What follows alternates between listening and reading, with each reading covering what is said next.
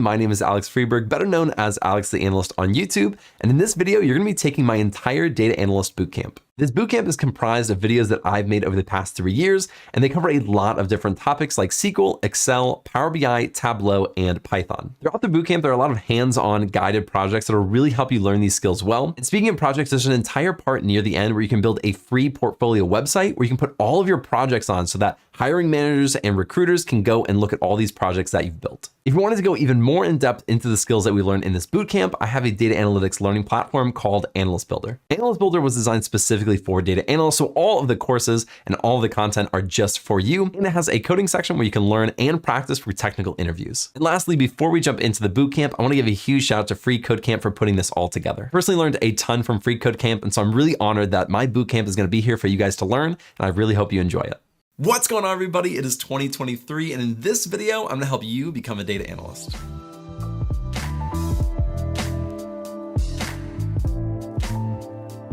We're going to start at the very beginning, assuming you haven't started this process at all of becoming a data analyst. If you already have, you can kind of identify where you are in this process and then go from there. Now, before we dive into everything, I want to warn you, I will be mentioning my own channel a lot in this video. I have videos and playlists on just about every single topic that we're going to be talking about today. I'll have all the links to those videos in the description so you can dive into those topics more in depth. So I hope that's okay. And it's all completely free. I've been building this out for the past 3 years. And honestly, you can probably get 90% of the way to learning everything you need for data analytics just on my channel. So now that I've warned you, let's jump into number 1, and that is learn the data analyst skills. Now, there are literally 100 different things that you can learn for data analytics. You can learn things like AlterX or a cloud platform or different programming languages, but there are some core skills that I recommend you start out with before kind of branching into some of those other skills. The number 1 skill that I always recommend people start with is SQL.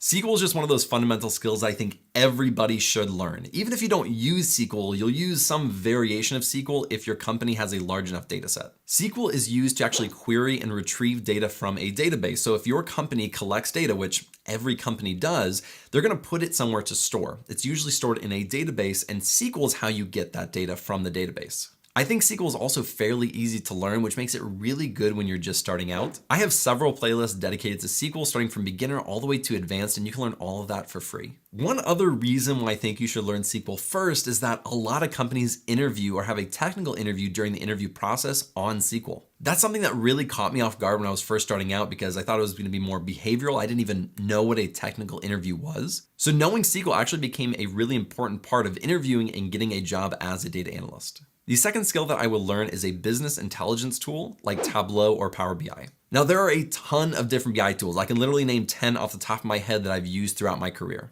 But what I will say is that learning something like Tableau or Power BI is pretty transferable to almost all of those other BI tools. They're all fairly similar in how they do things and how they show and display the data. You most likely won't have a technical interview asking you about Tableau or Power BI, like to build something for them. That usually does not happen, but the combination of SQL where you can query your data and then taking that data to build something, that is a really, really great combination to learn right away. I have an entire series on both Tableau and Power BI with projects on my channel. The third skill that I would learn is Excel. Now, most people have used Excel. They know what Excel is and how it's used, but it can be used a little bit differently for a data analyst. For example, in Excel, a lot of people haven't cleaned data in Excel or built charts and graphs using Excel, and those are things that data analysts would probably do. Excel is also just a fundamental skill that every company is going to expect you to know. So I have an entire playlist dedicated to Excel to actually walk you through how to use it for data analysis. The fourth skill that I recommend you learn is Python. Now, a lot of people will have Python higher up on their list. They only use Python. They don't use SQL or a BI tool. They just do everything in Python. Now, Python is a fantastic tool. You can use it to manipulate your data, to create data visualizations, and a ton more like web scraping and regular expression and 100 different other things. But it can be kind of hard to learn. It took me a long time to really learn the basics very well. That's really the only reason why it is farther back. I feel like SQL and a BI tool are really easy to learn and really pack a big punch, whereas Python can be quite tough to learn in my experience, and you may not use it as often as you would something like SQL or a BI tool. If you're interested in learning Python, I have an entire series dedicated to Python as well as projects that you can build. Again, I warned you, there's gonna be a lot of self-promotion in this video. I have videos on just about every single one of these topics. The fifth and the last skill that I recommend you learning, and this is the only one that I don't have a series on yet, I will make those, is learning a cloud platform like AWS, Google Cloud Platform, or Azure. There's no denying that these platforms have played a huge impact in how we use data as a whole in the data analyst industry.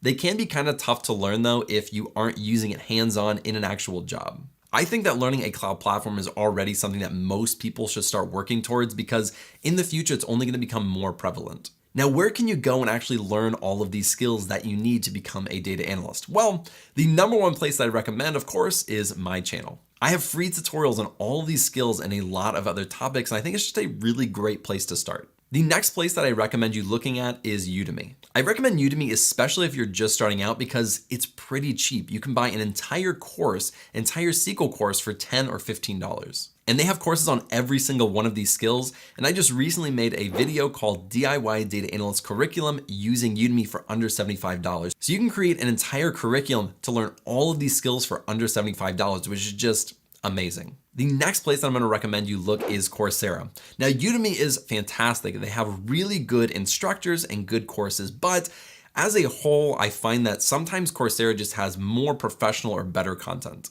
Coursera is a bit more expensive though. You're looking at $59 per month for all of their courses, or you can pay upfront an annual fee of $399. So again, it's just a lot more expensive. I moved to Coursera once I started having a data analyst job and had a bit more money. But when I was first starting out, I just couldn't afford it. So I went to Udemy and it was a really great place to start. There's also places like Data Camp and Data Quest that kind of gamify learning, and they're more text-based. So all these other platforms, Udemy, Coursera, and me, they're all video-based. But if you like reading, Data Camp and Data Quest are a lot more of text where you can learn it by reading it and doing it. After you learn all of these skills, the next thing that I recommend you do is actually build projects with those skills. Now, what does building a project actually mean? It means taking a skill and then building something out of it that you can then show a potential employer. For example, if you went through and learned Tableau, you could go and take a data set and you could build a visualization and a dashboard in Tableau, and that would be a project. With these projects, you can build something called a portfolio, and I usually call it a portfolio website. A portfolio website is a website that you create where you store all of your projects, and then you can share that with recruiters and hiring managers so that they can see all of your work. Now, do you absolutely need a portfolio to show employers? No, you don't, but it does help in two different ways. The first thing that it may do is actually help you land the interview. If you have a link on your resume and they click on it, they may see your skills and see your projects and be like, man, this person really knows what they're doing. This is exactly what we need. The second reason that I recommend building projects is because most likely during your interview, you're going to get asked questions like, how have you used SQL? How have you used Tableau? And if you don't have any experience in that, you're just going to say, well, I've taken courses to learn it. But with a project, you can be a lot more specific. You'll be able to say, well, I actually just built out this project in Tableau. I took the data and cleaned it in Excel, and then I put it in Tableau and built out this dashboard, and here are the insights that I found from this data set. It's just a much better answer. And as a hiring manager myself, I can tell you that it is definitely beneficial to build out these projects. The next step that I recommend you take in becoming a data analyst is building a data analyst resume. The resume, to say the least, is extremely important. It's what's going to actually allow you to land an interview to potentially get a job. Now, if you were like me when I was first starting out, I had a resume. It just had nothing to do with data analytics. So how do you make a data analyst resume if you don't have any experience as a data analyst? Well, you are asking the perfect questions because the very first things that we talked about are what are going to go on your resume, those skills and those projects. If you have no experience or degree, like myself, who has a recreational therapy degree, if you have no background in this, it can be really daunting to kind of display that you know what you're doing and that a company should hire you. So what I usually recommend is right beneath your contact at the top, you put your skills and your projects that you built out on your resume. Things like work experience and education should go on your resume as well, but just a little bit lower. You want them to see those things before they see that your last work experience was at Domino's and you have a degree in marine biology. It's just not relevant to data analysis. And if you put those things at the top, they're probably going to rule you out right away. The fourth step to become a data analyst is actually applying. You have the skills, you have the projects, you have the resume. Now you're ready to start applying for those data analyst jobs. Now, there's a lot of different opinions on how you need to go about applying for data analyst jobs, but I'll give you my take on it, and this has been the most successful for me in my career. The first thing that I want to mention is actually what I would not do, which is just blindly apply on Glassdoor, Monster, ZipRecruiter, and all these other platforms to just any data analyst job that you can find. Now, I'm not against this. I think you should do that, but I don't think that's the only thing that you should do because the chances of you getting a call back or actually hearing something back are extremely low. To really increase your chances of becoming a data analyst, I highly recommend working with a recruiter. A recruiter is literally someone who is there to help you find a job. Now, when I first started out, I didn't understand what a technical recruiter was at all. And I was kind of nervous or scared to work with them, but it's actually pretty simple. A company has a position that they want to fill and they don't want to spend hours and hours and hours to find someone to fill that position, so they hire a recruiter. A recruiter is going to go out and try to find someone to fill that position, aka you. And so if you go and talk to that recruiter and they have a position that opens up, they will help you get that interview.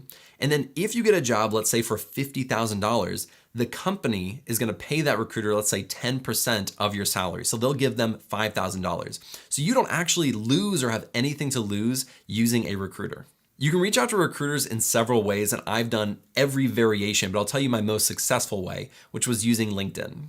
There are tens of thousands of recruiters on LinkedIn. I made an entire video of how you can reach out to recruiters and what to say to recruiters on LinkedIn to help you land a job. So be sure to check out that video when you actually get to that point. But you can also just cold email and cold call these recruiting companies.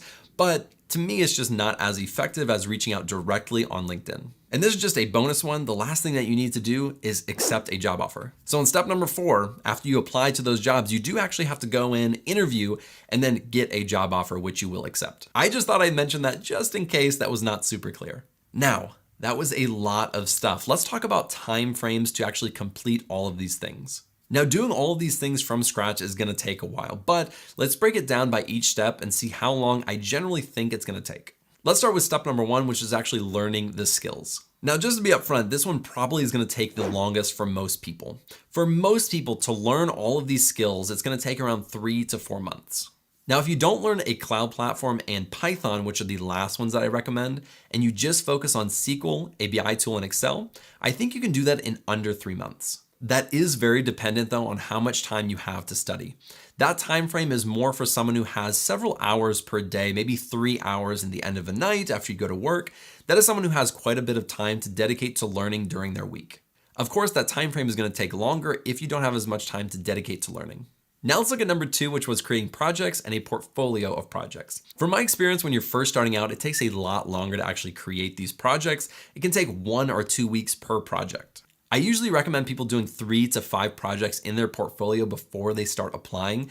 And since they can take anywhere from 1 to 2 weeks, you're looking at anywhere from 3 to 6 weeks. The next step was to create a data analyst resume. Now, in my opinion, this one should take the shortest out of every single step here because you're really just kind of reformatting a resume or creating a resume. You're just adding skills, you're adding your projects, and then kind of reformatting it to make it look nice. This should hopefully take under a week, but if you use something like a professional service where they help you build a resume, it can take 1 to 2 weeks. The 2 last steps, which kind of go hand in hand, are step 4 and 5, which is actually applying for jobs and then landing a job. Now, this process can take as little as a month, or it can take as long as 6 months or a year. It really depends on how you're applying, where you're applying, and just the kind of luck that you're having with actually landing interviews.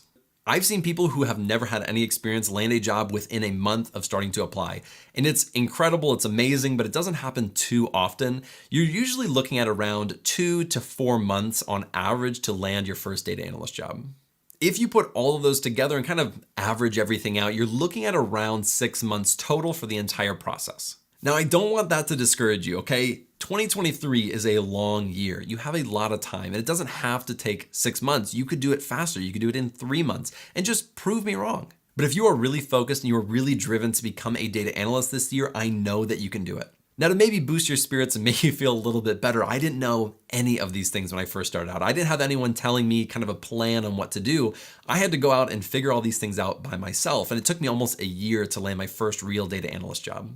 So with all that being said, I hope that this video is helpful. I hope you now have a path on how to become a data analyst this year, and that my channel can be a big part of that. So thank you guys so much for watching. I really appreciate it. If you like this video, be sure to like and subscribe below, and I'll see you in the next video.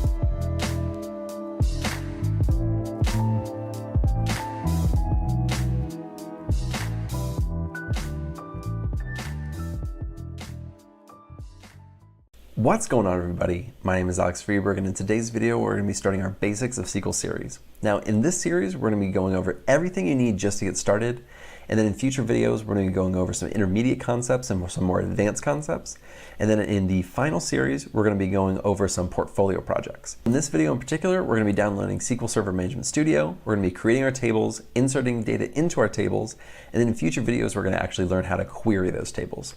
If you already have SQL Server Management Studio downloaded, you can skip ahead to where we actually create the tables and insert the data into the tables. If you don't care about that at all and you're just looking how to query, I would skip to the next video where we actually start querying the data that we inserted into those tables. So to download SQL Server Management Studio, we actually have to download two things, and I have both links right here, and I'm going to leave those in the descriptions that you guys have those. But this one is to actually download SQL Server Management Studio. So let's go down here. I actually deleted it off my computer so I could walk through this with you guys.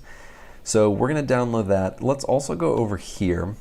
This is actually a server. So we have to download a SQL Server, and if you go down right here, there's a free version. Now, I don't need the developer version, I'm just going to download the Express version. It's actually smaller, so let's download that as well.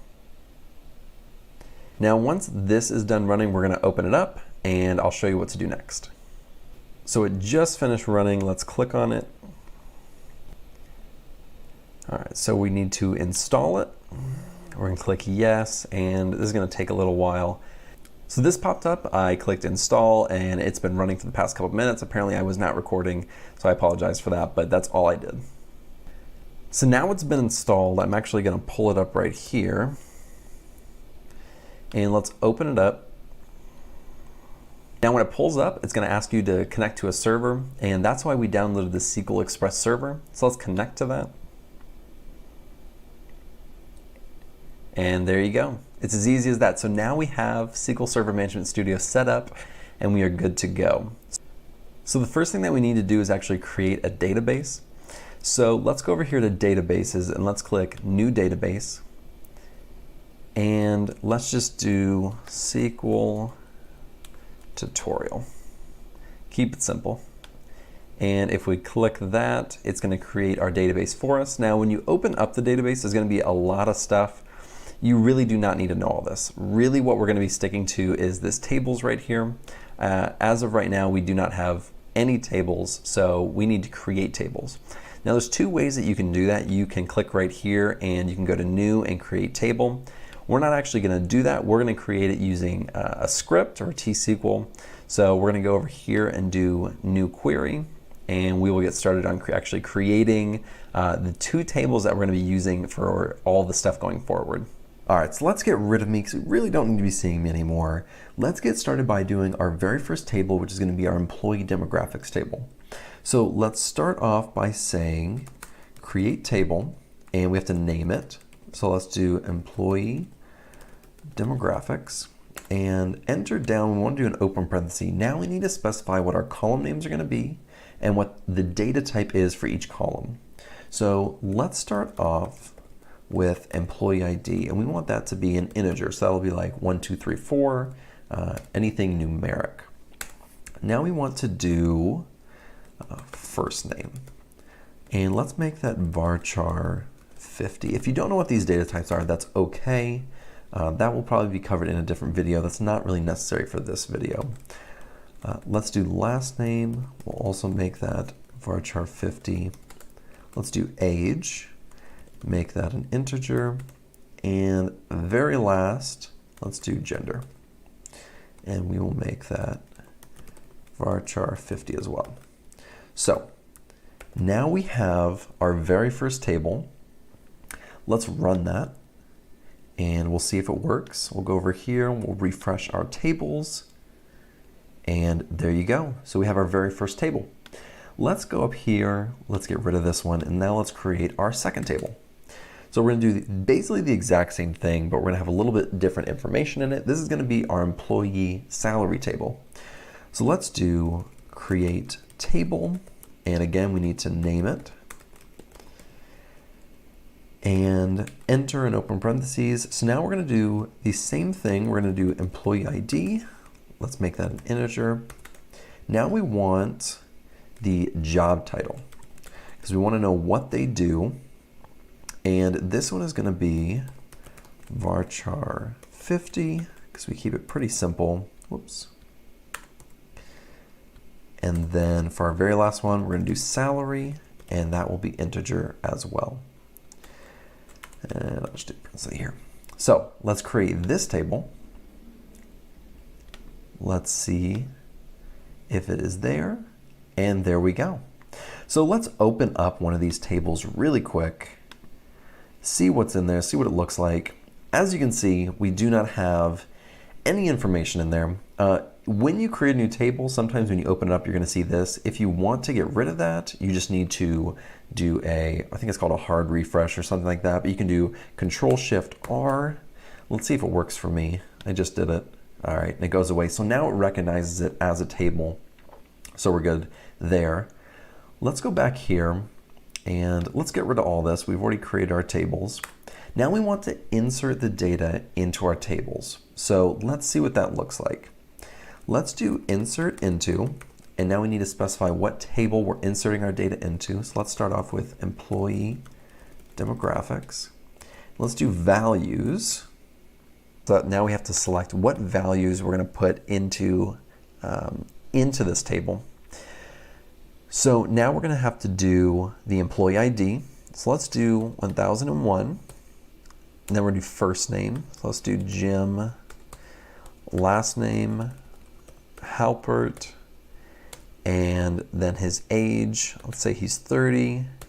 And he is a male. Now, just for fun, let's execute that. Let's go back to this table right here and execute. And as you can see, all of our information actually went in there. So now we have his employee ID, his first name, his last name, age, and gender. Now, we need a lot more information for this table in order to actually learn a lot of the concepts of querying the table.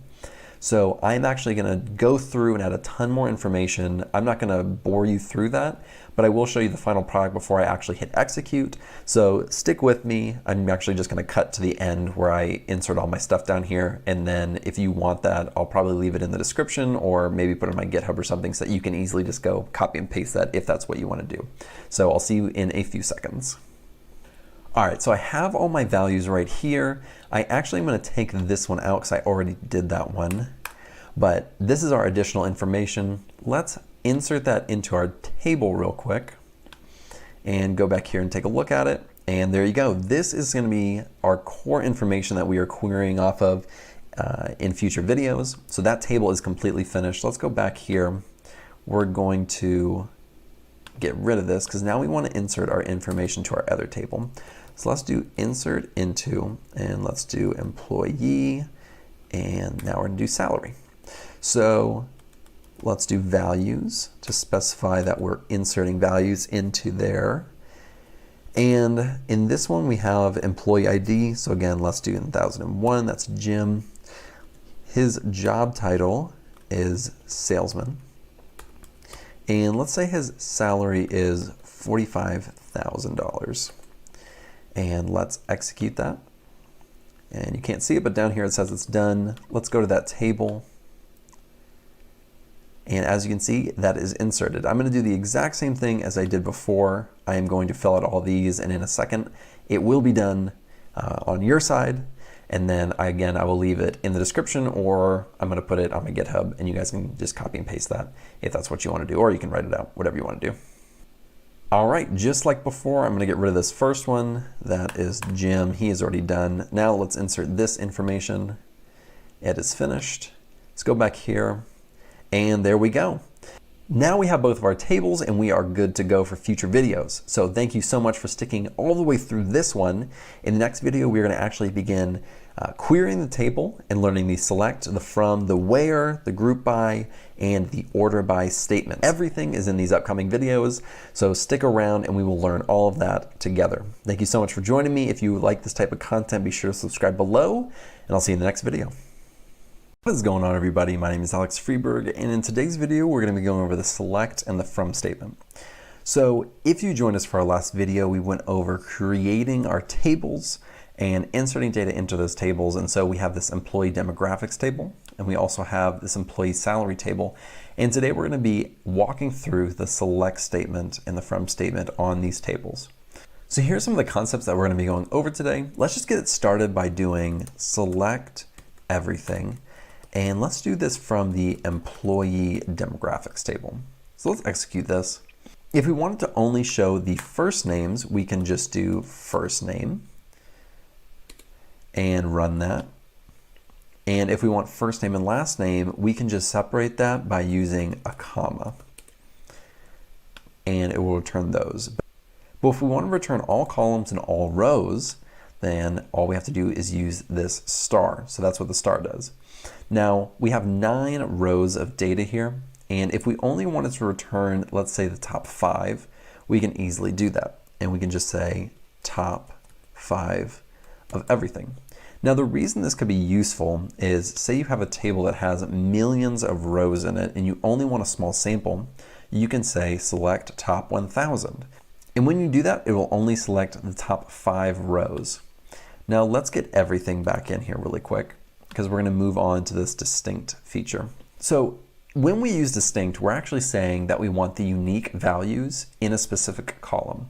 So if we say distinct, and then let's do employee ID, everything should be returned. So all 9 rows should be returned. And that's because every single one of these are unique. Now let's try gender. So there's only going to be 2 results, the male and the female.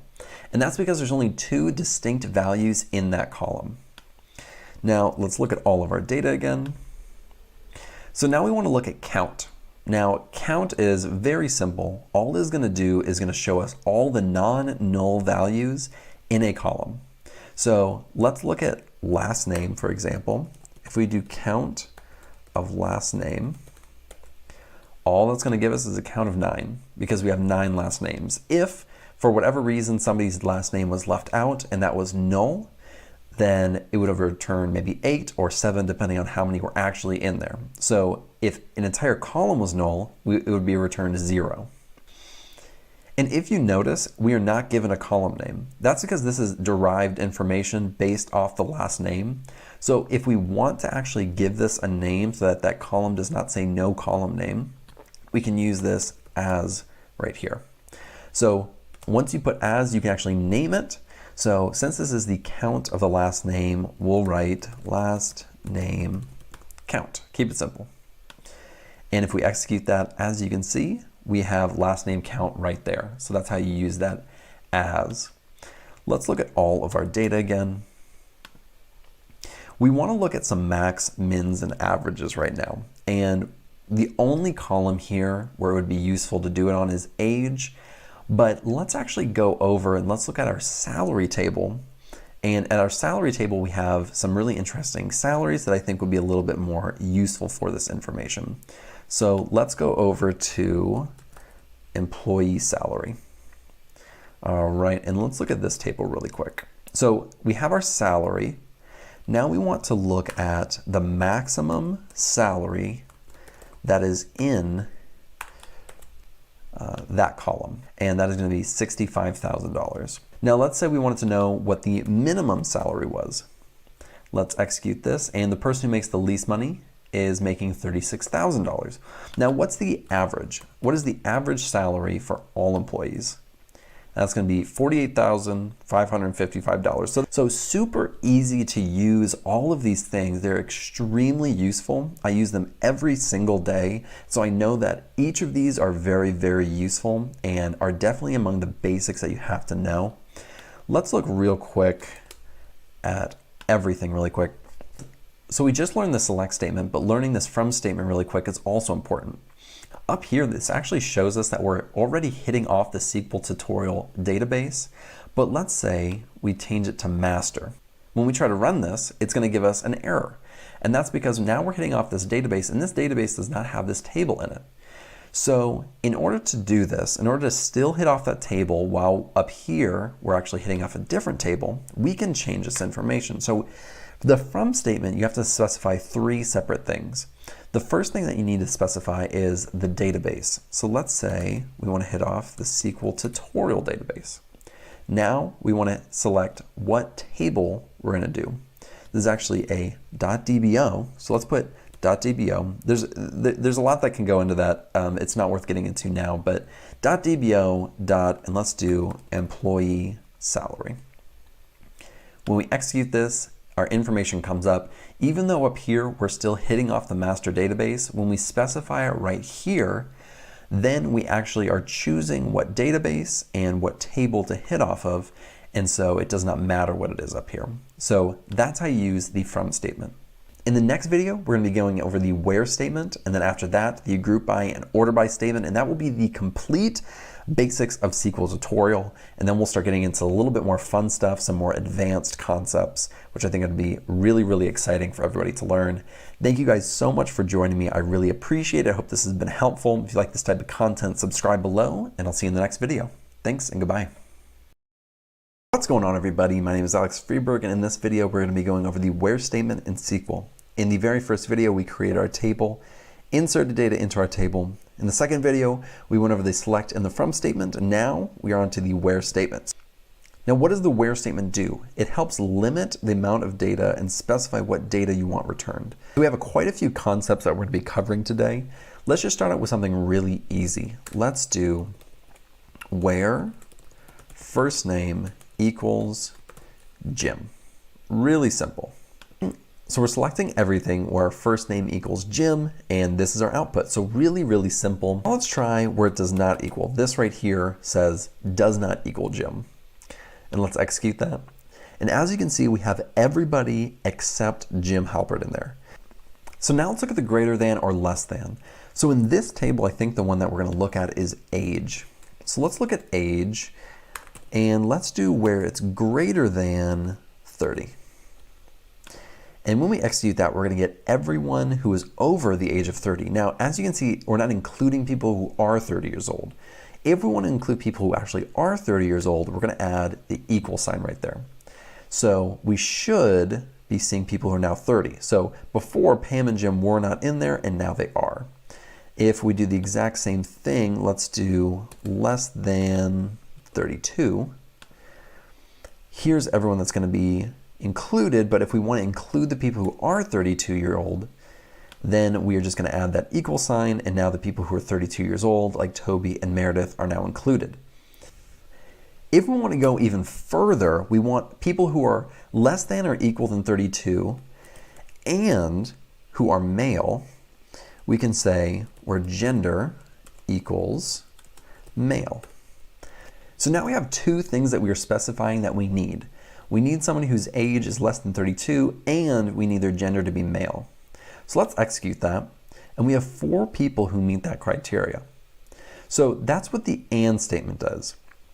If we write OR, then only one of these criteria has to be correct in order for it to be met.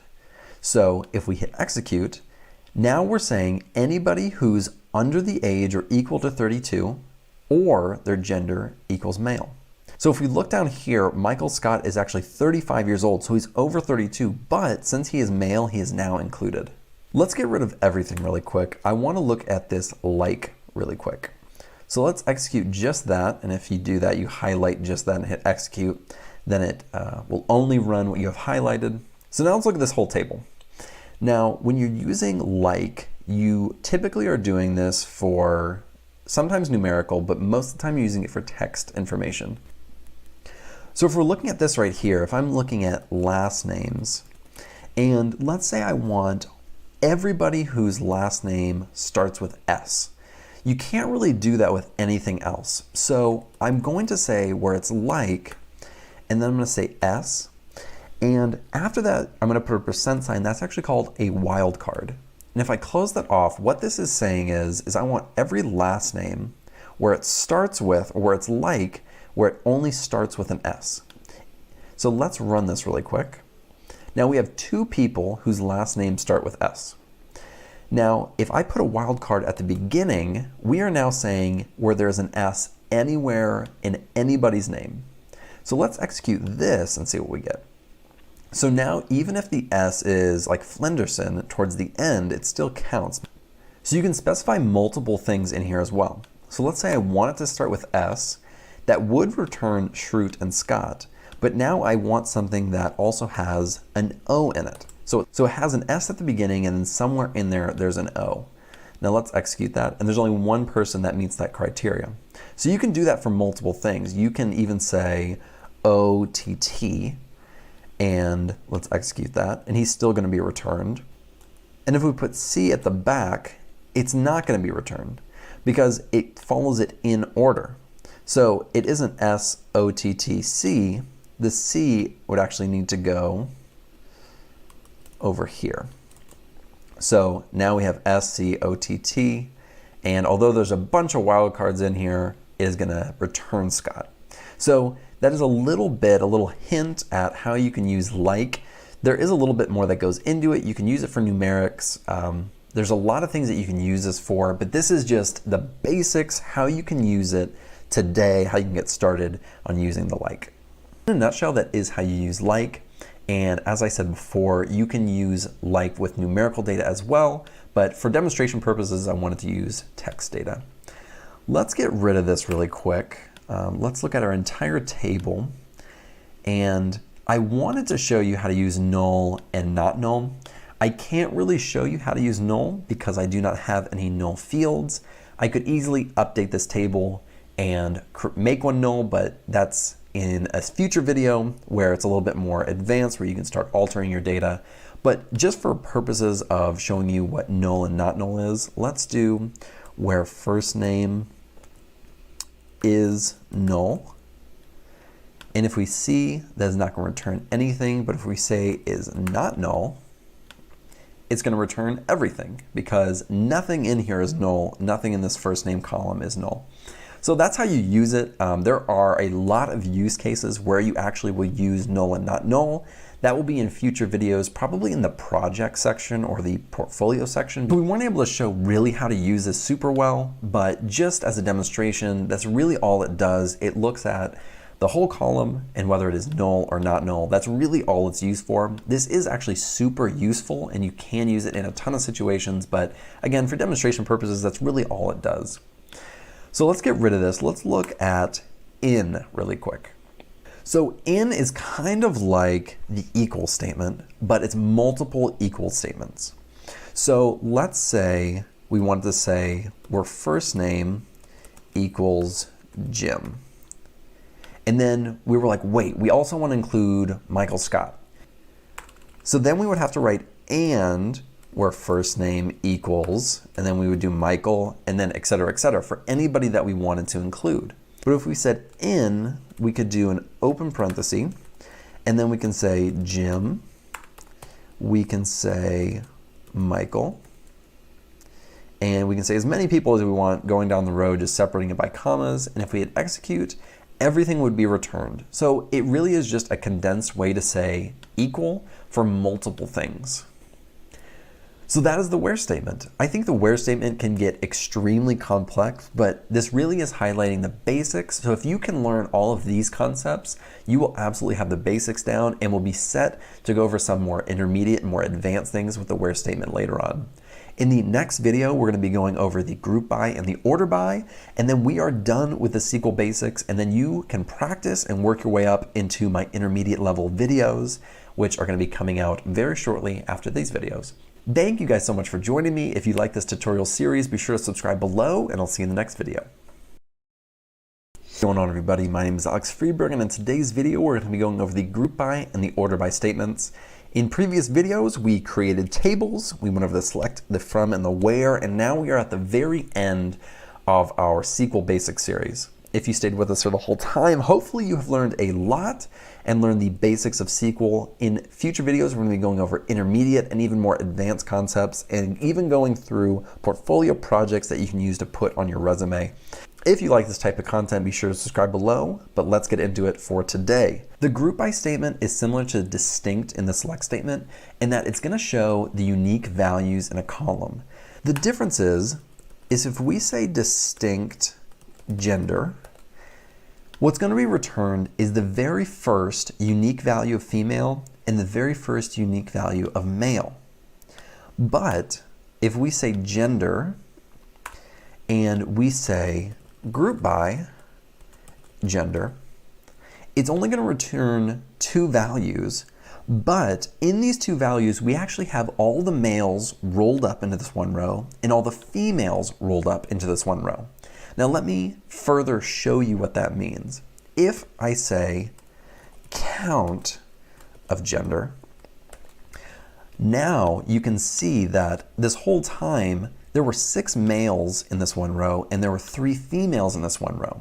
So with the distinct, it really is only showing us what value is in there that's unique. But with the group by, it's showing us what the unique value is, but it's also rolling them all up into one column so that we can use it for other things. Now, real quick, I want to be able to see both of these at the same time. So let's just put this up here, and let's run this so we can actually see both. Now let's add age to this statement down here, or this query. And let's only run this one. I want to show you what happens and why it happens. We're now looking at gender, age, and then the count of gender. So if we look down here, we only have one male who is 29. We have one male who is female, that's age 30, and so on and so forth. So none of these people are both the same gender and the same age. If, for example, we had 2 or 3 people who were male and who were 30 years old, then we would have a 2 or a 3 over here. So this count is actually being counted at each row that's being returned. So for our data that we have today, this isn't a fantastic example because it really split it out. There were any that were the same, but as you can see, you can put multiple columns as long as you put multiple down here. Now, why did we not have to put this count gender down here in this group by? That's because this count gender is actually a derived field or a derived column. It's derived based off the gender column. So it's technically not a real column that's in the table. It's one that we're creating that's fictional, per se. So the age and the gender are actual fields or actual columns that are in our table, so they have to be down here. And like I said before, it's the comparison to that distinct in the select statement, because we're looking at the distinct of gender and age. So we're saying distinct across multiple columns, both gender and age. Now, as we had it before, we were only looking at gender. It's going to roll all of those up into just male and female. But if we want to add more, we can easily add more. In this group by statement, we can still do things like where age is greater than 31. We can still do those things. So let's execute this, and our numbers are going to change. Now we're doing it based off gender, and we're looking at the count of people whose age is greater than 31, which is smaller than before. Now let's look at order by. I'll do it down here really quick for demonstration, but I am eventually going to come up here and use it because I think it'll be a little bit better. To completely round out this query down here, let me give this a name. Let's do count of gender, and then let's come down here and let's order by count gender. And when we run that, it's going to do 1, 3. And that's because as a default, SQL has an ascending feature, which is going to be smallest to largest going down. If we want to change that, we can change it to descending. That's going to be largest to smallest. So now we have 3, 1. And if we want to do it based off gender, and we do it descending, now we have Z to A. And so that's going to be male, female. And if we get rid of that, it's going to do the default ascending. And let's see what that brings. Female, male. Now, for what we're trying to do, let's look at this large table. So I think it's going to be a little bit more descriptive or a little bit better visually. Let's do order by, and let's do age. Let's run this, and it's going to order smallest to largest. If we do descending, it's going to do largest to smallest. Now, you don't only have to do just one thing. You can do multiple columns. So if I wanted to do age and then gender, I can do that as well. So let's do gender. And let's run that. So now we have the age, but under the age, we also have it ordered by female, and that's in ascending order. So A, B, C, D, F, so females first. So it's going to be female first, and then it's going to be male. And again, female and male. Now, we don't have to just let it be ascending for each one. If I wanted to do it reverse in this column, I can do descending. Now let's run that.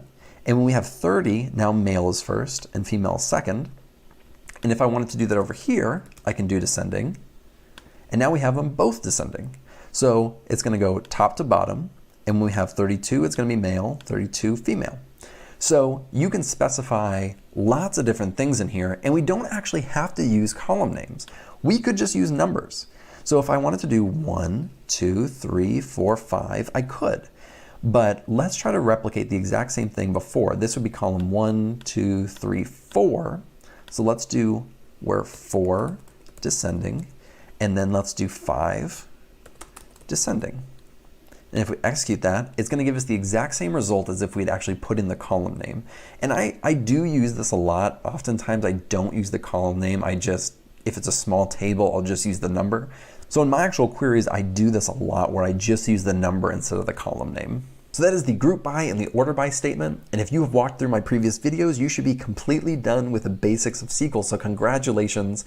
The next thing to do is really just practice the basics, because the basics are what you're going to be using day in, day out. And so what I would recommend is create a few more tables, query those tables, try to think of use cases and what you would actually want to know from that information. After that, I would move on to my intermediate videos if those are already out, and then I would move on to my advanced videos. Those are going to go over some more challenging topics, but things that would be very useful for anybody to know. In my next video, I'm going to be going over intermediate SQL topics, things like joins and subqueries, and a ton more. So if I already have posted those, be sure to go check those out on my page. And if I haven't, I hope to have those up soon. Thank you guys so much for watching. I really appreciate it. If you learned anything in this Basics of SQL series, be sure to subscribe below, and I'll see you in the next video. What's going on, everybody? My name is Alex Freeberg, and today we're going to be starting our intermediate SQL series. If you joined us for our last series, we walked through the basics of SQL, which is everything you needed just to get started. And in this series, we're going to be walking through some intermediate concepts to really take your skills up to the next level. Now, today we're going to be walking through joins, but let me show you what you can expect from the entire series for this intermediate course.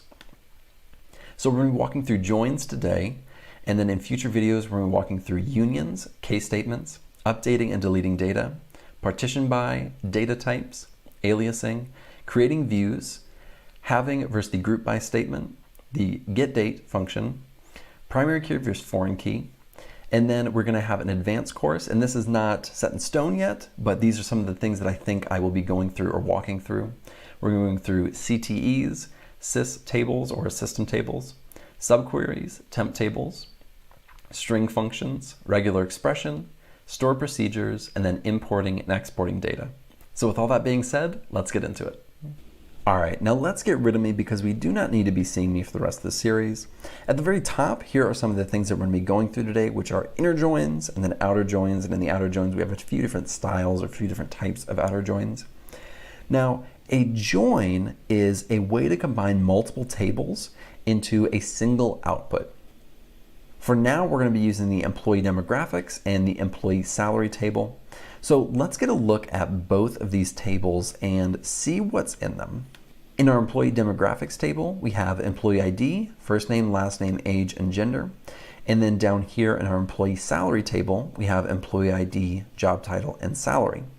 If you notice, they have a similar column, and that's going to be the employee ID.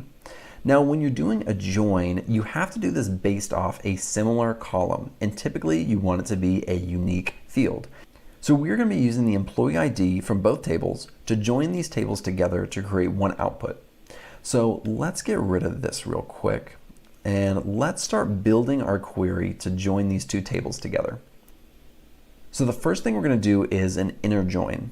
So let's do select everything, and let's do it from SQL tutorial.dbo.employee demographics. And let's do join. We can also say inner join, but join by default is going to say inner. And we're going to do SQL tutorial.dbo.employee salary.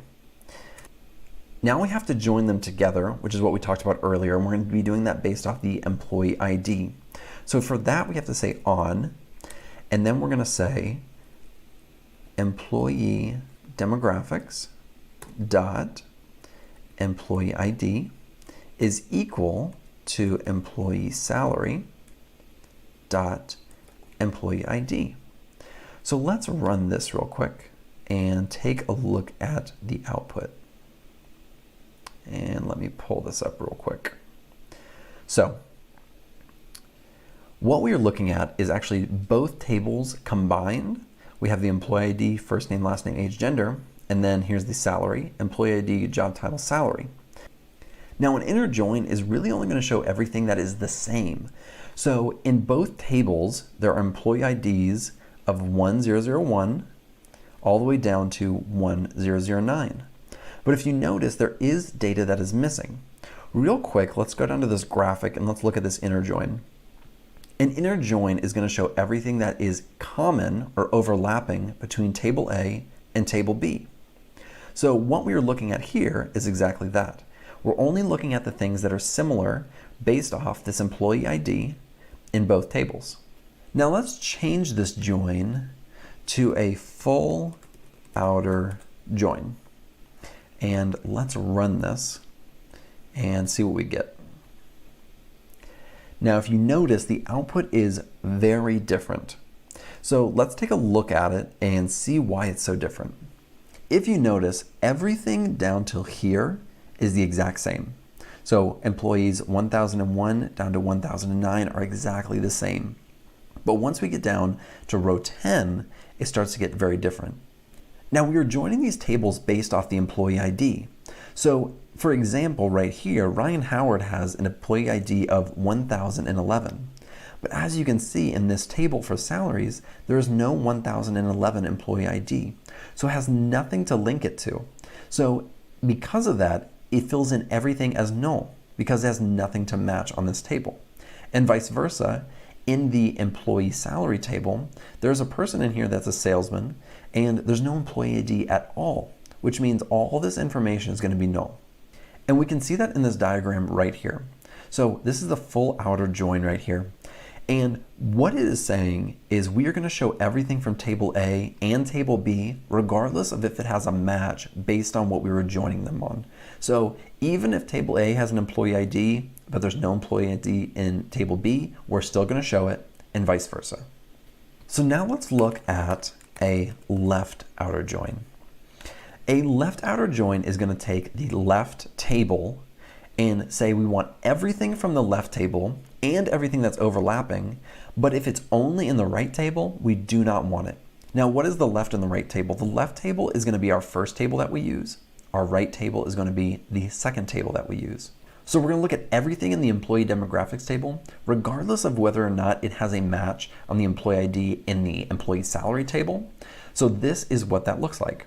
So as you can see, this is our entire table for employee demographics. And down here, we have 3 that have information in the employee demographics table, but have absolutely no information in any of the employee salary table because there's nothing to match it on. So this 1011 is not in this table. This 1013 is not in this table. And this one does not even have an employee ID. So we're not going to have a match at all. And if we change that to the right, you'll see the exact opposite. It's going to show us everything in the employee salary table. So now we have all of our information right here from the employee salary table. And if it doesn't match in this table, it's just going to have nulls. So down here we have 1010, and obviously there's not going to be anything associated with that because there's no 1010 in the employee demographics table. And for this one, we have a salesman with no employee ID. And since there's no employee ID to tie it to this demographics table, we're going to have nothing. And we can see that in the diagram right here. So for the left outer join, we're looking at everything in table A, which is our demographics table. And in our right outer join, we're looking at everything at table B, which is our salary table. Now let's pull this down a little bit. So far we've only been using the select star. So we've been selecting everything, and I only did that just for demonstration purposes, but you most likely would not be doing this when you actually use these joins. What you're probably going to want to do is select exactly what columns you want in your output. So for example, let's do employee ID Let's do first name, last name, and let's do job title, and let's do salary. And let's try to run that really quick. And as you can see, it is not going to work. Now, why is that not working? It's not working because we have two fields, one in each of these tables, and we have to specify what employee ID we want, because that is going to drastically change what our output is. So we have an employee ID in this table and in this table. Which one do we want to use? So for this demonstration, let's use employee demographics.employee ID. And let's actually just do an inner join because it's easier for the output. Now let's run this and see what we get. So as you can see, we now have the employee ID, first name, last name, job title, and salary. Now we're doing this with an inner join based off the employee ID from the employee demographics table. But if we use the employee salary table, it should give us the exact same output. And that's because we're using an inner join. And an inner join is only going to show us everything that overlaps between both tables. But now let's try a right outer join. And let's run this. Now we're using this employee ID from our employee salary table. And since we're doing a right outer join, we're going to get all the information from our employee salary table. And it does not have to be in our left table, which is our employee demographics table. So if you look at the information down here, this 110 is in the employee salary table, but it's in this position because that's what we're looking at in our select statement. And then over here, we have our salary. And since we have information right here, which is in our employee salary table, but there is no employee ID, our employee ID is null. Now let's change this to look at the employee demographics employee ID and execute it. As you can see, that 110 is gone. Now we just have this information right down here, and we didn't have the employee ID for either of these, so it's going to show it regardless, and that's again because we have a right outer join, and that's why we have no employee ID down here. Now let's do a left outer join, and it's basically going to do the opposite of what we just looked at. Now we're looking at everything from our left table, regardless of if it's in our right table. And so our left table is our employee demographics table, and we are looking at our employee demographics ID. So with the employee demographics ID, it's going to show us the first name and the last name, which is everything in our left table, our employee demographics table. And since for these IDs, or lack of IDs, it's just going to give us nulls in all of these places. If I change it right up here to the employee salary employee ID, and I execute it, because we're showing everything from our left table, which is our employee demographics table, we are still going to see our names. But since we're using the employee ID from our right table, now we're just going to have blanks in this information and this information. Now let's look at a use case for these joins. Let's say Robert California is pressuring Michael Scott to meet his quarterly quota. And Michael Scott is almost there. He needs like $1,000 more, and he comes up with the genius idea to deduct pay from the highest paid employee at his branch besides himself. So how does he go about doing this and identifying the person that makes the most money? Well, of course, he's going to come to SQL first. So we actually want to look at a full outer join real quick, and let's just look at everything. So here's what we have. We have the employee ID, first name, last name, age, gender, employee ID, job, title, and salary. Now, what information do we need to know to get the information that Michael Scott needs? Well, we need the employee ID. We want the first name and last name. So let's write all that real quick. So employee ID, we need first name, we need last name, and then we're also going to need the salary because we need to know who is the highest paid employee.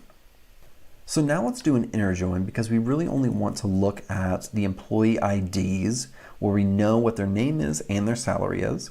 And let's do this based off the employee demographics table. Really doesn't matter for an inner join, but let's do that real quick. So let's look at this. So we have our employee ID, we have our first name, our last name, and our salary. And we want to do it where it's not Michael Scott. And that's because Michael doesn't want to take away his own money. He wants to take away his employees' money. So let's do where first name does not equal Michael. And he knows that he's the only one that is not named Michael. So now we have our list.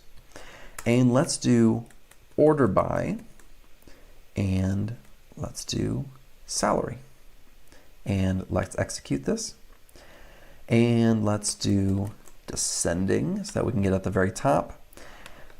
And this is tough news for Dwight Schrute because it looks like he is the highest paid employee besides Michael. And so it looks like he is going to get a cut in his pay this quarter so that Michael can meet his quota. So that's just one use case. Let's look at one more use case. Let's start out by getting rid of this and looking at everything again. So for our next use case, Kevin Malone, who is an accountant, thinks that he may have made a mistake when looking at the average salary for our salesman. Now, Angela Martin is very good at SQL, and so what she is going to do is she wants to go in and calculate the average salary for our salesman. So let's try to get that information. So all we're going to need is the job title and the salary. So let's come up here and let's get job title and let's get salary and let's look at this. And now we only want to look at where the job title is equal to salesman. Now the very last thing we want to do is we want to say we want the average of salary. Now, since we're going to need to do a group by, we're going to have to get rid of this salary and just take job title right down here and do group by job title. So we're going to have job title and then the average salary. And there you go. We have the salesman and the average salary is $52,000. So Angela now knows to go back and fix what Kevin made a mistake on. So that's how you use joins. I will include this image in the description so you can go and look that up yourself if you are curious and want to look at that. That really helped me out when I was first getting started to kind of conceptualize and understand what kind of data I was pulling based on what join I was using. So I hope that was useful to you as well. In the very next video, we're going to be looking at the union. So if that is posted, be sure to check that out next. Thank you guys so much for joining me. I really appreciate it. If you like this type of content or got anything out of it today, be sure to smash the like button, smash the subscribe button, and I'll see you in the next video. What's going on, everybody? My name is Alex Freeberg, and in today's video, we're going to be looking at unions. Now, in the very last video, we walked through joins, and I thought it was appropriate to look at unions next because unions and joins are somewhat similar or closely related. And that's because in both instances, they're combining two tables to create one output. Now, what's the difference? The difference is that a join combines both tables based off a common column. And in the last video, that was the employee ID. So in both tables, we had an employee ID. And when you're selecting your data, you have to choose either to only select one employee ID, or you can choose both employee IDs, but they're in separate columns. And with a union, you're actually able to select all the data from both tables and put it into one output where all the data is in each column and not separated out, and you don't have to choose which table you're choosing it from. Now that may not have made 100% sense, but let's look at it real quick in stages. So let's go down here and let's actually join this table together and see what we get. Now the two tables that we're looking at is employee demographics and warehouse employee demographics. So over here, we have our employee demographics information. And then over here, or actually down here, we have our warehouse employee demographics. Now, right now I'm doing a full outer join. So we're looking at all the data. And if we were to pull this in to an Excel spreadsheet, we could just copy this and paste it over here and we would be good to go. And that's because we have all the same columns: first name, last name, age, gender, first name, last name, age, gender. But if we tried to combine this in a query where we had this information right here, it wouldn't work. We cannot get it in the same column, and that's where a union comes into play. So let's go back up here and let's actually run both of these. Now, as you can see, they have the exact same columns, and that makes it super easy for what we're about to do. All we're going to do is between these two queries, which are completely separate right now, all we're going to do is write union. So let's run just this. Now, because of the union, you can look down here and the information that used to be in the other table, which were in separate columns, are now added down below in the exact same order. Now, Daryl Philbin was actually in both tables. And the reason he isn't showing up multiple times is because this union is actually taking out and removing the duplicates, kind of like a distinct statement. Now, there's actually another thing called union all, and if we do union all, it is going to show us all of the information regardless if it is a duplicate or not. So let's run that real quick, and they are both there, but let's order by, and let's do employee ID. So now let's run it. And as you can see right here, these are exact duplicates. And so the union got rid of it because they were the exact same, but the union all kept it in because it is showing just the data as is. Now let's get rid of this union all, because the only reason why it works so well is because those two tables were the exact same. They were employee ID, first name, last name, age, gender. So they're basically the same tables just with different information. So it made it really easy. But we have another table, employee salary, and let's look at these two tables. So these two tables are obviously very different. They hold different information. Now we would still be able to combine them. So let's do employee ID, first name, and let's do age. Now down here on the employee salary table, we will do employee ID, job title, and salary. Now let's use a union really quick and run this one. And it is still going to work. Now, why does this work? Well, first off, the reason it's working is because these data types are the exact same, or at least similar. So text and text, age, which is an integer, salary, which is an integer. It has the same amount of columns. So 3 and 3. So we have employee ID, first name, and age, and it's taking that from the first select statement. And it's still using a union to take the data from the second select statement. So it's still inserting this information. Now this is not what you want to do, because right here we have first name and it's salesman, salesman, and then our age we have 30, 45,000, and 45,000 is obviously not an age. So you want to be careful when you're using a union to combine two separate tables and make sure that the data you're selecting is the same. In the very next video, we're going to be walking through case statements. Thank you guys so much for joining me. I really appreciate it. If you like this type of content, be sure to subscribe below, and I'll see you in the next video. What is going on, everybody? My name is Alex Freeberg, and today we're going to be walking through case statements in SQL. A case statement allows you to specify a condition, and then it also allows you to specify what you want returned when that condition is met. So we're going to be using this employee demographics table that we're looking at right here. We're going to walk through the syntax of how to create a case statement, and then we're going to actually go into some use cases at the end. So let's start off by specifying what columns we want. Let's say we want the first name, we want the last name, and we want the age. Now let's just get that information.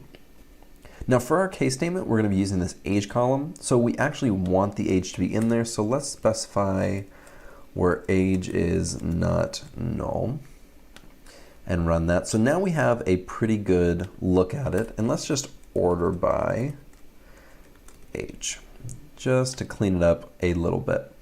So now let's start building our case statement. So we're going to say case, and then we want to say when. Now we need to specify what condition we want to look for. So let's do when age is greater than 30. Then what do we want to be returned? So we want to return that they are old. Else, so that means anything that is not over the age of 30, we want to return young.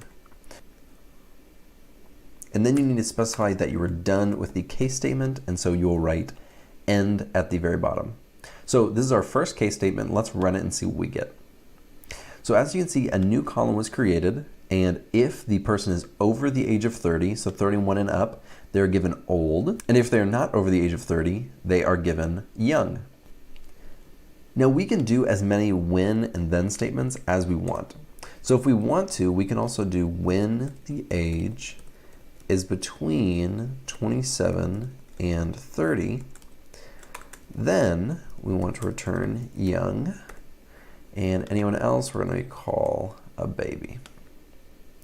So now we have Ryan and Howard as the baby. Anyone between 27 and 30, they're considered young, and anyone over the age of 30 is old.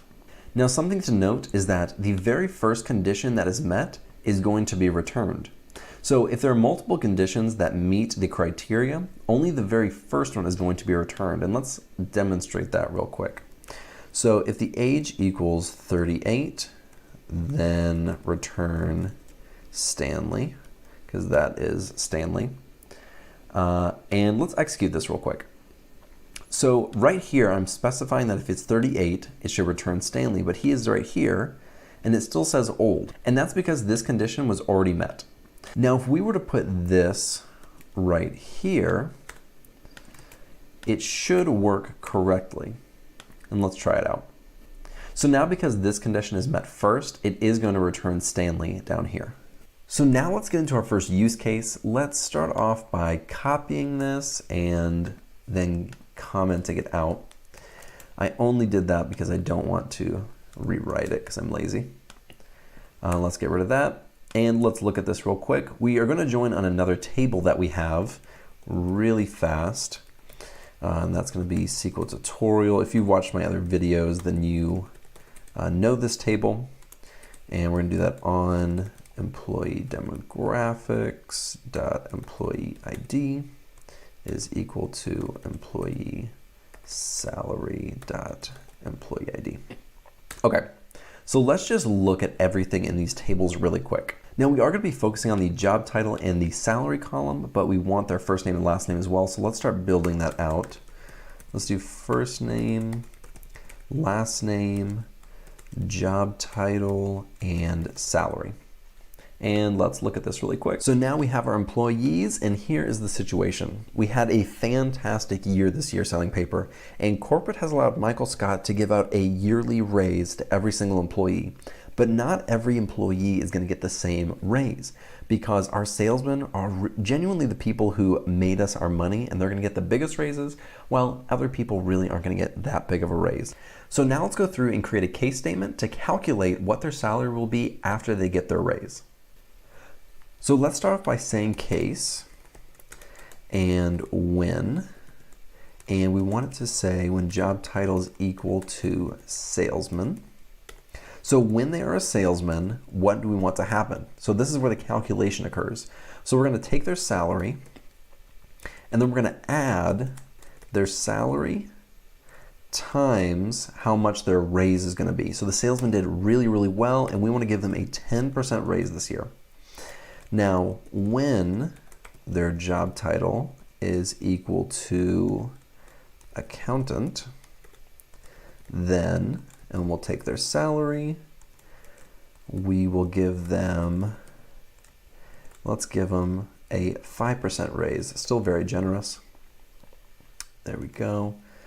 And when the job title is equal to HR, then it's going to be the salary plus the salary times, and then we're going to do 0.0001. All right, and else we are just going to do salary plus salary, let's do parenthesis, times, and let's just give everyone else a 3% raise, and then we'll write end. Now let's take a look at our results. So here's what we have so far. We have our first name, our last name, our job title, and our salary. That is our current salary. And then we're going to have our salary after we get our raise. So I'm going to actually write that up here. So let's do as salary after raise. And let's execute that. So let's look at these raises really quick. So we have 45,000, and since he is a salesman, he gets a 10% raise, which is a raise of $4,500. So 45,000 plus 4,500 is $49,500. And as you can see down here, we have HR who is making $50,000, and now he is making $50,000.05. So everybody got a raise. So that is our case statement. I hope that was helpful. I find myself using the case statement a lot when I'm wanting to categorize things or label things. And that's kind of what we did in the first example. And you can even do calculations like we did in this use case. So I hope that was helpful. Thank you guys so much for watching. I really appreciate it. If you learned anything from this video, be sure to like and subscribe below, and I'll see you in the next video. What is going on, everybody? My name is Alex Freeberg, and today we're going to be looking at the having clause. Now, the having clause I feel is a little bit unappreciated in the SQL community. I feel like it doesn't get a lot of love. And so today I want to describe how to use it and what it's used for. So before we use the having clause, I want to set up our query here. We want to use an aggregate function in the group by statement, and then I will show you how to use this having clause. So let's look at the job title, and let's look at the count of job titles. And then down here, we need to do group by job title. And let's execute this. And here is our job titles, and here's the count of how many people have those job titles. So now let's say we want to look at all the jobs that have more than one person in that specific job. So let's do where the count of job title is greater than 1. And let's run that. And as you can see, we're going to get this message right here. Now let's read it. An aggregate may not appear in the where clause unless it is in a subquery contained in a having clause or a select list, and the column being aggregated is an outer reference. What that is basically saying is we cannot use this aggregate function in the where statement. We need to use a having clause. So let's get rid of this, and let's say having the count of job title greater than 1. I did the same thing again. And let's execute this, and we're still going to get an error. Now, why are we getting that error? The reason is because this having statement is completely dependent on the group by statement, because we are performing this after it has been aggregated. So this having statement actually needs to go after the group by statement, because we can't look at the aggregated information before it's actually aggregated in that group by statement. So now let's run this, and it worked perfectly. So now we only have the jobs that have more than one employee for that job title. So now let's look at one more example. Let's do the average, let's say salary, and let's get rid of this having clause real quick. And just to look at this information, and let's do order by, and we'll do average salary. So let's look at this, and we have 36,000 to 65,000. So in the middle, we got 44,500. So let's use this having statement, and let's say the average of salary, where it is greater than 45,000. And we actually need to put this right here, right after the group by and before the order by. So let's run this and see what we get. And it worked perfectly. So now we're looking at the job titles that have an average salary of over $45,000. So there you go. That is the having clause. Definitely one that is good to know and is very useful in specific situations. Thank you guys so much for watching. I really appreciate it. If you liked this video or learned anything today, be sure to subscribe below, and I'll see you in the next video. What is going on, everybody? My name is Alex Freeberg, and today we're going to be looking at updating and deleting data in a table. Now, what's the difference between inserting data into a table and updating data? Insert into is going to create a new row in your table, while updating is going to alter a pre-existing row, while deleting is going to specify what rows you want to remove from your table. So let's get going with the updating. So down here, Holly Flax does not have an employee ID, age, or gender. Now we want to update this table to give her that information. So let's do update, Now we need to specify what table we are going to be hitting off of. So let's do SQL tutorial.dbo.employee demographics. So now we're going to use something called set. And set is going to specify what column and what value you actually want to insert into that cell. So let's set her employee ID equal to, and it's going to be 1012. And we have to specify which one to do this to, because if we ran just this, is going to set every single employee ID to 1012 because we haven't specified that we only want Holly Flax's row to be updated. So now we have to specify where first name is equal to Holly and last name is equal to Flax. So now let's run this and see what we get. So one row has been affected. Let's see what we got. And there we go. As you can see, the employee ID was updated exactly how we specified it right here. So we also want to update age and gender, and let's do that in the same query. So let's set the age equal to 31.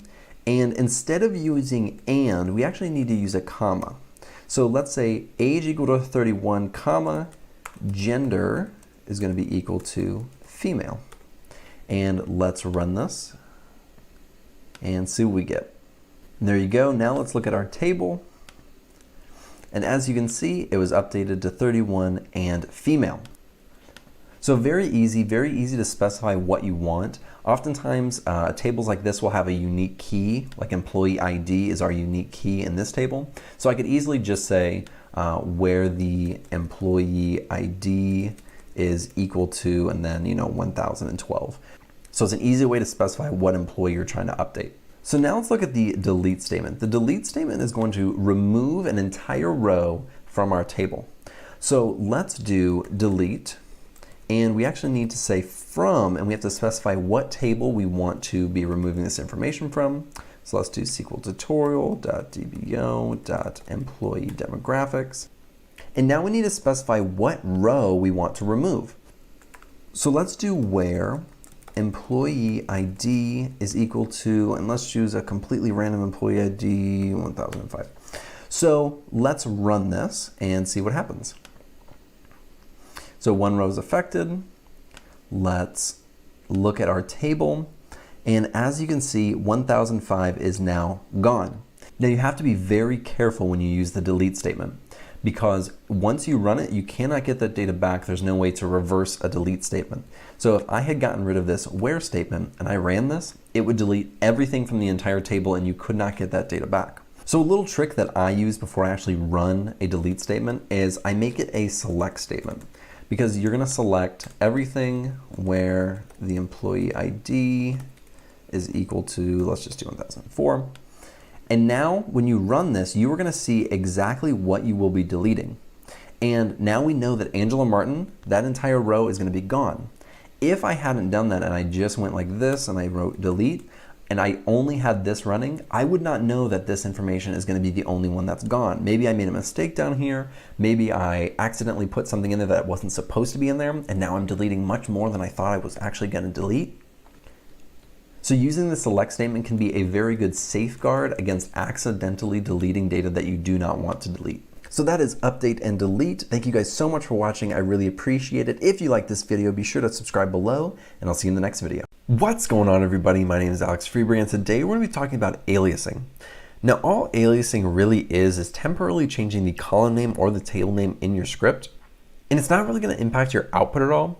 Aliasing is really used for the readability of your script, so that if you hand this off to somebody or somebody comes behind you and starts working on this, they can more easily understand it.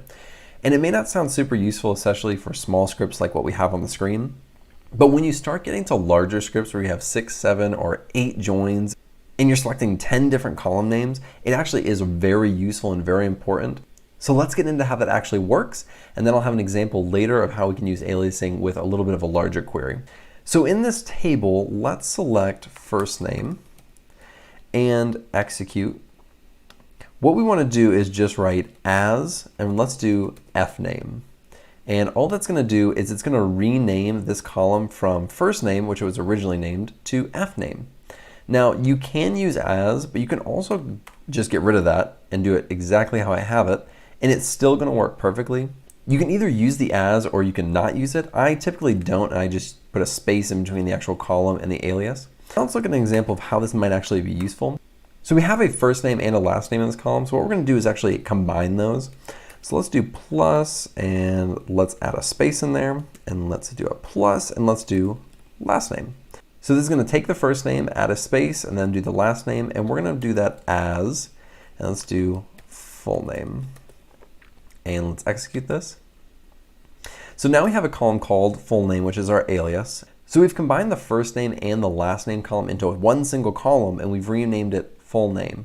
If we had not used this alias at all, it would have just said this, which is no column name at all.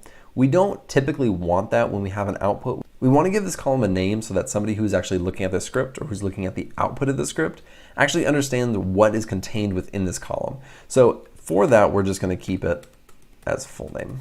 Now, another time that you're often going to use aliasing in the select statement is when you're using aggregate functions. So in this table, we have age. So let's pull that up really quick. So we have age right here, and let's actually just do the average age. And when we execute this, we're going to get no column name and 31. So what we want to do is give it average age. And when we do that, we now have a column name. And again, you want to have a column name in case someone comes up behind you and is reading the script so that they understand what this column is being used for. Now that we've looked at aliasing column names, let's look at aliasing table names. It basically is the exact same thing. We're just going to write as, and let's do demo for demographics. And let's do demo dot, and it's going to give us all of our options, and we'll do employee ID. So when you alias in a table name, when you are selecting in the select statement, you actually need to preface your column name with a table name or the table alias dot and then employee ID. And this is extremely important to do, especially when you have a lot of joins that you're doing, or you're selecting a lot of columns when you have several joins, because it can get very, very messy quick. So let's actually join this to employee salary, and let's do that on demo.employee ID is equal to sal.employee ID. So now let's do demo.employee ID, comma, sal. And let's do salary. So looking at the script now, it is very clean, it is very easy to understand, and that is what's so important with aliasing. If, for example, we took this off, every time we wanted to reference this table, we would have to put the entire table name. And putting the entire table name is correct, it just is very cumbersome and does not look clean at all. And so using something like demo as an alias makes it a lot more easily readable and a lot more manageable when you're looking at it when you have a very long script. Let's look at this query where we're joining together three separate tables, and after each table we have an alias. For employee demographics we have A, employee salary we have B, and warehouse employee demographics we have C. Now unfortunately I have seen a lot of scripts that look exactly like this, and this is what you do not want to do. You do not want to use your aliasing to just write an A, a B, or a C. That is very frowned upon when writing queries because it really doesn't give any context to what the table that you're referencing is, and it gets really confusing as this query continues to grow. And as you add more columns to your select statement, it makes it more difficult to understand where those columns are coming from. And so when I'm reading that, I say select a.employee ID. Okay, what's A? A is employee demographics. So you really do not want to do that. Now let's look at an example of what it should look like. So for employee demographics, instead of having an alias of A, I used demo for demographics. For employee salary, I used sal, and for warehouse employee demographics, I used where. Now this is not perfect by any means, but in the select statement, if you're just glancing at it, you can easily understand which columns are coming from which tables. So when I look at employee ID, I know that's coming from employee demographics because I have demo as the alias. So it's a lot easier to understand, and when you hand this query off to somebody, it is going to be a lot easier for them to read through it and understand where those columns and those table names are coming from. And so they will appreciate that in the long run. So that is all I got. That is aliasing. Again, not a super tough subject, but a really important one to understand, especially as you start working in teams and as you start creating more and more complex queries. You want to have it more organized and more easily readable. And so it may not come into play with those really simple queries, but again, as you build out those more complex queries, this becomes very useful. I really hope you enjoyed this video. If you did, be sure to comment and subscribe below. Thank you so much for watching, and I'll see you in the next video. What's going on, everybody? Welcome back to another intermediate SQL tutorial. Today we're going to be covering partition by.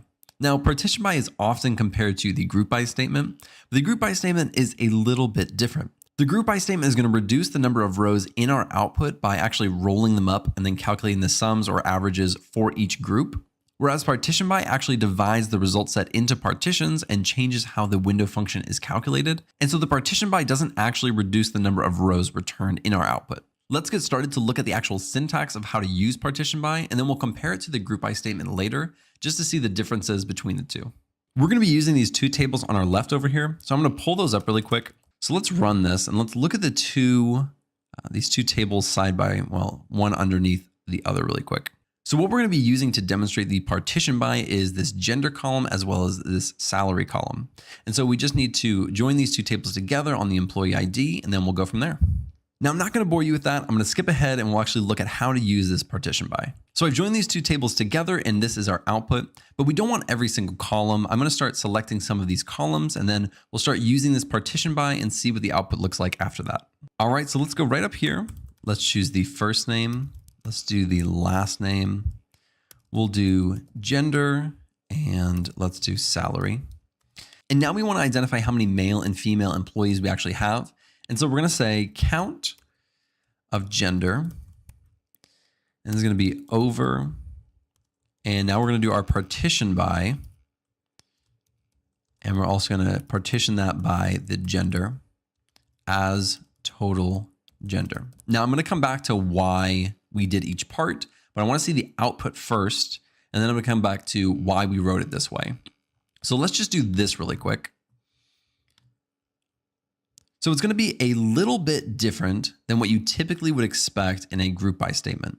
The group by is going to roll everything up, and you typically wouldn't have like a first name, last name in a group by statement because it would be very hard to roll all those things up into those individual columns and to reduce the number of columns that are in your output. And so in our output, we can see Pam Beasley. She's a female. She makes $36,000 as a salary. And there are 3 total women that work alongside her in this employee demographics table. And so in our total gender column over here, this is where we use the partition by. And if we used a group by statement to get this kind of information, all we would be able to do to get this information in a group by statement is say select gender, count of gender, and then group by the gender down below underneath the join. So because we're using the partition by, we're able to isolate just one column that we want to perform our aggregate function on. And so we're able to add things like the first name and last name columns, even though we aren't trying to include that in any partition or group by statement. Yet we're still able to add the aggregate function to each individual row while still maintaining those other columns. Let's take this entire query and let's basically just transform it into a group by statement. And we'll see kind of what that looks like and what the difference is. So all I'm going to do is get rid of all this. I'm going to copy all of this and I'm going to say group by, and I'm going to do that because we have to use all these columns in our group by statement. So let's execute this. And as you can tell, we are not able to see the output for the aggregate function that we were hoping for. If we wanted to get the same output that we had before, where we're showing 3 for females and 6 for males, what we'd have to do is get rid of this first and last name and the salary and do the same thing in the group by statement. And so let me get rid of these really quick and run this. And so what the partition by is doing is basically taking this query right here and sticking it on one line in the select statement. And so I hope now you can see how valuable the partition by can be if used correctly. Thank you guys so much for watching. I really appreciate it. If you like this video, be sure to like and subscribe below, and I'll see you in the next video. What's going on, everybody? Welcome back to another SQL tutorial. Today, we're going to be talking about CTEs. A CTE is a common table expression, and it's a named temporary result set, which is used to manipulate the complex subqueries data. Now, this only exists within the scope of the statement that we were about to write. Once we cancel out of this query, it's like it never existed. A CTE is also only created in memory rather than a tempdb file like a temp table would be. But in general, a CTE acts very much like a subquery. And so if you know how to do subqueries, you should be able to pick up on CTEs fairly easily. So let's get started writing our very first CTE. And we're going to come down here and we're going to say with, and we're going to write CTE underscore employee. And we're going to say as, and this is where everything's going to start. Now, CTEs are sometimes called with queries. I've never personally used that, but I've seen it called that online. But that's because it uses this with statement right at the very beginning. So now we have with CTE employee as, then we have an open parentheses. And now we have to construct our select statement. And this is kind of where we build out our quote unquote subquery. And so I'm going to take in a select statement that I actually used in a previous video where we were using the partition by. And so I'm going to put that in there and I'm kind of walk us through what that does and how we're going to use this. So I'm going to paste this down right here, and I'm actually going to go like this just to make it look a little nicer.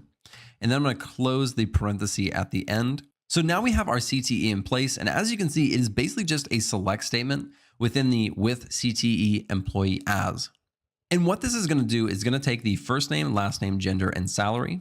And then it's going to take this aggregate function with the partition by, aggregate function with the partition by, and it's going to place it to where we can now query off of this data. So it's putting it basically in a temporary place where we can then go and grab that data. So all we're going to do at the very bottom is we're going to say select everything, and we can do that from CTE employee. So let's run this entire thing and see what we get. So as you can see, this select everything from CTE employee, we are selecting everything from this select statement. And so this feels a lot like a temp table. We were actually querying off of a temp table, but it actually acts a lot more like a subquery. Now we don't have to do the select everything. We can just do first name and let's do average salary. And when we run this, we'll just get those two columns and we don't have to go through and actually write this out each time. It's just in this CTE for us. So it does all the heavy lifting within the CTE, and then we can just query off of what we want. Now, something to note is that the CTE is not stored anywhere. And so it's not stored in some temp database somewhere. If I try to run just this by itself, it is not going to work. So let's try that out really quick, and we should get an error. And that's because each time we run this query is actually creating the CTE again. And so it's not being saved anywhere. And so each time we run it, we have to run it with the entire CTE. Another thing to note is you actually have to put the select statement right after the CTE. If I try to go down here and say select everything from, let's do CTE underscore employees, it doesn't actually work. It's not going to come up at all. And that's because it only is going to work with the select statement directly after the actual CTE that you've created. I hope this was helpful, and I hope that you understand how to use a CTE a little bit better. Again, you don't have to go super complicated with the select statement within your CTE. It can be very, very simple. I just wanted to demonstrate that you can use aggregate functions within your CTE and then just query off of those without having to do the aggregate function again, which I find is very, very useful. Again, thank you for watching. If you like this video, be sure to like and subscribe below, and I'll see you in the next video. What's going on, everybody? Welcome back to another SQL tutorial. Today we are looking at temp tables. And if you can guess it based off of the name, they're kind of like temporary tables. And we create them very much the same way. We're going to do create table. It's just a little bit different. And you can hit off of this temp table multiple times, which you cannot do with something like a CTE or a subquery where you can only use it one time, or with a subquery, you need to write it multiple times within a query. And so these temp tables are extremely useful. I'm going to kind of talk about how you can use them as we're going throughout this video. But let's get started right away with actually creating one, looking at it, inserting some data, and kind of showing you how temp tables work and what we can do with them. So we're going to start off with create table, much like a regular table is created. The only difference is we're going to do this pound sign, and then we're going to do temp underscore employee. So literally the only difference between a regular table and a temp table is this right here at the very beginning, this pound sign. So let's just start by doing employee ID. We'll make that an integer. We'll do job title, and we'll make that a varchar 100. And then we'll do salary. And let's make that an integer. And so now we have our temp table. Let's go ahead and create it. So now we have our temp table created, and so we can look at it really quick. So let's select everything from, and we'll do temp employee. So let's take a look. It's completely empty, and we can insert data very much the same way we'd insert data into a regular table. So let's start doing that. Let's do insert into, and we'll do temp employee, and we'll do values.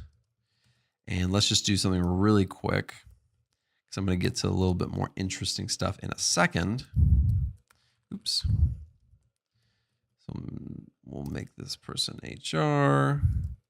That's their job title. And then for salary, we'll give them 45,000 and close it off.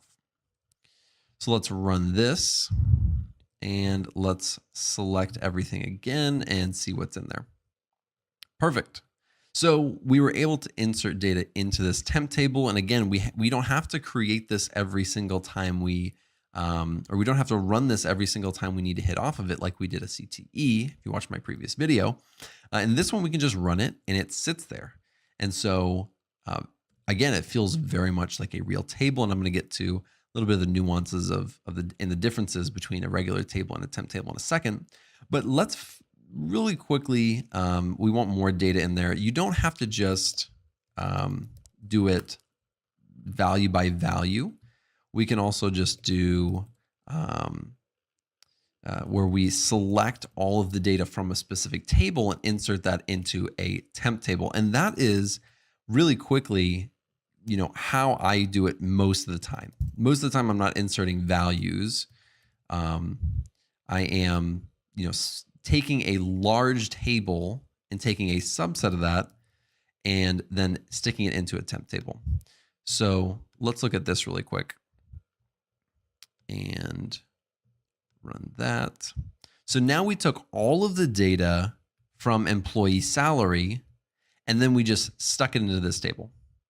And really quickly, this is one of the big uses of a temp table. We had, let's say, for example, that this employee salary table had 1 billion rows or just an extremely large number. And we were trying to, hit a somewhat complex query off of it where we're using joins and we're using maybe some window functions or different things.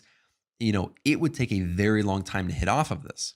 But what we can do is we could insert that data into this temp table, and then we can hit off the temp table and it already has that subsection of data that we're wanting to use for all of our later queries.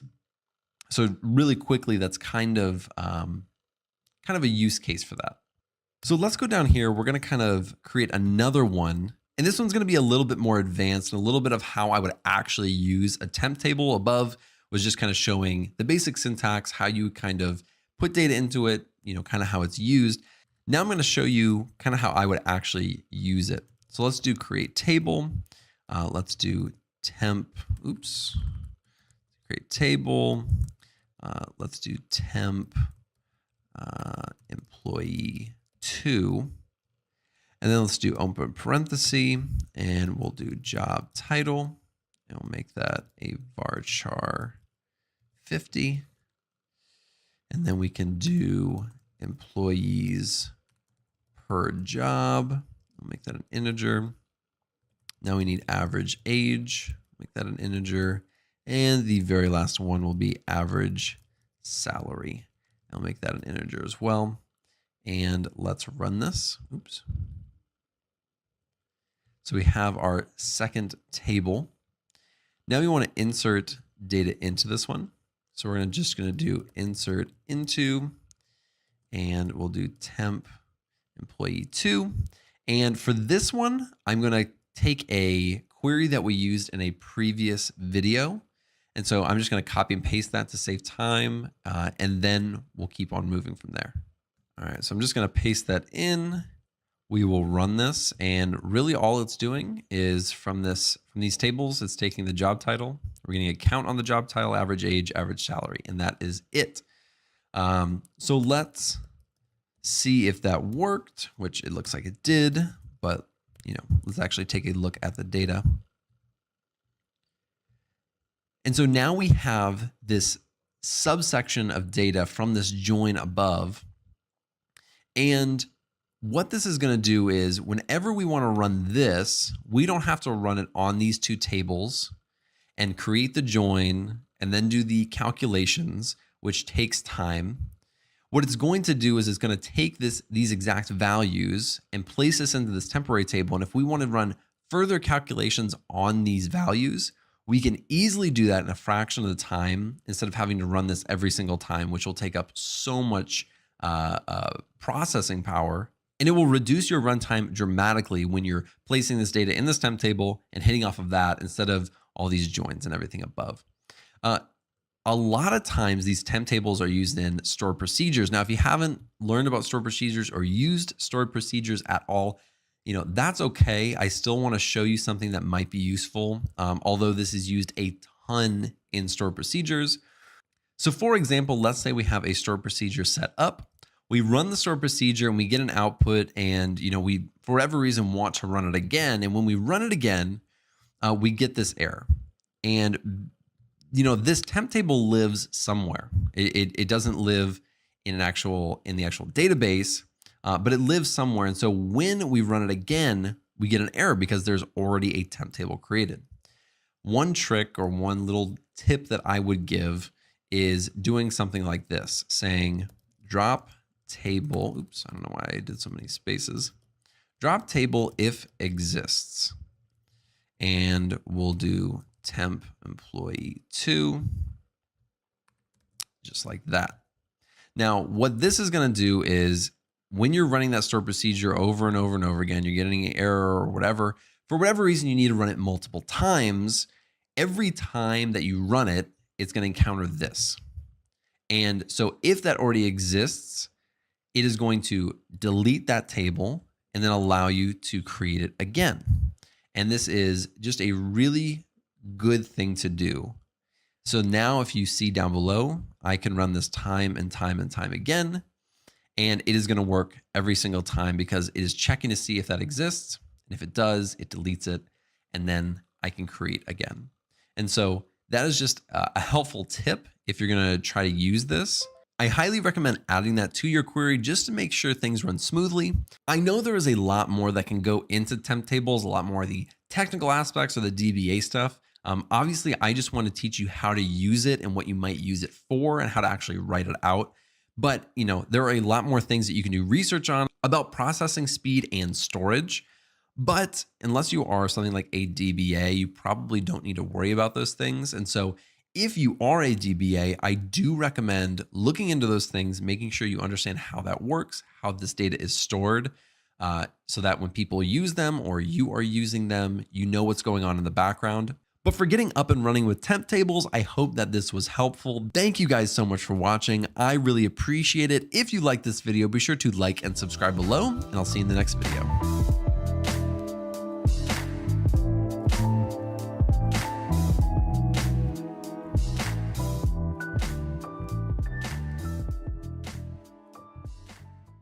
What's going on, everybody? Welcome back to another SQL tutorial. Today, we're going to be looking at string functions. Some of the things that we're going to be looking at are things like trim, replace, substring, and upper and lower. We're going to create a new table, insert a little bit of bad data into it, and then we're going to be using that to work on our string functions today. So I already have this set up right here. I'm going to put this in the GitHub so that you can just download this. You don't have to, type this out manually. So go look in the description if you just want to get that off the GitHub and download that and copy and paste it, save you a little bit of time. But let's go ahead and run this really quick. And as you can see in this table, we have our data right here. Give me 1 second. So in this employee errors table, basically what we have, actually, let me pull this back up. Basically what we have is in this first one, we have, here we go. We have some basically blank spaces on the right side. And the second one, some blank spaces on the left side. We also have Jimbo, which is an error because his name is Jim, and Halbert because his name is actually Halpert. And then for Toby, for whatever reason, that O is capitalized. And then Michael got in here. and added this extra part. So we're gonna have to figure out a way to take that out when we're doing our query. And that'll come in a little bit later, I think, in the substring section. So let's get into it right away. Let's start using our left trim and right trim. And we're gonna kind of go through each one pretty quickly, hopefully. I'm not trying to make this a super long video because we got a lot of things to get through in this one video. So I'm gonna go through the trim, right trim, and left trim. Let's look at the employee ID because that's the one where we have some blank spaces on the right and the left side. The left side, you'll be able to, obviously you're gonna see that one much easier, but let's start walking through this. So let's do select employee ID. And before we get any further, let me just get the employee errors on here so we can, so that we can see everything as it comes up. So we're just gonna do trim and then type in the column that we want to take these blank spaces out of. That's what the trim does. The trim gets rid of blank spaces on either the front or the back or the left and the right side. So on both sides, that's what trim does. And we'll say as ID trim. So let's run this one really quick. And as you can see, this is our regular employee ID. And so, you can't visually see it as easily on this first one, but there are blank spaces after this 1001, and we got rid of those. And then there were blank spaces before the 1002, and we got rid of those. Now I'm just gonna copy this 2 times because it's basically the exact same thing, but I'm gonna show you them all at the same time. So it's the exact same thing except L trim and right trim. And let's take a look at all these at the same time. And let me pull it up. So let me see if I can get these all in here. Okay, in the trim, it got rid of both the left and the right side. So all of these were fixed. In the employee ID for the left trim, we're only going to be getting rid of this one. This one still has blank spaces on it. And when we do the right trim, we're only going to get rid of the stuff on the right side. So this one doesn't change because this is on the left-hand side where the blank spaces are. So this one was fixed. Again, it's not super visual, so you can't really see it, but that one is fixed. Let's move on to the next part, which is using replace. So for this one, we're going to be looking at the last name. So let's go back up really quick to the employee errors. As you can tell, the last name, the biggest one where we kind of want to take something out of because we don't want that, that dash fired still in there, we're going to replace that. And so let's look at how to do that. Let me just copy this real quick and get rid of this top part. So we're going to do the last name. So let's just start off with our last name. And then just as a baseline so we can see what it looks like before. And then we'll do replace. And all we're going to specify is the column that we want to do the replacing in. We're going to specify the value that we want to replace. So in this, it's going to be dash fire. Oops, got a little aggressive on that one. Dash fired. And we're going to indicate what we want to replace it with. Now I'm just going to replace it with blank. And we can say as last name fixed. So let's see what this looks like really quick. And it looks like it worked. So in this last name, it originally had Flenderson at dash fired. And when we replaced it and we took that dash fired and replaced it with basically nothing, it then fixed it. And so now it looks correct. All right, let's move on to the next one. I think this one might be the longest one to write, but that is the substring. And let me take this real quick, trying to save us some time. So substring is very, very unique. You can specify in either a number or a string, you can specify the place that you want to start. And then you can also specify how many characters you want to go out. And it pulls that in. So just as a really quick example, and then I'm going to show you kind of a use case for this one that I think is pretty cool that, maybe, let me see. So that maybe that you'd find useful. So I'm going to do first name, and then I'm just going to do 1, comma 3. So it's going to take the first name. It's going to start at the very first letter or number, and it's going to go forward 3 spaces or 3 spots. So let's just take a look at what that looks like. So for our table, it's going to take Jim, Pam, and Tob, or Tobe for Toby. And so it's only going to take the first 3 because you're starting at number 1. Now, what if we started at 3? So we do 3 comma 3. It's going to go to the third digit or third letter, and then it's going to go forward 3. So you kind of get a sense of how this works. Now, I'm going to show you something that I think is very interesting that I think you guys will also find interesting. Let me fix that because I just messed it up. So if you've ever heard of something called fuzzy matching.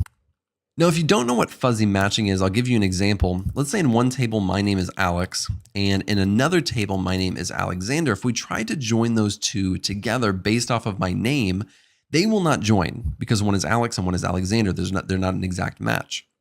But if I take the substring and start at position 1 and move forward 4 characters, it's going to take Alex from both, and then it will match them together and say that they are the same.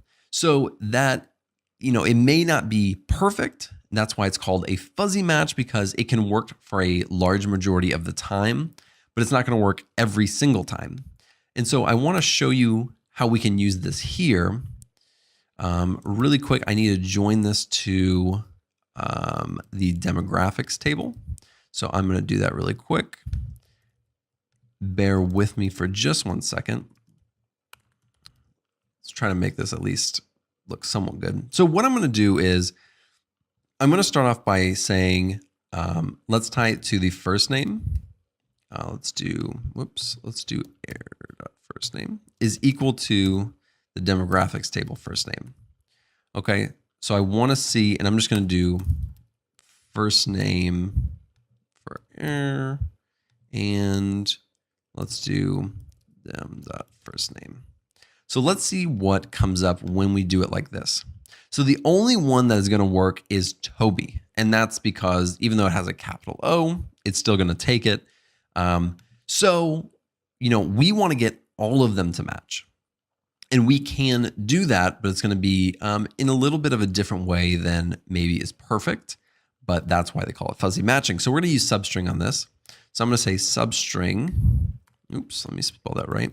So I'm going to say substring, and we're going to go 1, 3. So starting at the first position and going forward 3, and we're going to do the exact same thing on the substring. It'd be great if I could spell that correctly. And we're going to do the exact same thing. So 1 and 3. So we are actually going to take this. Give me a second, missed that. We're going to take this up here, and we're just going to go like that. And why did I copy it with the error? Okay, so let's run this really quickly. And as you can see, it is now going to match all of them. And you can do this on a lot of different things. Typically, when I'm doing a fuzzy match like this, I'm not just going to do it on a first name, right? Because there can be a ton of people named Jim. We want to do it on, and real quick, let me actually show you what the originals looked like, just to make sure I hit the point across.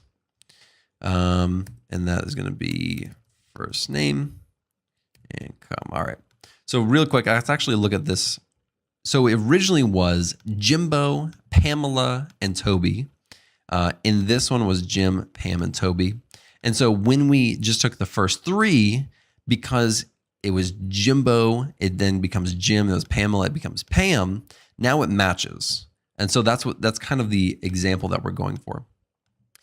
Like I was saying, I typically will not just filter on a first name because there's going to be a ton of people named Alex or Jim or Henry or whatever. You're going to do this on many different things. So I would be doing it on things like if I'm trying to do a fuzzy match on a person, I do it on their gender to make sure that their gender is the same. And I wouldn't probably need to use a substring for that, but just to kind of give you a little bit more information, I need to do it on the last name. So I'd need to use that substring again, and I would probably do it on the age. Oops. What am I doing? Come on. The age and the date of birth. Okay, so all of those things, if you fuzzy match on the first name and the last name, and then the gender, the age, and the date of birth are all the same, then you can typically get a very high accuracy in matching people across tables, whether or not you have, this is an example if you don't have like an employee ID, which is what we do have. But take, for example, we were not given that. This is a way to match them using substrings. Let's move on to upper and lower.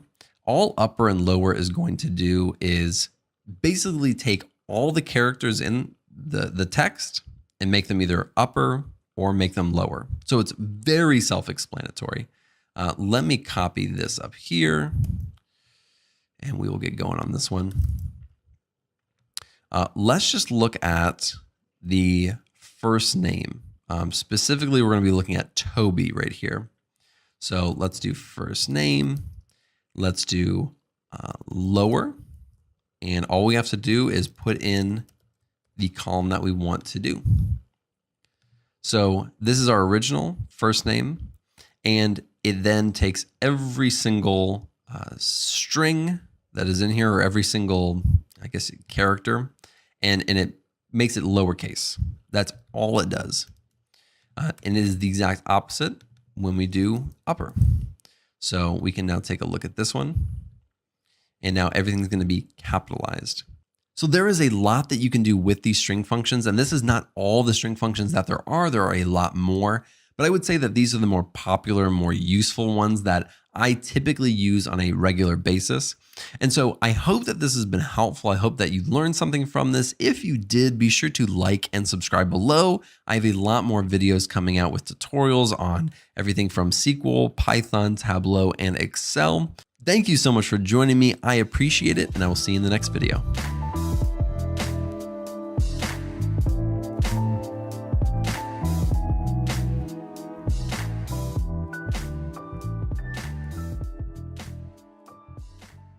What's going on, everybody? Welcome back to another SQL tutorial. Today, we are talking about stored procedures. Now, what is a stored procedure? A stored procedure is a group of SQL statements that has been created and then stored in that database. A stored procedure can accept input parameters, and we will be looking at that today. But that means that a single stored procedure can be used over the network by several different users, and we can all be using different input data. A stored procedure will also reduce network traffic and increase the performance. And lastly, if we modify that stored procedure, everyone who uses that stored procedure in the future will also get that update. Let's start writing out this stored procedure so we can look at the syntax. We'll start off very simple, and then in the next one, we'll get a little bit more complicated. So the very first thing that you need to write is create and then procedure. And after that, you're going to name it. So let's just call this one test. And all you're going to say is as, and then you're going to write your query. And so let's just do select everything from employee demographics. And that is it. We have created our very first stored procedure. Of course, this is super, super simple, but let's execute this really quick and take a look at it. So it says that the commands completed successfully. Let's go over to our SQL tutorial. We're going to go over to programmability, stored procedures, and it is not showing up there. What we need to do is we need to refresh our stored procedures. We're just going to go right here. We're going to click refresh, and then there is our stored procedure. Now, how do you actually use this stored procedure that we just created? So let's go right down here, and let's say X, which means execute, and then all we're going to say is test. And we're going to run this, and there we go. So all we put in this stored procedure was a select statement. And so when we actually ran the stored procedure, it returned our select statement. Now let's go down here and we're going to make it a little bit more complicated. We're going to do the exact same thing in create stored procedure. Make sure I spelled that right. And let's call this temp underscore employee. So if you remember from a previous video, we worked on temp tables and we created our temp tables and then inserted data into that. We are going to add that to this stored procedure so we can see the difference between a simple query versus a little bit more complicated query. So I'm going to say as, and then I'm going to insert that in here. Now, what this is doing is I'm creating a table, And then right down here, I am inserting that table. Now, if I create this stored procedure and then execute it, nothing is actually going to be returned. It will insert the data into that temp table, but since I don't have a select statement in this stored procedure, nothing will be returned. So let's write select everything, and we'll just do from, and this is temp employee. And right here, and so now let's create our stored procedure. So that created successfully. Let's refresh over here and let's execute this. So let's just go down right here and say execute, and it's going to be temp employee. And now we will execute this. And there is our output. Now, really quick, let's go into temp employee, and we actually want to change this stored procedure. So we're going to go over to modify. So when we modify it, a few things are going to show up on your screen. The first thing that you're going to see is it says use SQL tutorial. So it's just specifying the database. The next two things you may not be as familiar with, it's set ANSI nulls and then set quoted identifier. If you don't know what these are, it's not super important. The first one just talks about how to deal with nulls when you're using the where statement. And then the quoted identifier just talks about how it uses quotes in the actual query itself. Again, not super important, but they have those automatically turned on. Let's go down a little bit further and we're going to look at the alter procedure. So we created our stored procedure, but now we want to alter it. So this is the alter procedure, and we are going to add a parameter to this. So what the parameter is going to allow us to do is when we're actually executing the stored procedure, we can specify an input into that stored procedure so that we get a specific result back. And I'm going to show you what I mean by that in just a second, but let's actually add our input, and we're going to say we're going to say job title, and we need to specify the data type that is going to be. So let's just say nvarchar 100. I know below it says varchar 100, but that's not extremely important. So this is going to be our input. So we need to go down here and say where job title is equal to @job title. So when we actually are executing this and we say the job title is equal to, let's say, accountant, this is going to become accountant, and it's going to give us our results based off of it being an accountant. So let's go over here and we're going to click this execute temp employee, which we just modified. And when we run it, we're going to get an error because it is now expecting us to include our parameter of job title. So what we need to do is we need to say @job title, and let's say it's equal to a salesman. Now let's try running this one and see what we get. And so there is our output. If we go back here, I just wanted to show you really quick, we do not have to put this job title right here. You can put this anywhere in the query and use it however you want. That's how parameters work, and that's why parameters are so useful. And you can use multiple parameters for one stored procedure, so you don't have to just limit yourself to one or none. You can put as many as you really like. So I hope that this video was helpful and that you understand stored procedures just a little bit better. Thank you guys so much for watching. I really appreciate it. If you like this video, be sure to like and subscribe below, and I'll see you in the next video.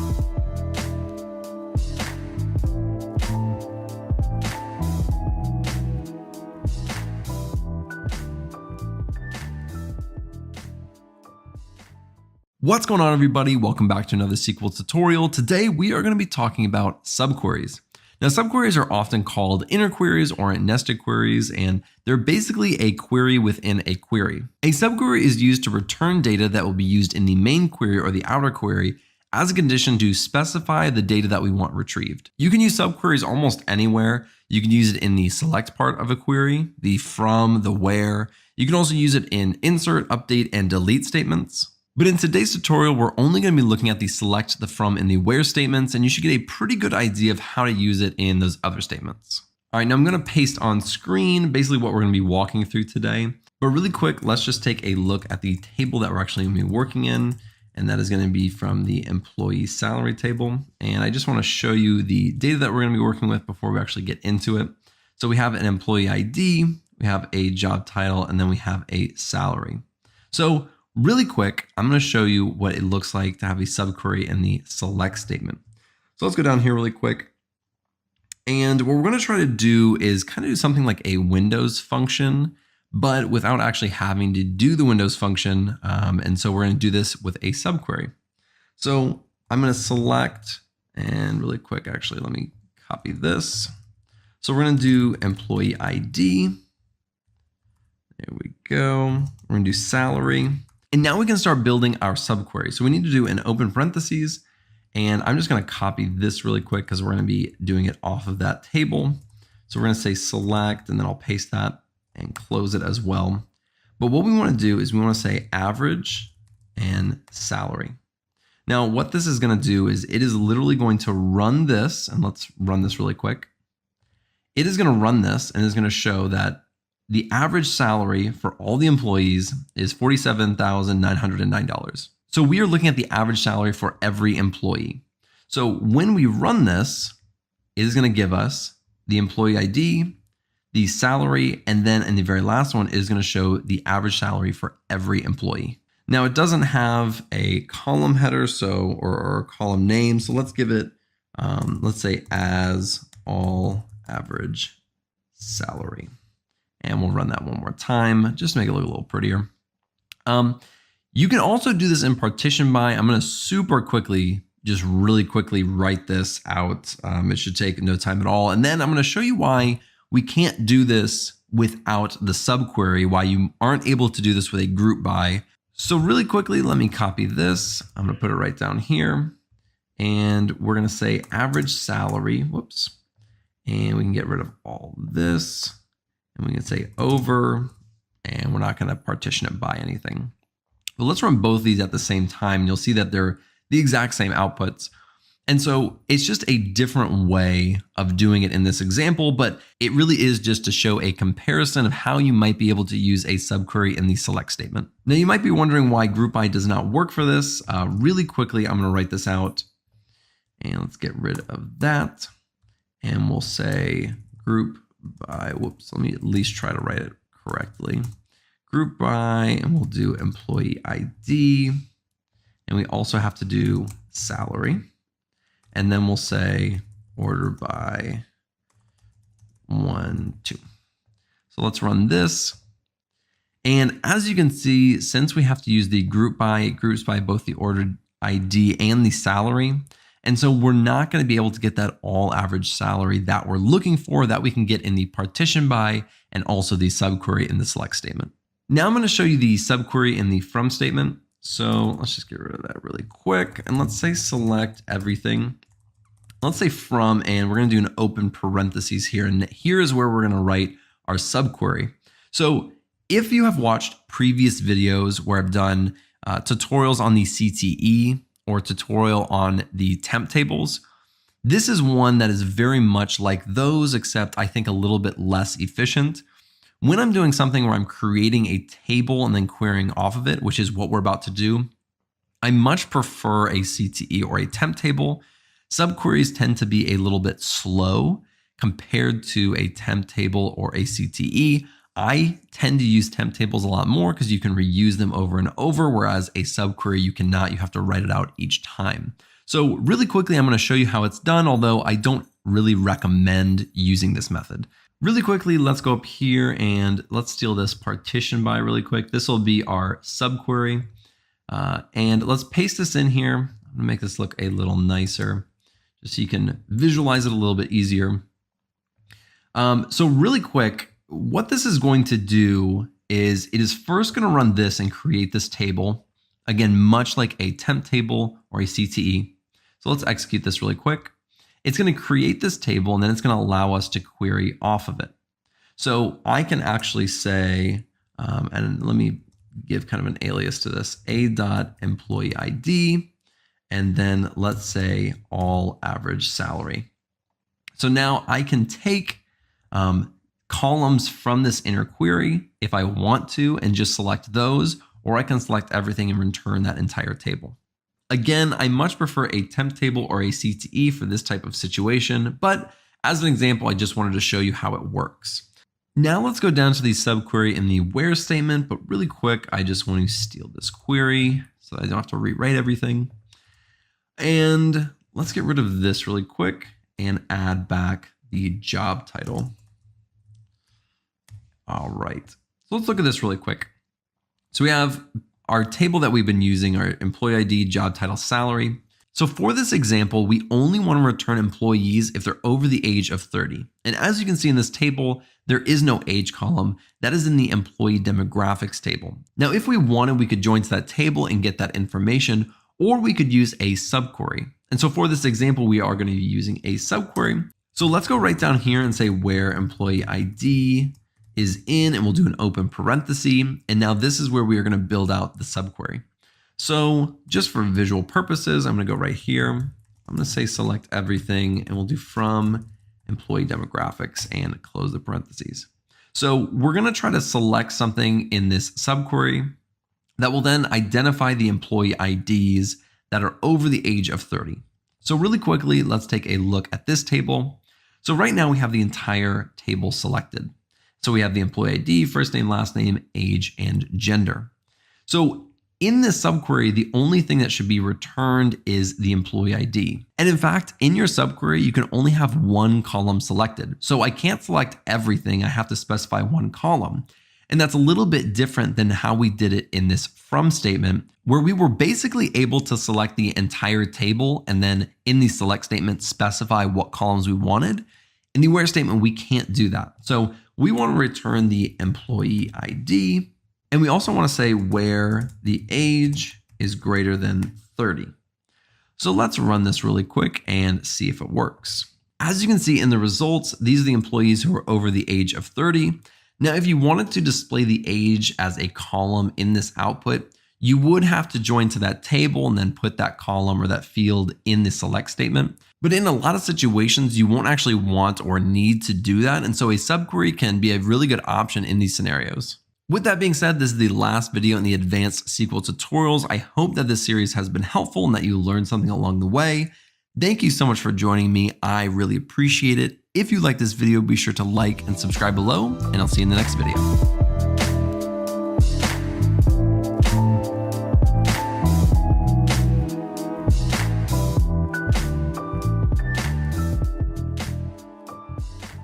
What is going on, everybody? Welcome back to another video. Today, we are starting our Data Analyst Portfolio Project Series.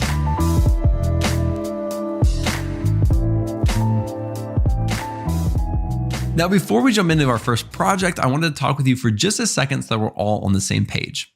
First thing is that there are going to be 4 projects. The first one is going to be SQL, and we're doing a lot of data exploration, and we'll be setting up a lot of our data to visualize it in Tableau. Tableau is going to be our second project. In our third project, again, we're going back to SQL, but we're going to be doing a lot more of the ETL process, so a lot more of the data cleaning. I did that one as the third project because I think it's going to be a little bit more advanced than this first project. I tried to make it as beginner friendly as possible. So even if you are a complete beginner, as long as you've walked through, the tutorials that I have made on my channel, you should be pretty good. And then the fourth and the final project will be with Python. We'll be using a lot of pandas, doing a little bit of data cleaning, and then doing visualizations as well. As I said just a second ago, I'm trying to make this as beginner friendly as I possibly can. The whole point of this series is that if you are trying to apply for a data analyst job, by the end of the series, you should have an entire portfolio, or at least a really good start at a portfolio to show a potential employer. I give you full permission to copy every script, every query line for line, if that is what you want to do and create your own portfolio.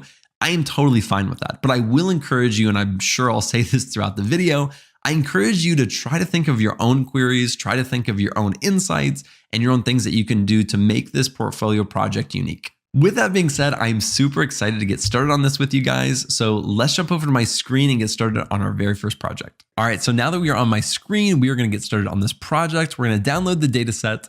We are going to format it just a little bit in Excel, and then we're going to get it into SQL where we will start querying it. I will say that I think this is going to be a very long video. I'm hoping to keep it under an hour and a half. I may separate this into 2 videos depending on how long it runs. But I will do my best to keep it short, but we have a lot to get through. I'm going to basically do no cuts. That's my goal, is to do no cuts in this, because I want to walk you through each step of the process so that you understand everything that's going on and you don't get lost at some point. But I think this is probably the best way to do it. We'll see. The very first thing we're going to do is download our data set. So as we're looking at this, there's an option right here to download the data set. I don't recommend that one. You can, it just won't give you all the information that I personally want, which is to go back to like the very beginning. If you go down right here to the very first graph, you can actually push this back and then download it. And what this will do is it will go back to, I think, January 1st of 2020. So let's open this one up. And when we get in here, we're going to reformat it just a little bit. It's nothing too complicated, I hope. I'm just going to double click here. Actually, let me go up here and filter just in case we want to filter anything. So what we have here is a ton of information on COVID. I mean, just a ton. And it goes back to early 2020. I believe it does go back to the 1st of 2020. So really quick, a really brief introduction of what kind of data is in here. We have total cases, new cases, total deaths, new deaths. We use those quite a bit in the queries that are coming up. If we go way over here, we have total vaccinations, people vaccinated. And then over here a little bit farther, we have population. That's the main stuff we're going to be working with today. As you can see, there's so many other things in here. I mean, you can use this if you want to go back and do more stuff on this. I highly recommend it. There's such unique data in here about smokers and diabetes and like all this random stuff that I did not do a deep dive in. I mean, I could spend, a month just like looking at this data set and getting really interesting stuff from it. But I'm not going to do that. I wanted to do this faster than 2 months to complete. What we're going to do is we're going to go back over here and we're going to take this population and we're going to click on this AS and we're going to click Control X, and that's going to cut it. We're going to go back to the very beginning and we're going to place it right here. And we're going to right click and say Insert Cut Cells. Now, why are we doing this? Because I've already done this entire project. And if you don't do this, you're going to do a join with every single query you do, which if you want to do that, keep it there and then just, change your query for that. I did it like this because I wanted to show joins later on.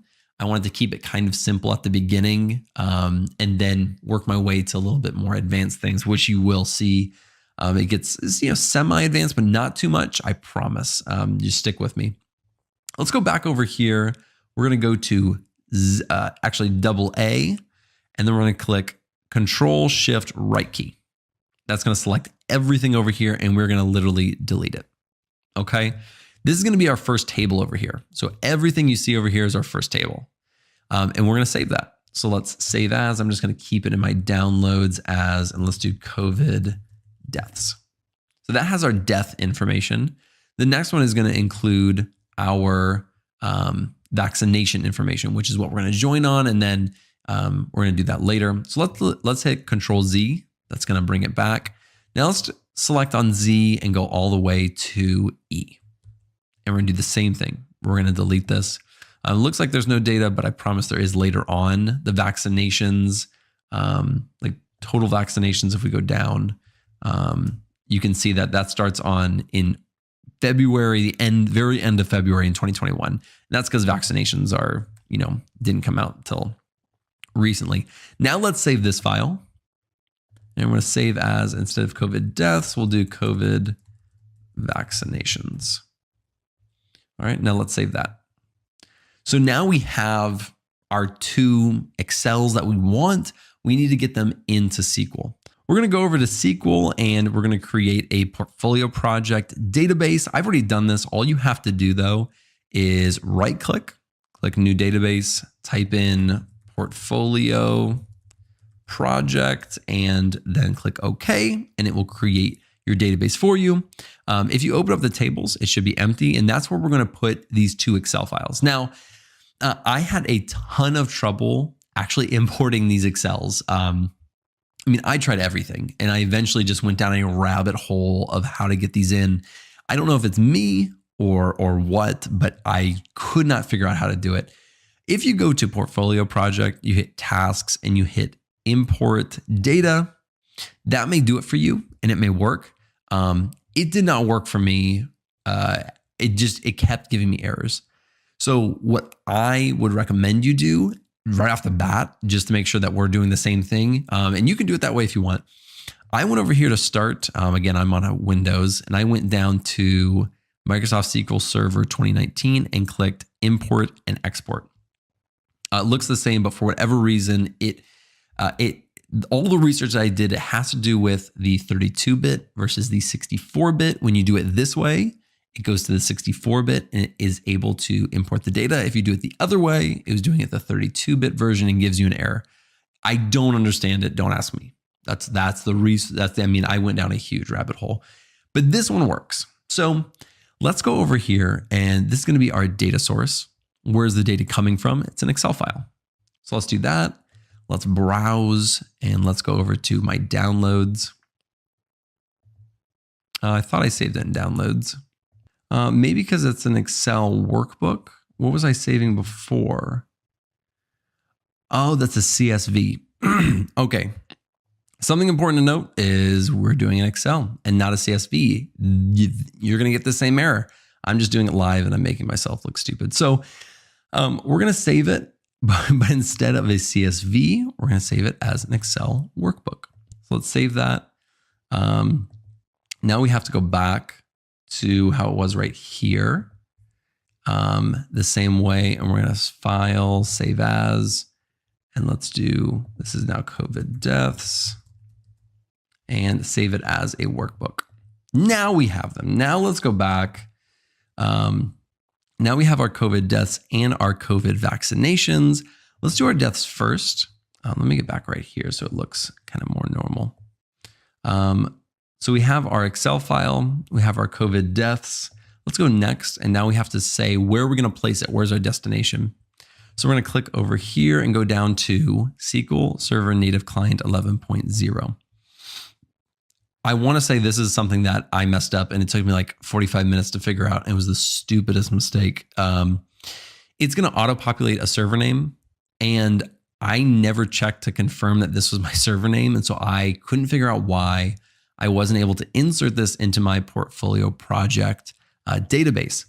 That's because mine is 01. I created two different servers intentionally, and for whatever reason, I forgot that. And so all I have to do is add 01 over here. So just make sure yours is the same thing. Click portfolio project, click next. Yes, we're going to copy the data. It should auto-populate. If it doesn't, if it gives you like multiple, you can always check mark on the one that you think is the right one. It should be the first one. We'll click next. We'll just click finish. I'm sure it says run immediately. We'll click finish and finish. Now, while this is running, there should be around 89,000. That's how it was like a week ago when I started it, maybe a little more now because there's extra days. With that being said, this is going to be a good size amount of data. We're about to do a lot of different things. We're going to start at the very basics of just like querying the table, like super simple. And then we're going to go into things like joins, CTEs, temp tables, creating views. The whole purpose of what we're about to do is not to keep it too simple. I want to showcase to a potential employer, right, that you can do more advanced things. So I'm going to probably do, I'm looking at, because I have already done this entire project individually. We've probably got like 15 to 20 queries here. You don't have to do all of them. I'm going to walk through all of them and you can choose which ones you want, but you don't have to do all of them. It is quite a few. So just know that. So there's 85,000 right here. That's fantastic. It won't show up immediately. You need to refresh it. And there we go. So that's our COVID vaccinations. Let's get rid of this. So we just have COVID vaccinations. I thought that was our COVID deaths one, but maybe I'm wrong. But let's do the exact same thing down here. And we will import and say next. We're going to go down to Excel and browse. And now we want to do the COVID deaths. Apparently last time we did the vaccinations, which I actually, you know what? I bet what it did was it took this right here as COVID vaccinations, but that was the deaths one as it's saved. So forget that. Let's go right here. Let's do the COVID vaccinations. It just has the same sheet name. So sorry for the confusion. Destination is going to be the exact same place. It's going to be SQL Server native client. Let's add that 01. And let's click refresh. Portfolio project, next. Like I said before, if it does this, just click the first one. It's going to be COVID vaccinations. It did that for the COVID deaths. That's because I made the mistake earlier. I hope when you're watching this, you aren't super confused. The whole point, make two tables or make two Excels. One should be COVID deaths, one should be COVID vaccinations, upload them, and then rename them in a nutshell. So we have the same amount. Let's refresh this. This one is actually the COVID vaccinations. This one is COVID deaths. I'm telling you, this stuff it confuses me sometimes, to be honest. But we're going to query this really quick to make sure we are actually doing what we're supposed to be doing. So let's do select everything from, and let's do portfolio project. And you can do .dbo or you can do ... I tend to just do that because it's easier. Let's look at this one, make sure it's the right table. So we have total cases, new cases, perfect. And let's order on, let's do 3,4 just to make sure. We'll order by, of course. Just to make sure that we have everything that we're looking for. So this looks right. This looks like our Excel. Let's copy this. Let's go down here. We're going to do COVID vaccinations and let's run this one. Make sure the second one came in correctly as well. So perfect. So we have our two tables. This is fantastic news. And now we can get going. We can keep this one. I'm going to comment it out in case, we want to come back to it. I'm going to really quick, again, right here, I have another laptop. I have already done this whole project. So I'm just using it as a guideline to know kind of what I'm doing next so that I don't waste everyone's time. So really quickly, let's select the data that we are going to be using. You don't have to use these comments. I will say that I'm going to say, hey, this comment is something I would keep in your portfolio project. I'm going to add a bunch of extra stuff that is not needed. Just for your purpose. But when you are creating your portfolio project, you shouldn't be adding some of the things that I'm going to be commenting on. So we're going to do, or actually let's do really quick. Let's copy this so that it kind of knows what we're doing. So let's select the location, the date, the total cases, the new cases, the total deaths, and then population. Now where we're at, I'm going to turn off my camera because it's going to start getting in the way, to be honest. I don't want it to interfere with your ability to see what we're doing on screen. So it's been great seeing you guys. I'm going to turn this off and we will continue from here. All right, that should be turned off. So let's keep running. So this is what we're doing. Let's keep this going because I don't like things not being organized. So we have our location. Oh, no, we want to do 1, 2. We want to do it based off the location and the date. Makes everything easier, I promise you. So we're going to be, the first one's obviously Afghanistan. Here's our date. We have our total cases, our new cases, total deaths, and population. So really quick, I'm just going to scroll down just a second. They started having, the total deaths. It started about a month after they got their first case, it looks like. So, and then it just ramps up a lot. And we're going to be diving into all these numbers, what they mean, you can do some really simple calculations on them. But really quickly, we're just going to do, again, a super simple calculation, and one that we do multiple times for different things. So let's go right down here and let's say we're going to be looking at the total cases versus total deaths. So how many cases are there in this country? And then how many deaths do they have per, how many deaths do they have for their entire cases? So let's say they have 1,000 people who've been diagnosed. They had 10 people who died. What's the percentage of people who died who had it? So let's go right down here, and I'm just gonna copy this really quick. It's just gonna make our life easier. I think you should do the same as well. So we have location, date, total cases, and we're going to get rid of our new cases because we don't need that one in this query right here, nor do we need this population. So let's work on our calculation really quick. It should be super, super easy. Let me make sure I'm still recording. Perfect. Oh man, we're almost 25 minutes in, or more because I had the intro. So now we're going to do, we want to know the percentage of people who are dying who actually get infected or who report being infected. So we're going to do total underscore deaths. We'll go right down here, and we're going to divide that by the total cases. Total cases. And if we do this really quick, what it's going to have, let's go down to where there's actually numbers. So we have 34, we have 1. It's showing 0.029%. If you ever try to get a percentage of something, you have to multiply it times 100. So let's do that really quick. All you have to add is the asterisk sign times 100. And while we're here, let's just add the what's called alias.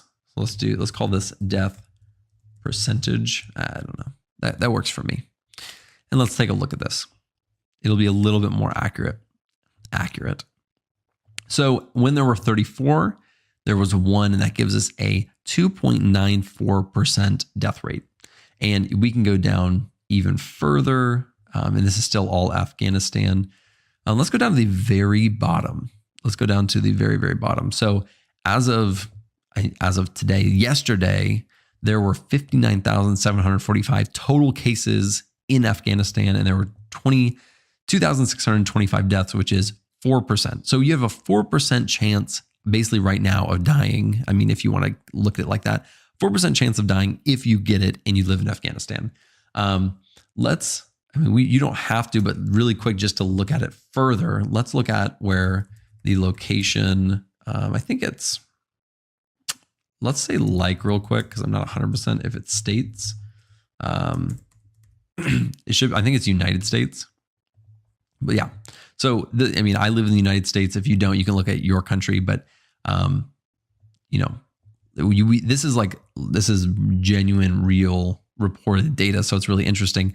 Right at the beginning, though I don't know if it was the way we were reporting or what, but we had really high percentage rates. As we go down, we're looking at a 5%, 6%. This was the peak of it. This got really bad in the US. I hope it gets better. How many are we at? This is, I'm going to go to the end of this year. We're sitting at around 2 to 3%. It goes down to under 2%. So at the end of the year, we were looking at over 2 million people. That's 20 million, 20 million people who have been infected. That's a lot. That's a lot of 20 million people who have had it, 35,000 or 352,000 deaths by the end of the year. That's a lot. Let's keep going. And at the very end, we had over 32,346,971. That's a lot of people who have been infected. There's a lot of deaths, 576,000. And I verified this number. I Googled it. Google knows all. I Googled this number and it's pretty accurate. And it's really sad. That's a lot of lives.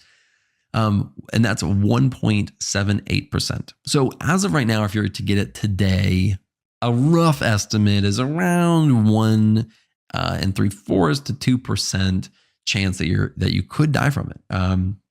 So really interesting numbers. This is the kind of exploratory stuff that we're going to be doing. We're going to get a lot more advanced as we go on. But this shows, the likelihood, and I'm going to write that, shows the likely, I hope I'm spelling this right. I'm not spelling this right.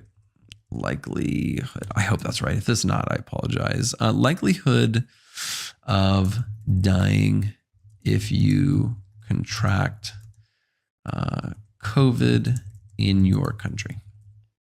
Again, rough estimates, but just glancing at the data, that's kind of what we're looking at. Now we're going to look at, and let's go down here. Let's look at the total cases versus the population. Again, we're going to do a lot of this like percentage stuff. It's pretty simple. That will only last for so long, I promise you. But it'll be really, I'm going to keep it on the states just because I'm going to be looking at that one the most, because obviously it's pretty relevant to me. So if you're in another country, filter by your country. You'll be really interested in the stats. I know I was really, really shocked by a lot of the things that we're going to find today. So we're going to keep the location. We're going to keep the date, keep the total cases. But let's change this to population. And then instead of the total cases being here, we're going to put the total cases there and then change this to population. So what is this going to do for us? This is going to show us what percentage of population has gotten COVID. So shows what percentage of population, got COVID. Some of these things, again, they're good to know. The one that I upload to GitHub will have the notes that I recommend keeping. Again, not everything in here is what you need to have in there. This is mostly just what I think you guys need to see while we're actually typing this out. All right, so let's take a look at this. Actually, I want to change this. I want to put this right here, just as easier for me visually. Because the total cases right here. So our population in the US is around 331 million. So at the beginning when we had one case, it's like nothing. Let's keep scrolling and see where we get to 1%. So 1%, that's 3,311,312 people. And that happened in, August of last year. So 1% of the population. Let's keep going all the way down. Again, we're just kind of glancing at this. We're about 10%. Again, we're at that 32 million. So 10% of the population has gotten a test and it's been confirmed. So really interesting. We'll come back to that one, I'm sure, in the future. We might use this one as like a visualization. Again, I'm only looking at the States or the United States right now, but think about it in terms of how we're going to visualize this in the future. Because a lot of what we're doing, we're going to visualize in the future. In Tableau, I have Tableau even open right here. You can see I have a map. This is just I threw this together in like 2 seconds. We have the location. And so, this is like our future. This is what you need to be envisioning when you're looking at this data. So we have, Afghanistan, and let's just scroll through Belarus and Bolivia and Bulgaria and Cambodia, and every single country that is reporting. So we're just looking at the states, but remember, all of these are going to be used. So just something to remember. I want to know, and I'm really curious as to what countries have the highest infection rates compared to the population. So we're just looking at our population up here. How are we going to do this? We'll do, actually, let me write it out really quick. So let's looking at countries with highest infection rate, compared to population. So that's what this script is going to do, or this query is going to do. I'm going to copy this. So we're going to keep the location. We are not going to keep the date, because this is not going to be date specific. This is just going to be overall. And then we're going to look at the max of the total cases. So we only want to look at the highest. So when we were looking at the US, we had 32 million. We don't want to look at every single of the total cases. We only look at the very highest one. So we want to look at the max total cases. And let's right here, we'll just say, give it an alias at least, something to recognize it. So highest, I guess we can say infection count. So we'll say highest infection count. That's the highest infection count per country. So per location. And then we want to also take, because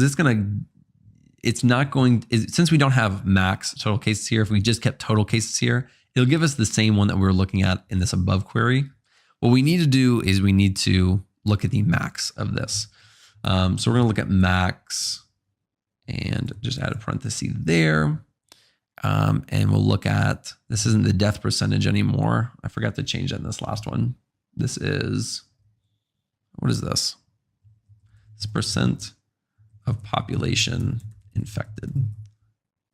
So let's change that for both of these, because I don't want to get confused when you're looking at the column headers later.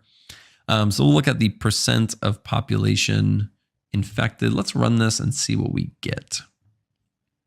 List is not contained in either the aggregate. Oh, I need to add a group by, of course. So let's add group by. And we need to group by both the population and the location. So let's try that really quick. Let's see if this works. Awesome. Well, we ordered on location and population, but I really want to look at the highest. So let's just see really quick. Look at some of these numbers.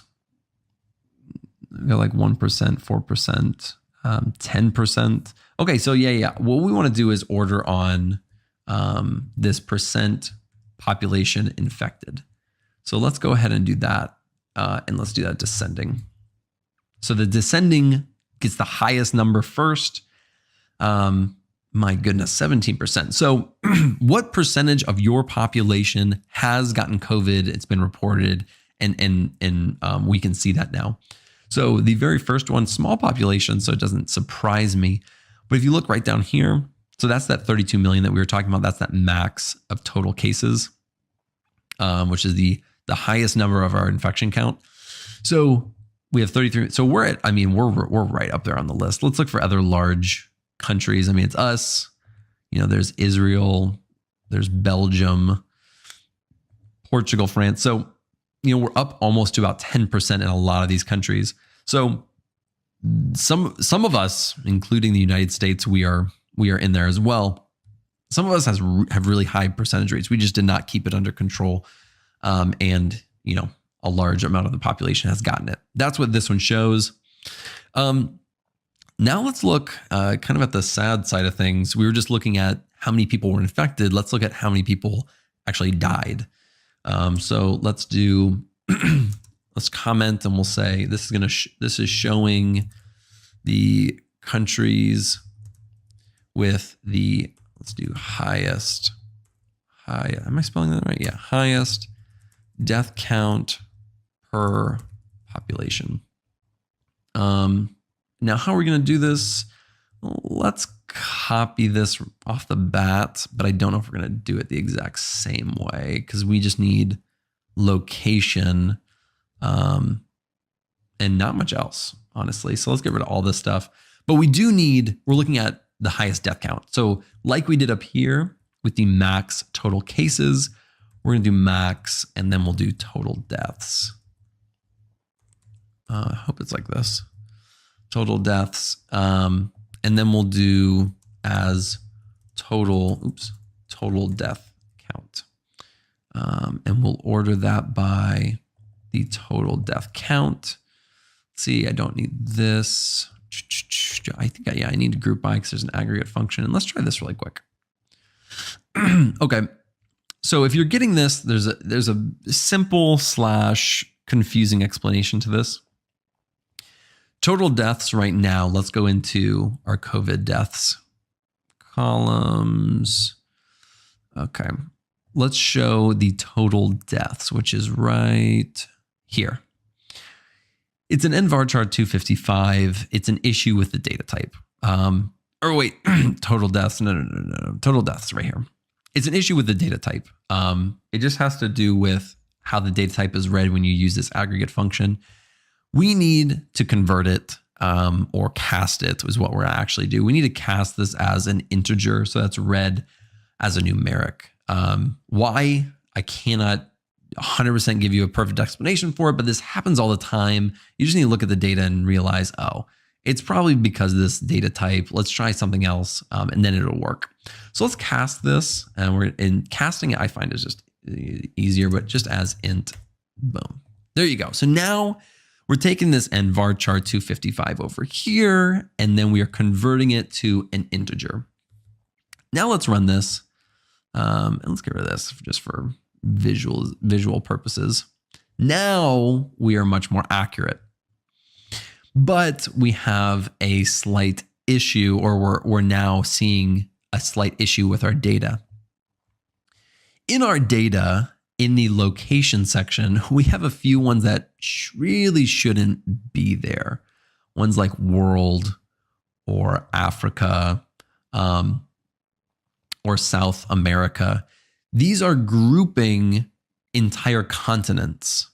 So let's go back up to our let's go back up here and let's do, actually, let's pull it up really quick because this is just part of exploring the data and figuring it out. So if we scroll down, we're gonna see one like where is it? Right here. This location is all of Asia, whereas in other ones the continent is Asia. If I can pull one up real quick. So like right here, the continent is Asia, whereas before the location is Asia. But if you also notice, the continent is null here. So what we need to do is say where continent is not null. Because when it is null, that means that this location is actually an entire continent and we don't want that. That may be helpful for us later on, but it is not helpful now. So now this right here will get rid of that. And just knowing that, figuring that out now, we can add that to every script. And we can do, you don't have to do this. I'm just doing this for, visual purposes. I'm not going to do that for everyone. So let's say where continent is not null. And now let's look at this. And now you can see that the United States is number one. And so number one is not the best thing to be number one in, but we have a death count of 576,000. And again, I Googled this earlier. These numbers are pretty accurate. Some of them are like a day or two behind. Give me a second. I'm going to take a sip of water. They're like a couple days behind. This number is actually higher. And as we continue to have more people die, unfortunately, that number just continues to go up. So the data set that you download may be a lot higher. As of right now, we've been breaking everything out by location, right? Really quickly, let's just do this by something we kind of saw earlier. And I'm just going to do this for breaking it up purposes. But I'm going to do caps lock. Let's break things down by continent. How do you spell continent? Continent. Jeez, is that even how you spell it? I don't even know. Let's keep going. But now we can do continent right here. And we'll just copy and paste that. Let's get that back up here. And now we can see where continent is not null. Let's see if that makes that. Yeah. Okay. So now it's breaking it out by continents with North America, South America, Asia, Europe, Africa, Oceania. Is this perfect? No, it's not perfect. North America looks like it's only including the numbers from the United States and not Canada. So we have some small issues in here. But for the purposes of what we're trying to do, which I don't think anyone's going to come in here and fact check us or check the data. They may, and then I don't know, you might be screwed. But for the purposes of hierarchy, and that drill down effect in Tableau, which is something we are going to do, we want to start including this continent in our queries so that we can drill down further into these things. We can also do where, I'm going to do where is null. Actually, let me see. So before we were doing where continent is not null, but let's do location. I'm doing this on the fly. I haven't done this before. I just kind of am doing this. This actually is the correct numbers. And I don't know why I didn't do this before when I was actually creating this project, but now this is a wonderful, beautiful thing. I believe this is the correct numbers. I could verify, but I don't want to do that live because I might look stupid, but I think this is accurate. Remember before we were looking at the location and the location, and it was actually the countries itself. And then there were ones where we did where is not null to get rid of all the ones that were like world and all those other things. Well, now I'm just filtering on those instead of deleting them. Before we were looking at everything but these. Now we're only looking at these, and these numbers look a lot more accurate. So with that being said, I'm going to use this going forward in my script. So I'm going to kind of change things up to where from what I originally had. Let me see though, because if that is the case, it may screw up our drill down effect, which is highly unfortunate. I honestly might just revert back to it for the pure fact that we want the visualizations to look correct. Just know that this is the right way. And if you want to go back and do that, I highly encourage that. I didn't figure that out my first time around. But I'm willing to admit when I'm wrong. Let me do a time check. I run it like 50 minutes or so. I think we're just gonna keep going all the way through. I don't think we're gonna stop. I don't think we're gonna stop in this project. So we want to do some of the above queries were kind of what we were going for. Nothing crazy difficult, right? Nothing crazy hard. And now we want to start breaking this out by continent as well. I'm going to go back and is this correct? Let me look. No. So is not no. So we want to start doing some of the above queries, but adding that continent in there. You can even go back and add that as well. If you want to, that's totally fine. I'm going to do some more queries down here. Or at least one or two more. And then we're going to start getting, I think, into some a little bit more advanced things. We're going to start getting into some temp tables, stuff like that, because we're going to eventually set these up in views so that we have these views to use for Tableau later. And again, it shows you know how to create a view. So that's important. So we've done this first one. This next one is going to, let me go down one more. This is showing the continents with the highest death count. So almost the exact same as we did before, but now we're looking at the continents. We can even go up and look at, just wait, we literally just did that. So that's what this one is actually. Looking at my notes wrong. Idiot. Okay, perfect. Now we want to start looking at this from a viewpoint of I'm going to visualize this. So how do we do that? Well, we want to let's look at some global numbers. You can do as many of these as you want. Anything up here, just add continent to it. Anything where it's like group by, just replace it with continent and you got it. So I don't want to go through and do every single one of those, but that is kind of the gist of what you might want to do, especially if you want that drill down effect. And if you don't know what that is, it's like clicking on North America. And then when you bring up North America, then it shows all the countries in North America. So Canada and the United States. And so it's a drill down. So you click on Africa and then there's all the African countries. That's what drilling down does. And that's what you can do when you have those layers. So you have the continent, then you have the location. So, I'm not going to, we'll look at that when we actually get to Tableau, but I don't want to actually spend all the time writing that out. But what we now want to do is we want to calculate everything for across the entire world. So let's do this. Let's say let's do global. Let's just say global numbers. Easier than nothing. All right. Let me really quick find I think it's probably the first one, the death percentage. Let me see if this is one that we want. Okay. Let me see. All right. So let's take this one. I'm sorry that took me a while to find. Again, I'm not cutting any of this stuff out. You just got to stick with me. If you're sticking with me this long, I know you care. I know you're not cutting away because I'm trying to figure things out on my side. So let me get rid of this. So this is the exact same let's say where, just so we can get the right numbers. So we are now going to look at the global numbers. So we're not going to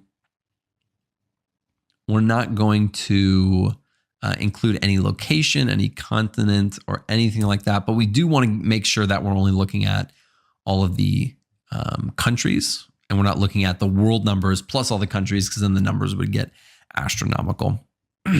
So instead of now we can't do. So let's try running this really quick. So now we really can't do this because now it's breaking everything out by that, which is the date. It's breaking everything out by the date because these total cases, the numbers are different, right? So really quick, let's group by date. And now let's see what it looks like. It's going to give us an error, obviously. That's because we're looking at, that's because when we're looking at this, we're looking at multiple things and we can't group by just the dates. Obviously, if we wanted to group by something, which we need to do, we then need to start using aggregate functions on everything else. So really quickly, let's do some aggregate functions. I'm looking at my notes for just a second to see what I did. Basically what we want to do, and I think what'll make things easier is, I could try to do the sum of max total cases. I don't think that's possible. Let me comment this out really quick. Yeah, it's because there's an aggregate function within an aggregate function, and we can't really do that. If we go back to the data, and we kind of looked at this earlier, there's one called new cases. Let's use this because instead of doing max, we can just sum it or do a sum on it. And that's going to give us the sum of all the new cases, which adds up to the total cases. So if we do this, let's see. This will give us on each day the total across the world, because we're not filtering by any continent or we're filtering out like the world and in the actual continents. We're not filtering by location or continent or anything. It's just by date. So we're looking at the sum of the new cases. So now let's do the sum of new underscore deaths. And we can run that one. Operator data type and varchar is invalid for the sum operator. So going back, and this is something that I encountered a lot when I was doing this, is these new cases is a float, which is why it's working in the sum, but the new deaths is an end varchar. So what we need to do again is cast that as an integer. It's just the easiest thing to do. And now that one should work.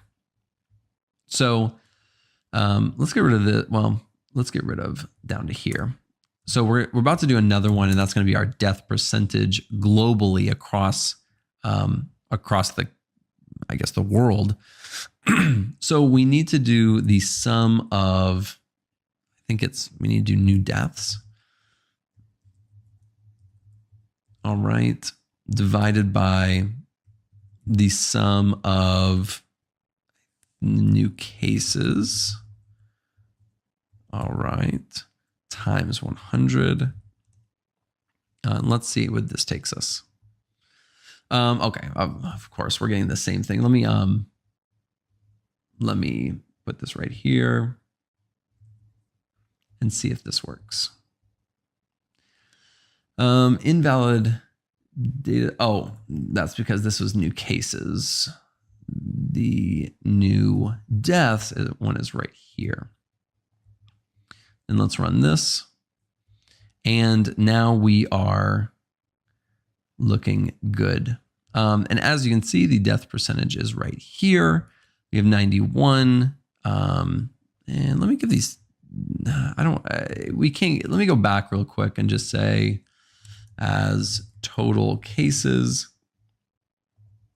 as total deaths. And let's run that again.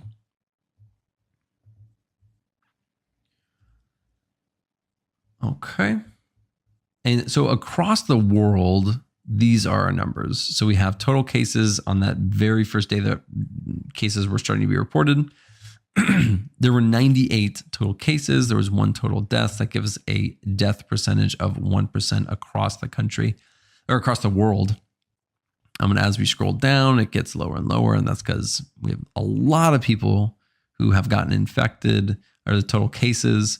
And again, that's per day, right? So if we remove this altogether, that date altogether, which we can do right now, this will give us the total cases, which is, oh gosh, let me read this, 150 million versus 3,180,206. So overall, across the world, we are looking at a death percentage of a little over 2%. So yeah, interesting numbers. You can keep both of those queries separate if you'd like. They might come in handy later. But let's do this. So we have, give me 1 second, checking my notes again, because I just want to make sure I'm not doing something stupid. All right.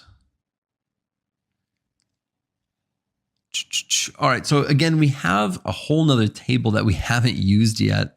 It's this COVID vaccinations. And just to refresh your memory, let's look at the table from portfolio project COVID vaccinations. Let's jog our memory on what we got here.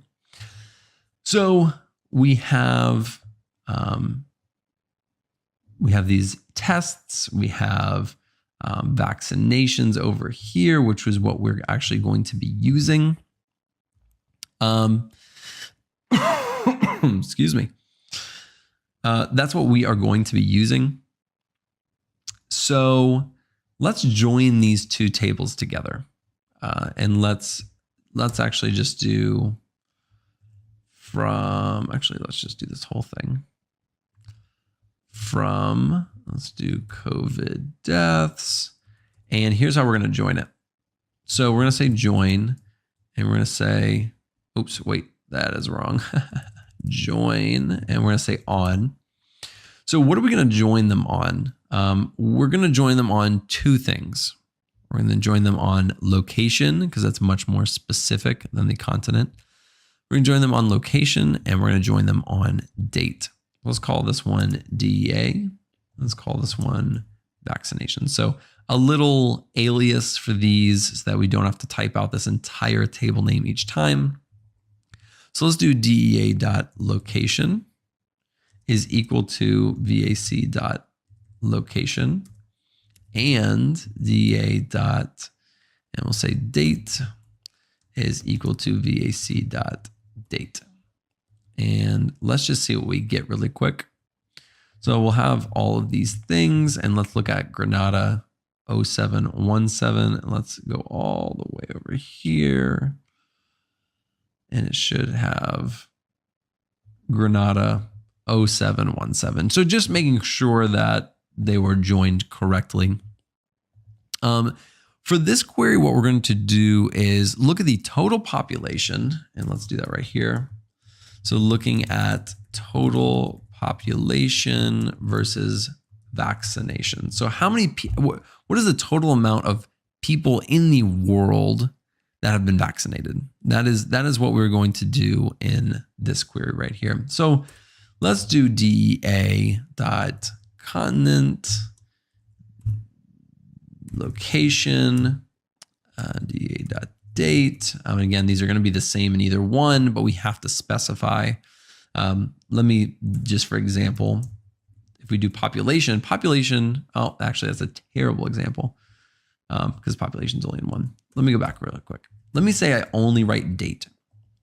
That's going to give me an error because there's date in both of them. In fact, we joined it on them. So we know there's date in both of them. So it's going to give us an error. We just have to specify what table we want to pull it from. So we're going to do DEA and DEA.population just to keep it consistent. And now we're going to add the next one, DEA dot, let's do new vaccinations. And really quick, let's just look at this. And let me get my orders because I want it to be organized. I actually let's do 1, 2, 3. I don't like it when it's not organized. It bothers me. So we're looking at, oh no, I also need to add where continent is not null. There we go. DA. Perfect. Now let's run this. This should look much better. There we go. All right. We are, in fact, if we want to look at Afghanistan, like we have normally been doing in previous ones, we do 2/3. So there's our population. Here's our new vaccinations. Now, let's see. We're going to go down, and let's see. They have vaccinations starting on 2/18. If we go even further down, let's just go to, who's this? Canada? Oh yeah, Canada will be a good one to look at. They started doing vaccinations on right here. So 12/15. I mean, they started very early, and their numbers only increased, and now they're doing, this is per day, right? So this is 288,000 in one day.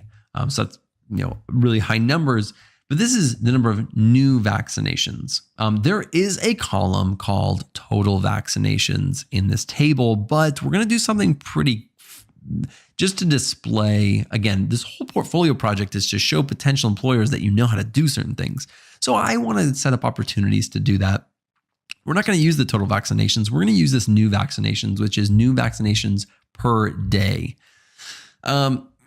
So we want to know, or do kind of like a rolling count out here. So as this number, let me go back to the beginning. As this number increases, 718, 2300, 4179, we want it to add up over here. It's a pretty cool thing. I mean, it's, once you see it, you'll be like, oh, that's pretty easy. But, we're going to be using partition by, we're going to be using, this is a Windows function. So it's really good to showcase, I think. So we're going to do, and let's do, we need to do the sum because we're going to be adding these together. So we need to do the sum of new vaccinations. Oops. We do the sum of new vaccinations. Let's do over. And we're going to say partition by, and we need to partition by the location first and foremost. because we're breaking it up by, if we do it by continent, the numbers are going to be completely off. We need to do it by location. Location and also partly the date, but you'll see that in just a second. But we need to partition it by breaking it up by location. And why is that? Because every time it gets to a new location, we want the count to start over. We don't want this aggregate function to just keep running and running and running. It'll ruin all of our numbers. We only want it to partition on the location so that it runs only through Canada, and then when it gets to the next country, it doesn't keep going. And if we only did that, by the way, let's look at what this looks like. Okay, real quick, I need to cast this as an integer like we've been doing in the past. You can also do, real quick, I want to show you another one. Convert, and I think it's comma integer.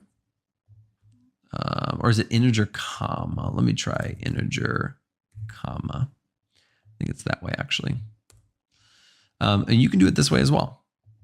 That is up to you. Either one is totally fine. If you want to use both, that's even better because then it kind of shows that you can do both. But they basically do the exact same thing. So let's go down and let's see what's happening here. So it goes down to Albania. And since we're partitioning on Albania, their total amount of vaccinations is 347,000. I know that going into it because it has it on every single stinking row.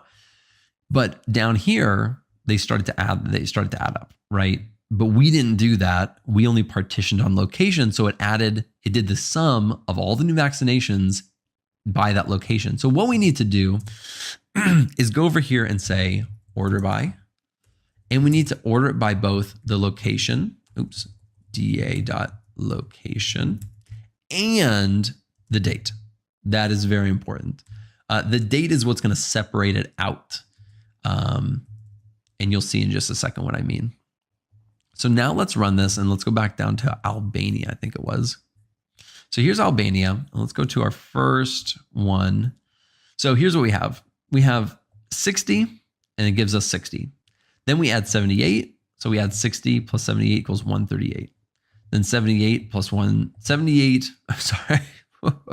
60 plus 78 plus 42 equals 180. Then 60 plus 78 plus 142 plus 61, 241. So you get the point. It adds up every single consecutive one.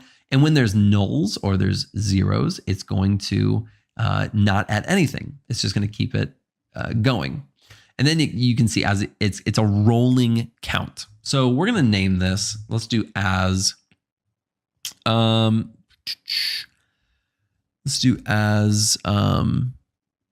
rolling people vaccinated. Let's call that.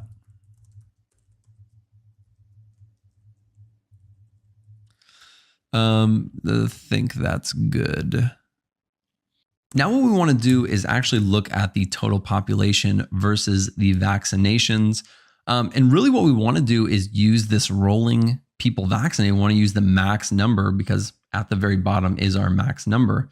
This is how many people in Albania. We want to use that number and then divide it by the population to know how many people in that country are vaccinated. So what we want to do is we'll do this. We'll do rolling people vaccinated divided by population times 100. And as you can see, we're getting an error. You can't use a column that you just created to then use in the next one. So what we need to do is we need to create either a CTE or a temp table. This is the time of the show, of this tutorial, whatever you want to call it, where I'm going to give you some options.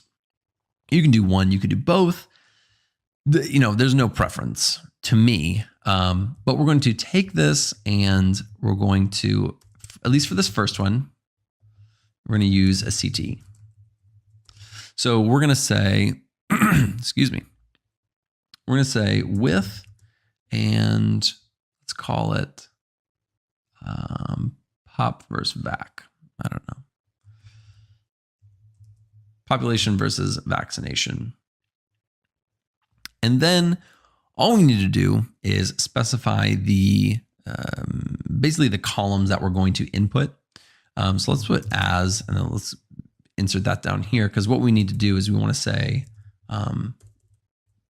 we're going to do continent. Oh gosh, I'm so bad at spelling continent. Location, date, population, and then we'll have this rolling people vaccinated. And that should be it. And let's see if there's, we just need to close this parenthesis. So this is our CTE. It should be working. Actually, that's not true. I need an open parentheses here. That's why it's giving me that error. Let's see, I'm still getting an error. So let me see if I'm doing something wrong. I have this in parentheses. There and there. I say with, pop back, there's continent, location, date, population. I believe that is the issue. So then we just need to add that last column, new vaccinations. If the number of columns in the CTE is different than the number of columns here, it's going to give you an error. So you got to make sure. And then let's just say for right now, select everything from, and we can even say pop versus VAG. It'll come up right away. So really quickly, let's run this and see what happens.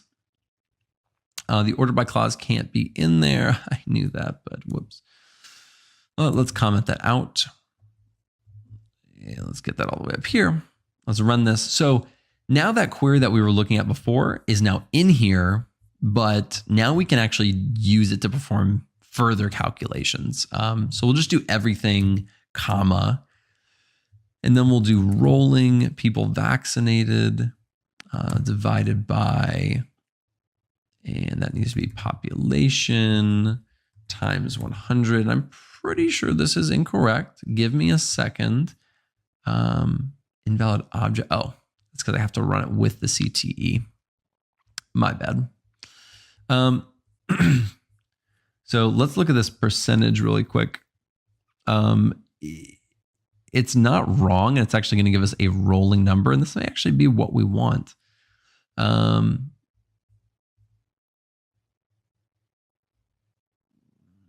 So basically what it's doing is it's taking this column and doing it versus this column. And so this number should only increase because as this number increases, this number will increase because the population stays stagnant.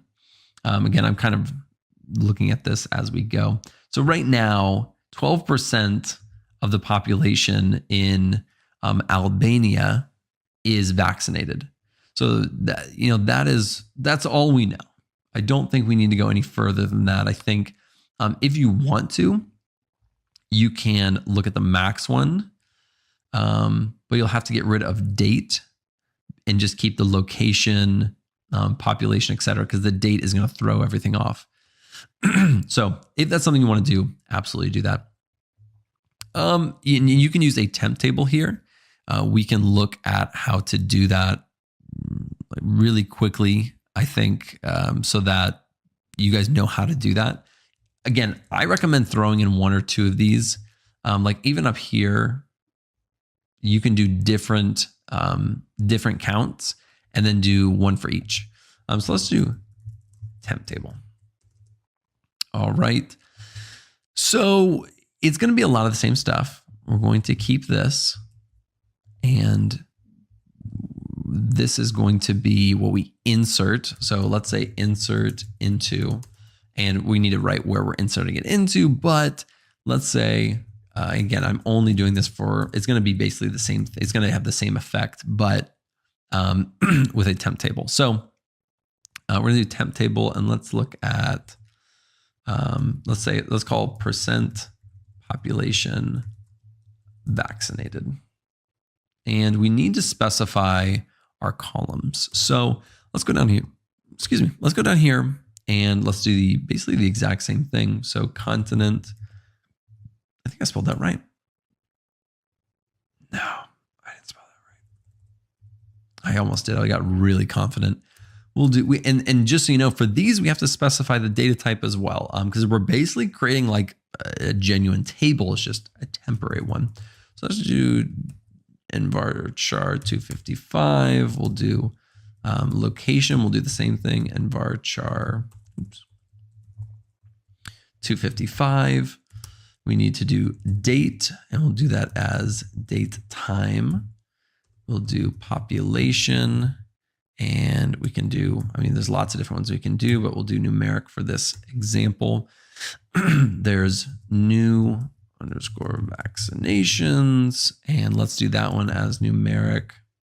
Again, you can use different things, and then we'll do rolling people vaccinated. This can be numeric as well.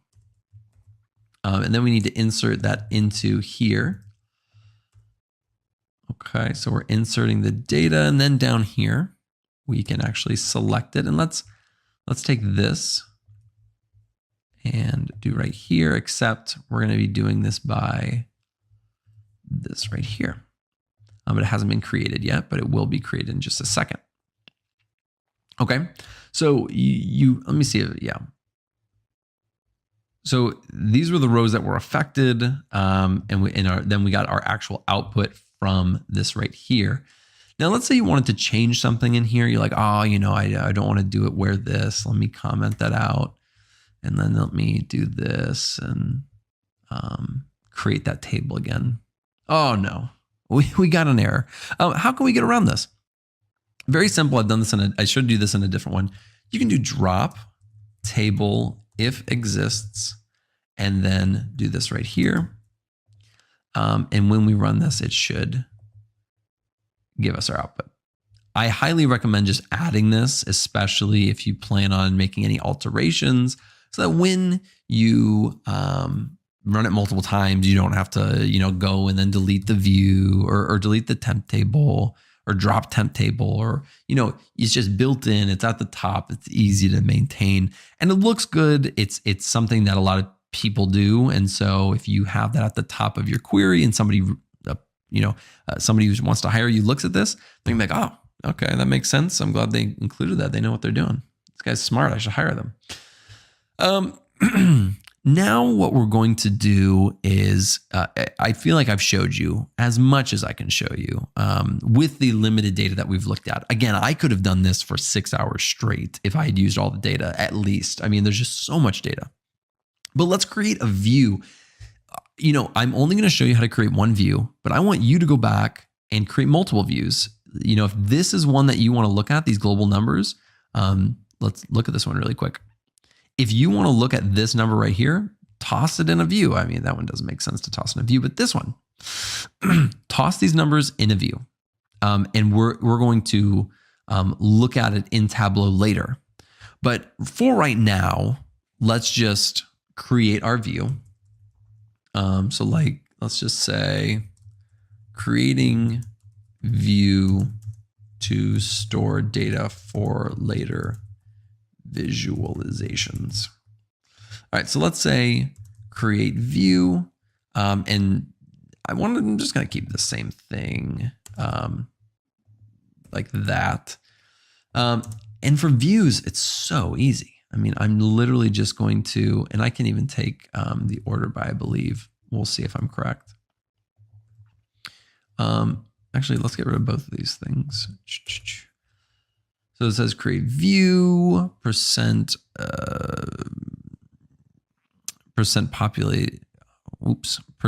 population vaccinated. And let's see, am I doing anything wrong here? Let me see. The order by clause, oh, I was completely wrong. I was wondering why I was getting that. Now let's try running it. Okay, so it ran successfully. Let's look at our views. It's not gonna be in there. Let's refresh it. Hey, look, we got our very first view. We can open that up like a table if we want to. It's gorgeous. If you wanna get rid of that, Control Shift R, that's a refresh. And now it basically recognizes it. But let's go back here for a second. And we can now query off of that. It's a view now. So, it's something that it's permanent. You have to go in and actually delete it. It's not like a temp table. This is now permanent. And this could be something that we now use for a visualization later. So do some of these, look at some of the queries that we've looked at and create a few of these views, and we will use them later. Normally in a normal setting, if I was actually working, I would put some of these in actual, I would call them like a work view or a work table or something set aside so that I can use them consistently. But I would also set them aside so that I could connect Tableau to that view. Now we're going to be using something called Tableau Public. That'll be in the very next tutorial. Unfortunately, let me see if I can show you. I can't show you. Tableau Public does not connect to SQL databases. And that's because it's free. And I totally get it. You have to pay for the upgraded version, but I am not a billionaire, okay? I cannot afford the real version of Tableau. I'm also not like a student or like something where I can get it cheap. So I'm not paying for that. So we're gonna use Tableau Public, and I recommend this anyways because anybody can access it. It's free for anybody. So we're gonna be using Tableau in the next one to actually visualize a lot of these things. I'm gonna get at least 5 visualizations. We're gonna create a dashboard. It's gonna be a beautiful, beautiful thing. All right, so the very last thing that we are going to do is we are going to actually save this and then put it into GitHub. And I just want to show you how to do that. That's where we're going to be storing our code, at least for now. So let's go up here. Let's click File. Let's click Save As. I've already have multiple versions of this. Let's just push V2. We're going to save that. So we have this saved now. I'm going to go over here. I'm going to go to my GitHub. Now, if you don't have an account, I highly recommend getting an account so you can start putting your portfolio projects in here. Of course, we're not going to put our Tableau one in here, but our SQL ones and our Python ones you can put in here. Again, I'll talk a lot more about how we actually want to display this in GitHub or other places. But what we're going to do for this is we're going to create a new repository. Let's call this one Portfolio Projects. Make it public. We'll create the repository. We'll do all that extra stuff later. So what we now want to do is upload an existing file. We'll click right there, go to choose files, and we'll click this latest one that we saved, and we'll open it. And we can always change the name of it later on, and you can add notes if you'd like, but we'll commit that change. So we'll actually upload this, this file. But let's look at it really quick. And I'm going to go back and I'm going to use the real one where it has the formatting and the notes that I had that I wanted to add in there. But as you can see, you can see all of the queries that we wrote, and this is fantastic. So if somebody comes in here, we'll have more notes and kind of better comments on what they do, and what the takeaway is this for a hiring manager to, when they actually look at this. So this is a really, really good place to start. Again, this may not be your optimal place to put this. I'll give you a few different options in a later video about how we can actually potentially improve upon this. I'm really looking forward to getting more portfolio projects done so we can actually start building a complete portfolio.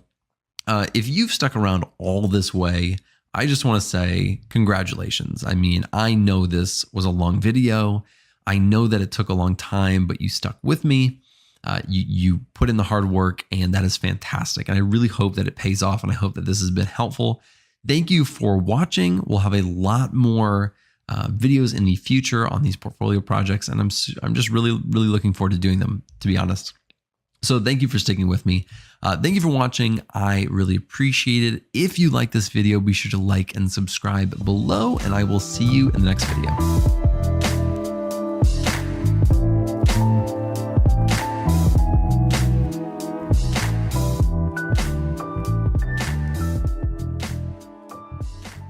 What's going on, everybody? Welcome back to another video. Today, we will be heading back into SQL for our third portfolio project.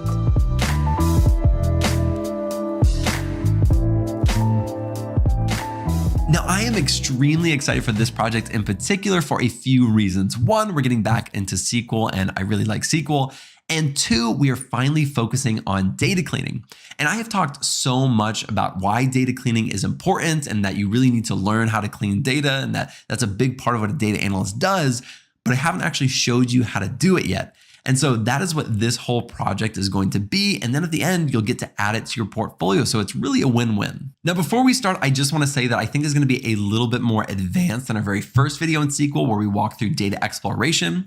If you see something that you have never seen before, I will do my best to explain it while we're walking through it. But if you get confused or it seems a little complicated, please pause it, Google it, do a little bit of research, and then come back. And I think that will be very helpful. With that being said, let's jump over to my screen and we'll get started on the project. So we're going to start over here on GitHub, and this is where I've actually put the data set that we are going to be using. So I will put this link in the description. We're going to go right over here to the Nashville housing data for data cleaning. All you have to do is click download, and it's going to download it, and you can open it up if you want to. We're not going to do anything to this data at all, but really quick, I'm just going to show you what it does look like. And we'll of course look at this in SQL in just a little bit. But we have a unique ID, parcel ID. We have this address, a sales date, the price of the home. So this is housing data if you didn't pick up on that already. Who actually owns the home, the owner address, and then some information about land value, bedrooms, bathrooms, things like that. Again, not super important because we're going to be doing all of this in SQL. So let's actually get this data into SQL. We're going to import it the exact same way that we did in the very first video. So we're going to come right over here. I'm going to go all the way down to Microsoft SQL Server 2019, import and export. We'll click next. Our data source is, like last time, a Microsoft Excel. And let's take a look. And we'll take that first one. This is the most recent one I've downloaded, but I just wanted to make sure. So I downloaded it a few times. For the destination, we're going to click SQL Server Native Client 11.0. And this is my client or my server right here. And I'm going to go down here and I want to put it in this portfolio project. So, just configure this to what your server is. Again, if you haven't done this before, you've never set up SQL Server or a server to go on SQL Server, I will leave a link, hopefully right here, also in the description, like I did for the first project. So, be sure to go through that video so that you know how to download this and have everything. We're going to copy the data. We're going to take sheet 1. We could have renamed sheet 1 to something else, but we didn't. And then we're going to finish this and it should run successfully, hopefully. It's looking good. Perfect. So we have 56,477. So let's head over to SQL.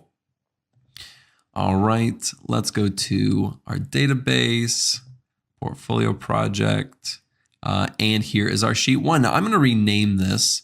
Let's rename it, what is it, Nashville? Let's just do Nashville Housing. That's what I'm going to rename it as, at least. So when I post these queries to the GitHub and you see them, this is what they will be. So if you want to have them the exact same or be able to copy and paste them, you should do that as well. So let's take a look really quick. Let's select the top 1,000. But there's about 56,000 rows. There's a lot of data in here. And a lot of things. So I'm about to open up a save thing and we'll walk through the exact things that we're going to be working on in just a little bit. But yeah, this is what the data looks like in here. There's lots of columns, lots of data. So really excited about this. Let me pull this open really fast. It's going to be this project walkthrough. Here are the things, and I'm going to show you this really quickly. Here are the things that we're going to be walking through. So we're going to standardize the date format. We're going to populate the property address data. That's referring to this right here. If you notice, there's the address and there's also the city that it's in. So we want to be able to separate that out. And that is actually right over here. We're going to be doing the same thing to the owner address, except that has an address, a city, and the state, which makes it a little bit more complicated. And so that one should be really, really cool to show you. Oh, whoops, I messed up. That's what this one is, breaking it out into individual columns. That's what we're going to do for that. This populating the property address, if you notice, and we'll go into this a little bit, there's actually some values in the property address that are blank, but I'm going to show you how you can actually populate that, which, it's just a cool trick that I've used a few times, and it does work. I think you'll find that one interesting. In the sold as vacant field, we're going to be doing some case statements, if then we're going to be removing duplicates and then deleting unused columns. So we have a lot to get through. This could be potentially the longest video, and I'm okay with that because I love SQL. Down here, and I will say that when I in the very first video I said it's going to be an ETL video, and I fully intended on doing that, but I ran into not issues on my side, but issues in the fact that the vast majority of people who are going to be watching this are not going to be able to do what I did to configure my server. But I left it in here anyways. When I think ETL is an automated process in order to extract the data from somewhere, we're going to transform it and then put it somewhere. This was going to be the extraction method, and I was going to put it in a stored procedure so that you could run the stored procedure or run the job, import the data. It was going to be really cool. But I know that if I was having trouble with it, me trying to explain it to you and you being able to figure it out on your side was going to be very tough. I left this anyways because I was able to get it to work on my computer. But it is tough and it took a lot of research. And I did this for a previous server like a year or two ago, and I remember it being crazy hard, but I was able to figure it out on my computer. So if you want to try it out and look into this stuff. So I'm going to leave this here. This is just for if you want to try it. It's a little more advanced. And so you don't have to just import it. And this will be a data cleaning project instead of an ETL project. But data cleaning is what 90% of it is going to be anyways. Anyways, let's go back up to the very top really quickly. I have a whole nother laptop right here, as I did in the first video. I didn't show it to you last time, but I have all of my queries written out over here. I'm going to try to do this as quickly as possible. We have a lot to get through. Now, before we start writing our queries, I am going to turn off my camera so I do not get in the way. All right, you should still be hearing my voice, but let's get started. Let's just start with select everything, and we'll do from, and it is portfolio project.dbo.Nashville housing. So let's just get this pulled up on screen. Awesome. So this is exactly what we were looking at before. And the very first thing that we're going to be looking at is this sale date. Now, I wrote standardized sale date, but I'm really just going to change the sale date. So let's copy this really quick. And let's look at just sale date. And it has this time on the end, and it serves absolutely no purpose, and it just annoys me. I want to take that off. And so right now it's a date time format, but we're going to convert, and we're going to do date, and we're going to take sale date, and we're going to go like that. And let's run this really quick. And this is what we want it to look like. All right, so let's say update, and we have portfolio project specified up here, so we can just say Nashville housing, and we are going to set sale date equal to, and we're just going to copy this. Now I will say before we do this, I had some issues when I was initially doing it, whether or not it made the update, and I'm not sure why or why not it was doing it. So yeah, it's not doing it right now. You try it out on yours. It may or may not be working. I'm not exactly sure why that is, because I would say like 80% of the time it's doing it, 20% it's not. I don't know why. No logical explanation to that. But most of the time when I did it, they would then be the same column. Something we can do, I just thought of, we can do alter, can't even say that word, alter table, and we can say, I think it's new or it's add. Give me 1 second. Yeah, so add, and we'll just do sale date converted. And let's make that a date format. And just like this. And then we can say like this and set sale date converted. Let's try this and see what happens. So I'm going to add this column, and then I'm going to update this, and it says it's affected. Let's see what happened. So let's write sale date sale date converted. Let's see what happened. Let's see if it actually worked. And it worked. Okay. So we now have a column, and maybe at the end we'll remove that sale date column so that we just have that sale date converted. But we know what that is. You don't have to name it that. You can name it sale date 2 or something like that. Cool. Well, let's go down to the property address, and let's get just a really quick look at it. Let's copy this up here. I hate rewriting this stuff, so I'm always copying and pasting. But we're going to be working with the property address. There we go. So let's take a look at this really quick. So let's look at, sorry, I was looking at my notes. We need to look at it where the property address is null. So what you'll see really quick when we run this is that there are null values. Why there are null values? Yeah, I really don't know. I really am not sure. But let's look at everything where this is, where it's null. So we have this property address, we have a sale date, a price, legal reference. There's this parcel ID and there's this unique ID. So we have a lot of information. And when you have something like this, something like an address is, the address isn't going to change. The address is the address. The owner's address might change, but the property itself, the address 99.9% of the time is not going to change. So you can say with almost certainty that, this property address could be populated if we had a reference point to base that off of. So really quickly, let's look at just everything. And let's look at, and we'll just order by, let's do property, not property address. Let's do parcel ID. And let's take a look at this. So we have to do a little bit of some research on this, but I'm going to show you something really quick. Let's see if I can find an example in not too long. Okay, so here's an example. Here's the same ID. So 015, and then it's the exact same address. And we'll find this a lot of times. And I look through the data and it is pretty much accurate.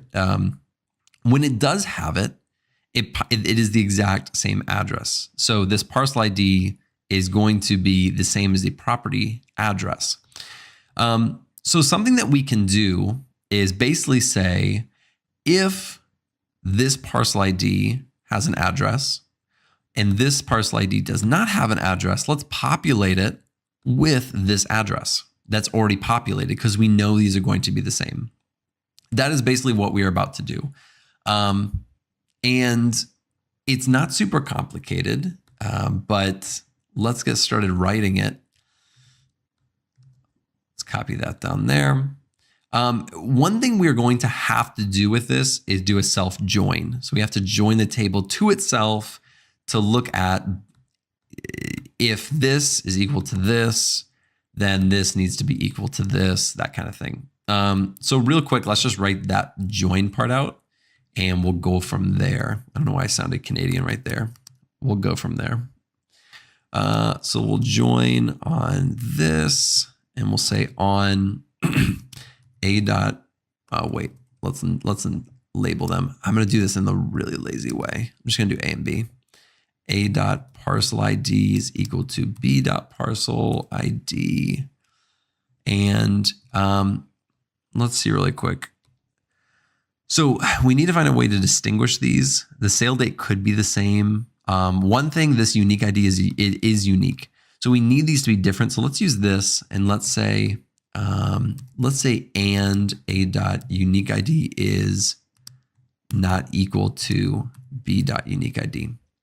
So all we have done here is we've joined the same exact table to itself, and we said where the parcel ID is the same, but it's not the same row, right? Because this is a unique ID. Unique will never, or that means these will never repeat themselves, so we'll never get the same one. So if this is equal to this, but these are different, we want to then populate the other one. So let's do a.parcel ID, and we'll say a.property address, b.parcel ID, comma, b.property address. And let's take a look at this really quick. And let's do, let me see if this works, where a.property address is null. And let's see what comes up here. Okay, so this is perfect. This is exactly what I wanted to see. So we have this parcel ID, we have this parcel ID, and here is our address, and it's blank in all 35 of these. So we have an address for all of these, but we're not populating it. So what we want to do is we want to say, use this thing called isNull. So isNull is basically saying, it's the first thing is, what do we want to check to see if it's null? So we want to check a.property address, this whole thing. Now, if it is null, what do we want to populate? We want to put in there this b.property address, because we want to take that property address and stick it in there. So let's run this really quick. So this row is what is eventually going to be stuck into this row. So this is perfect. It's literally saying when it's null, take this and put it there. And so that's what this this part of it is doing. So let's go in here and write our update. So we want to update, and let's take this whole thing from here up. And this will be the set. Oops. So we're going to set property. Okay, we need to specify. And just so you know, when you're doing joins in an update statement, you're not going to say Nashville housing. Okay, that's going to give you an error. You need to use it by its alias. So let's put A. So now we're going to say property address is going to be equal to, and now we're just going to copy this is null and put it right here. And we only want to update. Let's see if it does take this. So I think this should be correct. Let's test it out really quick, and we're going to run this above query and see if it made that update.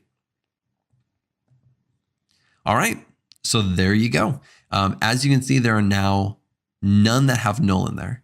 Otherwise, it'd be giving us an output right now. So that one is fixed. We can go back and check it. If you want to, please go back and double check that. But that is what we did, and it worked perfectly. So that's what that is null does. It checks to see if this is null. If it is null, it can populate with a value. You can also do like a string, and you can write, no address if you wanted to do something like that. We don't want to do that. We're going to keep it how it is. Let's keep moving on. We do not have unlimited time here. I'm going to try to keep this on under 2 hours. Stretching the rules because for my love of SQL, and that is the only reason. And this, I think, is going to take a little longer. So let's take a look, and let's copy this real quick. And let's take a look at, what are we doing? The property address? The property address. And we can get rid of this as well. So if you notice, we have two things here. We have both the address, and then there's this comma after all of them, and there is the city. Now, you don't know that, or maybe you haven't looked into this, but I have, and there are no other commas anywhere except for in between these things as a separator, as a delimiter. A delimiter is literally, if you don't know it, if you've never heard that term delimiter, a delimiter is something that separates different columns or different values. So for us, the delimiter is a comma. And for this first one, because we're going to be separating this one out, and then we're going to be doing the owner address. For this one, we're going to be using something called a substring, and we're also going to be using something called a character index or a char index. So let's start writing that out, and let's do select, and let's say substring. Now the substring that we want to take, we of course want to be looking at, oops, let me put this down here so it helps us out a little bit. And I'll do it like that. So substring, and of course we're going to be looking at property address. And we want to look at position 1. So we're going to start at position 1. Now this next part is something that you may have never seen before. And if you haven't, that's totally okay. We're going to be, the character index is going to be searching for the, it's going to basically be searching for a specific value. Okay, that's all it's doing. And you can look into this a little bit more if you want. So it's going to be char index. That's how it's spelled. And then like an open parenthesis. And we want to specify what we're looking for. So it can be anything. You can even do, if you wanted to, things like Tom, or you can do value. Well, you do it like this. You can look for Tom, or if you're looking for a specific word like John, you can search that. That's what this is for. But we're going to do a comma. Where are we looking? That's what this next one is. So we're looking in property address. And then we're going to close the parentheses. And we'd also close it again to complete off that substring. And we're going to say as address. And let's just take a look really quick at this. So right now it's taking it is basically it's looking at property address. It's going to the very first value, or starting at the first value. And then it's going until the comma. Now, the unfortunate thing is we're actually getting this comma in this output, and we don't want that. You don't want a comma at the end of every address. We can change that. So we can say, because this is specifying a position, if we just look at this char index, which we can do really quick, it is going to give us a number. It is saying at position 19, that is where the comma is, right? So it's not like it's not a value, or it's not a string. It's a number. So we can say -1. And if we do that, and now we run it, now that comma is gone, because we're looking back. We're going to the comma and then going back one behind the comma. So that's how you get rid of that comma right there. The next one's a little bit more tricky, because we're not starting, well, it's not super tricky, but we're not starting at that first position anymore. So let's put a comma, then we have our substring.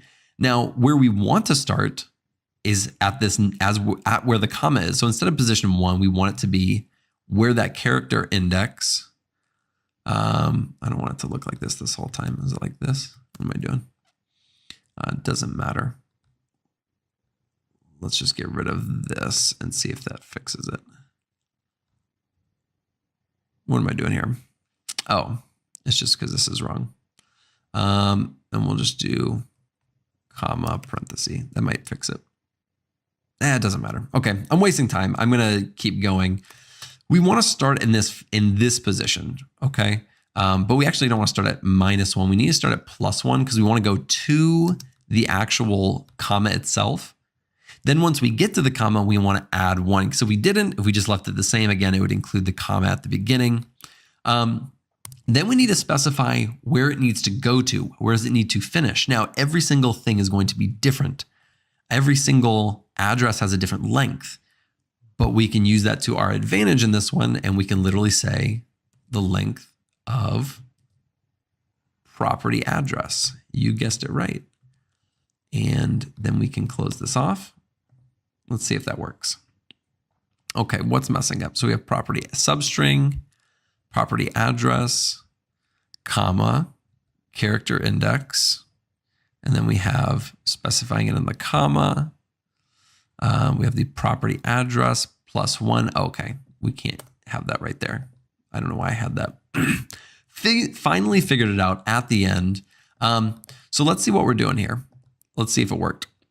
It works perfect. And again, this was one that I'm guessing a lot of people haven't used before. So I was trying to explain it a little bit more than other ones. But if we take that out, if we take out that +1, you're going to see the comma at the beginning right here. So that's what that is. So +1, and that's what we're going to keep. Now, we can't separate two values from one column without creating two other columns. So just like we added this table up here, we're just gonna, I'm just gonna copy this down here really quick. We're gonna create two new columns and add that value in. So we're gonna add that. We're gonna call this, let's call it, because it's property address, let's do property split, and this is the address. And then we'll say this next one is going to be property, and this is city, split city. And this isn't going to be a date, of course. This is going to be, let's do nvarchar, and let's make it 255 just in case it's a large, just in case it is a large string, a large text. So then we can say update that. And now we need to insert what we did for it. So this first one is the address. So we're going to say that equals the address. And we're going to take this whole thing, this whole substring, and copy that. And that's going to equal this. And then at the end, we'll look at it really quick. So first, let's add this table. I'm going to do this one at a time really quick so you can see it. So it adds the table. Now it adds the results, and again, adds the table of city and sets that city to that substring. And now let's take this and just do select everything from this. And you should see at the very end, because when you add it, it goes to the end, we should have two new values. And here we are. So property split address and property split city. It's much more usable than this. I mean, this would be a nightmare, not a nightmare, it'd just be annoying to use this column. I mean, now that it's separated on the address and the city, it's so much more usable of data. It really, really is. The next thing we're going to be looking at is this owner address. Now, it was hard enough, or it was tough enough to do this. But I want to show you maybe even a simpler way to do it, even though this is more complicated. So let's go down here and let's get rid of this. So let's say, let's get this and let's just say property. Oops, no, we're doing owner. Owner address. Here we go. Let's just take a look at this. Let's see what we got.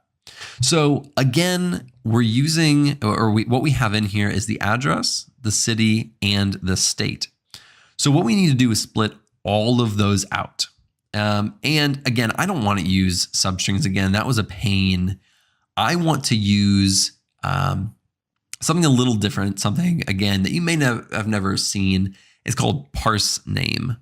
And parse name is super useful, especially for like delimited stuff that's delimited by a specific value.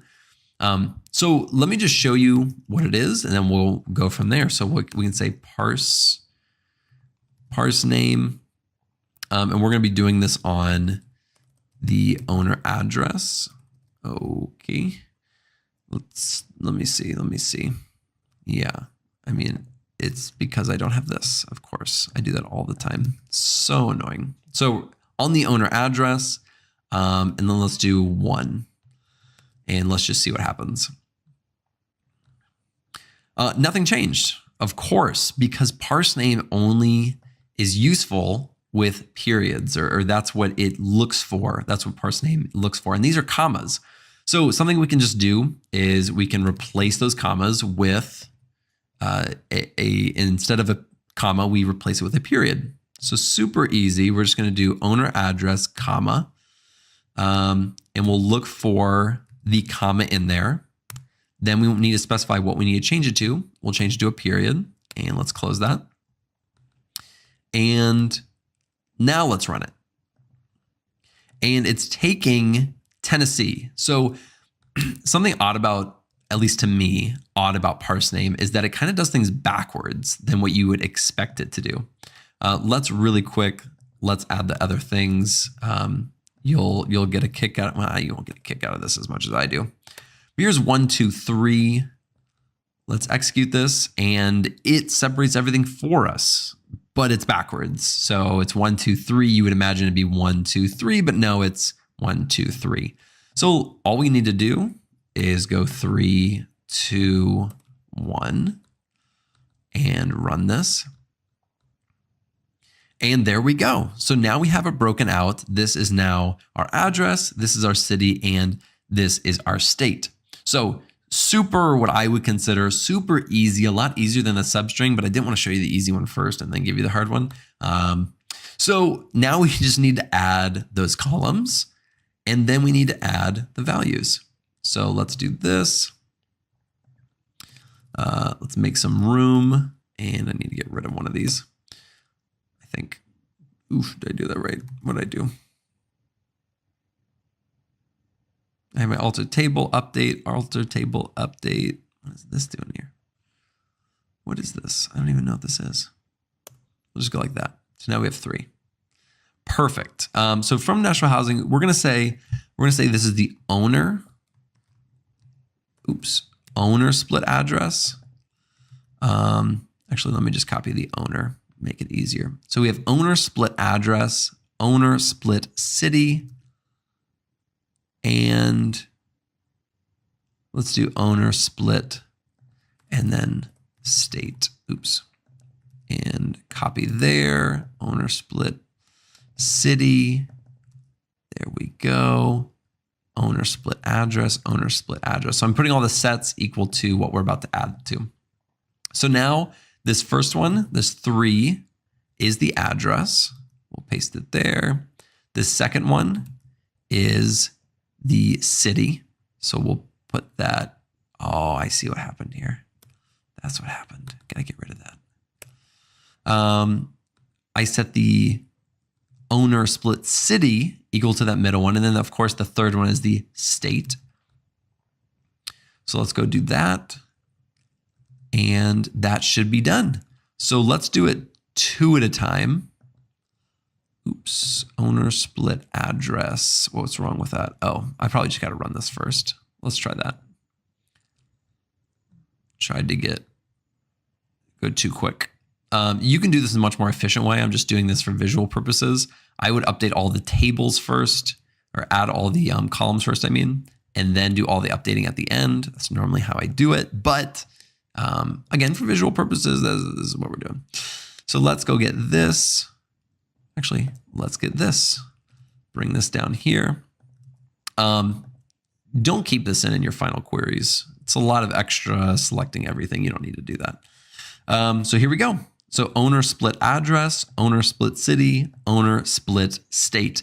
Again, so much more usable than when it's all in one column. I mean, it is 100 times more useful data now. That one to me, that gets used a lot.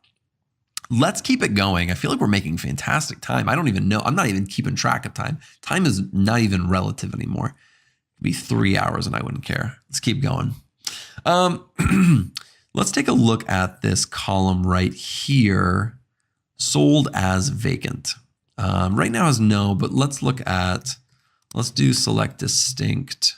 Oh my gosh, I hate when I do this. I do this all the time. Am I the only one? I don't think I'm the only one. And we'll do what is it? Sold as, okay. Sold as vacant. Let's do a distinct count on, or distinct on these. So right now we have yes, no, NY, I'm guessing, which is no and yes, and then no. So let's look at, just because I'm curious, let's look at a count of, I don't want to do let me just do sold as vacant. Let me do a count of this, and we'll group by sold as vacant. Okay, let's run this and see what we get. Oh gosh. Let me order by. Okay, here we go. Now we're moving. That's not what I wanted at all. Order by 2. Here's what I wanted. Okay, so at no we have 51,000. Yes, 4,000, almost 5,000. No, and then just a few. So let's change them to yes and no, because these are obviously vastly more populated ones. And we're just going to do this through a case statement. So we're going to say, oh yeah, let me get this ready before we start. Oh yeah, I'm ahead of the game now. Let's do select and we'll do sold as vacant. And then we'll start our case statement. Yeah, let's do it right here. So we'll do case when sold as vacant is equal to yes. All we want to do is say, then we want to make it no. Oh, we want to make it yes. What am I doing? Jeez, I'm losing it. When, and I'm just, oops, ignore that. Pretend that didn't happen. When sold as vacant is equal to N, then no. And then else, we want to say, if it's not one of those values, it means it's already a yes or no. So we're just going to say, just keep it as sold as vacant. And then we'll end it. So let's take a look. Okay, so let's scroll through here and see if we get any that we can see. Oh, I just went by some, didn't I? Oh, I just went by some. I know I did. Let's see. Okay, here we go. So here's an N. It's now a no. So this sold as vacant is this column. The case statement right here is changing it. So the N is no. So this should work and this will be a unique update statement. And I hope it works unlike the first update statement that we did. That was a travesty. Let's do update Nashville housing. And we'll say set, sorry, I'm talking faster than I'm going. Set sold as vacant equal to, and we can just literally put in this case statement. It's not pretty, but let's try it. Okay, now let's go look at this again and see if it made the update. There we go. The update statement worked. Oh, fantastic. It's a beautiful thing. Okay, great. I'm glad that one worked. I was worried for a second that my update had broken in SQL Server. Now we're going to do something, these next two things is we're going to remove the duplicates and then we're going to get rid of unused columns. This removing duplicates, I got to be honest, I don't do it a ton in SQL, but I have done it, especially for like queries.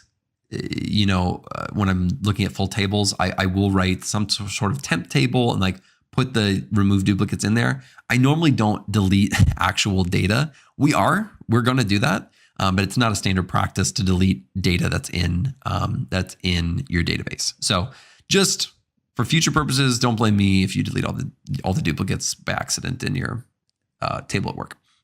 So you can do this a few different ways, but the way I'm going to show you is we're going to write a CTE and we're going to do some Windows functions to find where there are duplicate values. Okay, so excuse me. So let's start writing out our CTE and, even we can write out the query first, then put it into a CTE. That might be a little bit better. So let's do select everything. And oh my gosh, I was about to do it. Somebody's out there just like waiting for me to make that mistake again. So we want to partition our data. When you're doing removing duplicates, we're going to have duplicate rows and we need to be able to have a way to identify those rows, right? So you can use things like rank, order rank, row number. There are a few different options. We're going to be using row number. And if you want to look into how rank and rank, like dense rank and all those ones work, please do that so you know why we're doing it. But we're using row number because it's I think the simplest, and it's going to do what we need exactly. So I'm going to get this over here. We'll say select everything because we're selecting everything. Then we're going to add this row number on here. So row number, and we're going to do these parentheses right here. And we're going to say over and an open parenthesis. Now we need to write our partition because we're going to partition this data. So we're going to say partition by, cool. Now really quickly, while we're here, we need to actually know what we're partitioning on. That's helpful. So let me write this so while we're writing it, we can see what we're doing. we need to partition it on things that should be unique to basically to each row. And I guess for the sake of what we're doing, we're going to pretend this unique ID isn't here. Although, you could say I'm cheating, it doesn't matter. But I'm going to say, if things like the parcel ID are the same, if the sale date is the same, the property address is the same, the sales price is the same, this legal reference, which I'm guessing is some type of legal document saying it's like somebody's property. If all of those are the exact same, then to me, that is the same data. It's unusable. Just for example, this data is just some random data set I found online, right? So that's what we're going to be going with. That's what we're going to be running with, and pretend that lie that I just told you is completely true. So what we want to partition by, let's start with the parcel. Is this not right here? Why is it saying this? Why is it not giving me? Okay, it doesn't even matter. I'm just going to say parcel ID. We can say property. We'll do property address. Stick with me. We're getting somewhere. We'll do sale price. What do we say? Sale date. There shouldn't be two of this. They didn't sell twice on the same day. Come on. And then legal reference. And oh, I know why it's not working, or my autocomplete isn't working, which I love. It's because we're creating our own partition, so it's its own column, of course. I don't know why it's late. As you can see down here, it's 11:15. It's getting late for me, but hey, this is an adrenaline rush for me. Now we need to order it. Now we want to order it on something that should be not necessarily, I guess, unique. So we're going to order it on this unique ID. We'll see if that actually does what we want it to do. Oops, what am I doing? Order by, come on. And we'll say unique ID, perfect. And we should be able to close that off. And we're going to call this row num. That just makes sense. So now we have this, and let's run this really quick and see what happens. So, and maybe we should order this as well, but maybe we'll do that later. Yeah, let's order this on parcel ID. Order by parcel ID. Let's just see what happens, because I think that should be pretty accurate. Let's scroll down and see if we get any. This is all ones. Maybe this should be doing it on unique ID. I don't know. Let's see if we get any hits. Okay, there was a 2 in there. Let's look at this really quick because I want to see it. Maybe I did something wrong. I don't know. It is absolutely possible. Somebody play some Jeopardy music for me real quick. Yeah, I don't know. I don't know why it's okay. So let's see. Let's look at these two. And let's see if I did something wrong. Oops. Don't need to pull that up. I was doing some research when that convert by wasn't working. Okay, so this one and this one, it's giving different row numbers. So let's look at the actual data. Ignore the unique ID, but the data itself. So the sale date is the same, the sale price is the same, the legal reference is the same, the owner is the same. This is the same. Literally every single thing in here is the same. So this is a good example. So we're going to, in this query that we're about to write, that second one will be deleted because we don't need it now. There's only one. So it looks like this is working as intended. I can also do, let's do where row underscore num is greater than 1. Let's see if that, I don't think it will work actually. Yeah, that's because it is, that is in a Windows function. Of course we can't do that. What am I thinking? That's why we need to put it into a CTE. Oh, of course, it all comes back. So let's call this all comes back to the CTE. Those things are amazing. Let's call this row num CTE. And we'll say as, and then open parenthesis. And I don't think we can have an order by in here. Let's do it like this. And let's just do select everything from row number CTE. So again, if you haven't watched my like CTE video, or you've never used a CTE before, this is now basically almost like a temp table. So we're gonna be able to, this query down here is querying off of this table that we quote unquote created. So it looks like it's working. So all we're going to do is select everything from that. And we want to say where row num, because that's now a row, is greater than 1. And let's order that by, I don't know, property address. Let's see if that works. And let's see what happens. Okay. So all of these are duplicates. We have 104 of them, it looks like. So there's not many, but there's 2s, I think 3s, no 3s. So there's multiple of these rows or columns that are basically duplicates, and we want to delete them. So all we're going to say is we're going to select, instead of saying select everything from row, we're just going to say delete. And yeah, I got to get rid of that order by. That doesn't work. And let's do this. There's 104. Let's see if it worked. So now let's go back and we'll say select everything. And let's see if there's any more duplicates in there. There are none. That is fantastic. I'm like biting my nails now to see if each one of these works. Because that first one didn't work. So yeah, so it worked. We got rid of the duplicates. That is fantastic. And now it's smooth sailing from here because we're just going to delete some unused columns that we don't care about. This doesn't happen often. This, I would say, actually happens more in like views. When I'm creating views, I have a view and I'm like, oh, I didn't mean to add that column. Let me just remove it because I don't need it. You don't do this to like the raw data that you import. Usually this is, I mean, again, best practices. Please don't do this to your raw data that comes into your database. Talk to somebody before you do this. That's just my legal advice for the day. I'm not legally bound or legally held responsible for any mistakes that you make.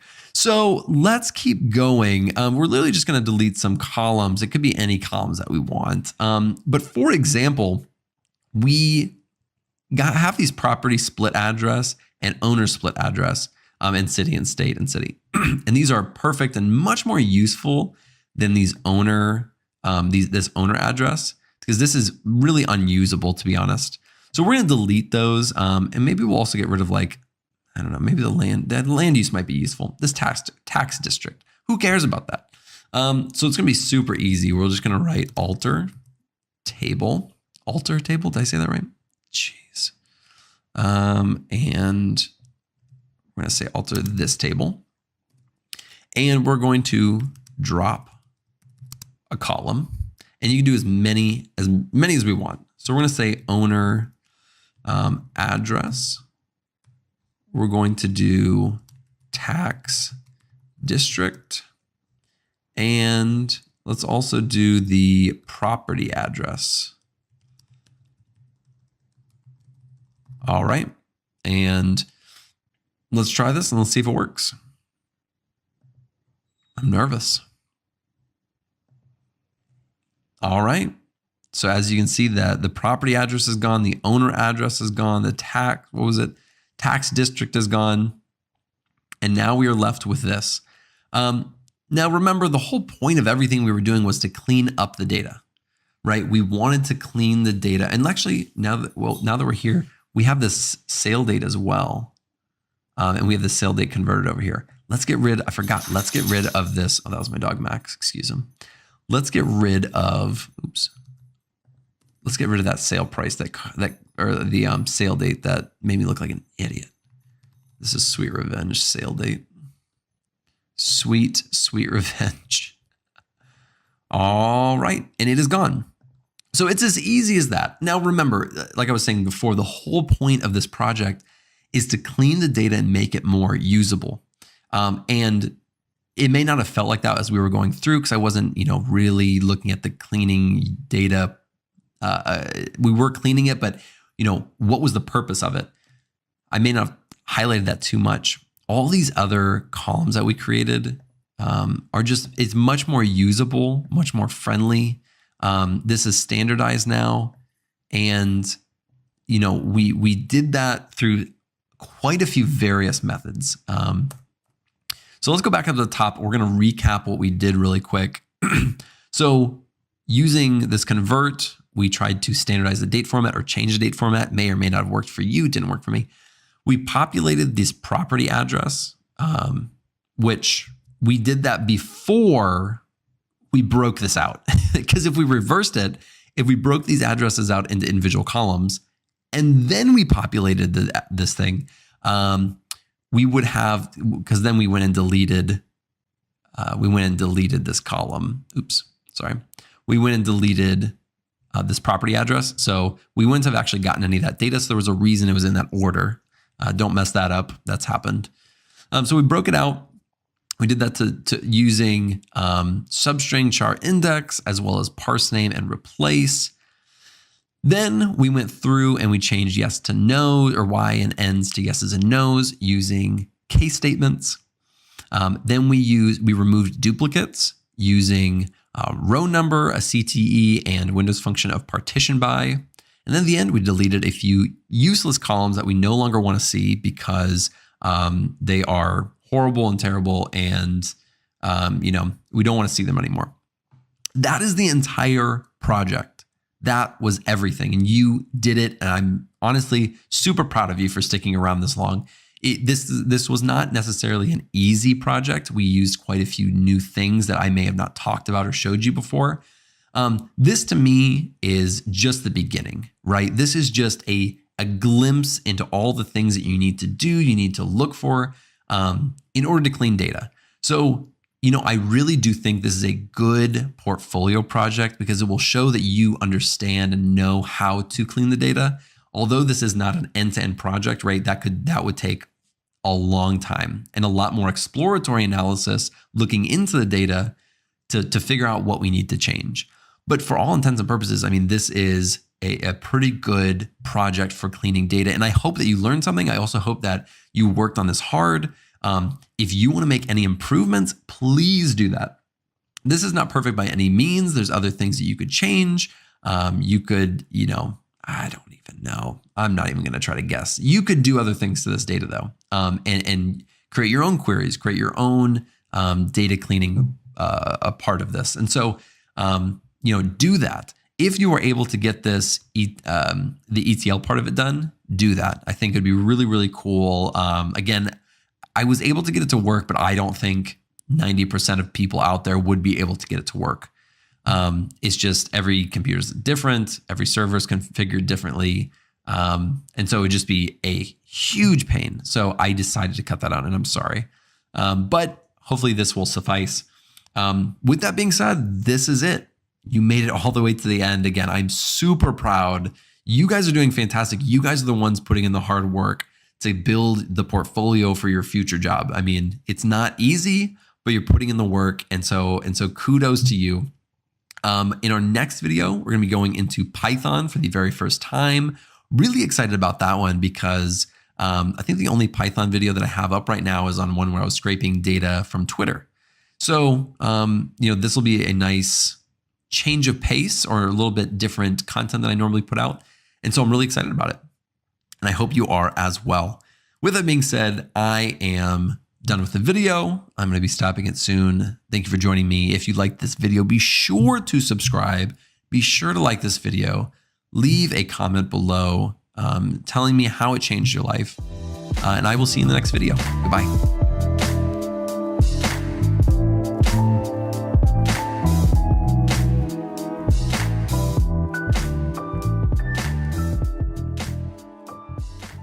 What's going on, everybody? Today we are starting our Excel tutorial series.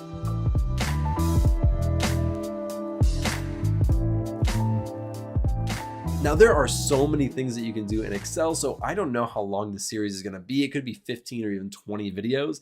But what I do know is that I'm gonna be covering just about every single thing that I've used since I became a data analyst, and I wanna show you how to do it. So it won't just be the more concrete things, like pivot tables, charts, VLOOKUPs, things like that. It'll also be some of the more nuanced things like how to deal with missing data or how to deal with dirty data and how to clean that up within Excel. And so those are things that you may not be able to do, if somebody wasn't showing you how to do it. And so that's what I'm going to try to help you, because I know that that is something that you will need to do or learn how to do in Excel. Now, before we get into it, I want to give a huge shout out to the sponsor of this Excel series, and that is Udemy. I took so many Excel courses on Udemy when I was first starting out as a data analyst. And there was this one course that I kept going back to over and over again, because as I got into it in my job, I realized that there were so many things that were in that course that I really needed to know, but I didn't realize I needed to know it. And so I'm going to put the links to those courses in the description in case you want to take those. Again, huge shout out to Udemy. Without further ado, let's jump onto my screen and get started with our very first Excel tutorial. All right, so I'm going to go ahead and get rid of myself. We are going to be looking at something absolutely pivotal in your data analytics career, and that is pivot tables. And I think that's really appropriate. It is probably one of the most commonly used things I think that data analysts use to convey information in Excel. It's super easy to group things together, to display information in a very easily understandable way, especially for people who are not data analysts, right? I use this a lot for other managers or for higher ups who don't want to get into SQL or aren't super tech savvy in like Python or Tableau. They just want it in Excel. And so I use it all the time for that reason. And so we're going to be using this data set right here, bike store sales in Europe. I will include this link in the description. We're not going to look at the columns just yet. We're going to download it. I've already downloaded it a few times, but we are going to go to our downloads. We're going to open it up, and we're going to open up this sales right here and give it a second. All right, perfect. And so here's what it looks like, at least on my screen. I'm going to spread it out just a little bit. And really quickly, let's take a very quick glance at this. So we have a date, a day, a month, a year. So some date information. Then we have some customer age information. So how old was the customer? Again, this is bike sales. So what did they buy? And then we have some demographic information. So this is their age group. We have the gender, the country, state, the product category, the subcategory, the actual product that was purchased. And then we have things like, how much these things cost, the quantity that was ordered. So we have order quantity, unit cost, unit price. Then we have the profit, cost, and revenue. All things that almost everything in here, we can in some way put into a pivot table. Now, I'm not going to go through every single variation of that, but we are going to be looking at a lot of this revenue over here, because I think it's pretty easy to show the value of a pivot table especially with currency or money. So what we're going to do to get started is we're going to go up to Insert, and we're going to click on Insert, and then we are going to click on Pivot Table. Now, really quick, there is a recommended pivot tables. And if you click on that, what will come up is some recommendations that Excel gives based on the data that you have. And it can kind of give you some ideas of what you can do with pivot tables. It's going to generate it for you. We're not going to do that. We're going to build our own. But let's click on Pivot Table, and it's going to auto-select basically everything. And that's fantastic. But if it doesn't come like that, I just erase that. If it doesn't come like that, you can click right here. You can click, you can click Control, Shift, and then the right arrow, and then the down arrow. And that is going to select all of our data. And you have right here a new worksheet or an existing worksheet. We're going to create a new worksheet. Just tends to get too clogged up if we put it on the same worksheet that already has a lot of data in it. So right over here are pivot table fields, and these are all of our columns that we just looked at. And we're going to be able to select those and kind of drag and drop. Now, if you just took the Tableau tutorial series that I just finished doing last week, then this is going to be pretty familiar. You're going to start seeing a little bit of hopefully some patterns about how the data is kind of displayed. And so we have our filters down here. We have columns, rows, values. All of these things we will be using. I'll show you how to use today, as well as some additional things. One thing that we want to start with for this demonstration is we're going to be looking at kind of these bottom ones right here: profit, cost, and revenue. And we're going to be doing that per country and state, and we'll kind of do some drill downs, and I'll show you how those work. So just to start out, we're going to take the country right here, and you'll see it populate right over here. In fact, let me zoom in maybe once. Yeah, that should be fine. I don't know if I might zoom in again in just a little bit. So we have our country, and it's just like this. Very, very simple. Oops. Now I'm going to include the state. Now I'm going to drag this all the way, and I'm going to put it under. You can put it above or you can put it below. I'm going to put it below. It definitely makes the most sense there. Now, when you do that, it kind of populates it in an expanded way, but you can collapse this very easily. We're going to go right here. We're going to right click. We're going to go down to expand and collapse, and we're going to collapse the entire field. And so now here are all of our countries as they were before, but now each of them has this plus sign to the left. And if you click on it, now we can go and we see this state that we added to these rows. And what this is going to do is it kind of is like a roll up, or it's like a grouping. And so if you have taken the SQL tutorial series and you've done things with group by, this is very similar to that. And if you've done the Tableau tutorial series, it's kind of like a drill down. It's very, very similar. So you can drill into the information. So we can put some values in here, and what that's going to do is that's going to kind of create some context to what we're grouping by. So just for visual purposes, let's add this revenue. So this is the revenue that is bike sales revenue, right? That's what we're looking at. So this is the sum of the revenue for these bike sales per country. Now, if we drop down right here, we can see that in Australia, New South Wales had $9,203,495. Queensland had $5 million, et cetera, et cetera. So now we can break it down. We don't just have to look at Australia. We can now drill down even further to the actual state, is what they're calling it, the actual state within Australia. And so it's super, super useful, and you can do that for every single one.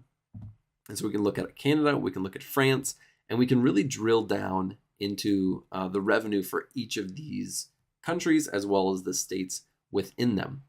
Now over here, this is not the most pretty. It just says sum of revenue, and then it has some numbers. Not the most pretty thing I've ever seen. Really quick, we can kind of highlight over these, and we can go back to home. You can do it in a couple different ways. We can go to home, and we'll type currency. Now it has these 2.00s at the end. You can get rid of those really easily by going like that. Already this looks quite a bit better just visually, especially if you're looking at it in dollars. You can change the currency to different currencies if you want to do that. Now we don't just have to do the sum of revenue. We can do a lot of different things. So let's go to the value field settings. So we can customize this name. So we can do revenue. Oops, be good if I could spell revenue per country. That's fine. That it's just a placeholder to try to show you. But we don't have to just do that.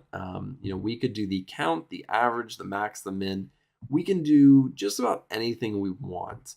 But let's keep it the sum right now. And if we want to, we can show this value as different things. So percentage, the percentage of column total, percentage of row total. Let's do really quick, just for demonstration purposes, the percentage of grand total. So when we do that, we can see that the United States, the per revenue per country, United States has 32% just between these, these countries, and Australia has the next one. So, it might be kind of hard to glance at this really quickly to know who has the highest. But what we can do is we can go right here and we can go to sort, and we can do largest to smallest. And there we have the United States on top.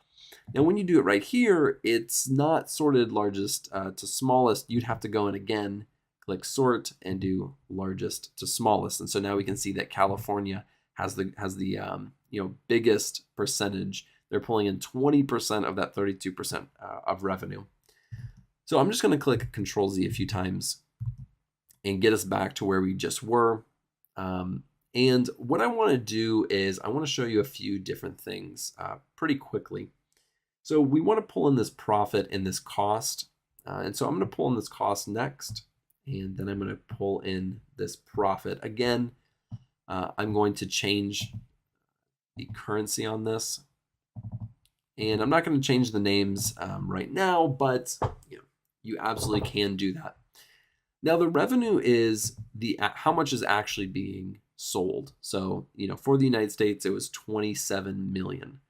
Now the cost is how much did it cost to manufacture or store or distribute all of these products. So that was 60 million. And the profit is actually how much money is being made. At the end of the day, after all of their costs, after all their employee costs, after everything, the United States is still making $11 million. Now, you might look at this and you might say, well, I can kind of glance at it and know that this profit is correct based off these two numbers. But we can do a calculated field. If you remember what calculated fields are, that's something from Tableau, basically the exact same thing.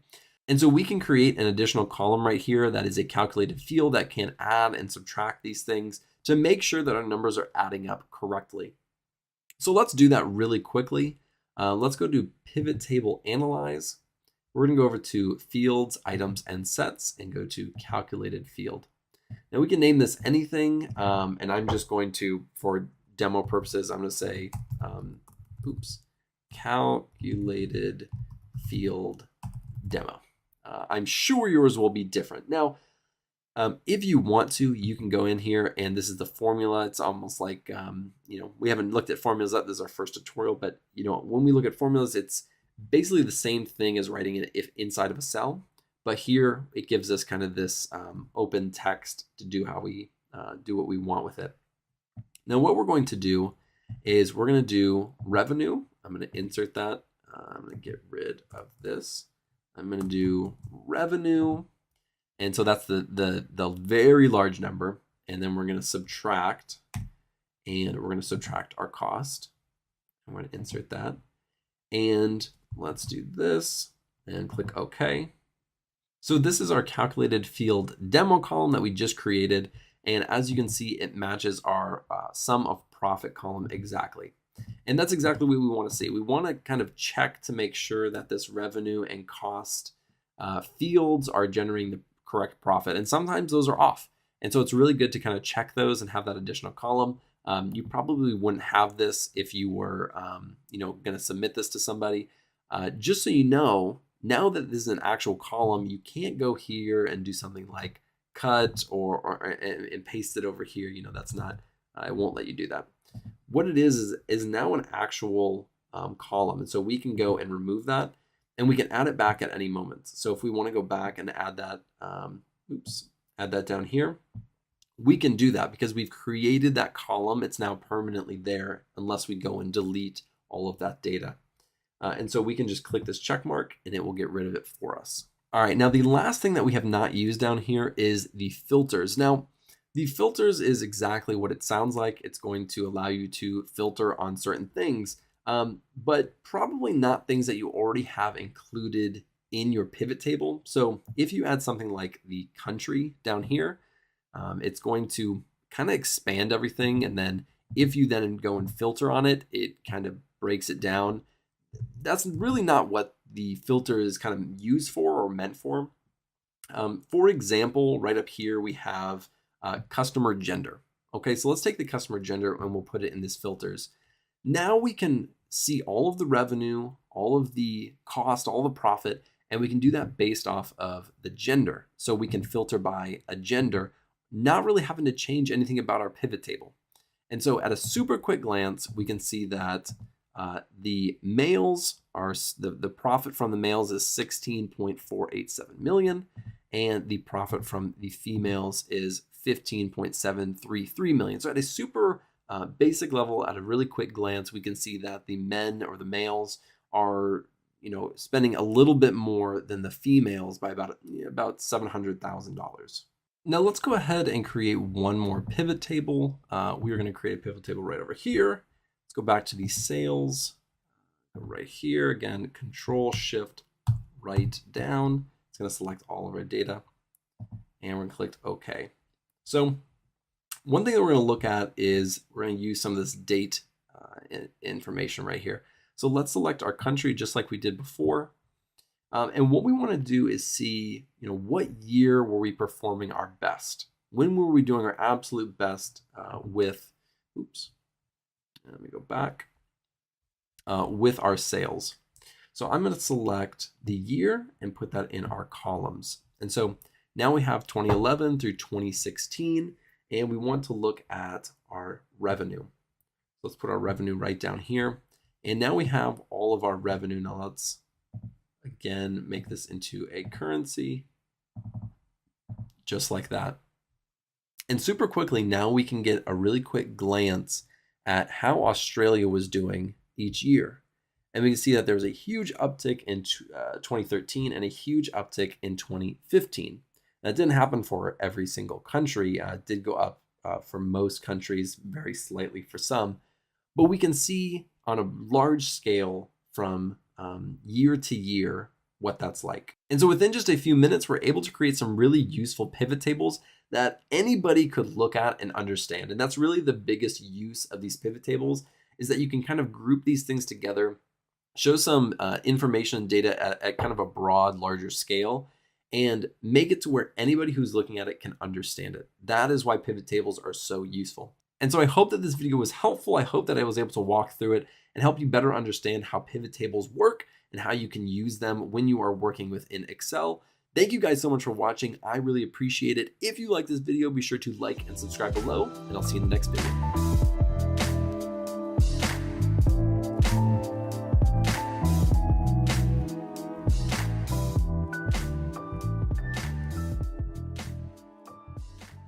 What's going on, everybody? Today we're going to be looking at formulas in Excel.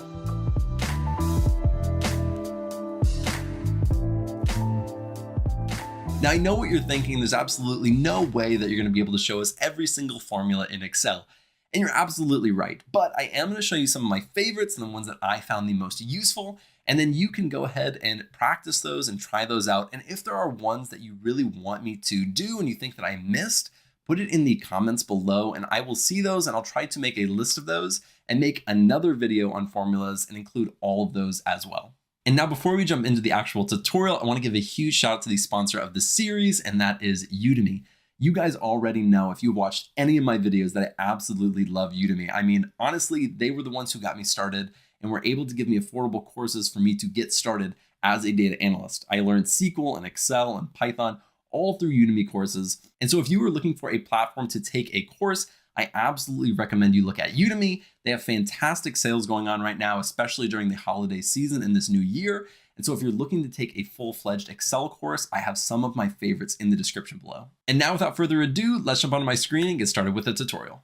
All right, now before we start, I want to say that this is not like every other tutorial that I have created. This one is very streamlined, okay? So I already know exactly what I'm gonna do. There's not gonna be much messing around. I've left little notes here and there. And I'm gonna try to get through it because there's a lot of them to get through. So all these ones at the bottom.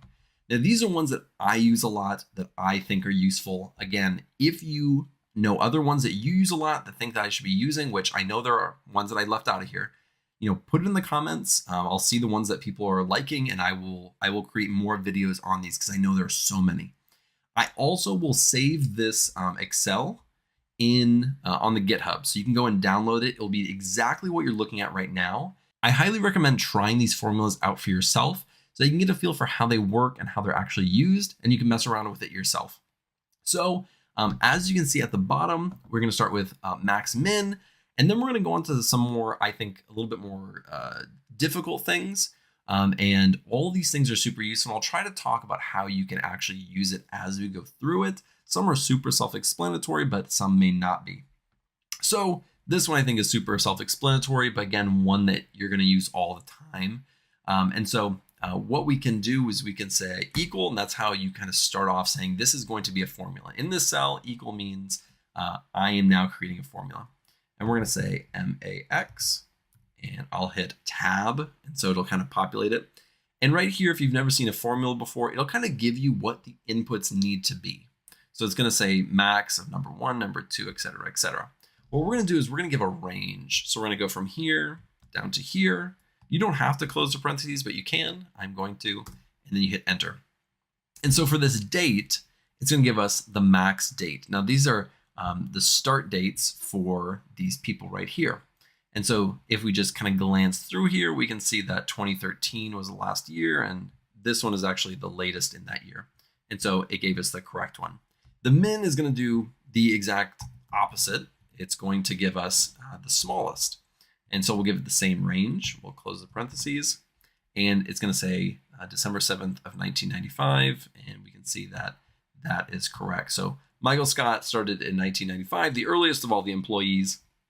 And you can do the exact same thing for really any of these columns. We can see who's making the most money, or at least what the highest salary is.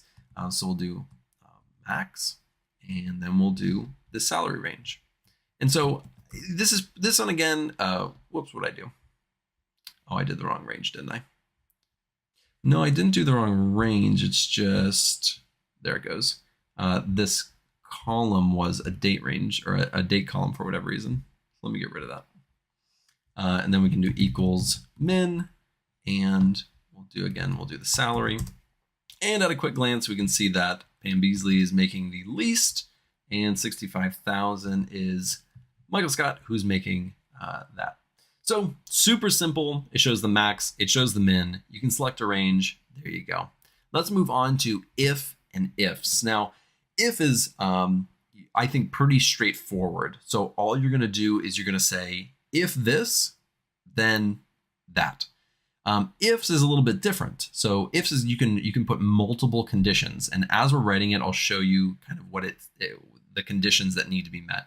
All right, so we're going to click right here. We're going to say equal. We're going to do if, hit tab, and we need a logical test. And so we're going to give it a range or something. We're going to say if it's equal, greater to, something like that. And then we're going to say if the value is true, what is going to be the output, or if the value is false, what's going to be the output. So let's do this right here. We'll do this age range. And so if they are greater than, let's do 30. If they're greater than 30, we're going to do a comma. And so if the value is true, what should be the output? If they're greater than 30, we're going to call them old. And then if it is false, so if they're younger than 30, what should it say? And we're going to say young. And we'll close the parentheses. And there you go. So if they're over 30, then they are going to have young, or if they're younger than 30, they're going to have young. Now, this is something where you would need to specify if you want 30 and over or over 30. We chose over 30. So 30 is not included in that. So they're going to be young. Now, we don't actually need two of these. That's pretty self-explanatory. The ifs is a little bit different, right? You can have multiple conditions. So let's open that up real quick.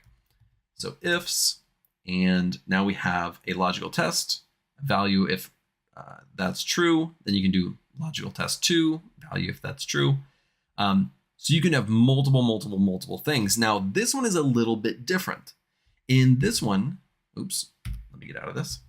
In this one, you had a value of true, a value of false. Ifs does not have that. Ifs is going to give you different ranges in different specific conditions, and you can't say if this one's false. You're just going to have multiple conditions. So let's do equals and ifs, tab, and we'll do our first logical test. So let's do if the salesman, or if that equals to salesman, we're going to respond with sales. So that's if the value is true. That's what we want the output to be. Now we're going to go on to our logical test 2. So you're going to see this pattern, right? If this is our conditional or logical test, So if this is true, this is what's going to be returned. So you'll notice that's just a pretty simple pattern. We can just do random things. So if it's equal to sales, and we'll just do the same one. If that is equal to, let's say HR, we can say fire immediately. And now we're going to say if it's equal to regional manager, and we're going to say give Christmas bonus. And we'll close the parentheses and let's see what we get. So as you can see, there's no default value for true or false. Like this one, there was a logical test, and if it was true, there was a value, and if it was false, there was a value. So for every single one, you'll get a value.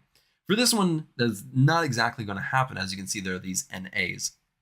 Now, when that happens, it just means nothing met that condition. So we never said anything about supplier relations. We never said anything about accountants.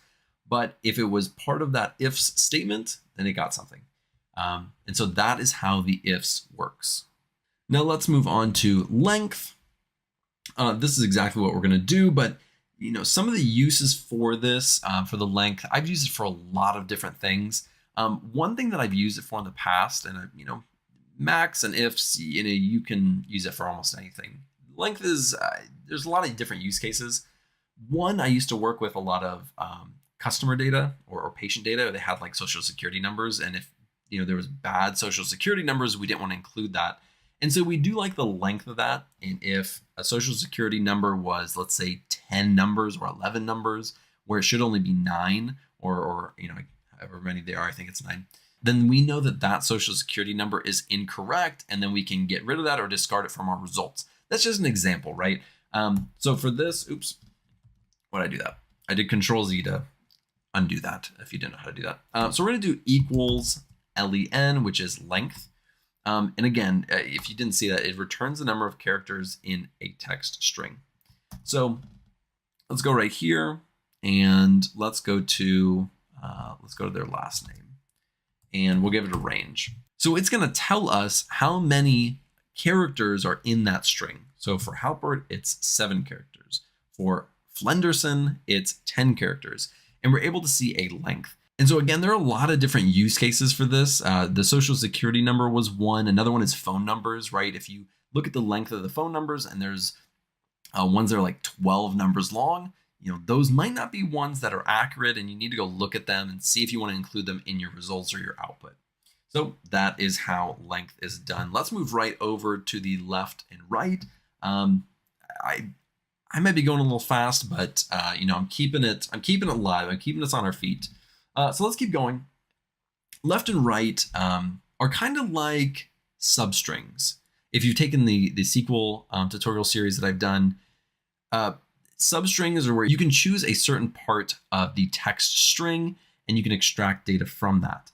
And it usually have to reference a certain number, so a certain amount of characters. And that's the exact same thing, except unfortunately, there's no substring. There's substitute, but there's no substring. Left and right is really the closest thing that we have. So let's kind of take a look real quick and see what we can do. So we're going to do left, and it's going to say returns the specified number of characters from the start of a text string. So we're starting from the very far left, and we need to choose our text and then choose the number of characters that we're going to be looking over. So let's go over here and let's just choose, start simple. We'll get a little bit more advanced. So we have this is our text range. So these are the ones that we want to look at. And then how many characters do we want to look forward? And we'll just choose 3 as an example. And so you can see that it takes the first 3 characters from every single thing. Now you can also do this with numbers. It doesn't just have to be name with actual words or letters. You can do the exact same thing. So you can say right, and we're going to choose our string. And let's do this one. So, all of them start with 100, and we'll just say we want to take the last one. So this one is going to start from the very far right and go over 1 character. So right here, you can see this is our range, and I just chose 1. So starting from the very far right, we go over 1 character, and that's what we take. And so that can definitely be useful. Another one that you can do, and this one is one that I have used so many times. I mean, honestly, countless times in actually using this in my job. So we're gonna go from the right and we're gonna look at a date. So, sometimes you have these date structures, month, day, year, or year, day, month, year, all these different, and sometimes you just want to extract either the month or the year or something like that, the day. And so we want to come in here and we're just going to extract I want to make that a range. We want to extract the year of the start dates. So we're going to do that. And then we're going to go over 4 because we want to take the first 4 characters from the right to give us the entire year. So let's do that. And now we can see exactly the year. And this can be just super, super useful. This is, again, one that I've used a lot. And so that is one that you might want to remember in case you're ever doing analysis on, start and end dates or anything with date data. Again, one that I highly recommend remembering. Let's go over to date to text. I actually probably should have included that before because I actually used it in this one. If you notice right here, this is a text. So in this one we just did, that was a text. You can't do this right on start and end dates when it's a date format. And let me show you. So this is a date. Now, if I do equals, and we just did this, let's do it on the end date. And I'll do the whole range. Give me a second. And we'll do 4. It's giving us completely random numbers. Why is that? Because underneath the date range, there are numbers, right? So if I go right here and I make this general, it's going to have the numbers, and look, these are the first 4 characters from the right. And so it's doing what it's supposed to do, but it's not doing what we actually want. And that's the issue. So how can we convert this? Now, there are a ton of different ways, but the quickest, probably the easiest, besides actually writing it out like this, like 11-2-2001, which then converts it to a date format. But what you can do, just so you know, you can create it as a text. You can do 11-2-2001, and now it will stay a text string. And as you can tell, these are a little bit different because this one is formatted or situated on the right, and this one's on the left. That's how you can tell the difference. Now, if you don't want to do it by hand, completely manually, and waste hours of your time, you can do it in a very simple way. So we're going to do text. So this is the exact formula that we're going to use. So let's get rid of that one. Oops, there we go. So we're going to do equals. We're going to do, text. It says converts a value to text in a specific number format. So for a date format, we can choose a date format, and then it'll convert it to a text for us, which saves so much time, I promise you. Let's do all of these just like we did. And then we need to tell it what the format is. If we tell it something incorrect, it's going to give us a completely terrible output or just give us an error altogether. So this is a day, month, year format. And that is what we're going to do. So we're going to do dd/mm/yyyy and close that up. And there you go. And now, because it's in a formula, what we need to do is copy this and paste it right over here. And now you can see that is a general. This is something that we can use as a string. And let's just check it just to make sure. We're going to do right. We're going to do this one. Let's do all of them. And we'll do 4. And there you go.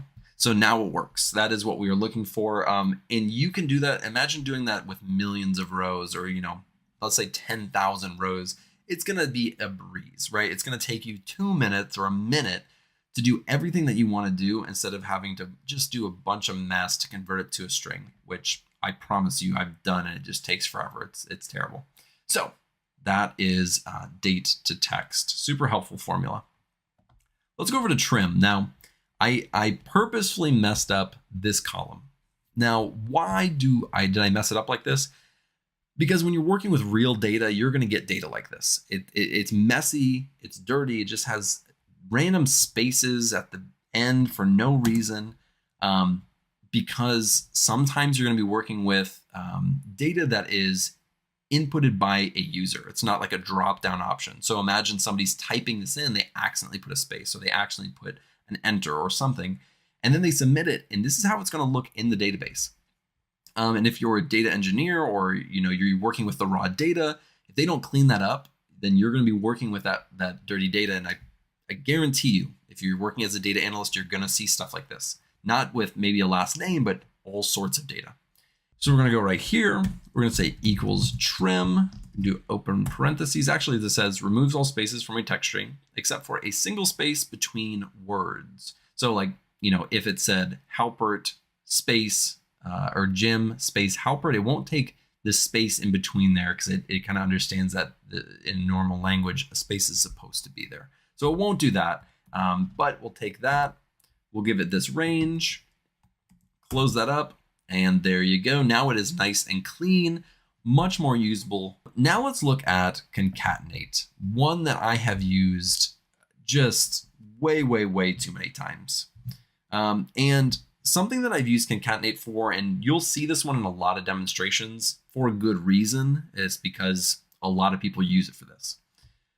So what you can do is you can say equals, and well, let me tell you what concatenate does real quick. So what concatenate does, oops, I'm totally messing up here.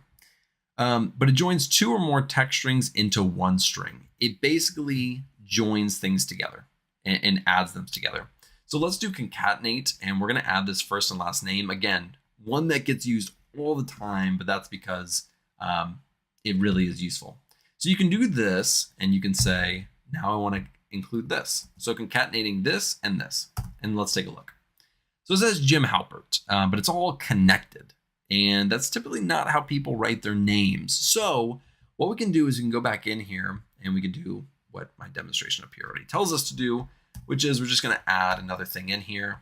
And if we add two parentheses, we can include anything in here. We can include a dash, we can include an exclamation point, or we can just include a space. So let's just include a space really quick. And just like that, it works perfectly. And so now we have the full name. Now, something that you could use it for is something like generating an email. This is something that you absolutely could do. And it's pretty simple. So I'm going to do it like this. I'm going to say, oops, what did I do? I'm going to say dot, and then at the end I'm going to say comma, quotation at gmail.com. And now I've created emails for all of these people. So just something that you can do with this.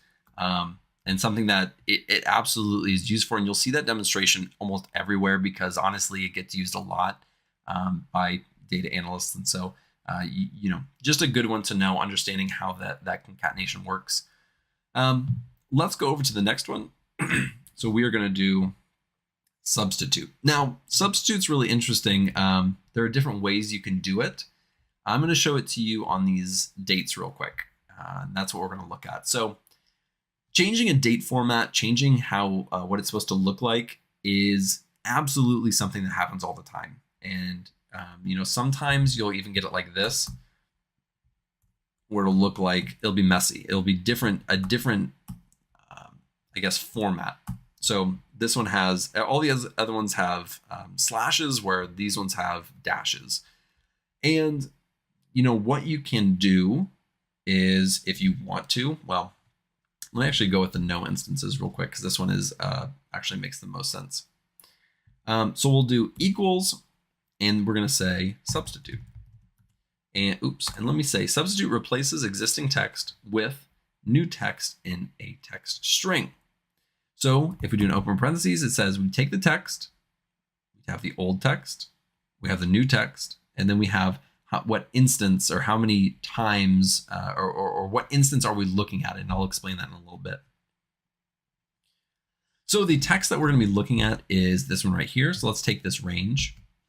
And the old is, we're going to take this dash. And so let's take the dash. And then what do we want to replace it with? We want to replace it with this slash right here. I think it's a forward slash. Isn't that what it's called? Is that called a forward slash? Am I crazy? And we're not going to put an instance. Notice that that's in a bracket. That means it's optional. We're going to do none of that. And what it's going to do is it's going to fix this. So this one is now in the correct format that we want. And that's fantastic. That's what we tried to accomplish given what we had. Now let's fix that. If we want to do the exact same thing, we can say, what are we doing? Substitute. We can do substitute. We can do open parentheses. We'll give the range.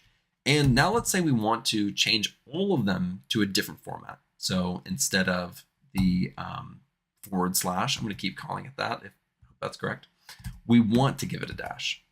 And so then we close that. And now all of them are in this new format. So it's able to substitute a specific value for a new value. And if you don't include an instance, then it'll do it to every single one in there. So let's go over here and we're going to actually use the instance num, and I'll show you what that does. And so really quick, we'll do the exact same thing that we just did. We'll do the /, and we want to replace it with this one again, this dash, but we only want to do it on the first instance of that /.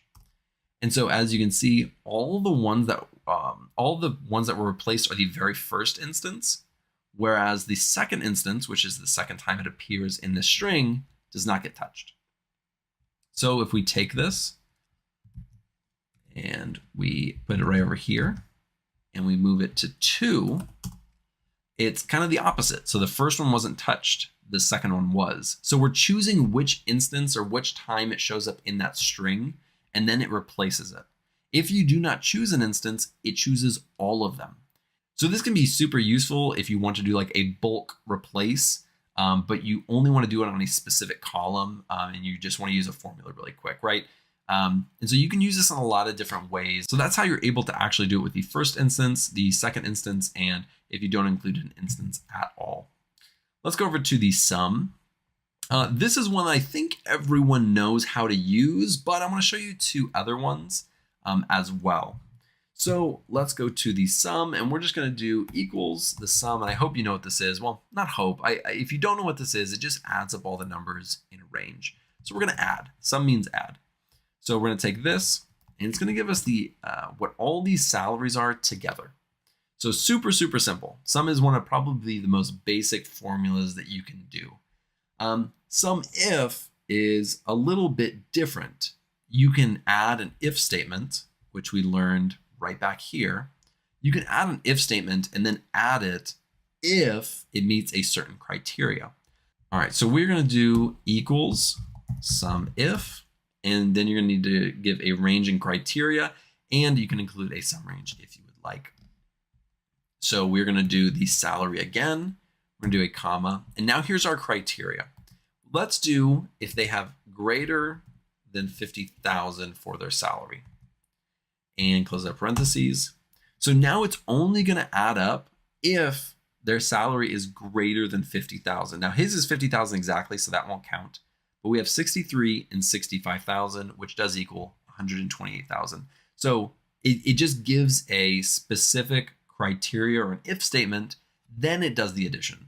So super useful in that one. So that is how you do a sum if, and sum ifs is kind of the same thing as we did back here. There's the if and the ifs. So the ifs is going to be if it meets multiple conditions. So let's take a look at that one. So let's do equals sum ifs. Now, now the syntax for this one's going to be a little bit different, and you'll see that in just a second. But this adds the cells specified by a given set of conditions or criteria. So let's do an open parenthesis. We'll give the sum range. So let's do the same one as before. Then we have our criteria range. So what are we looking at? This is the area that's going to be added after all these if statements are done, right? So we have to initially set that. Now we're going to say, okay, what criteria are we basing this off of? So let's put a comma. And we're going to base it off of, let's do this one. We'll say if the gender, so we'll do comma, if that's female. Oops. If that's female. And then we'll give another one. We can say if they're female and let's say they are greater than 30. And we'll close that up. And it's going to give us 88,000. So female, there's 1, 2 right here. So it's going to be this one, and that equals 88,000. So that's how that works. You're able to incorporate several different conditions into the sum formula. So again, I know this one's super simple, but you can use it in a much more complex way if you use the sum if and the sum ifs. Almost the exact same thing for this count. I'm not going to go super in depth into this one. I'll just kind of show you, because count and sum are kind of on the same level of difficulty. They're both pretty beginner. This is just going to give you a count of how many cells are there. So let's give this range. And so it's not going to add it. It's just going to give us a count. So if we do right here and scroll over them, like highlight them, this count down here is 9. And so it's going to give us that count. But we can do a count with conditions, exactly how we did it in the sum. So if we do count if, I did not spell that right. If we do count if, we're going to give a range and a criteria, exact same as we did before. So let's do this. And you can do this on basically any of these. It doesn't really, for this demonstration, it doesn't really matter. But we'll say if their salary is greater than 45,000. So how many people, this is going to give us how many people have a salary over 45,000, and that's 5. So before in the sum if we did that, we did 50,000, it adds everything together. The count is just going to count the amount of cells that meet that criteria. And again, count ifs, we're going to have a criteria range, and then we will specify what if statements we want to be to occur in order to count those cells. So let's do, we want it to count, it can be any range, or it can be any of these. We'll do the ID this time. And now we can say, we want it to be, this is our criteria 1. We can say we want it to be greater than, we want their ID to be greater than 1005. And let's say we want them to be male. So they have an ID over a certain range, and then they are a male. So there's only 3 people that meet that criteria. And so it'll be Michael, Stanley, and Kevin. Those are our 3 people. And so it gives us a count. Very useful to give quick numbers like this. Something I genuinely use a lot. I know I've said that a lot during this tutorial, but that's because everything I'm showing you are things that I've used a lot. So I don't feel like I'm speaking out of turn here. Let's look at this one. This one is very has some specific use cases. Notice that this is a text right now.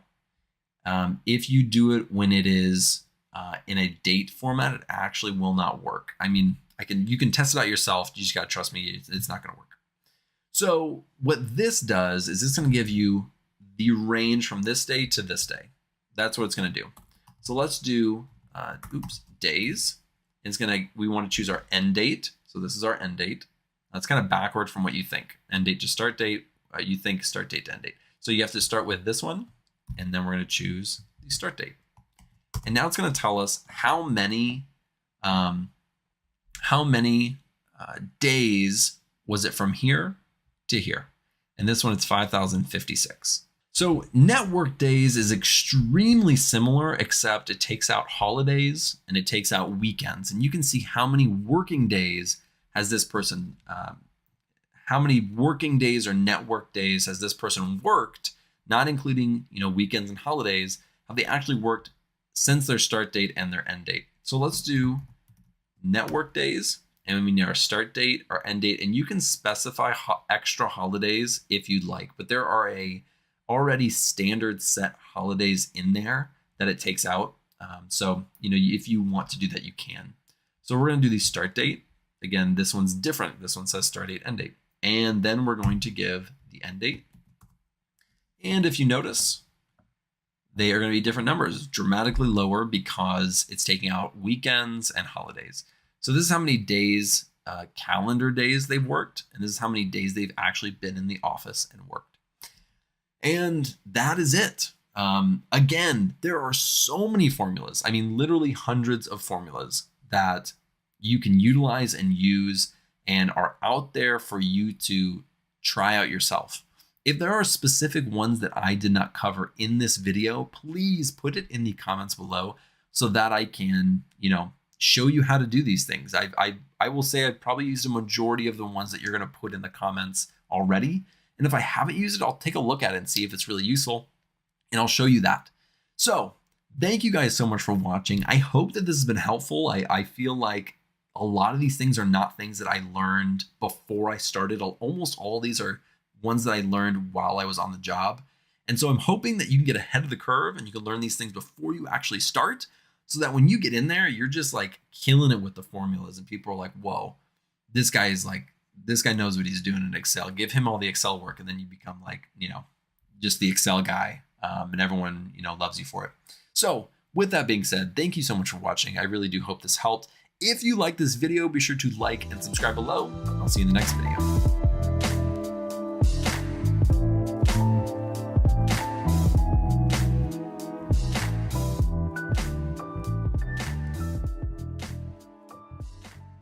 What's going on, everybody? Welcome back to another video. In this Excel tutorial, we'll be looking at XLOOKUP.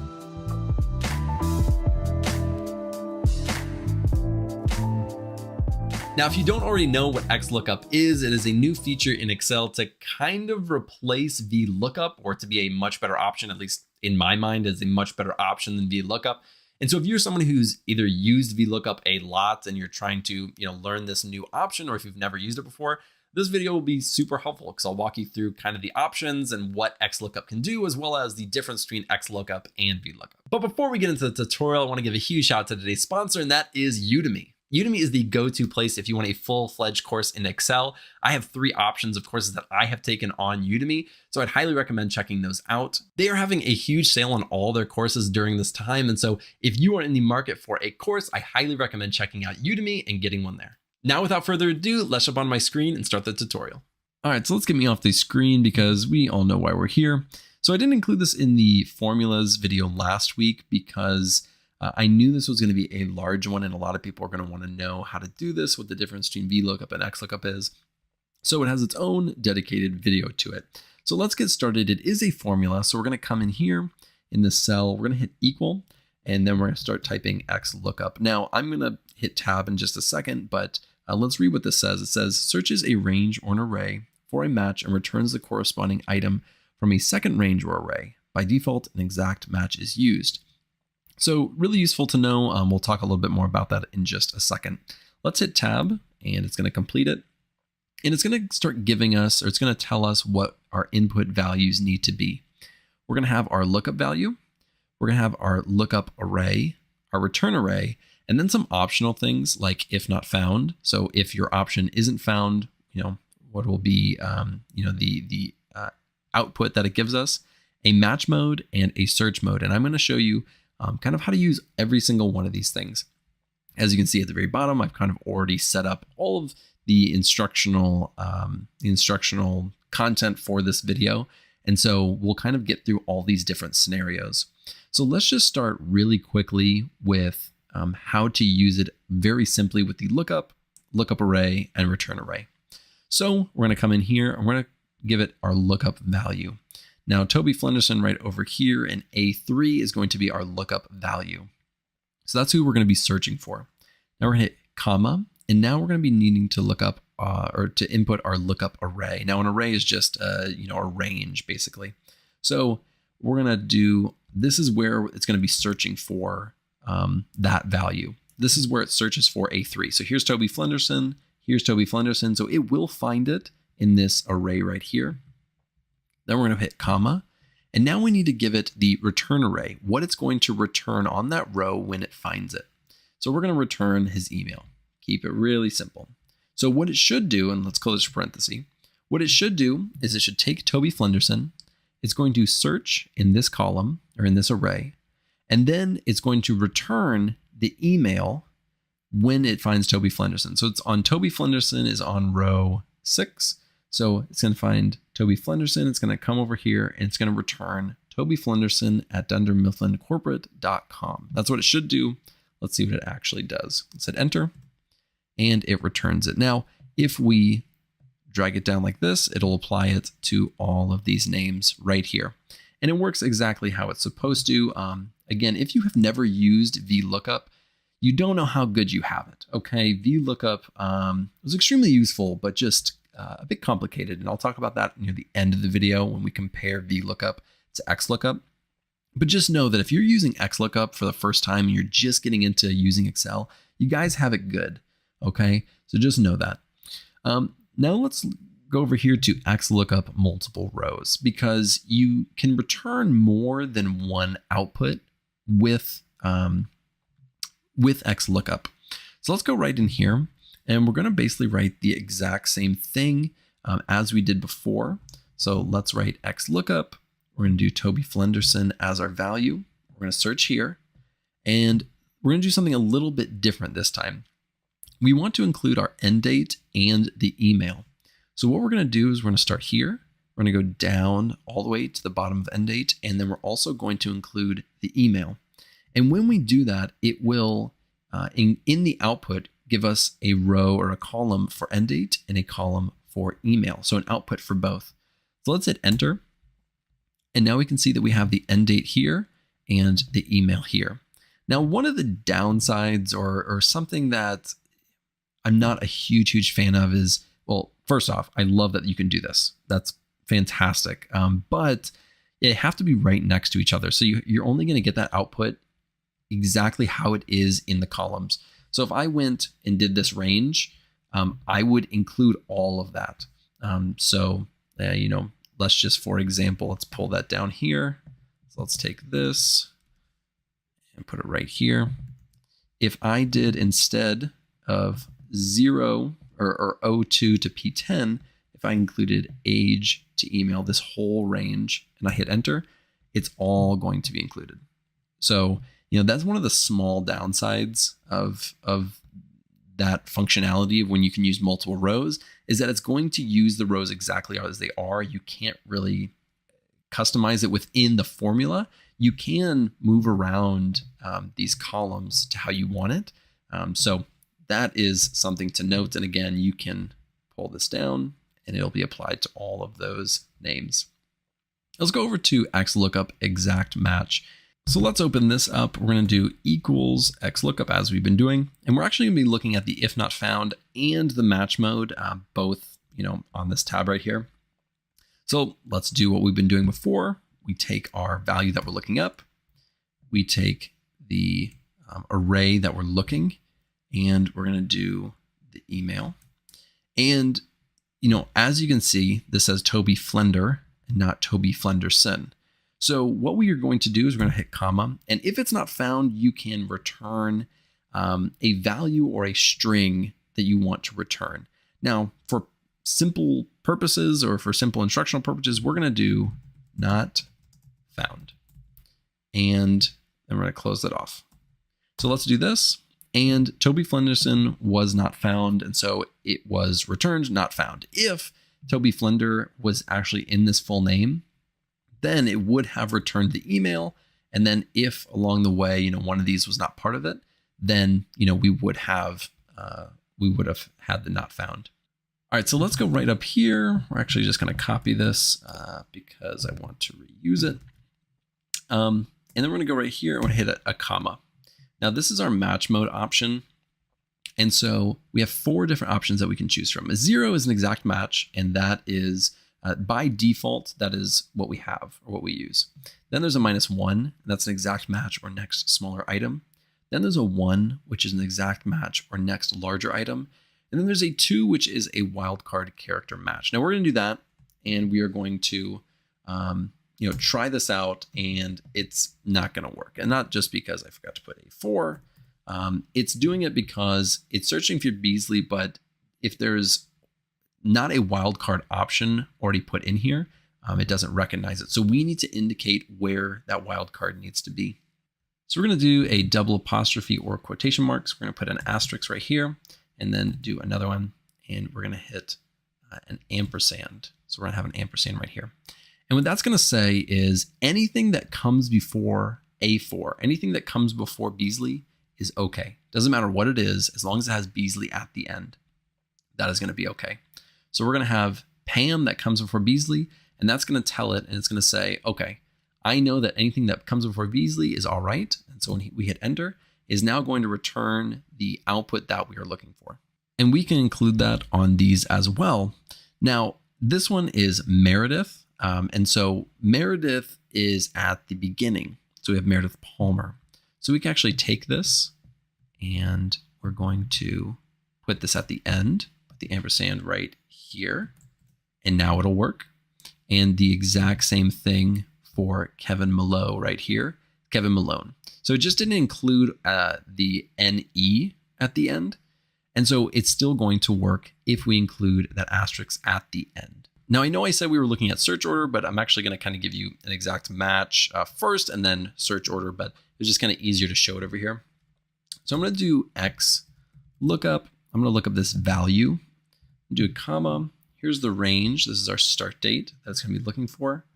And I want to return the full name. Now, no value in here has 112,000. But what we can do is we can do comma and then a comma for the match mode and do an exact match or next larger. And I know this is in the exact match part, but it kind of refers to search order in a little bit, where it searches for the next largest value. That's what that number 1 represents, the next larger value. So we have 112,000, and if we look right here, the next value above 112,000 is 152,000. And so it should return Angela Martin. Let's see if that works. And there it is. Now let's look up the actual search order. So let's do equals X lookup. This is the value that we want to be searching for. And we're going to be looking in this start date and comma, and we want to return the name. Now let's get over to search mode. Now the search mode performs a search starting at the first item. So at the very top, going down. So by default, it searches from first to last, but you can reverse that and do search from last to first, or you can do a binary search, which is where it sorts in ascending order or sorts in descending order. And that's with the actual value. And so we won't be able to show this binary search or ascending or descending because our values are the same. But if we had different values and we were looking up using this next largest, we would be able to show that. But I'm going to show you this search from first to last and last to first. So let's put in by default, and this is what it would be, search from first to last, what the default would be. So it starts at the very top, it goes down and finds the first 5/6/2001 and returns Toby Flenderson. Now, if we go in here and we hit -1, that is going to search from last to first. So it's going to start at the bottom and go to the top. And the first one that it finds is Michael Scott. So that's that first one starting from the bottom and then the Michael Scott right there. So these two, the exact match and the search order, can kind of be combined into this one right here. We're using this one, which is, exact match or next larger. And you can include that in this binary search in this one as well. All right, now let's head over to the XLOOKUP horizontal. I think we only have a few left. Yep, XLOOKUP horizontal, then we'll do XLOOKUP with sum, and then I'm gonna show you the VLOOKUP at the end. So let's go right here. Let's say equals XLOOKUP. The value that we wanna be searching for is February. That's what we're looking for. We hit comma. And where do we wanna search to find February? We wanna search in these calendar months. And then we hit another comma, and now we're gonna be searching for paper. So let's do paper. And we'll hit enter, and it found February and it returned paper right here. And we can do that for paper, printer, and manila folders. And so it's going to give us the 310, the 40, and the 118 from February. Now let's go right over here to XLOOKUP with sum. It's basically a carbon copy of this. Let's take this over here real quick and place it right there because it's the exact same thing, except at the end, we're going to use, I'm going to show you how to use sum with the XLOOKUP at the same time. Now, you're going to be using the formula sum, and so we're going to do sum, and then within the sum, our first number is going to be an XLOOKUP, And then our next value is also going to be an XLOOKUP. So let's do XLOOKUP. And now we're going to search for our very first value. Our very first lookup value. So we're going to go to I1, and then we're going to search this again. And we want whatever value, goes into that. So let's close that parentheses. And now we're going to do a colon and another XLOOKUP. And now let's do March. So now we're going to search for March. We're going to do our search range where we're searching for that March.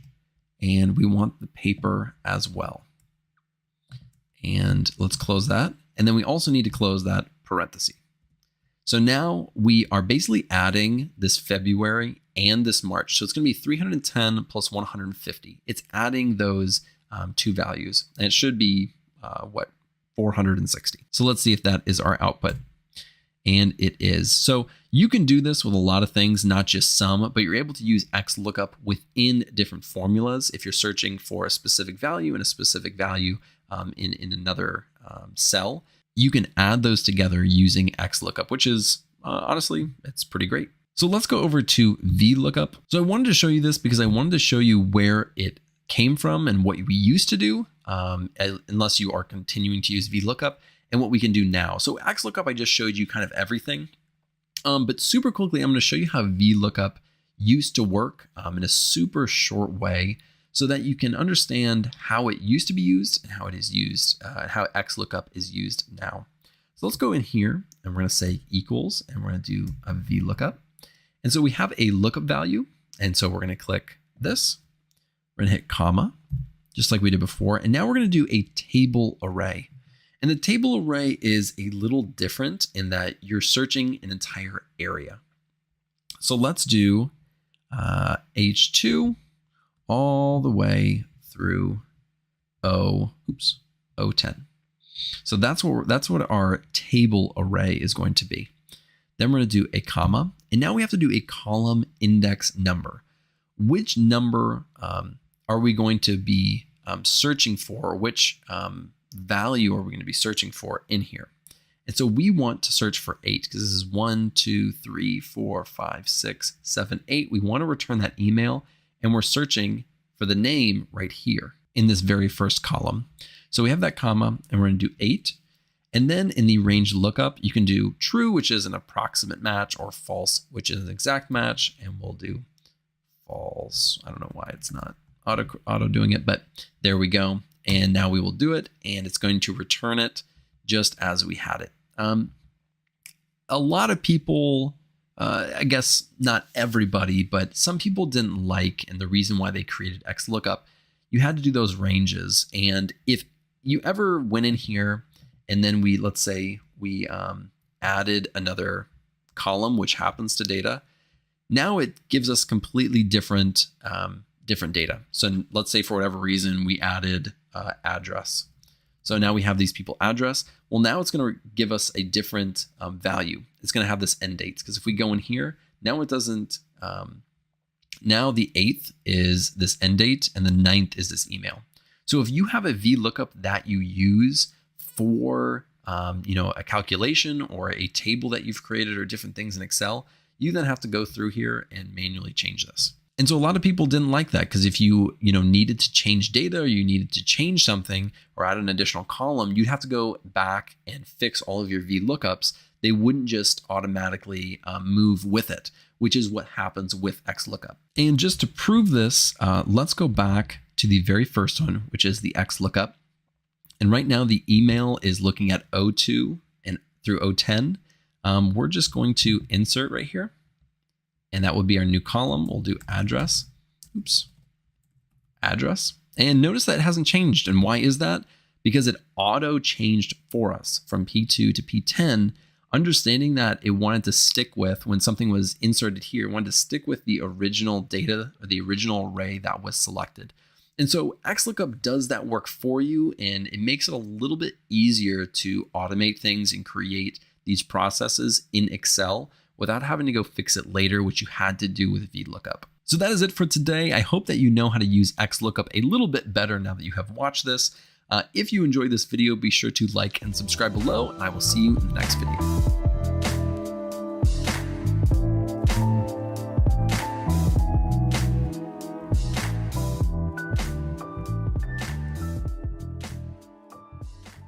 What's going on, everybody? Welcome back to another Excel tutorial. Today, we'll be looking at conditional formatting.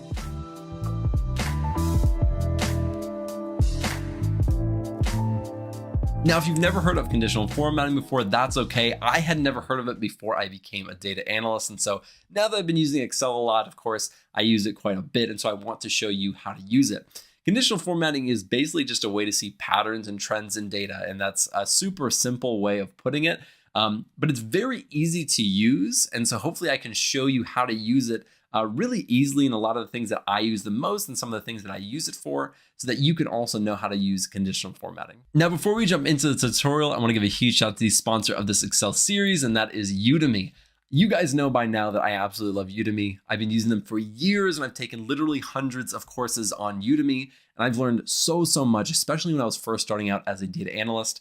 I learned a lot through their Excel courses on Udemy. And so I have actually put the ones that I really like and I have taken and enjoyed and think you would as well in the description. So if you want to take those, be sure to check those out. Again, huge shout out to Udemy for sponsoring this series. Now, without further ado, let's jump onto my screen and get started with the tutorial. All right, so let's jump right into it. On this home tab right here, if we go all the way over to the right, there is conditional formatting, and the description that it gives us is easily spot trends and patterns in your data using bars, colors, and icons to visually highlight important values. And that is exactly how I would have defined it. Really good job, Microsoft. Exactly how I would have done it. So what you'll see right away is there's nothing too complex. So we have some highlight cell rules. We have some top bottom rules, data bars, color scales, icon sets, and then at the bottom, we can create a rule, we can clear the rule, and we can manage our rules. So if you create a rule, then you can manage it. So we're going to start with these icon sets, and I'm going to show you how to use those, and we'll work our way to the top, and then I'll show you how to create some rules yourself and how that all works. So let's start off with the icon sets. I'm going to go over here to sales. And for this data, we kind of have this trend or pattern that you can kind of see over time. So over the months, so if we go right here and let's use that conditional formatting, let's use that icon sets. And right here, we can use these directional. So, we have this kind of time series each month that shows us how much paper they're selling. And if we do this right here, it's going to show us if it's kind of average, or if it's below average, or if it's above average, or if it's going up. So at a really quick glance, you can kind of see the pattern of this data set. It's kind of going mostly yellow and red. There's only 2 months where it's going up significantly. Now, we don't have to only do that for one row or one column. You can apply it to all of them, but as you can see, all of these are red. Now, why are they all red? It's because they're using numbers for everything. So they're comparing these 24s and these 50s and 65s against these 450s and 750s. And so they're all going to be red. But if we do it individually, if we do it each row, if we take it just like this, and then we go to icon sets and do it, it's going to be much more representative of the actual printers, not of all the numbers as a whole. And you can do other things. The arrows are ones that you'll probably see the most often. That's the one I've used if I ever do use them. But you can, do ones like this where they have, kind of a trend upward or a trend downward. And so there's just several more arrows. This one only gives you 3. As you can see, this one gives you 5. And you can do, colors or shapes or different indicators and all these different things. And honestly, it's kind of whatever you want to use, whatever makes sense for your data. But, I've really only ever seen like these colors being used. I've never really seen these flags or anything like that. But again, it just depends on what industry you work in. You might see that. Let's go right over here to the demographics, and let's look at our color scales. Now, color scales are going to be probably the most obvious thing that in data bars are going to be the most obvious things in here. If you go right here and you look at this color scale, if it's high, if it's among the top ones, it's green. The lowest, it's red. And you can change that to really any colors you want. Any colors that they offer you. And it does exactly what it does. It's a color scale, a gradient of the colors from high to low or low to high. And so any color that you do, you'll be able to kind of see, what's good and what's not good. That really is color scales in a nutshell. Data bars are, again, super, super straightforward. It's going to be either a gradient fill or a solid fill. So let's look at the gradient fill. If we do a blue gradient fill, actually, let's get rid of our, let's go over here. Let's go to clear rules from selected cells. We haven't looked at that yet, but that's how you clear it. Let's go to data bars and we'll use this blue gradient. So with this blue gradient, this one is the highest one. So it's going to be completely filled. And this one is 36,000, almost half of this, pretty close. And so it's almost half. This one, again, it's not used very often. You don't see these a lot, to be honest. You just don't. But if you do see it, that's how you use it. That's how it can be done. Again, pretty easy. As I just showed a second ago, if you want to clear the rules, you can clear it from the selected cells. That's what we're doing. So I have column G selected, and I'm gonna clear that. If you want to clear the rules to the entire sheet, you can do that as well. So it would affect every single column and row. We'll just do this for now. So now let's go look at the top bottom rules. So this is the top 10 items, top 10%, bottom 10 items, bottom 10%, above average, and below average. And they're going to do exactly what you think they are going to do. If you select above average, it is going to select or highlight the cells that are above the average in column G. So let's look at the salaries that are above average. All right. And so the ones that are at the very top are Michael Scott's, Toby Flenderson's, and Dwight Schrute. No shock there. I believe the average is somewhere around like 48,500 or something. So I think this one is just below it. And so all these other ones are below average. And that's just because, Michael Scott and Dwight Schrute and Toby are kind of bringing up that average quite a bit. So everyone else is going to fall beneath that. And so at a super quick glance, you're able to just highlight the cells and you're able to see who is above average. And, you can do this in a lot of different ways in Excel, but this is just a really simple, fast way to do that. Let's get rid of that real quick. And let's go back up here. And now we can, let's go to top bottom rules. And now we can see the below average, and it's going to highlight all the other ones. And so it works exactly how you think it is going to work. And this is the default way that it highlights these cells. So it highlights them this kind of see-through red, and then it highlights the actual text or the characters in there red as well. Now, I'm not going to go through and show you every single one of these top bottom rules. I think they're pretty self-explanatory. I just kind of wanted to show you what happens when you do use one of them. It's going to highlight that cell. So let's go up here to the highlight cells rules. And honestly, these are the ones that I use by far the most. All these other ones combined, I do not use more than this highlight cells rules. And the one in here that I use more than any other conditional formatting rule is this duplicate values. So I'll start with that really quick, and I'll kind of show you a few of these other ones. But this duplicate values, to me, is one of the most useful ones. And so let's kind of show you how that works. If you go to the start date, you can see that we have a duplicate value right here. And if we go over here to conditional formatting, highlight cells rules, and duplicate values, it is going to highlight the duplicate, and that says duplicate right here. Now we can go through here and click on unique, and then it would highlight all the ones that are not duplicates. So you can use it, kind of in a similar inverse way. It's just different, but I use the duplicate almost always. Another thing that you can do is go over here and you can change the color, or you can even do a custom, which I almost never do that. It's not something I spend a lot of time doing. I typically just stick with this one.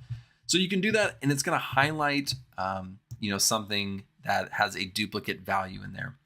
Now, why do I use this so much? Well, I work with a lot of different types of data sets, but one thing that you'll find in almost all of them is they have some type of ID, and they're going to have some type of personal information, whether that's a social security number or an address or, or a cell phone number or something like that. There is going to be data that is going to identify that person. Now, I work a lot with pharmaceutical data. a lot with pharmacy data, as well as healthcare data. So like names, social security numbers, addresses, phone numbers, all of those things, all that customer or client information. And oftentimes when I get a new data set and I have it in Excel or I convert it to Excel, I will start using these duplicates to try to find issues with the data. And I find them all the time. Either there's an employee ID or some type of customer ID or client ID that has a duplicate in there that should not be in there, or there's multiple social security numbers, or there's an issue in some other way. And I'm able to find those things and spot those patterns using this duplicates. And I promise you, I use this one almost every single time I open a new data set or I work with a new client working with their data. And so I wanted to show you this one. I wanted to really press upon you that this one is a really, really, really good one to know and learn how to use. It's not complicated. It's not hard. It just shows you, if there's a duplicate value. But I wanted you to know how I use it and how often I use it so that you can, pick that up and put that in your toolkit in your back pocket so that you can use that later on if you have a similar need or if you're trying to do something similar to what I was just talking about. So that is how duplicates work. Again, super great. It's obviously not super useful when you're only using 10 rows, but when you have 50,000, 100,000, and there should be 0 duplicates in there, and you highlight it, and then you come right here, use the filter, and we're going to filter, and we're going to sort by the color, and it allows you to sort by the color, and you have duplicates in there, then that's a problem. And you identified a problem super quickly. And some of those things, they slip by because nobody checks it. And so that's something that I often check. And if you go here and you sort by color and there isn't an option to do this pink red color, then that means there aren't any duplicates, and that's a really good thing. Most of the time, that's a really good thing. So let's go ahead and we're going to clear that as well as get rid of our conditional formatting rules. Now, another one that I use a lot is this one right here, which is the text that contains. Honestly, this one comes a lot in handy, especially when you're looking for like a specific keyword. In my case, a lot of times I was using this when I was going through drug names. I am not a doctor. I do not pretend to be a doctor. And so when I was looking for lorazepam or something like that, I would just search for like Loraz or something, and not Lorax, but Loraz, I would just search for it, and then all the ones that contain that would pop up. I can bring them to the top and I can see them. And to me, that's super, super useful. And I would do that all the time. And so in this case, we're looking at emails, and let's say we only wanted to pull all the ones that are Gmail. And so now we can go through and we can, click OK, and that's going to pop up. Or we want all the ones that have Dunder Mifflin. And if we click on that, all the ones that are Dunder Mifflin come up or have Dunder Mifflin in it. And again, we can sort by, or we can, and so we can sort by right here, and we can bring all those to the top. And so super, super useful. And another use for it that you may not think of is something like if it's, there's some incorrect data in there. This happens often with phone numbers, addresses, start dates, or dates in general, date formats, where you can go in here and you can say text that contains, and if you put in a dash and it has it in there, then that is wrong. Now that is really all I wanted to show you in the highlight cells rules. The duplicate values in the text contains are by far the ones that I use the most. All the other ones I have used, these ones not so much, but in these highlight cells rules, I use these two all the time. Sometimes I use this between. I don't really use these other ones as much, although I have used them. And so if you got nothing else from this video, I just wanted you to know that these two are super useful. And if you haven't used them before, to maybe try them out and see how you can apply them to your own data sets. Now, we've looked at all of these preset ones in conditional formatting, but you can also do a new rule. And so if we click on new rule right here, and we go down to use a formula to determine which cells to format, we can add our own formula in here that will then highlight exactly what we want. And so if there isn't a preset rule that you like, and it doesn't have the option that you want, you can do almost any formula that you want in our formulas video that we did a few weeks ago. And you can put it in here, and then you can format what you want the cell to look like if it meets that criteria. So let's take this right over here. And before we start this formula, I just want you to note that, I have H11 highlighted. That's going to come into play in just a little bit, but I wanted you to be aware that H11 is the cell that we're highlighted. So what we're going to do is we are going to create our formula. Now, if you've never created a formula, I highly recommend watching my formulas tutorial because that is going to show you how to do this. But all we're going to do is we're going to do equals. That's how you start how you actually create a formula. And we're going to give it this range right here. And so it's going to take everything from G2 to G10. Now, these dollar signs are super important. If you don't know how to use them or you don't know what they do, you're going to mess up this formula a lot. And so what this dollar sign basically does is it's basically hard coding it in there. It is only going to look at G2 and is only going to look at G10 or through G10 because of that colon. And this can come into play because if you have something selected like the H11, it's going to mess it up because now if you have H11 selected like we do, you'll see this in a second, it's not going to be applied to this. And again, I'll show you that in just a minute, but we don't want this hard coded in there. Okay, but we do have to select the proper range in a second. So we're going to get rid of this. We're going to get rid of the dollar signs because we want it to be pretty fluid and be able to be applied basically anywhere we want. Let's go into this formula. If it meets our criteria, let's give it a border, and we'll give it some color. We're going to say if this is greater than 50,000. So let's hit OK, and nothing happened. So let's go back and see why. So if we go to our manage rules, you can see that it still has the G2 to G10 is greater than 50,000, but it only is being applied to this H11 cell, which really makes no sense. So if we had wanted to get it done the first time, we would need to have basically selected that G2 to G10 right away. But we can do that now. So let's get rid of this. And we're going to say G2 to G10. And that is hard coded in there. That should be fine still, but let's see what it does. And so now every single thing is highlighted. And why is that? That's because when we changed it, it also changed the format of it because we changed the cell that we were looking at. So we need to come back here. And that's why, again, you want to do this the right way the first time. We're going to come back here and we're going to give it this range. And we're going to get rid of these dollar signs. And now we're going to hit OK. And so now it's being applied G2 to G10 and G2 to G10, and we'll keep it like that. And we'll apply it, and now it works properly. So now everything that's above 50,000 is being highlighted. Again, if that was confusing, it is confusing. It genuinely is. And so if you wanted to do this right the first time without having to make a bunch of changes, you'd want to highlight these before you start. And then you want to go in and create the rule. And we'll do this really quick just to kind of show you what I'm talking about. We'll say equals. We'll give it this range. Get rid of these real quick. Because again, I don't want this hard-coded in there. It will ruin our formula. And then we'll say greater than 30. And we'll give it this nice green. And so now if they're over the age of 30, it will be highlighted. And we didn't have to go back and change anything. We didn't have to go back and fix anything like we did in the first one. That was all for demonstration purposes. But again, you need to really be aware of that. That is something that I think almost everybody is going to mess up at some point. If you don't already know about it, then you definitely are going to make that mistake. Now, if we come over here in this area, we go to our manage rules, and not just the current selection, but this whole worksheet, then you can see that we have these two formulas. Now you can go in and edit any of these by double clicking or clicking on it and then hitting edit rule. You can also delete these rules or duplicate these rules. I just wanted to show you what you are able to do with them.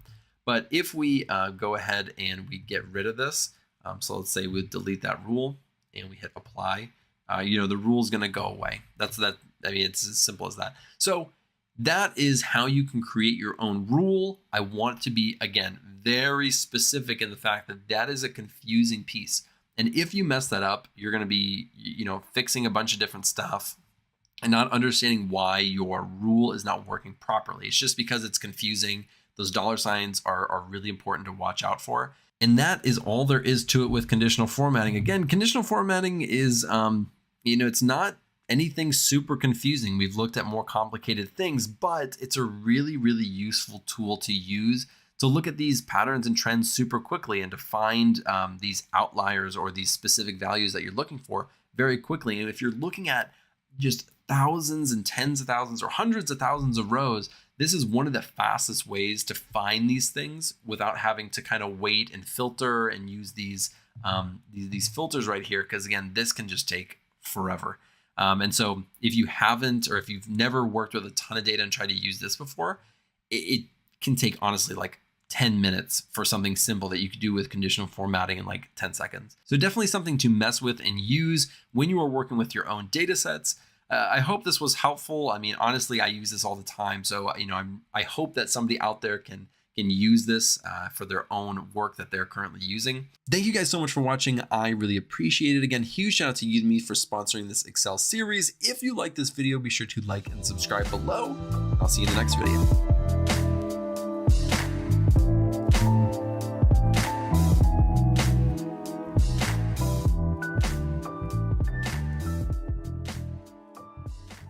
What's going on, everybody? Welcome back to another Excel tutorial. Today, we will be looking at charts.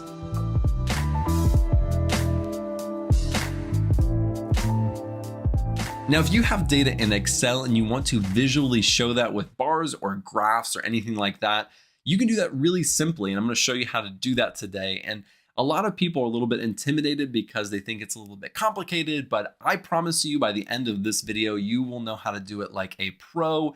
It's not that difficult. It's just you need to know where to look, where to click, and how to actually filter through things to make sure that you're visually showing the things that you want to show. But before we actually jump into the tutorial, I want to give a huge shout out to the sponsor of this Excel series, and that is Udemy.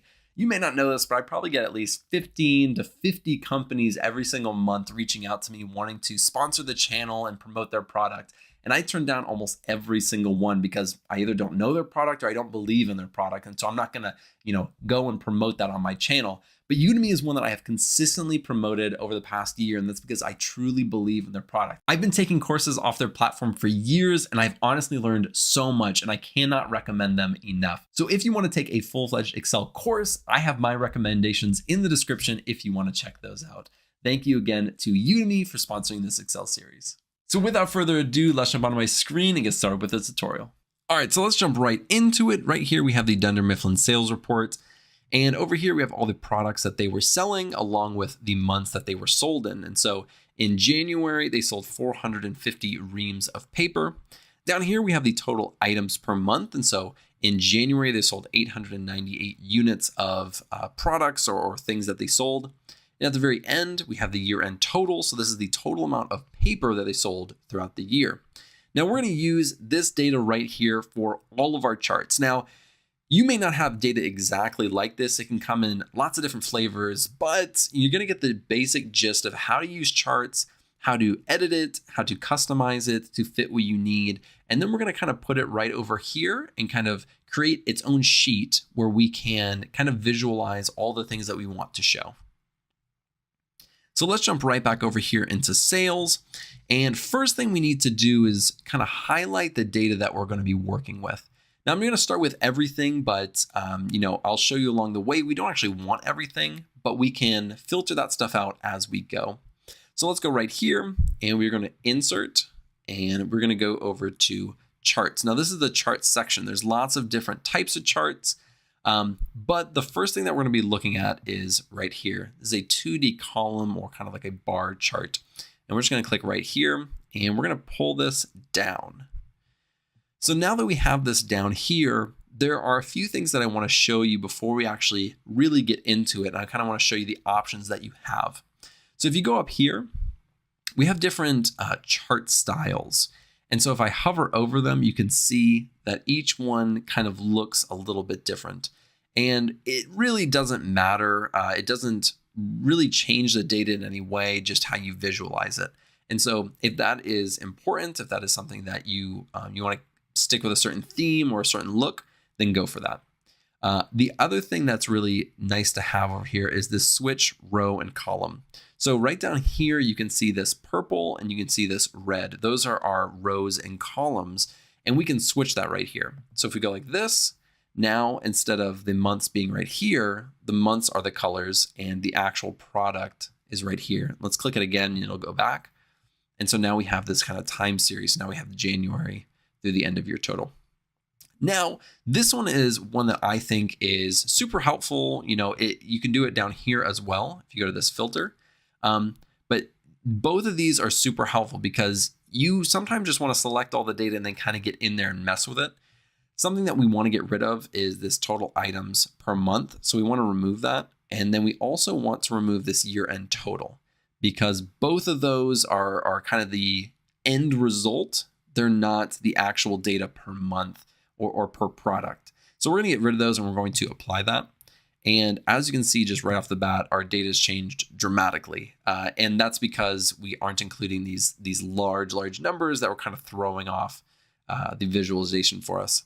So this one right here, as is already pretty good. What we can do right here is we can change this and we're just going to say products sold per month. Now, what we can do if we want to move it to another sheet is we can actually move the chart and we can select where we want to move it. We can move it to chart sheet and we can do that. Or something that I do almost 99% of the times, I just copy and I come over here and I'm going to paste it. And so now we have this, this chart right over here as well as back here. And so I typically tend to do that because now we can still go over here and change this one as much as we want. So if we want to go in here, we can alter this one and it won't affect the other one. So we just have basically two copies. So we're going to keep this one right here. This is going to be our first visualization. And as I said, it's fairly straightforward. If you've ever done any types of charts or graphs before, right here, it's January, February, March, April, May. And if you hover over these, you can see that that's the paper.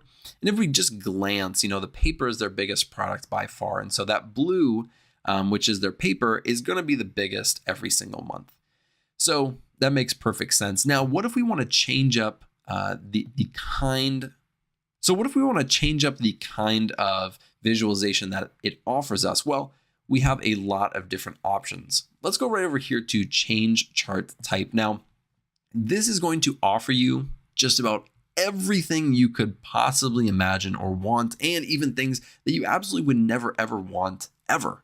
And so I'm going to show you some of the good ones, and I'm going to show you some just absolutely insane ones that Excel came up with, which I could not imagine a scenario that these are ever used. But within these columns, you can do, they're called cluster columns, these stacked columns. So it would look just like this. Those are often used as well. And then we have ones that they're just not used often. Let's take a look at this one right here. I mean, it's tough. It's tough to look at, but let's put it right here.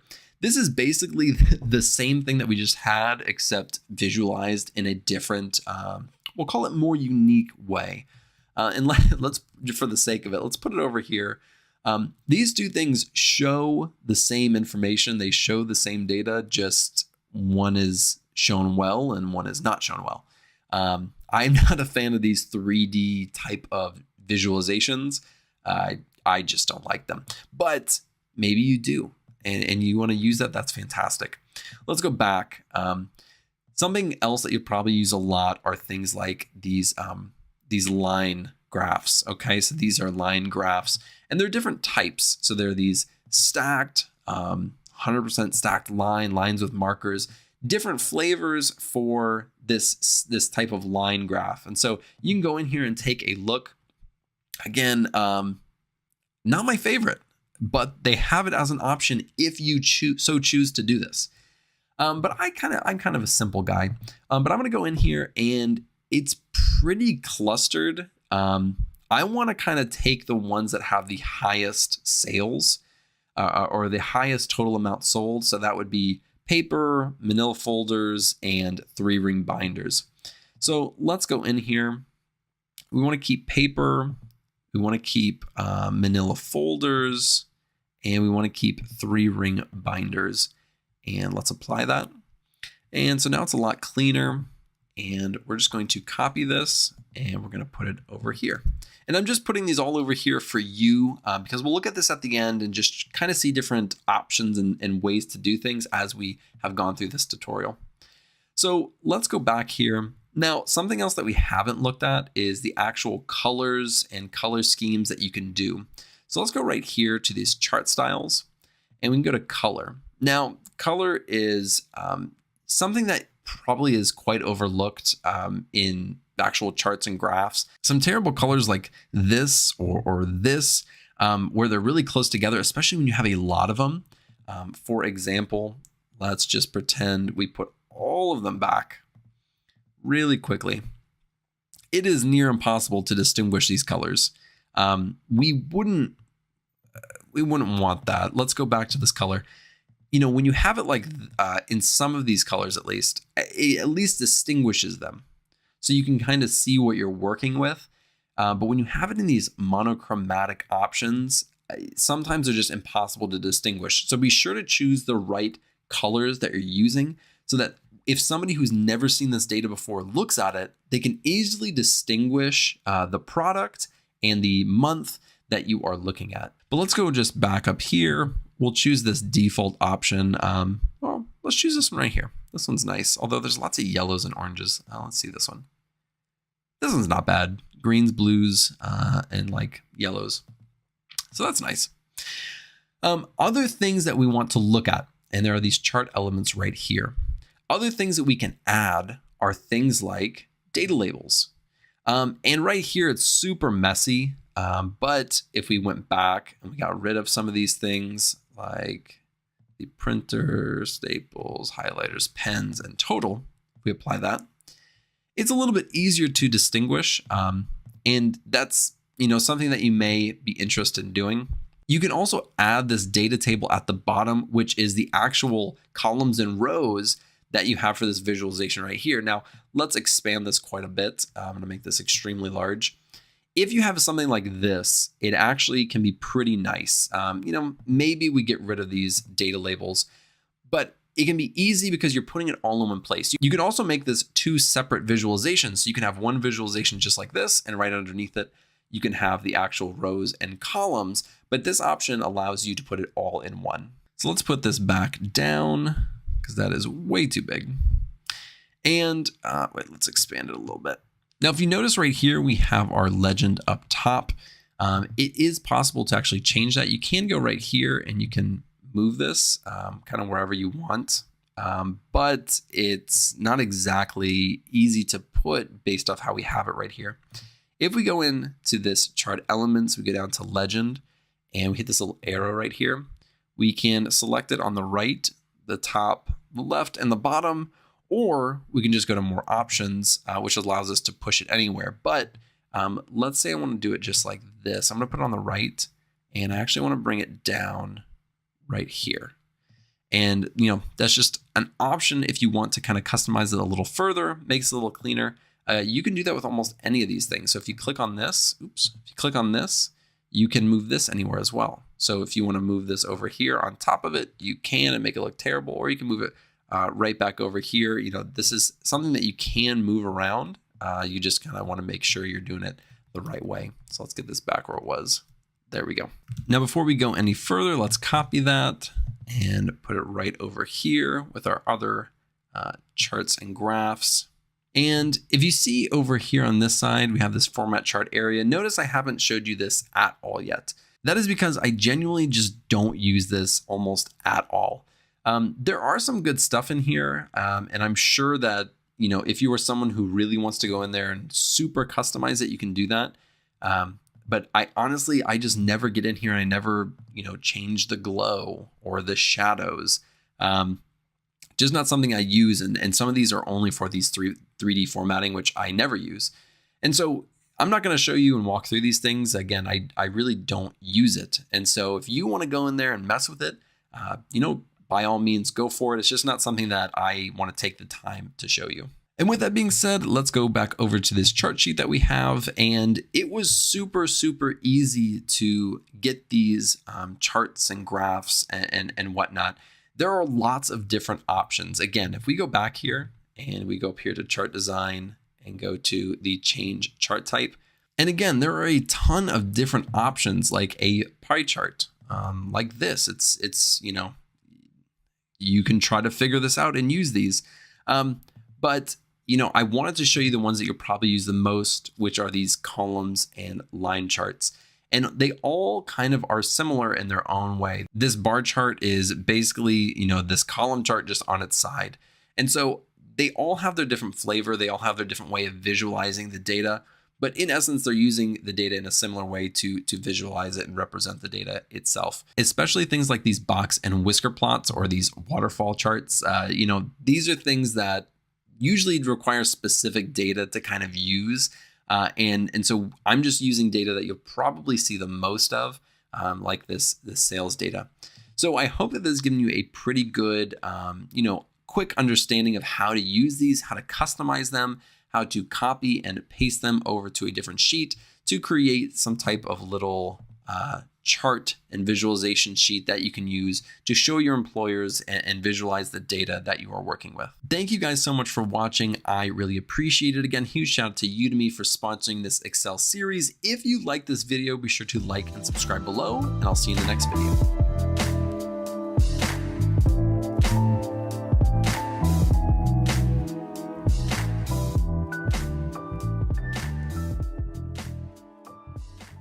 What's going on, everybody? Welcome back to the Excel tutorial series. Today, we will be looking at how to clean data in Excel.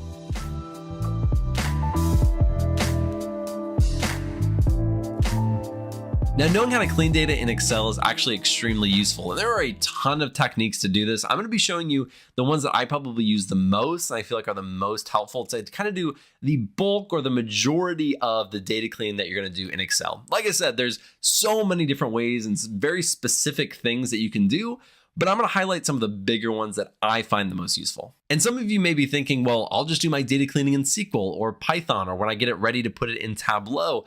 But honestly, a lot of the data cleaning, at least a lot of the big stuff, I tend to do in Excel if the data set is small enough to fit in Excel. And so I think it's actually really, really useful to know how to do this because you'll most likely be doing it more than you think. Now, before we jump into the tutorial, I want to give a shout out to the sponsor of this video, and it's a brand new sponsor. It is Unlocked by Z by HP. Unlocked is a movie that's actually broken up into 4 parts, and each of them have a unique data science challenge associated with it. Now, I'm going to read this next part because it's extremely interesting. Each challenge represents a different topic. So there's data visualization, text analysis, audio signal processing, and computer vision. And you can submit your answers and your work on their website for a chance to win one of 10 ZBook Studio laptops or a free trip to the Kaggle World Championships. So I'll leave a link in the description where you can go watch the movie and then do the challenges and then submit your answers for a chance to win. You should also go check out their hackathon where you can do these projects with other people just like you who are trying to figure out these answers and submit them to win as well. So go check that out. Thank you again to the sponsor of this video, Unlocked by Z by HP. Now, without further ado, let's jump onto my screen and get started with the tutorial. All right, so let's jump right into it. I have this US president's data set. I got the base data set from Kaggle. But I added some of my own data and then I messed some stuff up as well, just to kind of demonstrate some of these things that we're going to be looking at today. This is not a full project, so we're not actually going to be using this to create any visualizations or anything like that. So all this is just for demonstration purposes. But we will be doing a full project in about 2 or 3 videos in this Excel series where we're going to be doing from start to finish with a real data set. So if that's something that you're wanting, then we will absolutely be doing that. Now, something that you may be wondering is how do you actually identify what you need to clean in the data? What do you know to look for? Well, some of the obvious things are things like formatting and standardization. So things like, this James Monroe is in all caps. That happens all the time in real data. And so, you want to standardize that, or this all lowercase. You want to standardize that. You want that all to be the same. There's also things like right here, where we have this wig and this wig with a bunch of random stuff after it.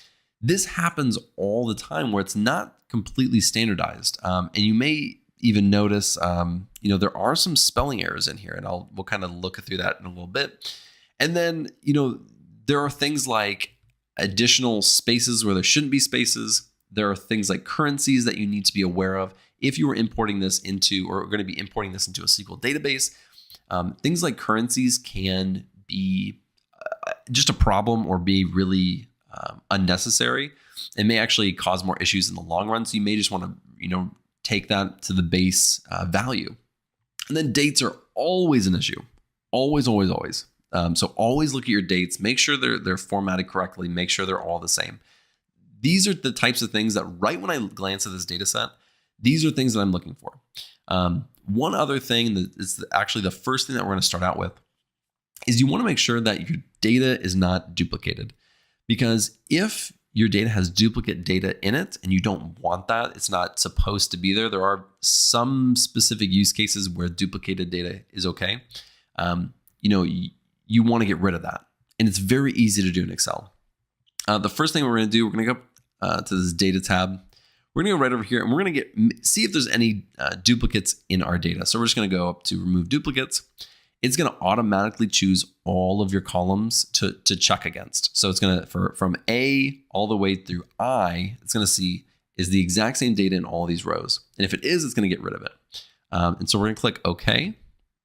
And it did find one duplicate. And I'll show you that one real quick because, it was right here. So Barack Obama was here twice. And then I'm going to hit Control. I hit Control Z to go back. I'm going to hit Control Y to go forward. And it removed that row completely. Now, in this example, you may be able to spot that with your eye, but in a real data set where you have 10,000, 100,000 rows, there's absolutely no way you're going to see that, or very, very unlikely that you are going to see that there's duplicated data in there. So just running a quick dedupe or removing of duplicates, that is really important to make sure that you have gotten rid of those things. So that's one of the first things that I do. We're going to go into a lot of these different columns, and I'm going to kind of show you different techniques or things that I do when I look at actual data. So I'm going to come right over here. I'm going to insert. And this is what I actually do. I usually create a separate column, especially when I'm working with this, because I don't want to change this one. I don't want to go in here and say equals upper, equals proper, etc. There's a lot of different ways that you can change names, or not a lot, but the main ones that you can change names, and all of them are completely okay. So for example, I'm going to hit equal upper, and I'm going to go like this and close my parentheses. So I selected this cell, I close my parentheses, I hit enter. It is complete, and I'm going to hit in the bottom right, I'm going to double click this. And it's going to apply it to all of them. It is completely okay to have your data like this if you want it to be like that. If you want it to be all lower, you can do that. If you want it to be in proper case, you can do that. There are different uses for all of them. And honestly, as long as it's all the same, typically it's okay. But if, for example, if you're selling this to like a third-party company or something like that, they may have what they want for their ingestion process when they take your file in. If you send, a weekly file or a monthly file, they may want it exactly how they want it. And you can change that to what they want. But as long as it's standardized for you, it's all the same for you, that is a good thing. So now we have all of these in the proper case. That's typically what I do, or I use upper. Those are the ones I use the most. I don't usually use lower. And if you go in here and you type in lower, it changes it to all lower. I don't typically do that. And I'm going to say president dash fixed. And so now all of these names, all of these different uppercase and lowercase, these are all fixed. And it just makes it so much easier to read, and you don't have different uppercase and lowercase issues. It's all the same. So I'm going to keep that right there. If we move a little bit to the right, if you look at this prior, now this prior is a mess. It has stuff all over. And to be honest, this is not really something that I would probably be using. Like in a real data set, I would look at this column and I'd say, this is pretty useless. If I had a very specific use case for this data in this column, I might try to, parse it out and do something, but I don't.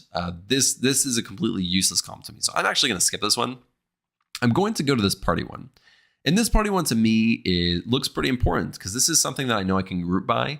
And I can create visualizations with and kind of break that out. And if you look right here, we're going to add a filter. So now let's open up party and take a look. So If we look right here, we have Democratic, Democratic-Republican, Federalist, Nonpartisan, Republican, Republicans, Whig, and Whig with a date and some information in the back of it, and then some blanks. And it's really important when we're looking at these ones that we think we might group by, that we have these properly grouped. So Republican and Republicans, to me, right off the bat, looks like a spelling error. And so I'm just going to deselect all. I'm going to go to Republican, Republicans, and it's literally Republican all the way down except for this last one. And to me, that's just something that I would update. So I would just go right here. I do that. If I didn't do that, and then I try to create, let's say, a pivot table on here, I'll have its own group of Republicans, and it wouldn't be added to Republican. And maybe that's on purpose, but let's just presume that we know this data extremely well, and that's not supposed to be like that. Right? Again, that just comes back to knowing your data really well, understanding what it should look like. And we know that it should not be like that. So we're going to fix that. The next thing that we're going to fix, and as you can see, it got rid of it. Next thing we're going to fix is this Whig. That's just like an error. That's some issue on the data side. And we're just going to fix that by updating it. And that's it. I would always be keeping a copy of this with the raw data somewhere else, because this is presumably like a working document. This is not a, you aren't saving over your original file. Let's just say that. And then let's take a look at these blanks real quick. Okay. So there are these rows right here that have nothing. I think we're okay. But if we see anything different, 47, 48. Okay, so yeah, it's just these ones right here that have no data in it anyways. It's just seeing it in the filter. So not an issue at all. So, okay, we're looking good. We've gone all the way over. We fixed this president. We skipped this one.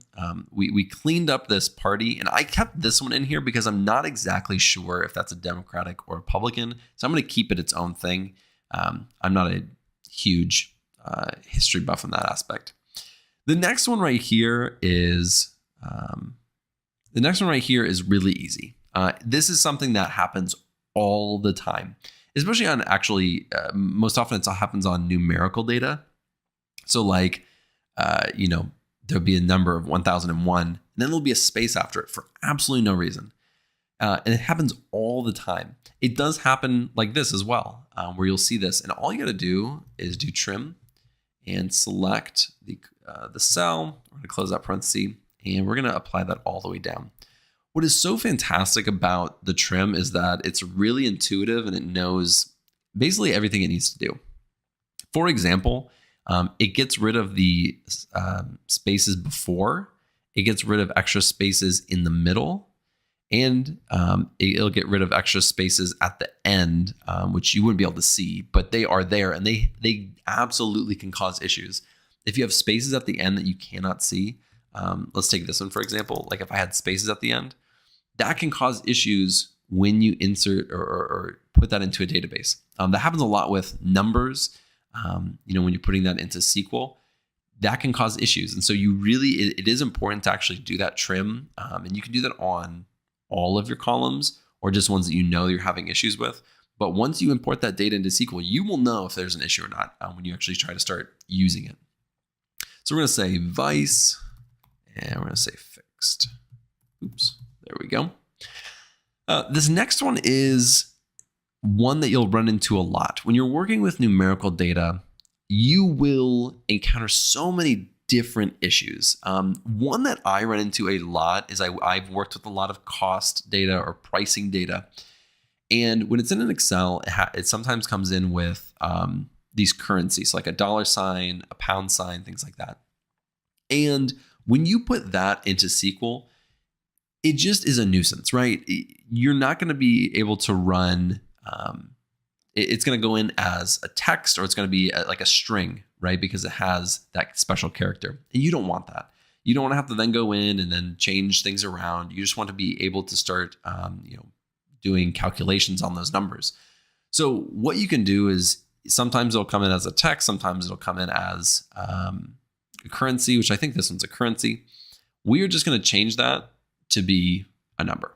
And then we're going to get rid of these. Oops. and get rid of those. That, it doesn't look as pretty, but that is much more useful than actually having the currency on there with the decimals.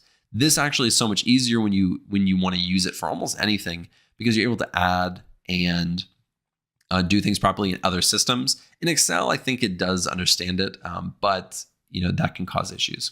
So there is how you do that. The next thing that we're going to look at is these dates. And just notoriously, whenever I see a date field, I know there's going to be an issue with it. It's very rare that I get a date field that is perfect. It is genuinely is a novelty when that happens. And most of the time it has to do with, let's say a date comes into Excel and it's in a text format, or a date comes into Excel and they're not the same. In this example, they are not the same. And we just want them to all be similar. They say date. If you look right here, it says date. It says date. It looks like it should be the same. But if we go like this, it all looks the same, right? There's no issues at all. If we were to try to use that, it may or may not be an issue, but we don't want to leave that to chance later on. If you're using this with Python or something like that, it can cause issues. Maybe not in SQL, because it may see the underlying, what's in the underlying cell, not just what we see. But some systems won't. And so you want to make sure that they're all the same. And so, what we were doing back here with, with the party, and we were looking at this filter and identifying the issues. I usually do that on date fields as well. And oftentimes, just for demonstration purposes, oftentimes I will get something like that. And then I'll come up here and I'll notice that there's this one random number. That happens all the time. And so, you want to make sure that you look at these things and just do at least a quick glance, if not kind of doing a deep dive into it. But all we're going to do is we're going to do both of these, and we're going to do a short date, and let's take a look and see if that fixed it. And so now they are all the same format. And that is fantastic. That is exactly what we want. We're going to go back through here. We're going to get rid of these. Again, this is a working document. Oops. I'm going to do Control Shift down. Oops. Let me go back up. Do Control Shift down and copy. And what I'm going to do right now is I'm actually going to copy. Let me do it right here. I'll show you. Sometimes I do this. It just depends. I'm going to go right here. I'm going to hit right click and I'm going to paste as a value, which means it's not going to take the calculation or the formula that I just did. It's going to actually paste it as that value. So we just replaced it. Right here, you can see up here, it says equals trim of G2. This now that I copied and pasted it over as a value, it got rid of that calculation, and now it is actually a string. So we don't need this anymore. And I'll do the same thing over here as well. I'm going to Control Shift down, copy, and I just hit the right key, or the left key, sorry. Now I'm going to right click and I'm going to do paste as a value. And again, it has this proper, and now it doesn't have the proper, it's actually the value that was here. So that's really important to note. And we're going to get rid of that one. And so now what we have is already looking much better. Now, one of the last things that we're going to look at is deleting columns that we are not going to use. And this is why it's so important to keep a backup or the raw data not in this file. Because if you start saving over this file and this is your raw file, that can mess up a lot of things. And that happened to me before, and it's terrible. And then you have to request another file, or you have to go back and find it or something like that. And it's terrible. So this is our working document. So we can mess with this and do whatever we want for our purposes. Now, for us, I can already tell you that this prior is a bunch of nonsense, and we do not need it. We're not going to use it for anything. And if we have, this is a very small data set. This only has like, let's say, 1, 2, 3, 4, 5, 6, 7, 8. We have like 8 columns that we're, kind of using that has data, 8 or 9. Now, that's a small data set. I've had ones with literally like hundreds, and it has so many columns, so much data. And sometimes it's good to just trim it back to the things you know you're going to use. This to me is absolutely useless. We're going to delete that. And then right over here, it's pretty redundant. It's just one number off. But if we scroll down just a little bit, it's basically just counts. You could even call it a unique identifier if you want. Sure, why not? But we don't need both. So we're going to get rid of this first one. And now we have more of the useful and relevant data rather than the stuff that we absolutely know that we are not going to use. These date updateds and date createds, we may never use them, but we might. So it doesn't hurt to keep it on hand. Those other ones are ones that we are almost certain we will never use. Again, keep a backup just in case you need it. You can always go back and get it. So, if you go back to what we started with and you look at what we have now, it is much cleaner. It's much more usable. And these are small, subtle changes, especially with this very small data set of only like 50 rows or 46 rows. But you're going to be working with data sets that are thousands, tens of thousands, hundreds of thousands of rows. And you need to know how to kind of look at this data, standardize it, format it properly for what you're going to be using it for. If you're keeping it in Excel, there are different things that you may do than if you're putting it into a database or going to be using it in, using Python to access it. So you need to kind of know your use case, but these are some things that I do all the time to kind of clean up the data before I use it for something, whether I'm creating pivot tables or I'm inserting it into, or I'm putting it into SQL. These are things I do all the time. And so hopefully that helps give you kind of an idea of some of the things that you should be looking for when you're actually cleaning data. And it's really important to understand why you're actually making these changes and the reason you're making these changes, because some of the things that I did today may not be things you want to do on a different data set that has different uses and different purposes for. So, take everything that I've said and apply it with a little grain of salt to your data set, because your specific needs may be different than what I wanted when I was cleaning my data set. So I hope this was helpful. I hope this gave you a small glimpse of some of the things that I'm looking for when I clean a data set or I get a new data set in and I'm kind of, analyzing it, figuring out what I need to fix in it. I hope this has been helpful. With that being said, thank you so much for watching. I really appreciate it. If you like this video, be sure to like and subscribe below, and I'll see you in the next video.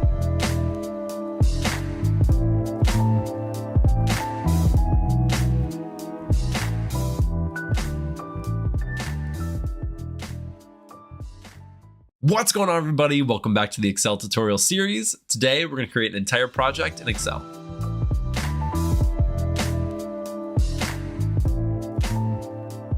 Now, if you've never done a complete project in Excel where you take the data, you clean it, and then you create an actual dashboard where people can click on things and filter things, this is going to be a really great learning opportunity, as well as potentially, a simple project that you can use for your portfolio, or you can spice things up and go a little farther than what we're going to be doing in today's video. I will walk you through every single step of the way, and hopefully we learn something together. And without further ado, let's jump right into it. Let's jump onto my screen and get started with the project. All right, so this is the data set that we're going to be working with. I will leave a link in the description to my GitHub where you can go and download it so you can be working with the exact same data set that I am using. Now, before we actually get into this data and start looking at it, I'm going to show you what the final dashboard is going to look like. We're going to create a few different types of visualizations, nothing too crazy. And then we'll create some filters as well, so we can kind of, create some interactive filters with our data. So let's go right on over to our data set. Now I'm going to hide this because we are not going to use that. But what I am going to do before we do anything is I'm going to create a dashboard. And I'm going to create a pivot table. Oops. And I'm going to create a working sheet. So all these things have different uses, and I'll explain that as we go along. So this is our data set. I'm going to copy this over to our working sheet. When I go into, an Excel and I'm working on something, I don't like to, use just the one that I was using in case I mess something up and it saves over it or some issue. I like to create a working sheet and keep the raw data right over here. It just makes my life easier. I don't have to save it and then, open up a different Excel to compare them. So we have our bike buyers. This is our working sheets. This is our raw data. This is the one we're actually going to be working on today. So let's start looking at it really quick and just kind of glance and see what data we're working with. And then we'll start cleaning it up, making it more useful for what we are going to be using it for. and then we'll start building out the dashboard. So right here, we have an ID. That should be a unique ID to each person. This is their marital status, so married or single. This is their gender, male, female. We have their income, children, their education, their occupation. Do they own a home? How many cars they own? How long their commute is, the region where they live, their age, and if they purchased a bike. And this column right here is extremely important. This is going to tell us whether they did or did not buy a bike. So we got their information. They're looking for a bike, but they either decided not to buy a bike or they did buy a bike. And we're going to be using that one a lot in this video. And so, this is basically the data set that we're working with, some of the demographics and information behind the person. So what we want to do when we are cleaning the data, before we do anything, I like to see if there are any duplicates in here. What we're going to do is come right up here. We can go to, where is it? Right here. We got remove duplicates. So we're going to click on that. It selects every single one. We just want to see if there's any useless duplicated data that we do not need. And the data is a header, so we're going to click OK. All right, so we had a ton of duplicates in there for whatever reason. So we do have duplicates in there, so I'm glad we did that. Otherwise, we would have, not good data. We don't want that. Let's start right over here. The ID, of course, we're not going to change. The marital status and gender are M's, S's, F's, and M's. This isn't inherently a bad thing to have it like this, but we have to think about it from the perspective of someone who's going to be using this dashboard. Do they know what M and S is? Do they know what M and F is? And if they don't, it's better to just spell it out for the most part. So let's just do that. So we're going to click on the column B. We're going to hit Control H. That's going to bring up our find and replace. Now there's an M in both of these columns, and there's different things. One is married and one means male. So what we're going to do is we're going to search by columns. And we'll have match case. I don't think that's going to change anything, but that just means an exact match. And we're going to do M equals, and we're going to replace it with married. And we'll replace all. Awesome. And then we'll do S is single. This one is super easy. We're going to do the exact same thing right here. So column C, we're going to hit Control H. We'll do, still has by column, so we'll do M is male. We'll replace all of those, and F is female, and replace all of those. That's great. The next column right here is income, and in a previous video, I talked about how I don't typically like it in this format, and that's true. If you're doing calculations on it or any other thing, it can mess it up sometimes, having the $ or it being a currency. We're not really going to mess with it too much right now. What we can do is just kind of make sure all of it's currency. We'll just go like that to make it a little simpler, but we're not going to change it to like a numeric. We will use this in the visualization. We'll see how it looks. And if we need to, we'll come back and change it. If not, we'll keep it how it is. So that's all we're going to do to that one. The children, those look good. We have education. Partial college, partial high school. This looks fine to me. If there's any spelling errors or anything like that, of course, we need to clean that up. It doesn't look like there is. Occupation, skilled manual. Okay, those should be separate. Are they a homeowner?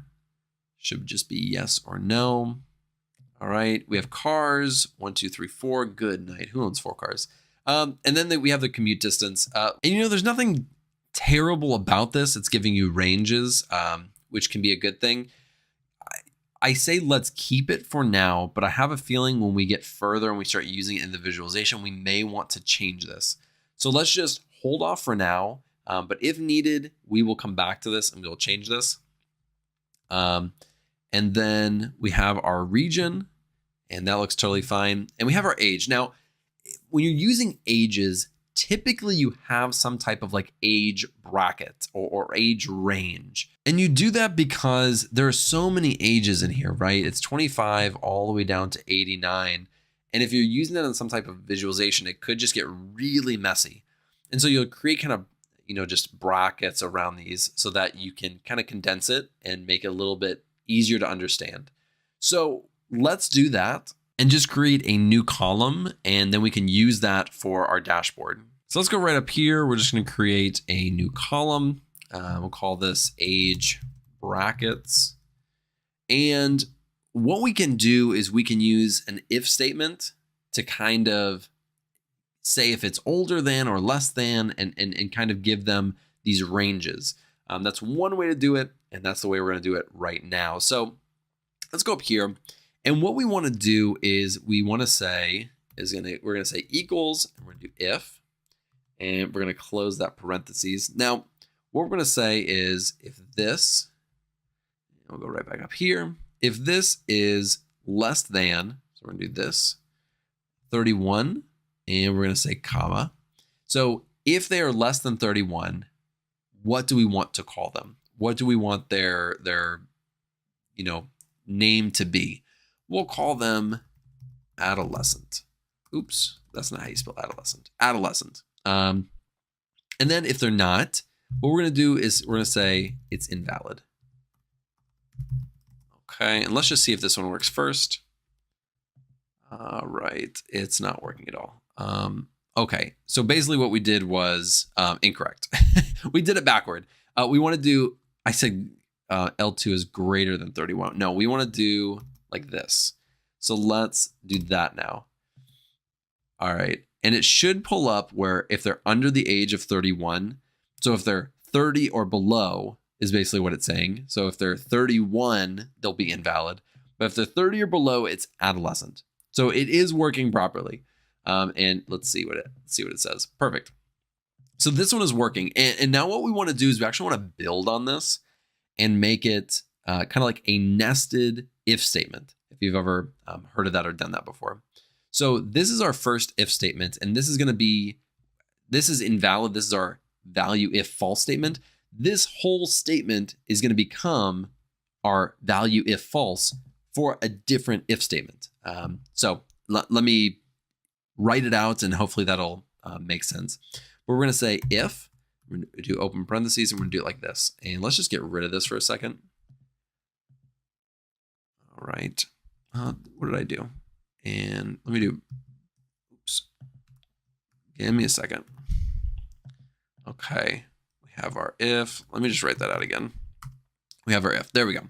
So now what we're going to do is we're going to write basically the next part of it. So we're going to say if that L2 is, and we're going to do this time, we're going to do greater than or equal to 31.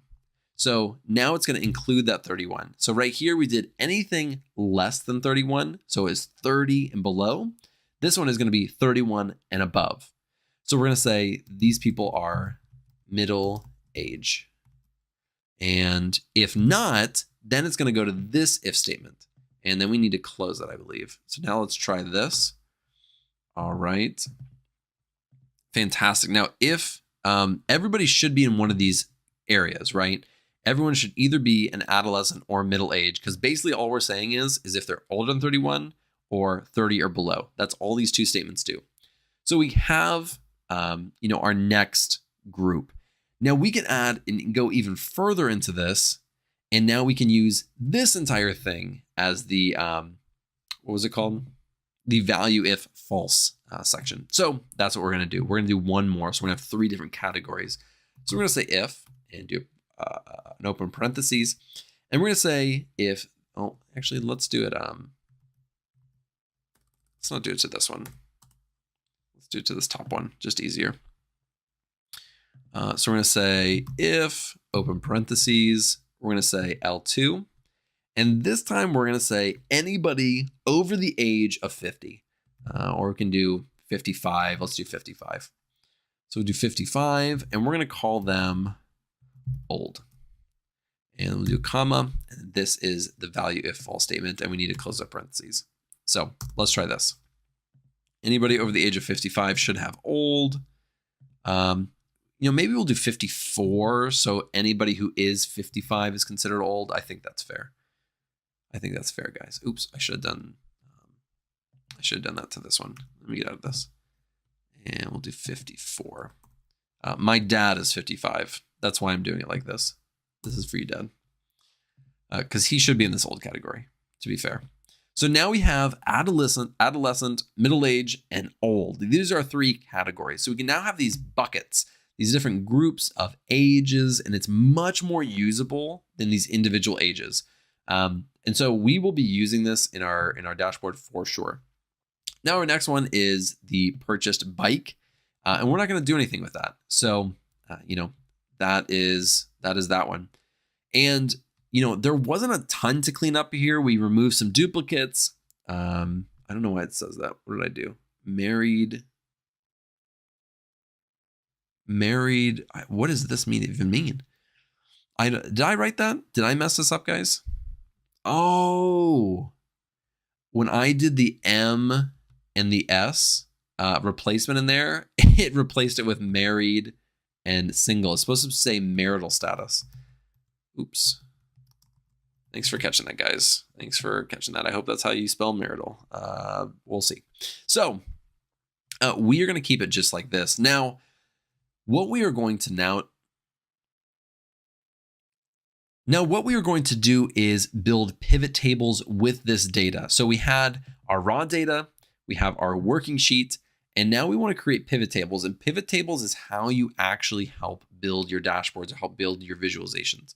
So we're going to go right here. We're going to hit, whoops, let me get rid of that. We're going to go right here. We're going to insert, and we're going to say pivot table. And it's going to ask us what range. So we're going to go back to the working sheet, and we'll just click here and hit Control A. This is going to select all of our data for us. So it's really easy, and we're going to hit OK. And so now we have all of our pivot. I don't need to pull it out that far. That was way too far. And now we have all of our pivot table information over here. And so that should make it really easy to, actually build out. So what we're going to do is start selecting what columns and what data we actually want to work with. So the first one that we are going to build out is a dashboard that is basically looking at the average income of somebody who either bought or did not buy a bike. So we need in this one, we're going to need their income. That's definitely going to be a value right here.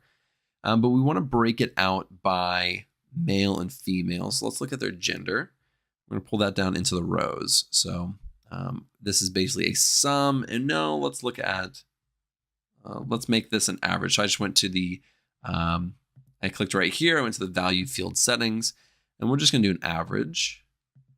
All right. And then we are going to make these, and as you can see, there's 4 decimal points. We'll keep it as is right now, but we may need to go back and change something. And then we're going to look at if they purchased a bike or not. And we're going to put that right here. So we can see that right here for the people who did not buy a bike, the females, their average salary was $53,000. The average salary for males was $56,000. For yes, the ones who did buy a bike, the average salary was $55,000 for female and $60,000 for male. So the people who had a little bit more money are buying bikes, and we can also see that the men are making more money in this data set just overall in general.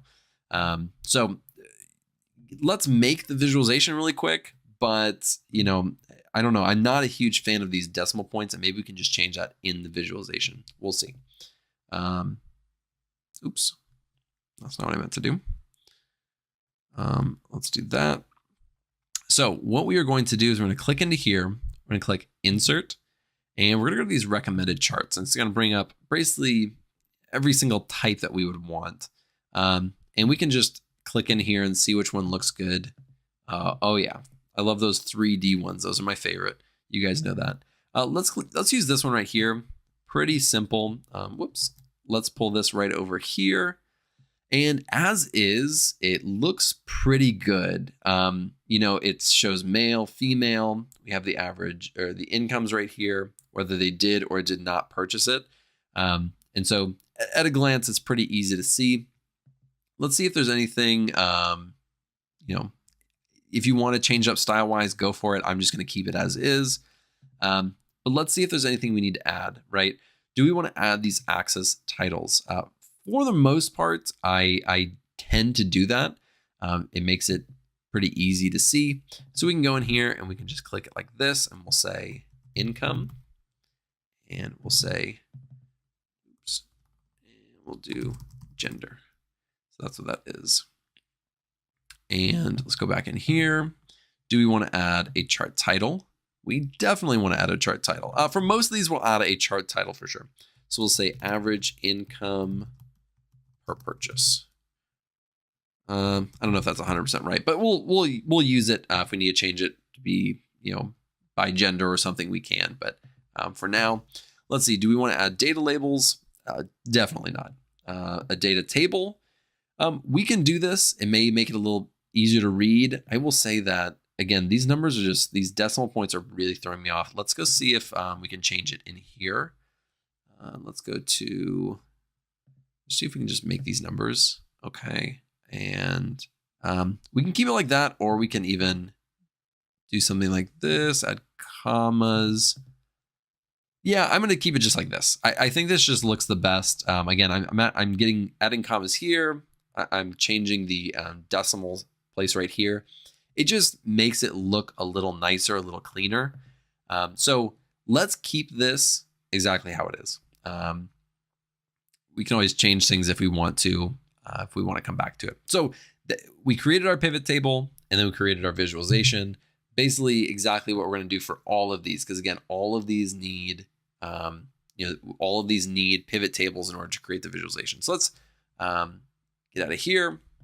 We're going to scroll down, and we're going to create our next pivot table.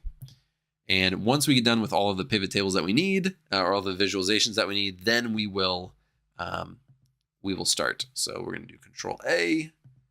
We're going to do OK, and basically do the exact same thing that we did. This time we're going to look at the distance. So for this one, I wanted to see, I created this already. I've already done this entire project through, but I haven't really talked about why or what we're going to look at. For this one, we're looking at, is their income, does it change whether they bought or didn't buy one? So if they said yes, is there a reason? Are they making more money? Is, our price points, are the customers, did they make more money? So should we cater to them or not? That's a good question. Another thing is, we sell bikes, or this person sells bikes. So commuting distance definitely makes a difference. Does the person who is buying a bike live 1 mile away from where they work or 20 miles away? This will help us determine, this next visualization will help us determine, who is doing that or who's buying it. So what we're going to do is we are going to look at the that one that we were looking at earlier, the commute distance. So we're going to bring that right over here. So we have these, 1 mile, 10 mile, 1.2, etc. Now we are going to, again, we're going to look at if they purchased a bike. That's really important. And let's make that the column as well. So now what we have is a count of these no's and yeses, whether they did or did not buy a bike. One of the issues that I already see, and I'm going to visualize it and then I'll show you, that this 10 miles, it's right next to the 0.1. So it's not an order. And that could be an issue. So we may have to revise that somehow to put it at the very bottom, because we can either do ascending or descending. Either one I don't think is going to work. So we may have to work through that in just a second. I don't know if I did that in my plan for that. Yeah, so it has this big dip. Yeah, so let's create it. That's okay. We're going to figure this one out together, because I honestly, I didn't plan for this one. So, okay, we have 0.1 miles. That's exactly where it needs to be. The 1, the 2, the 5. That's exactly where it needs to be. This 10 miles is not. And let's see if I change that 10 plus miles to 10 miles plus. Let's see if that'll put it down here, because I don't know if it's looking at, I don't know if it's reading it weird. But let's go into this working sheet, and let's go right here, and we're going to do Control H, and we'll do, oops, not this one. 10 miles plus. Let's get that in there, and we're going to do 10 miles plus. I don't know if that's actually going to work. We will see. So let's go back to the pivot table. Let's go to the data. Let's refresh. No, it didn't change it. Okay, so let's think about this. Maybe if we change it to like a letter, it might change down here. So start it with miles. That could work. Let's try it. Okay, it's already selected. Let's do, where's the 10 plus miles? Okay, so let's do more than 10 miles. And we'll replace all. Let's get rid of this. Let's go to the pivot and refresh. All right. Okay, so it's not perfect, but it works. And for what we're doing, I think we'll keep it how it is. So we have our second one. And, you know, there are different ways you can kind of change this one. You know, on the last one, we did a ton of different stuff. We can do, just do commute distance. And we can say, what do we want to say on this one? What is this? Oh, this is the count. Do we have to keep this one? No, there we go. I'm just going to do just one and say commute distance. And let's add a title. Chart title, we can make this one, let's say distance per customer. That's not 100% true because it's no or yes. That's the important part of this. It's distance, average distance. Let's see. We'll just say customer commute. All right, and we'll keep it just like that. All right, perfect. I don't think. Let me see. I don't think there's anything else we need to add on that one. All right, now let's go right down here. We're going to create our very last one. We only have 3, so, you know, sometimes you'll have a ton. Sometimes you'll have like one on each sheet and you'll create multiple sheets, but do Control A. Now we have our thing. Now, this one, we're going to be looking at these age brackets that we were looking at, that we created. Something that I do honestly a lot is kind of bracket things into groups like this. And, you know, for this, I'm just kind of made them up, but, you know, it's good to know how to do this because I promise you this one happens a lot, or I use this one a ton. And then we just want to look at who purchased a bike. So the same thing as we did before. So like purchase a bike, count of the purchase, you know, pretty easy. So we just have the count of either no or yes for these age ranges. And let's go to the insert. We'll go to recommendation. I personally like a good line for this one. So let's, this is already interesting. Maybe do something like this. That's nice. See, this one versus this, it just adds a dot. Well, it looks nice. We'll keep that one. So just really quick at a glance, really interesting. People under the age of 30 are not buying that many bikes. Age 30 to 54, 31 to 54, buying a ton of bikes. They buy more bikes or look at bikes more than anybody. Really interesting. But yeah, we'll make the dashboard a little bit. Let's make these chart titles. We'll do the horizontal. We'll just call this age bracket. And then we'll add a chart title. Again, you can add some extra stuff if you want to, but you don't need to. None of this other stuff we really need. I'm just kind of looking at the stuff we do need or do want. So what do we want to call this one? Let's call it customer age brackets. And it's not perfect, but we'll keep it as is. For comparison, let me see if I can copy or use this real quick. Instead of the age brackets, I'm going to get rid of this and use the age. And then let's use, let's insert recommendation. We'll use a line and we'll use this. So this compared to this, just think of it like if a customer or consumer, or not a customer, if somebody you're working with is trying to use this dashboard, understand this dashboard, this is going to be it's going to, I don't know, it might melt their brain. It just makes no sense. It makes sense. It's just all over the place. It's really hard to make sense of this. It really is. I mean, you can kind of see a pattern going up around like the mid 30s and then it trends downward, but it's hard to see. It really is. So doing these brackets really helps. And you can even add, adolescent, 0 to 30 underneath it. And in fact, we may want to do that. Why not? Let's do that. Oh, whoops. So why don't we do that? Why don't we go back? Because I'm doing this on the fly. Why don't we go back? What am I doing? Whoops. And this is all calculated, but let's do adolescent 0 to 30. Let's do middle-aged 31 through 54, and then old 55 plus. Let's see if this breaks anything. I hope it doesn't. And we'll go back to our pivot table. Let's refresh the data. Okay, it did mess with stuff. Okay, never mind. Guys, that was a terrible idea. Don't do that. Perfect. Let's get rid of that. That was a terrible idea. Don't do that. I'm glad we tested it out though. I like to see if it was going to work. No, it messed with the order of things.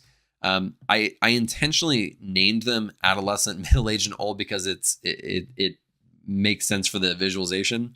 But if I change something and it messes with it, I'm not going to mess with it. It was just an idea on the fly, guys. Come on.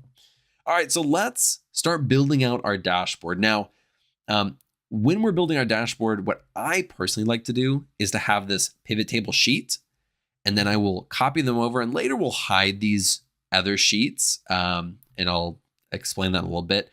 But I like to have this one for us. So we're going to copy this. So I just click on it, hit Control C. We're going to paste it right over here. Let's just make them small for now. Oh gosh.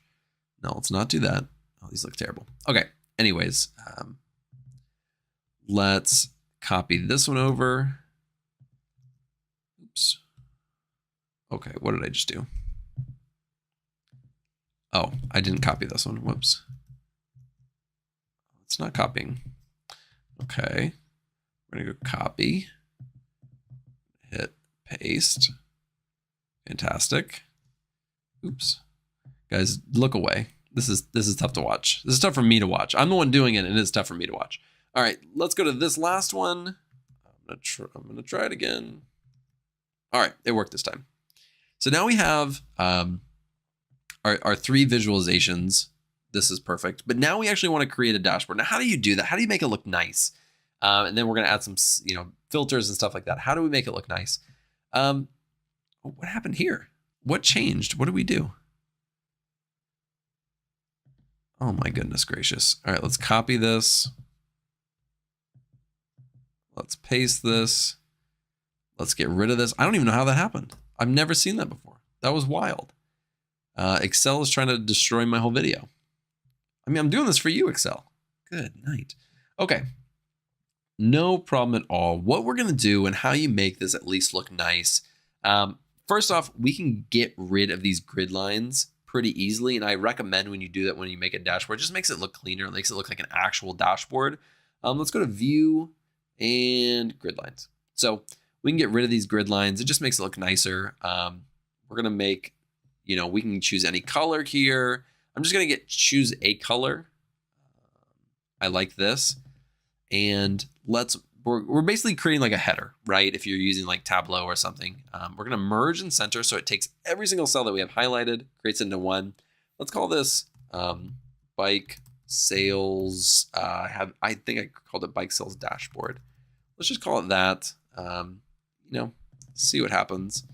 Let's get that. Let's make it white and make it much larger than it is. Okay. Sure. Let's do that. Doesn't look bad.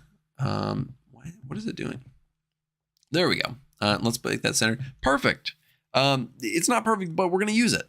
All right. So now we kind of want to organize these, and everybody has their different way of doing it. I'm just going to start building it out myself and just see how it looks. And then we'll go from there. I like this one there. We can put this one. This one's kind of a longer one, so I'll probably put it at the bottom. Let's see how it looks. But we'll put this one right here. Try to line it up. Jeez, let's zoom in a little bit. Let's try to line this up. See what it looks like. Let's extend it to the end. That doesn't look too bad. It needs to move up just a hair. And I'll show you how to kind of align these in a second, but that looks not bad. And we'll kind of try to align these as well. Let me zoom out and extend this the length of this just to make it look nice. Now what you can do, and this is something that's pretty simple, is you can get both of these, and we're gonna go to shape format, and we can just align these. It's really nice to align, especially if like the top and maybe like the left to right. But like we're gonna align these to the top, and they just kind of align themselves on the very top. Now these look much better. This one is a larger dashboard or a larger visualization, so I'm gonna keep it how it is. And I'm gonna keep this one how it is. So it is gonna be a little bit smaller, as you can tell. And then we'll have this one. And I'm going to do that. This is gonna bother me if I don't align these. So let me do this. I'm gonna go to shape format, align to the right. And it's not exactly what I wanted to happen because, oh geez, what am I doing? It's not exactly what I wanted to happen. I actually wanted this one to align, with this one. It did the opposite. So let me just scoot this back. All right, visually it looks fine, but that's how you do it if you want to do it. If you have multiple of them like this, you can make it look bad. So we have our dashboards. This is already looking really good. I like how this looks. Colors are coordinated. We have a kind of a theme throughout, and it looks nice. I actually kind of want to change this one to, let's see. I don't know, maybe if I did like that, it'd look nicer than all of them. Yeah, this does look nicer. It doesn't change much either. Guys, should I do it? All right, we're going for it. We're changing the design on the fly. Should I do it for all of them? Let's see. It doesn't fit. Doesn't fit. All right, guys, just ignore what I'm doing. Don't do any of this. I'm just messing around at this point. So this is really great to have. It really is. And what we want to do is there are other elements. There are other things that people would like to be able to filter by and be able to look at, but it's not in this visualization. To be more specific, one field that's could be really interesting is married versus single. Are single people buying more, or married people buying more? It'd be nice to filter on it. So we're going to click on any of these actually, and we're going to go up to Pivot Chart Analyze, and we'll click Insert Slicer. Now we can choose which ones we want to be able to filter on all at the same time or one at a time. I'm just going to do the first one by itself, and then I'll show you how to do other ones. But this one is the marital status. So this is the married single, the one we were just looking at. And we can drag this right over here. Bring it in a little bit. All right. And we don't need all that space. So we're going to boop, boop, boop, boop, all the way up. Now, while we're doing this, because we selected this, this visualization, it only is working on that one right now. We, of course, wanted to apply to all of them. Is not hard to do.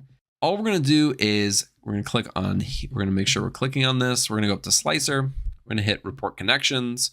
And if you remember, we have this, this pivot table that we're working with.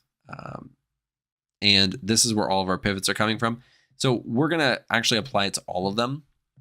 This is our sheet, and this is the name of the pivot table. Now, again, we created that fourth one. We're not using it, but we're going to apply it to all of them.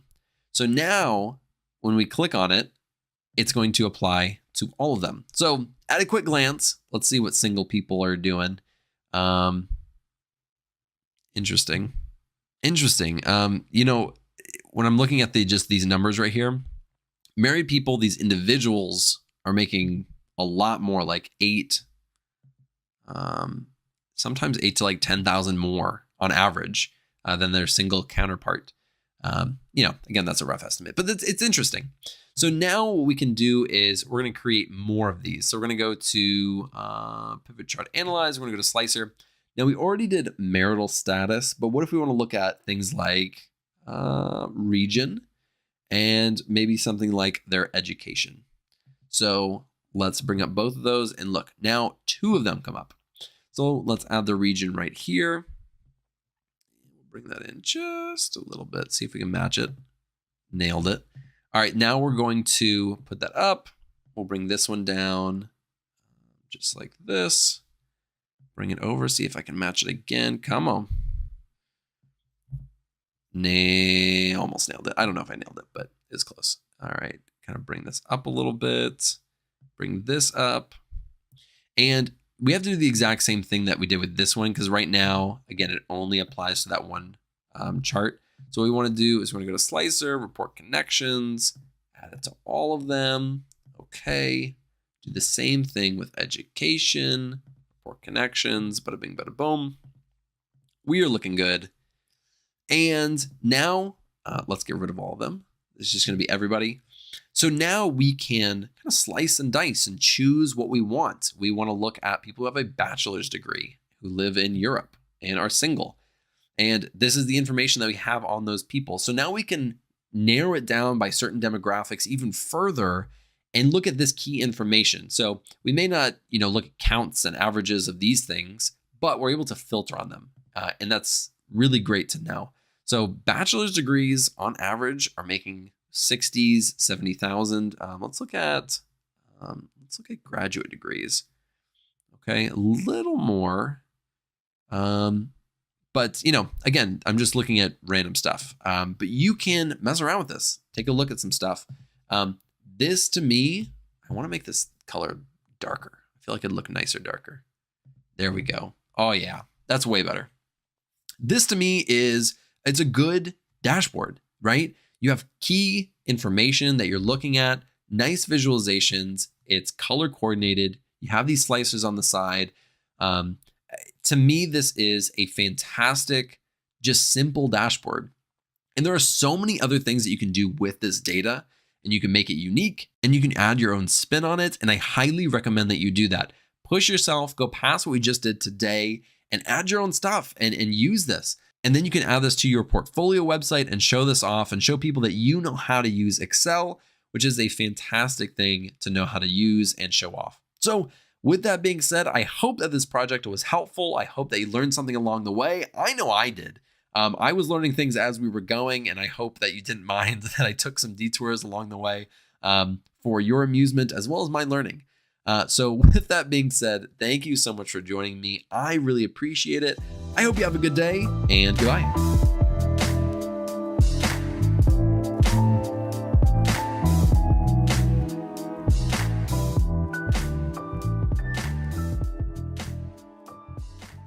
What's going on, everybody? Welcome back to another video. Today we are starting our Tableau tutorial series.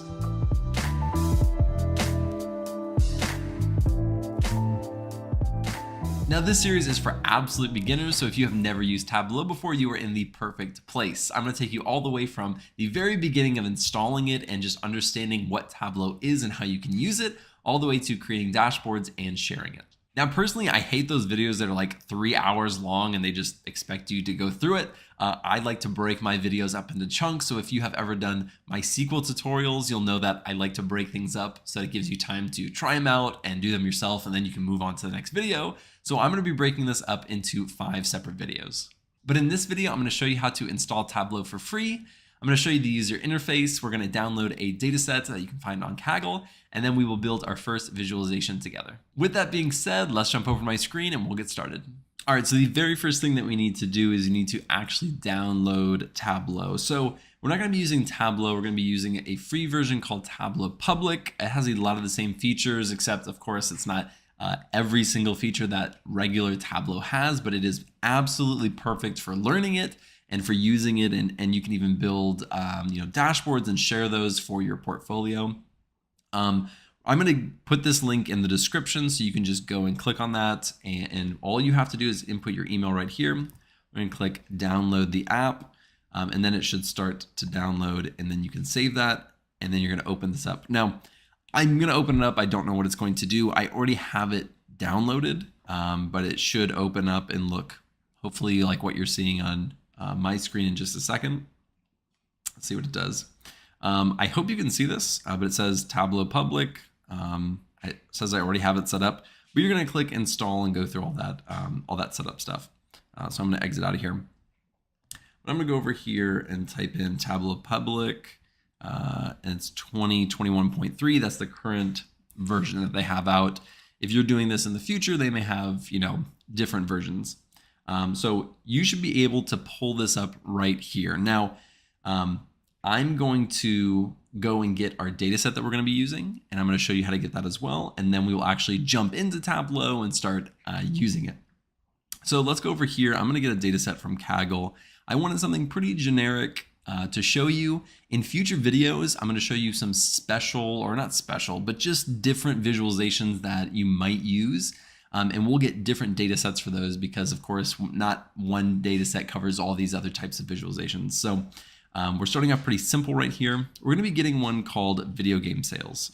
And we can take a really quick look at it. Here are some of the fields that you're going to be having, like rank, name, platform, the year, genre, and then some sales data.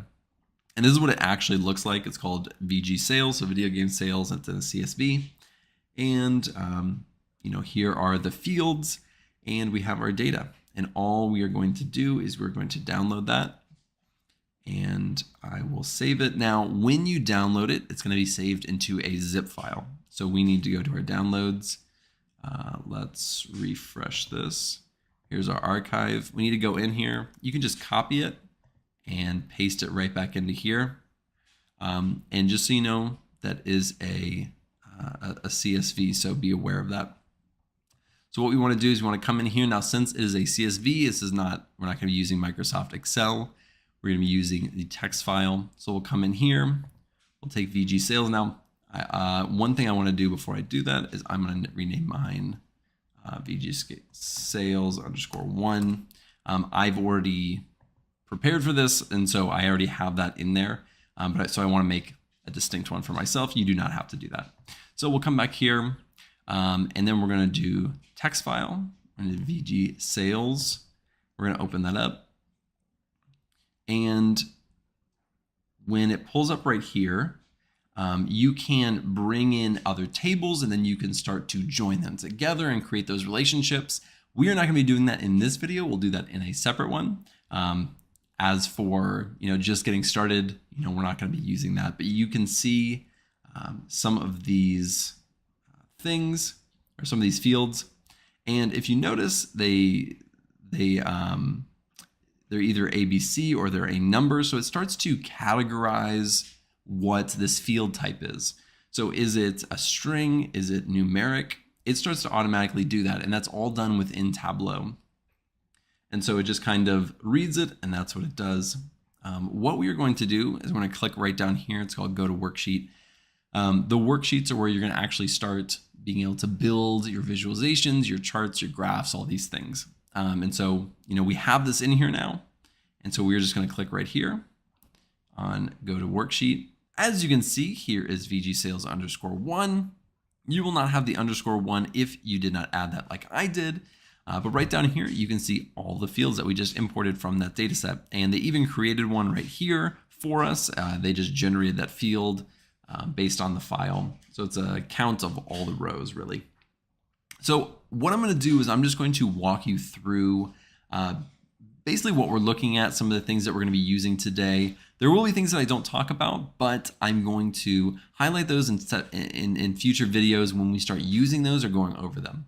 And so let's just start with the most obvious one. It's way over here. I'm sure you saw it when this first came up on the screen because it has all these different charts and visualizations and graphs. And these will become available as you start dragging and dropping our data into this sheet. And so if I go right here, it says for scatter plots, try 0 or more dimensions, 2 to 4 measures. So what our dimensions are right here, and what our measures are right down here. And so typically things like you say genre or names or strings like that are going to be these dimensions, and then a lot of times the numerical are going to be measures. Next, what I want to show you is right here. So you can take something like global sales and you can drag it right here into your rows, and then it takes your rows. And so it automatically created a sum of global sales. Now, if we take that away, and let's say we drag it right here, it's going to give us a column.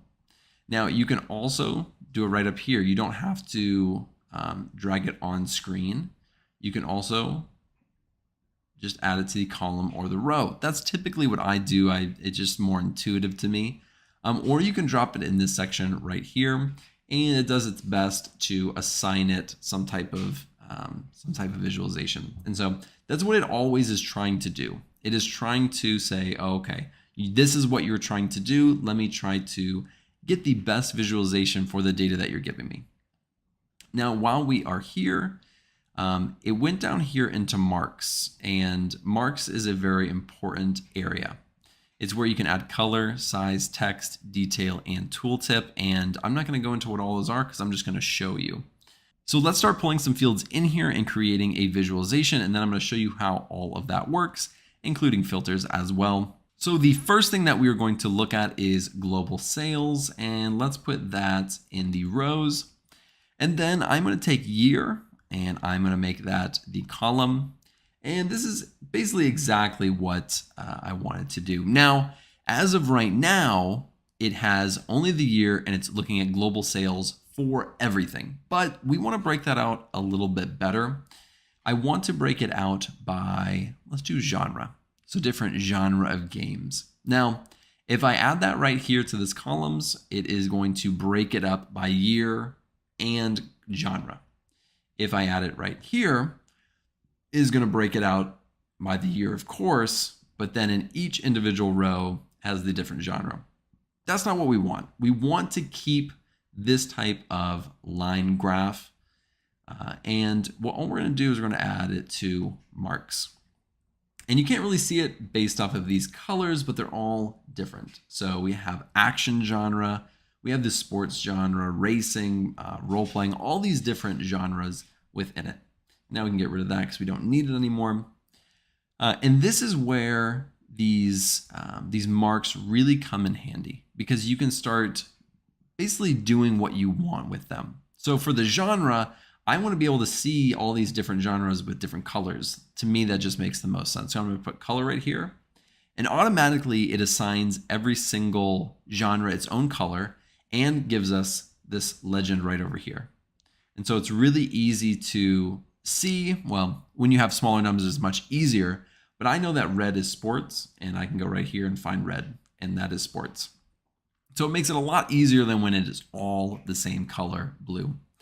So what you can do after that is you can also add things like a label to it. So if we take label and we take genre, we put label, you can click right here and you can get rid of the labels that you have, and you can see them right down here. Or you can also change the font. So if you want to make it orange or whatever color, you can do all those same things. And you can also do things like changing where you see these things. So for action, you're going to see it a ton because for each year, action is on the higher end, and so you're seeing those in those mins and maxes. You can also do it for a selected area. So if I come in here and I select it, it's then going to show me what those are. So label is really, really useful, really helpful. Let me get rid of that really quick. You can also do it where the lines end. So line ends is at the beginning and the end, and you can also take that away or put that back on. So labels are really important. Labels aren't very helpful when you're doing, at least I don't find that it's super helpful when you're doing things like genre. So when you're doing your dimensions. So I'm going to get rid of that, and I'm actually going to bring our global sales over here. And let's label that. And right now, I think it's labeling the line ends. We want to do the min and max. Now, if we do min and max on the table, it's just going to give us the max and the min, which is 0 and then 139.4. It's a little bit more useful if we do it per each line. This at least gives us some context. I probably wouldn't do this in an actual visualization, but to give you some understanding of just how it works.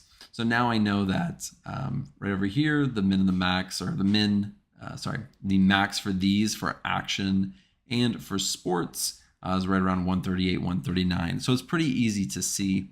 And you can, again, go in here and you can remove the max or remove the mins, whichever one you feel is best. You'll probably keep the maximums in there for each category. And so this is a really quickly becoming a pretty usable visualization. And that's not the only label that you can add. We still are using year over here, so we can always drop year in there as well. We'll create a label. And so now we have, let's see, for this one is a puzzle genre. So we also have the year that it had the maximum sales. And so, just some things that you can do. You don't have to add that. Now let's go up here and we're going to take a look at filters, because filters are really important. If you are making this for a client or you are making this for somebody, you want them to be able to filter down to very specific information that they want to see. So let's take the platform. Lots of different platforms. As you can see, PS4, Xbox, if you're familiar with these, we'll click all of these and we'll click OK. So now this is an option as a filter. And all we're going to do is we're going to click on this arrow right here and we're going to say show filter. Now, right now, all of them are selected. So every single one is being taken into account for this visualization. But let's say we come down here and we say, okay, I don't want to see sales for any of these PS, the original PlayStation 2, 3, or 4. So I'm going to get rid of this one, this one, this one, and this one. And you could immediately see the changes that were happening. So now none of the numbers, none of those sales are being accounted for and being added to the sum of global sales right here at all. So that is just how a filter can work. And you can also do that. And you can get rid of all of them and you can go in and actually just pick very specific sales. So if you only want to see the PlayStation sales, you can go in there and do that as well. So really, really handy. Filters are things that you'll at least want to have as an option for most of your visualizations. At least that's what I found, especially when you're doing client-facing work. They like to get in there and mess around and look at it in different ways. And so that's one that I think is really useful to have. The very last thing that we want to do is we want to actually add this to a dashboard. Now, let's say we come right down here and we add a new worksheet. And actually, we might change one more thing on that last one. But we'll just make a really simple one. We'll just give it genre and we'll give it global sales as the rows. And this nifty button right up here, which is a sorting button. So I'm going to sort like that. I'm going to add the genre in just as we did. I'll give it different colors. Perfect. Now we have two really quick different visualizations, right? What I want to do is just show you how to combine those, because what you are going to do is you're going to actually come in here and you're going to do new dashboard. That's what this button is right here. Now, when we come in here, the size is extremely small. It's very easy to fix that. All we're going to do is click right here.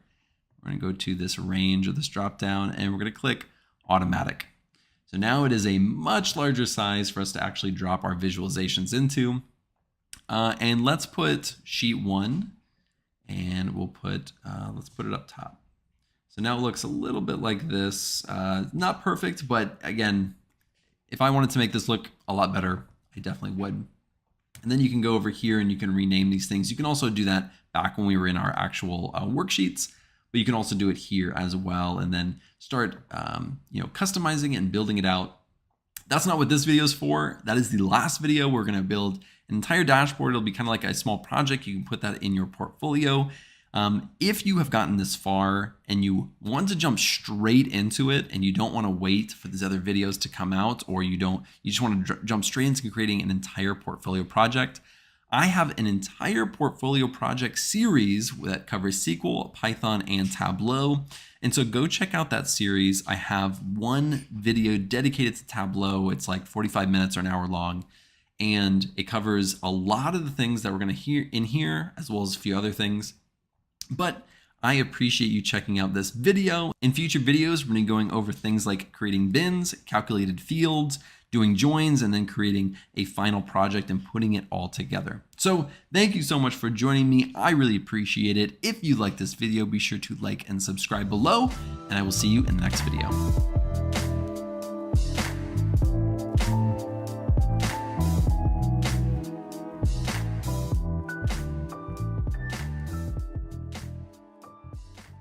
What's going on, everybody? Welcome back to the Tableau tutorial series. In this video, we're going to be going over bins and calculated fields.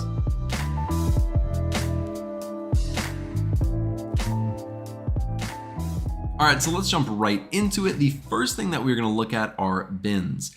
And bins are basically just groupings or ranges of numerical values. So we cannot create bins for genre, name, platform, or anything like that. We have to do something with this sign right here, which means that it is a numeric. So year, or all of this sales data, or this ranking data. And we're going to use what we worked on in our very first tutorial. And so what we're going to be using to kind of demonstrate how bins work is this year right down here. So right now we have a range of 1993 all the way up to 2018, and we're going to create some bins to group and create ranges for these years. And it's pretty simple. All we're going to do is we're going to come right over here to year, and this little drop down on the side, and we're going to go down to create and go down to bins. Now it's going to say the size of bin, and it's going to give you a recommendation based off of the information that is already provided, the min and the max, the ranges of these values. You know, you don't have to do this, but usually it does give some good estimation on what you might be considering. If you were thinking, hey, maybe do a bit of like 20 and they're recommending 2, think about why they might be doing that. We're going to change ours to 5, and you can always change what this field is going to be. I'm just going to give it an old exclamation point just to really spice things up here. So we're going to click OK. And as you can see, it adds it right up here. It is no longer a numeric. Now it is a categorical. So this is no longer just 1, 2, 3, 4, 5. It's ranges, it's groups. And we're going to get rid of this year really quick. Actually, let's keep it up there for a second, see what happens. But we're going to bring this up, and we'll get rid of this year. And this is what kind of it spits out for us. Now, I did look at the data when I was prepping for this. There are some nulls in the years. And so all we're going to do for this is we're just going to go like this, and we're going to exclude the nulls. Probably not something you should be doing if you're doing this for work, but this is for demonstration purposes, so we can do whatever we want. But as you can see, we now have these ranges. So this range starts at 1990, and it includes 1990 all the way up to 1994. And then it's 1995 to 1999. And so just really quickly, we can tell that the years 2000 to 2004 were a huge season or group of years for game sales. So these are the global sales for these video games. And so it is really helpful. It's very useful. You can do this on a lot of different information. We could do this on the sales data. You can do this on age. You can do it on years like we did. And it can be very, very useful. And so really quickly, that is how bins work. I would say it's pretty straightforward. Now, this is a perfect time to segue into the next part of the video, which is calculated fields.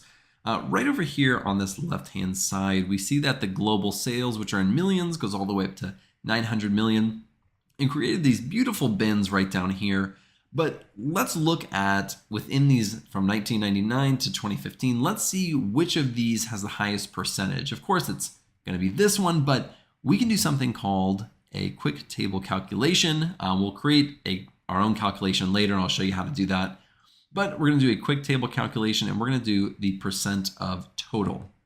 And so now we have these bins, and instead of just seeing the total amount of sales that they had. We see the actual percentages based off these year ranges, which is really useful, something that you could absolutely put in some real work that you do for a client. Now, really quick, just to show you something that you can do, if you click Control and you drag this over here, you can actually save that calculation. So we can say percentage of global sales. And that actually saves it as a measure for us. So that was a quick calculation, but let's look how to actually create a calculated field. So if we do this right here, what is going to come up is just the global sales, and you can do a lot of what you would basically do in Excel: multiplication, division, subtraction, a few other things, but we're going to keep it super, super simple today. All I'm going to do is I'm going to take global sales and I'm going to subtract. I'm going to do an open bracket and I'm going to say EU sales, and it auto completes for me. I'm going to click OK, and it created calculation 2. I'm going to come in here and I'm just going to say global sales minus EU sales. And let's drag this over. These are different. One's percentage, one is in terms of sum. And so I'm just going to bring this in right here. And so now we are comparing against the same thing. And if we look at the global sales, we have probably right around 950 million-ish in this 2000 to 2004 bin.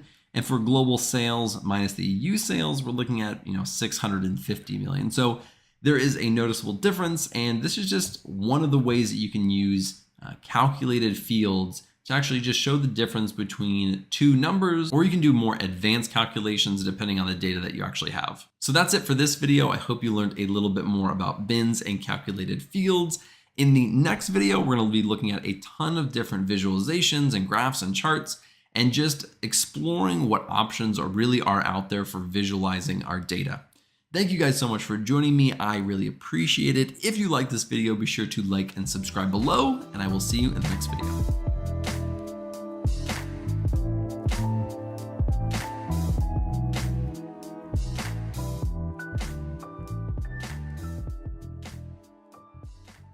What's going on, everybody? Welcome back to the Tableau tutorial series. In this video, we're going to be looking at lots of different visualizations, including the scatter plot and density maps.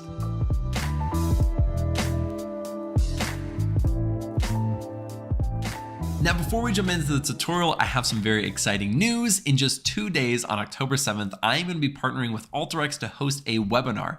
This webinar is completely for data analysts who are wanting to change careers to become a data analyst. Now, you did hear that right. I will be the host of the event, but we will be bringing on guests as well who are industry experts who actually change careers to become data analysts, much like myself. They'll be sharing their stories of how they actually transition careers, along with the tools that they found extremely useful and helpful to make that switch. And they'll be giving lots of advice along the way. So if you are somebody who is wanting to change careers to become a data analyst, or just wanting to learn about data analytics, this is an absolute fantastic place to learn a lot more about that. I will leave a link in the description, so be sure to go and sign up for that. Again, I'm going to be there, so it should be really fun. Without further ado, let's jump onto my screen and start the tutorial. Now, we are about to look at a ton of different visualizations.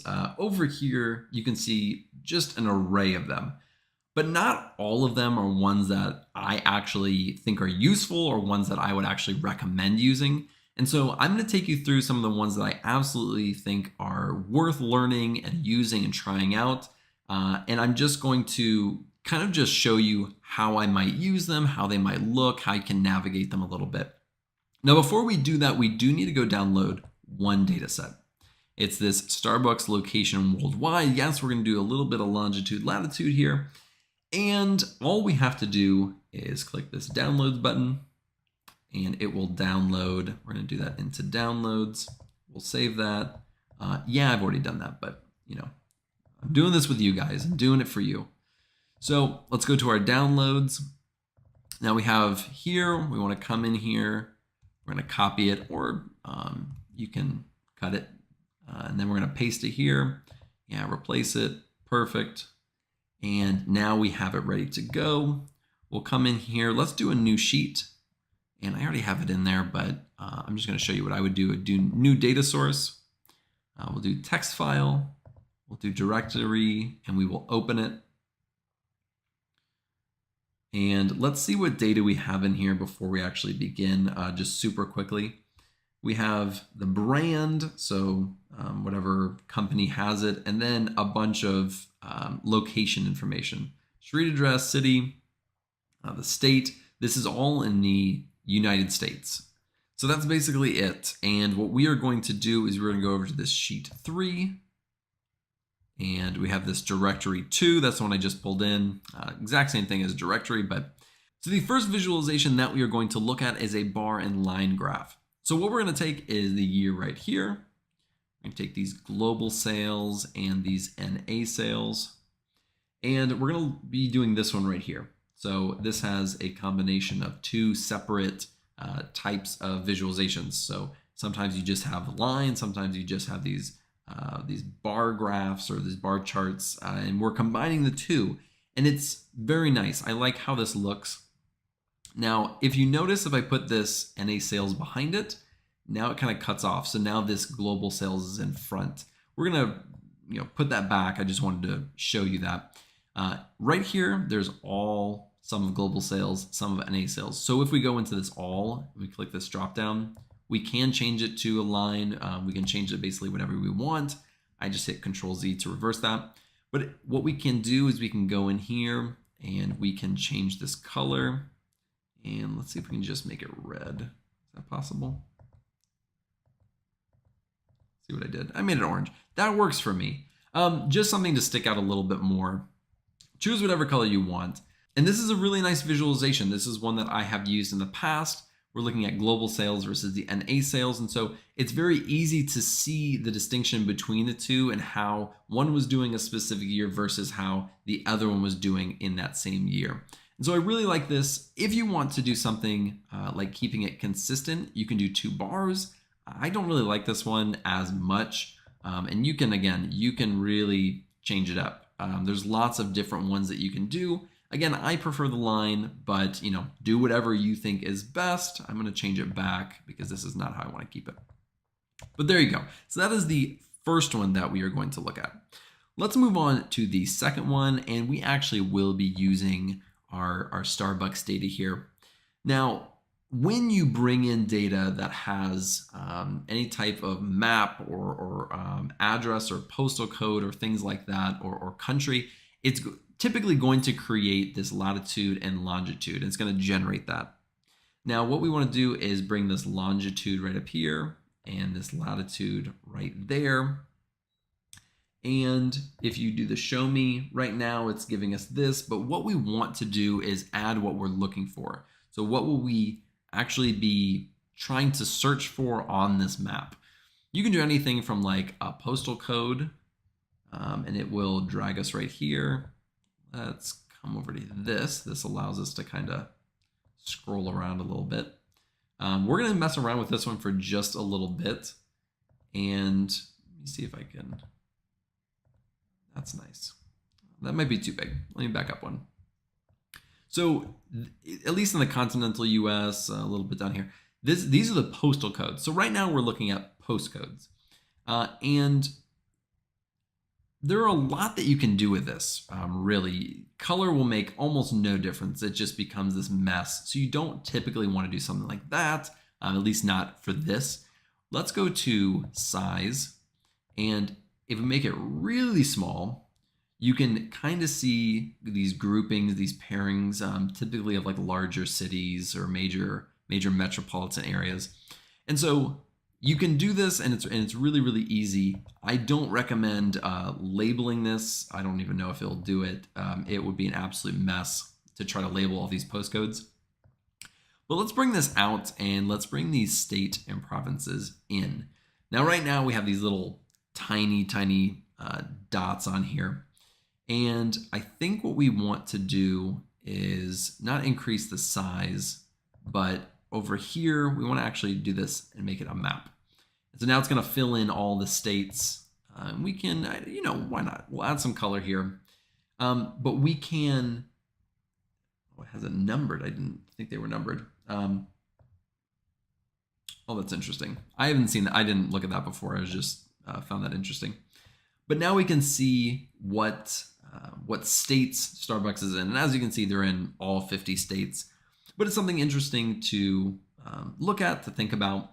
Now, if we go right up here, we can again choose a different type, and we're going to go to the density. Now, right now, it's just doing a density on the state. We're going to get rid of that. We're going to bring back postal code. I'm just switching it up on you a little bit. And you can do it as small or as big as you'd like. I like to do somewhere in the middle. Probably maybe right about there is fine. I don't think it's going to make sense to really add any color here. Again, all these postal codes are different, so it's just going to be complete mishmash. But this is kind of how you can use a density map. And you can do this with countries. You can do this with postal codes. You can do this with any type of kind of like address or location-based data. So that is how you can use a map. Again, there's lots of different ways to use a map. And so I'm not going to show you every single way, but in a really brief way, this is how you can use a map to actually visualize your data that does have location based information in it. So let's go over to sheet 3. And this data that we have over here, it just allows for a lot of different types of visualizations. So we're going to use this one. And there are lots of other ones that you might see out there, like this one right here. We obviously wouldn't be using this. We might do something like this, change the label, and maybe add, why are both of these in here? Let's get rid of this. Oops, that's not what I meant. Let's actually add that. Let's do the sum of global sales, and we'll just make that into a label as well. So what you can do with these and how you're able to use them and visualize them, again, these are not, you'll see these often, but these are not often ones that I would recommend you use. That's very similar to these packed bubbles. You can add these global sales in here again, add the label. It just, it sometimes is not as straightforward, the information that it's trying to tell you, right? You kind of have to search for it a little bit. You kind of have to look around. But you can find some good visualizations in here for very specific types of data. And so these are just ones to consider. One that you'll see all the time is this guy right here. And let me see if I can expand this a little bit, because this is very small. Let's see. I have this, I just want global sales. And let's label that. The size. How do I expand this? I haven't done this in a while. Let me just expand this. I don't use pie charts. What is happening?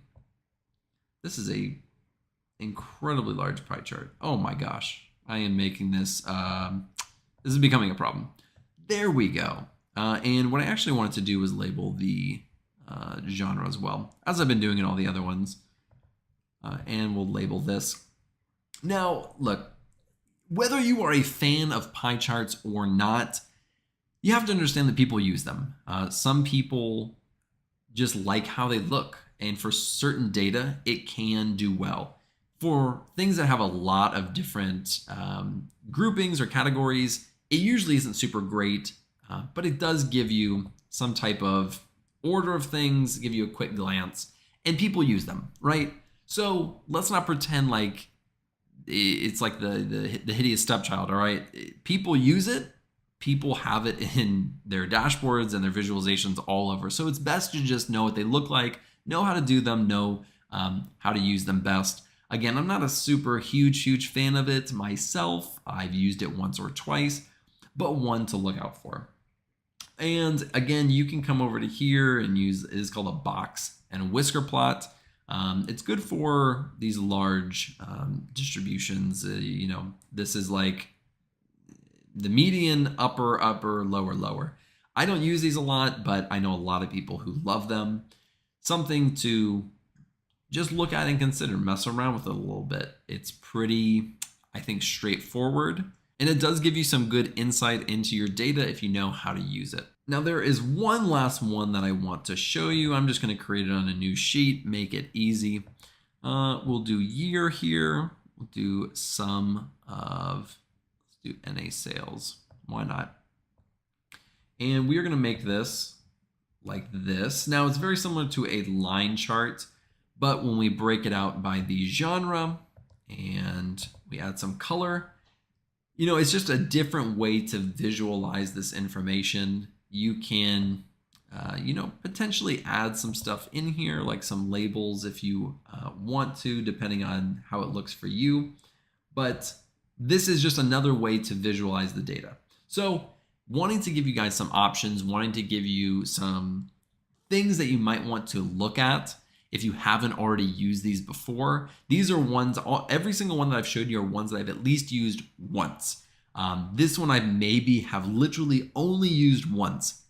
But the first ones that I showed you, the ones I pointed out as the ones that I really wanted you to know, are great visualizations to learn how to use and learn how to make useful for the data that you have. With that being said, that is all that we are looking at in this video. Again, I've tried to keep it super easy. Just wanted to show you some different visualizations, the data that you can use to get those visualizations, and just some other options in case you wanted to get a little bit spontaneous, a little bit out there, a little bit funky to show your boss or something like that. Thank you guys so much for watching. I really appreciate it. If you like this video, be sure to like and subscribe below, and I will see you in the next video.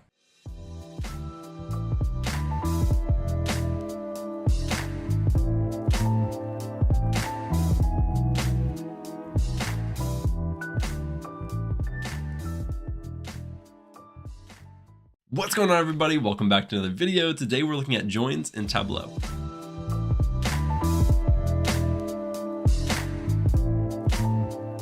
Now, before we get into the tutorial, I want to give a huge shout out to today's sponsor, and that is Udemy.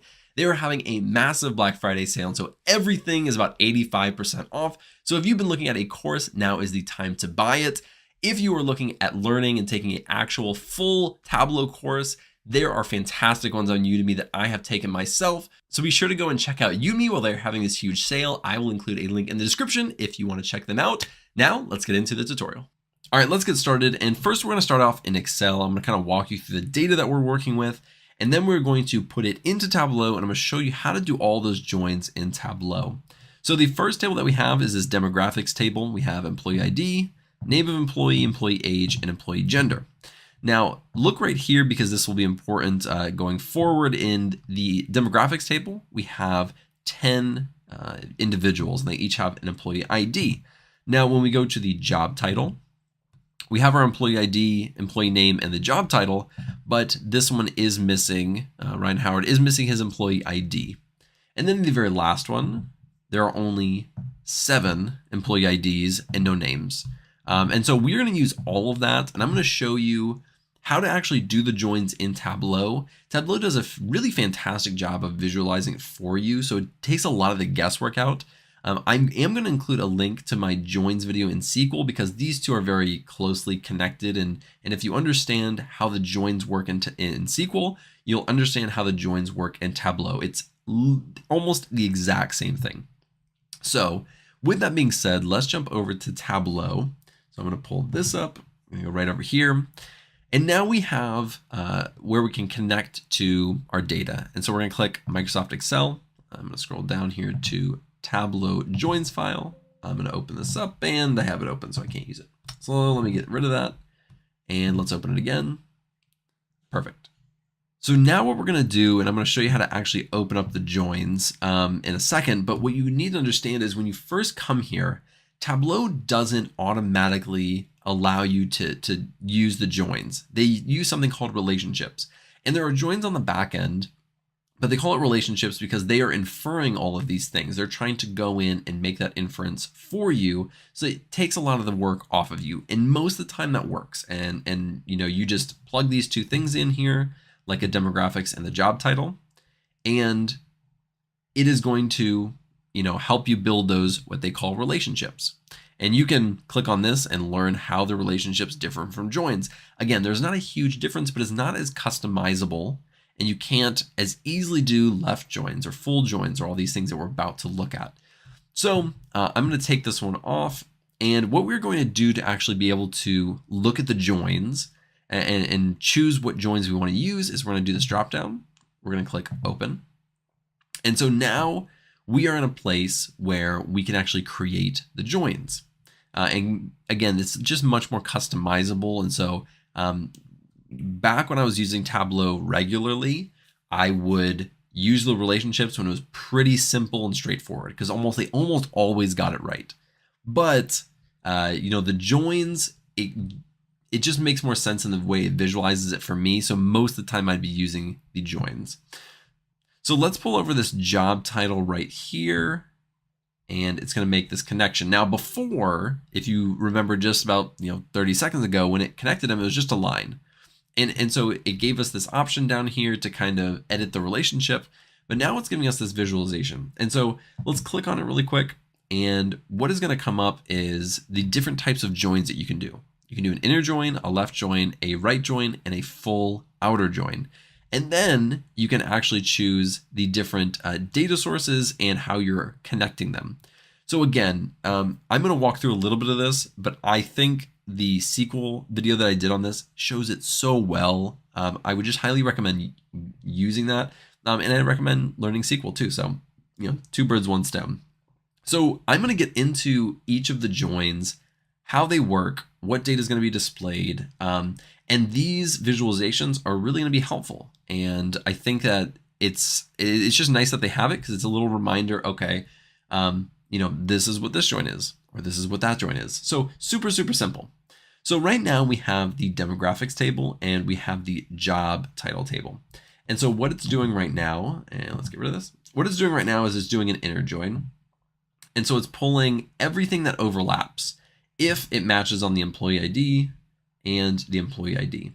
And so right now you only see 1 through 9. But if you remember in the demographics table, we had 1,000 all the way through 10. So where's that 10th one? Well, the 10th one is not there. And that is because in this job title employee ID, it only went up to 1009. And then Ryan Howard just didn't have an employee ID in there for whatever reason. So that data is going to be missing. Now, when you are using actual data sets, very large data sets, which we will use in the next video when we walk through an entire project, when you use large data sets, this can be the difference between clean data and very wrong data, and visualizing it correctly and showing completely wrong numbers. And so you really need to be sure you understand how your data works together when you're doing these joins. So how can we fix this? How can we make it to where we can see all of the data? Well, right now we're only making it to where if the employee ID is equal to the employee ID. So we only are going to see through 1009 and through 1009. We're never going to see Ryan. So there are two different types of joins that we could do to make it see it. And then there's something else that we can join on to where we can see that data. The first one that we can look at is the right join. And what this does is it's going to take everything that is the same, but also everything from this job title table, regardless of if it has a match in the demographics table. So it's pretty, this visualization does it all. It's going to show everything in the right table regardless, and it's only going to show things from this table if there's a match. So let's try this one, and we should see Ryan Howard in the job title table. So let's click on it, and if we scroll down, there's going to be null, null, null, null, null, until we get to over here, where we now have the data that we had in that actual table. But again, this wasn't a match, and so we weren't able to see that data. So this gives us a way to where we can see all of it, everything from that right table, this job title table. And now we're going to click on the full outer. Now, the full outer is going to take everything from both, regardless of if there is a match at all. And so right here, you're going to see Ryan Howard and Ryan Howard. Now, why are there two different rows for it? Well, because in the demographics table, there was an employee ID. So we're seeing the employee ID, Ryan Howard, his age, and his gender. And over here, there was no match, right? But in the job title table, again, this one didn't have an employee ID. And so we are going to be able to see this data, but over here, it has no match.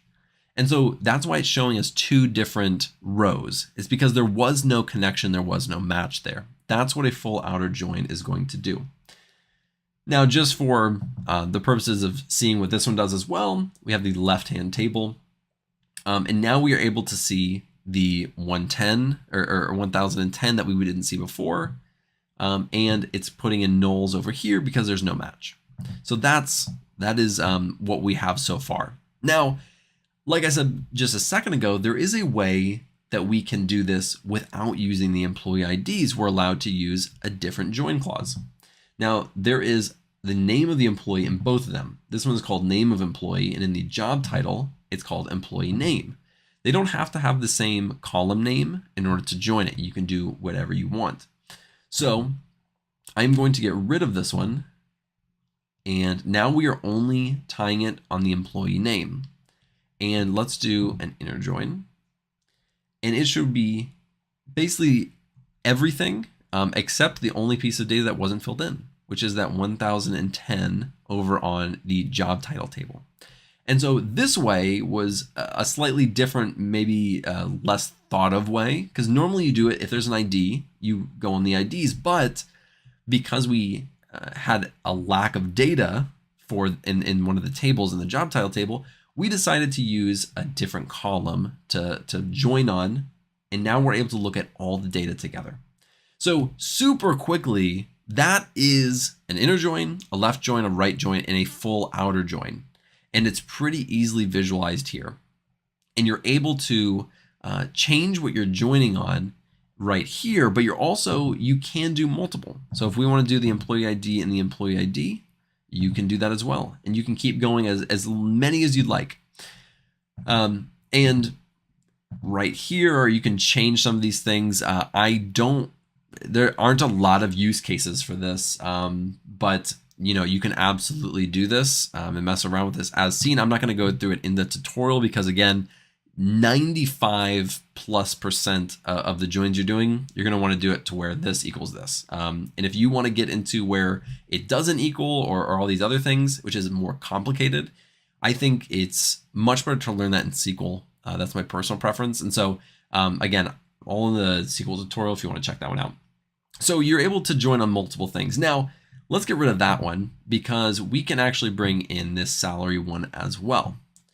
And what you'll see right down here is that we have our employee ID, and this is all coming from the demographics. So employee ID, name of employer, employee age, employee gender. Then right over here, we have the job title table. So employee ID, job title, employee name, job title. And then right over here is our salary table. And so we have employee ID salary and employee salary. So again, this is a way that you can put all of this data into one place. And in just a second, we'll go into the worksheet. Right down here, I'm going to show you kind of how it looks because it looks a little bit different than previous tutorials. And so I want to show you how that actually all works together.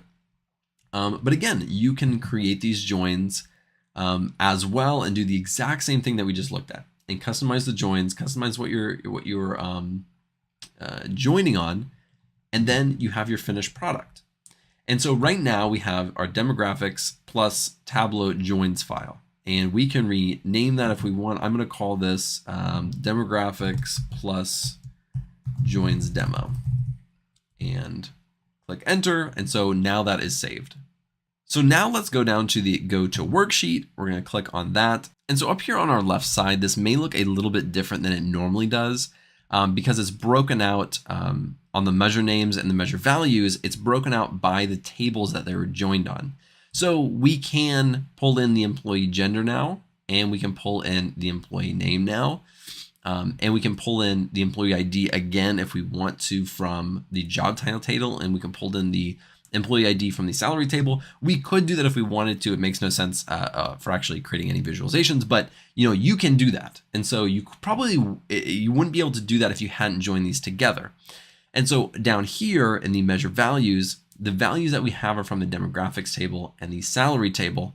All of the stuff from the employee title, none of those things were values. And so we can't use, there are going to be no values down here. And so really quick, let's take the name of the employee. Let's take their salary. Sure, why not? Let's order that. Let's take the employee salary. We'll do color. And let's expand this out a little bit. Maybe one more time. Oops. Just like that. And there you go. So that is how you do joins in Tableau. And I think Tableau does a really fantastic job of making it pretty simple. They have the different types of joins when you click on that join button, and it shows you the inner and the left and the right and the full outer. And they make it pretty simple. And it's just really useful to be able to see that while you're creating it and see the output below like we just did a second ago. It just makes it so simple to create those joins and then just keep going because you already know what your output is going to be, and you can kind of mess around with it and make sure you're getting the data that you need. In the very next video, we're going to be doing an entire project in Tableau. We're going to be using a lot more data, and it's going to be a complete project that you can add to your portfolio, and it's going to be a really good time. So I hope that you join me for that one. I appreciate your time. I hope that this was helpful. Thank you guys so much for watching. I really appreciate it. If you like this video, be sure to like and subscribe below, and I'll see you in the next video.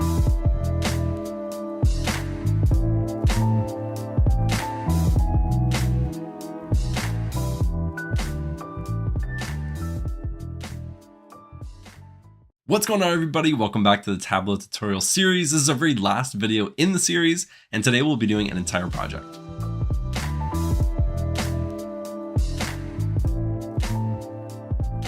Now, if you were watching this video, I hope that you watched the other 4 videos in this series just so you can get the basics down. You kind of know what you're doing.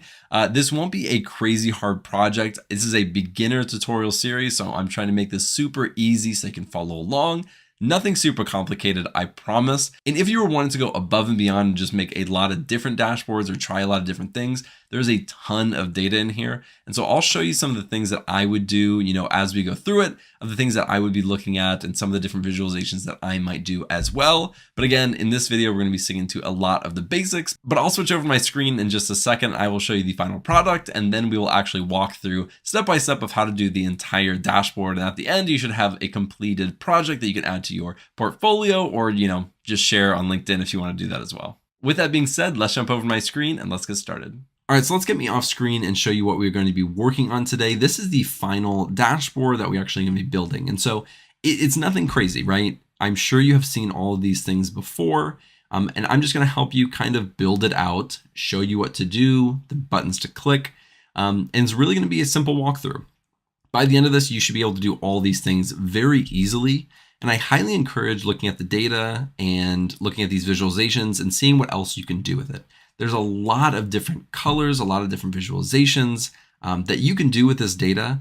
I'm just showing you this today. And so the more you go out there and the more you do this on your own and you mess around with stuff and choose different things and see how it all works, the better you're going to get. And so I highly, highly encourage doing that.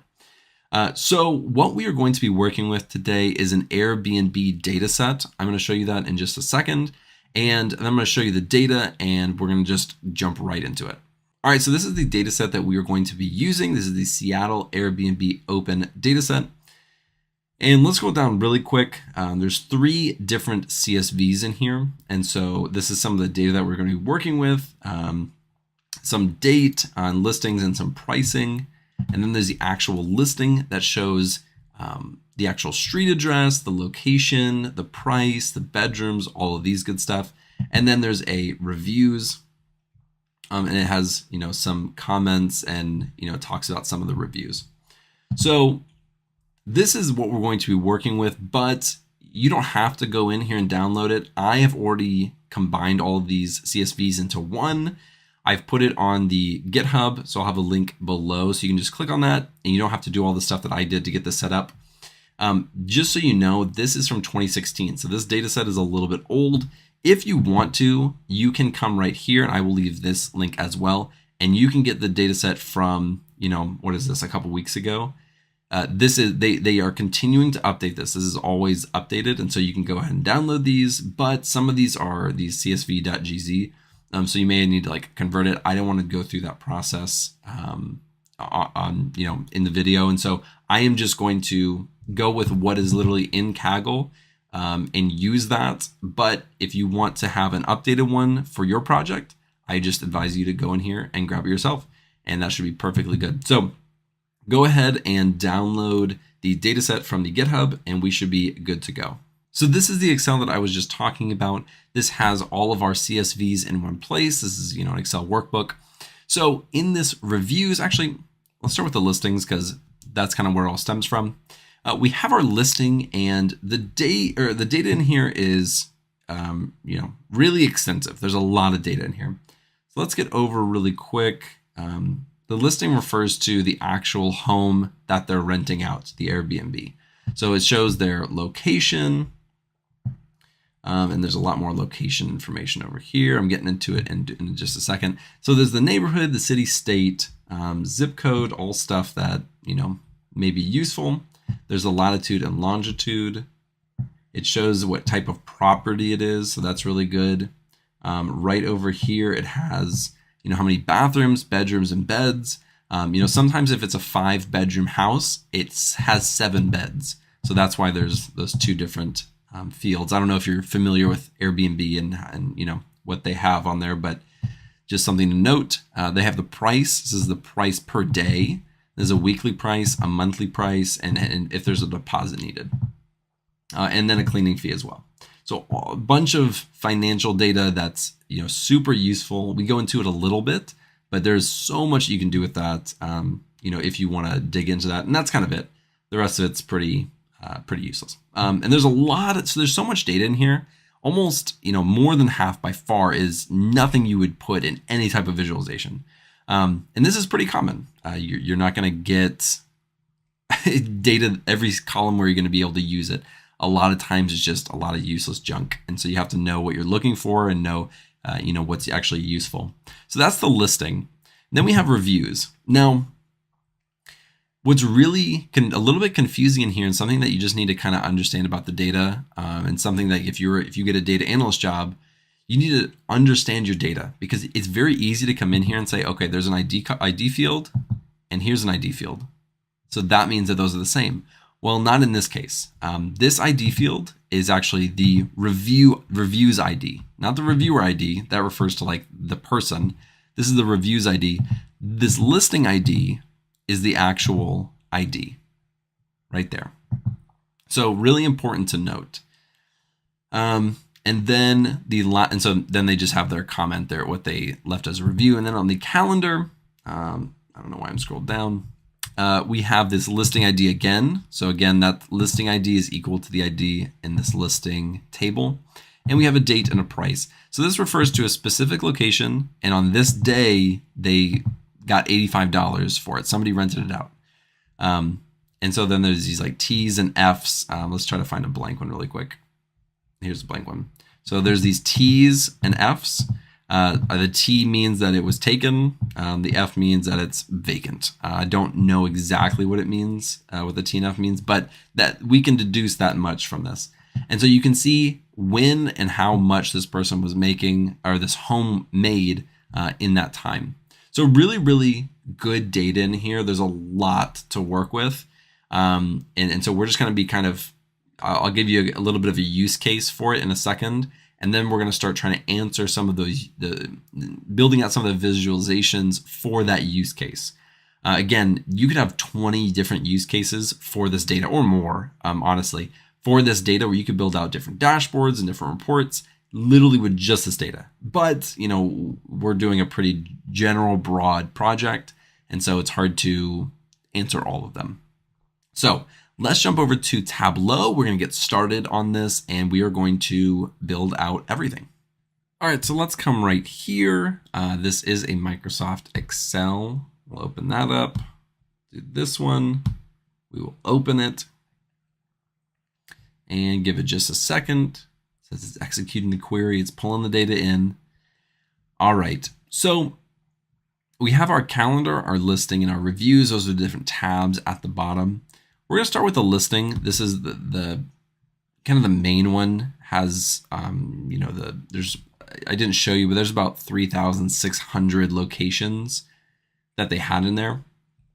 Let's just have it update automatically. I don't know why we need to click on that, but so we have this listings. We have our calendar and our reviews. What we're going to do is we're going to come in here, and we're going to open it as we did in our very last video for the joins. So now that we've opened it, we can kind of go in here and we can do the joins as needed. And so let's go over here, and we're going to Let's start with calendar. I'm going to put it right there. That was super slow. I apologize. All right, let's wait for it to get the data. Start setting everything up. Did not think it would take this long. I apologize. No, take your time. So let's click on here, and right now it has the join based on the price, which obviously is not going to work. And if you remember, there is no ID in this calendar. It's just the listing ID. We can actually look right here. There's just the listing ID. So we're actually going to put listing ID is equal to ID. And right down here, we can see that we have a lot of well, you can't see it, but we show that there is a lot of data. And so we know that that is correct. We know that that is now pulling in data correctly because it's showing up down here. So that's a good thing. Now, in this listings, there are about 3,600 listings. And so that all the data that's in listings is going to be in there. But on the calendar, because we converted from a CSV to an Excel workbook, it isn't able to store as much information. So some of the ones in calendar may have gotten cut off. So we can just keep it this inner join because we know that if it's in listings, it is going to be in calendar. We know that there may be some in calendar that aren't in listings. So if we really, if we really wanted to, we could do a full outer or something like that. I haven't really thought through this as I'm talking through it in my head, but we know that everything that's in listing is going to be in calendar. And so, we don't really need to do anything other than an inner join. And we can also pull in these reviews. And it's going to do the same thing as before, where it's just kind of pulling in the data. And it defaults to ID equals ID. Now we know that that is not correct because the ID in here is referring to the review ID. We need to go to the listings ID. So we need the ID be able to, be part of that listings ID. If we do the ID, it goes down to 2,555 rows. If we do how it's supposed, and because that's just, it's random luck. There happen to be some numbers that are in both fields that tie together. If we do the correct one, where we hit the listing ID, it bumps it up to, I think, 2,373,000, oh, maybe more than that, 23 million rows, right? A lot more. And so it's super important to get these joins right to tie them together on the right fields. If you just do it based off what Tableau tells you, because it has that automated, it goes into these fields and says, okay, these are the same exact column name. So they're most likely going to be what you're looking for. Well, it was incorrect in this point. So it's really important to check those things and make sure you're pulling in the right data. Again, we're going to keep it that inner join. If you wanted to, try to see if there's any other data that correlate. We're keeping it simple today, but sometimes you need to join on multiple things. So just, a tip. So let's get out of here. And we are good to go. So this is our listings plus Tableau full project. That's what we'll be working with. And we were able to tie all three of these, as you call them, tables or sheets or whatever you want to call them. We were able to tie them together. So let's go over here to our first worksheet. And let's see. All right, so this says Tableau Public only works with less than 15 million rows of data. We have 23 million rows of data. That's a problem. And when I did this before, it didn't do that. So we're going to work through this together. So this is date reviews. I believe this is date for the calendar, which is going to be a lot of rows of data. And so I'm sure that's part of it. Let's see. Let's do years. We only want 2016. Oops. We only want 2016. Let's do okay. Let's see what that does. Let's see if that gets us under what we need. We only want 2016 data anyways. So if it's in 2017, we were going to take it out anyway. So we'll see if that gets us underneath. I have absolutely no, if this ends up taking like 20 minutes, I will just cut it and you won't have to wait as long as I'm waiting. So let's see how long it takes. All right, so it took about 20 minutes and it did absolutely nothing.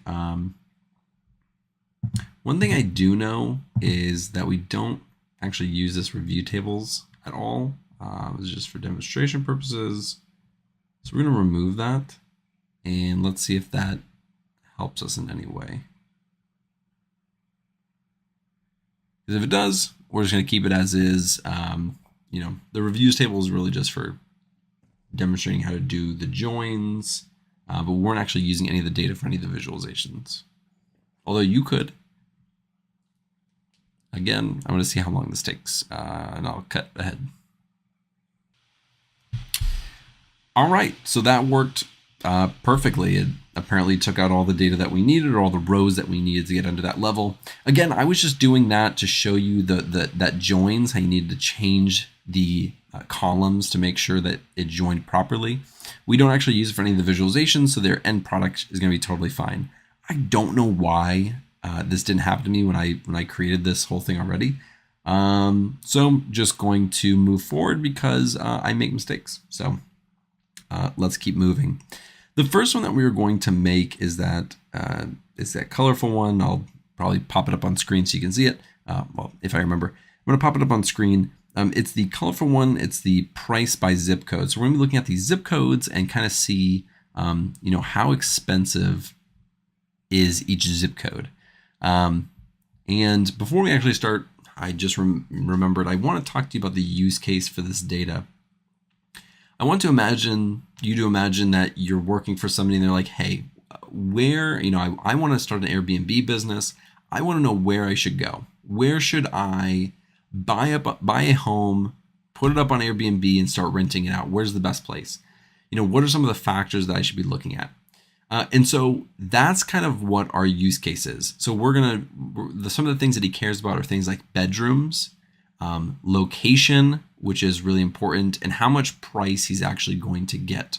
How much money can he charge? And so he's trying to optimize that to make sure that whatever rental he gets, he can make the most profit from, instead of choosing something that he thinks would work, but in the end, he's actually not making that much money. So those things are important. So that's our use case. We're trying to help this guy out, help him find a really good Airbnb. So let's take a look at these zip codes real quick. We have quite a few of them. And there's one that's null. We'll exclude that. Or if it doesn't have a zip code, we'll just exclude those because they're not going to show up on these visualizations anyways. And so we want to look at the price. So we just want to find the price, which should actually be down here. And not the sum. No, we want to look at the average price. And let's order that. This is great. So this is the most expensive one, zip code 98134 at $206 for the average price. But let's give that some color really quick. Where's the zip code? It's up here. So let's take that zip code. We're going to put it right over here. We're going to do color, and it's going to give it some assorted colors. Now, these colors are going to, when we do the map in just a little bit, these colors will match what we're doing in there. And so, I like to try to color coordinate things. We're not going too crazy with the colors today. So this is our very first visualization. Congratulations. It is complete. So we can label this one, and we can just do price by zip code. And I'll make that bold. I don't know. I usually like it bold. We'll apply. We'll do like that, and boom. First one is done. And this is our starting place to say, hey, person who's looking to buy this Airbnb, here are the zip codes where they are able to charge the most for their Airbnb. So let's go over to the second sheet, and we are going to be doing the map. And so map is pretty easy, but it's pretty easy once you actually get the data that you need. Although there's a lot of different data that you can use for the actual map right here. You need something that shows the location, and there's a lot of things that show location in here. In fact, they already provide a latitude and longitude, and then at the bottom they generated a latitude and longitude from some different fields. And then there's just a bunch of different there's states, there's zip codes, there are I think another one, like country. There's a lot of location data in here. So which one do we want to use? We want to stay consistent. We don't want to deviate from that and start using different longitude and latitudinal coordinates, because that could throw off our results completely. We want to stay consistent with what we're using. So we actually want to use this zip code, but when we pull it up here, it's going to give us basically the same, it's going to show these zip codes, but we are going to, right over here, we're going to click on this one, and now it's going to separate them out. So now we have all of these, kind of separated out. What you might get when you first do this is it might look like this. You may have to zoom in. I know that happened to me the other time. Let me go to here. That's what happened to me just when I first did it. So know that may happen. And we want to change the colors the exact same way that we did them before. So we're just going over here, we're doing color, and these colors should match up with the other ones. Let me exclude this. Let me see if it does. 98134, that's the blue. And right over here, 98134, that's a blue. I believe they are going to be the same. Yep. And so just scrolling back, if you look at the zip code on the far right, they are the same. So if you look at like this section right over here, I just wanting to make sure I'm not going crazy before I get into this and realize I'm not correct at all. So now what we want is, this doesn't really give us any information. If I was just to glance at this map, I would have no idea what you're trying to show me, any information off this. So we want to show some actual information. So first thing that we're going to do is we're going to actually add the label to this so that you can see it. When you're going over here and you see, okay, here's this zip code, in the dashboard when we create it, you can click on this. But if you just want to do it visually without having to click anywhere, you'll be able to see, okay, 98134, that's right here. So this location right here is, able to charge a lot of money. It's probably a really nice neighborhood. So, and we can back that up by putting the average price. So these two visualizations are they really go hand in hand. We're going to add, not the sum. This one needs to be the average. So you go to this measure, the sum, go to average, and there you go. And these should match. So this should be 206.6. I'm looking at the average price right here. And then we go over here, 98134, 206.6. So this all matches, and we can actually change that size a little bit if you want to actually get it within each of these things. Adjust it as you see fit. I think that's fine right there. No need to mess with it anymore. All right, so let me see. I think that is everything for this one. I don't know if I want to add anything else. No, I'm going to keep it how it is. So that is our second visualization. Again, these ones are directly correlated. And there's just different ways to visualize it. This one you can see actually on the map where it is and the average price. This one you can see from highest to low. So again, sometimes when you're doing these visualizations, you're going to have these accompanying visualizations in your dashboard. That's very normal. So let's move over to the third one. And for this third one, something that our guy was looking at is he's like, okay, well, I'm thinking about listing it on Airbnb, but I also want to live in it. So I want to know the best times to actually, put it on the market for people to be able to use. And so I was like, okay, man, no problem. Let's take a look at when are people spending the most money in Airbnbs. And we actually had that calendar. If you remember, let's see this calendar. So we have this available, the date, the listing, all of that stuff. And let's look at the date in here. And we obviously don't want it like this. We want it to be more more of a time series. And we're going to be doing that based off of the price for the calendar. So let's go see if we can find that really quick. Okay, here's the price. Where is that calendar one? Let me see. Okay, there's the calendar. Oh, here. All right, totally forgot where that was supposed to be. Oof, that looks terrible. Okay. Let's see. Let's start working on this because this needs some work, obviously. This is the worst visualization I have ever seen. So we need to work on this a little bit. What we need to do is we need to change, we need to change the way that these dates are seen. So right here is, these are two separate things. So if I go right here and I do by quarter, it's just going to change the quarters here, right? That isn't really helpful. We actually want to keep the year here. What we want to do it is by year. We want to separate it by year, but we want to separate it. Let's just do, I don't know, let's try week and see what it looks like. Okay, this is great. This is what we're looking at. Again, if we went back and changed this like quarter, it changed it quarter and then changed it to week, it would show the quarters, but it wouldn't show everything, right? This isn't all the data that we need. And so, you really need to make sure that you're doing this correct. By default, it's almost always year, but if you're looking at it via quarter, so like, let's say somebody comes in, you say, hey, what quarters, I want to break these out by quarters, and not year over year. That's how you would do this. But in the year, we want to break it out by the week. And you see this huge drop off at the end. Well, that is actually because the data doesn't go past that. There's just like 1 day of data or one week of data in here with actual with January of 2017 data. So it just drops off because this is a sum. So it only adds up to like 591,000 compared to like the 2 million. So we want to get rid of that.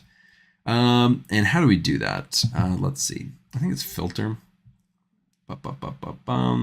Is it format? No, it's not format. What am I thinking? Bear with me. Let's see. A filter. Well, I was looking for it. I just couldn't find it. Let's bring it back to the 31st. Let's see if that fixes what we need. Perfect. That's all you had to do. And the reason that this is helpful, and oftentimes you'd have several years worth of data in here, and then you could even do something like this one where it has multiple lines. The reason that this is helpful is because if I'm telling my friend, I'm going to say it's a friend or business partner, whatever you want to use this use case for.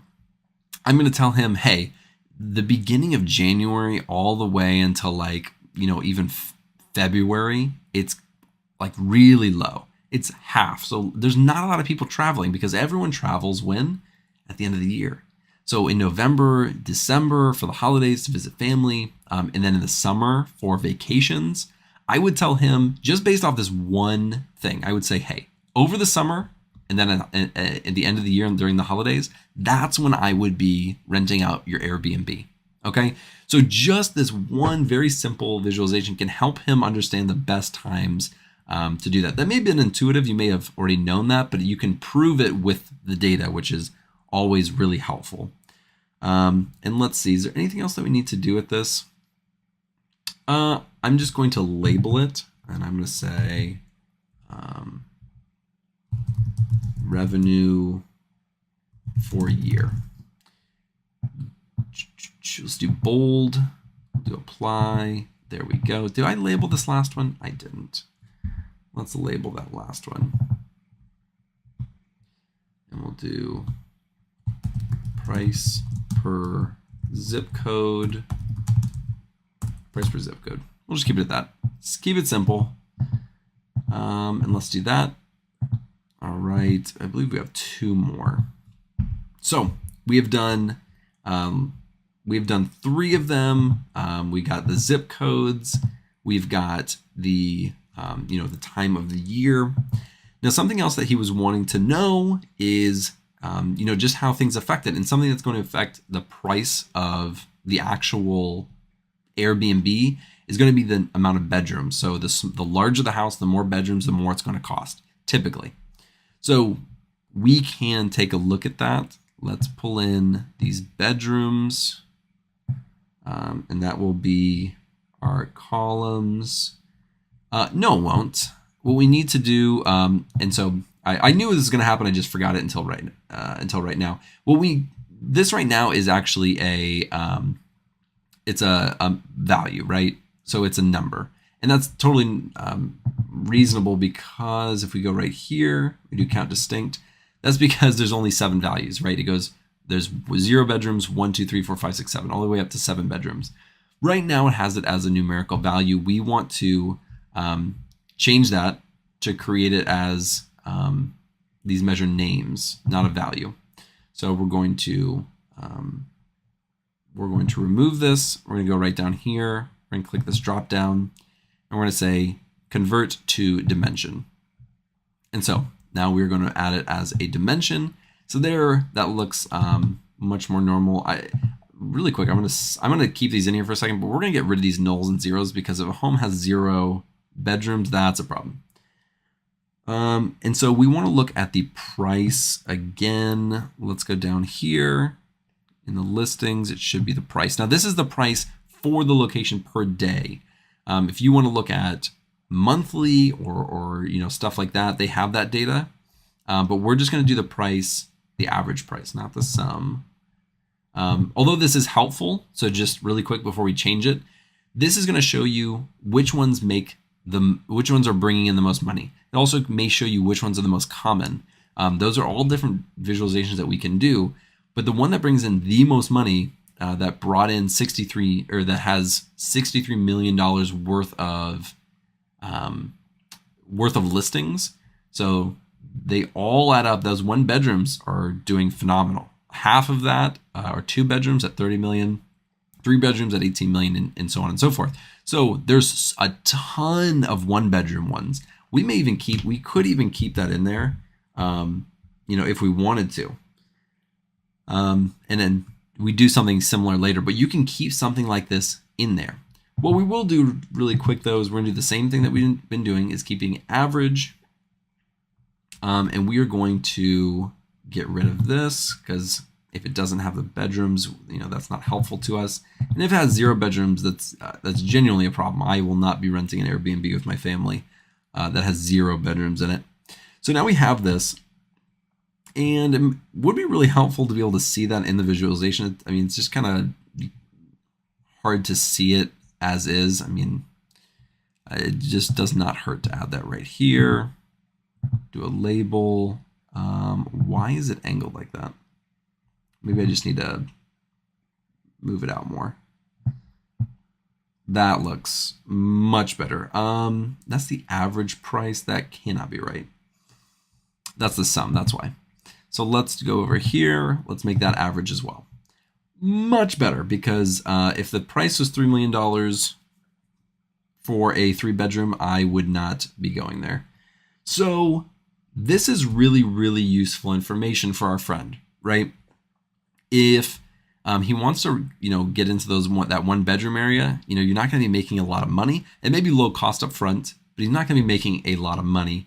It significantly goes up when you reach these 5 and 6 bedroom homes, which makes sense. I mean, if it has 5 or 6 bedrooms in it, it's probably a really large, really nice home, and you can charge a lot more money.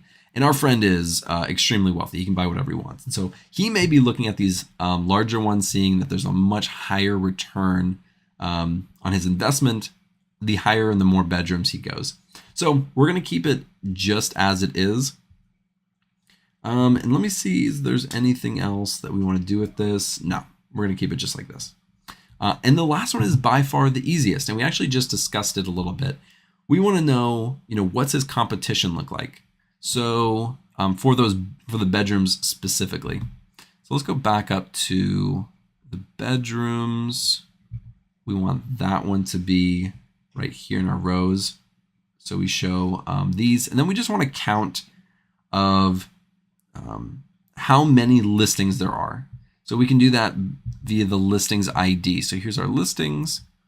Each ID represents 1 location or 1 home. So we're gonna do that right here. That looks absolutely terrible. That looks terrible. What am I doing wrong here? Oh, let me see.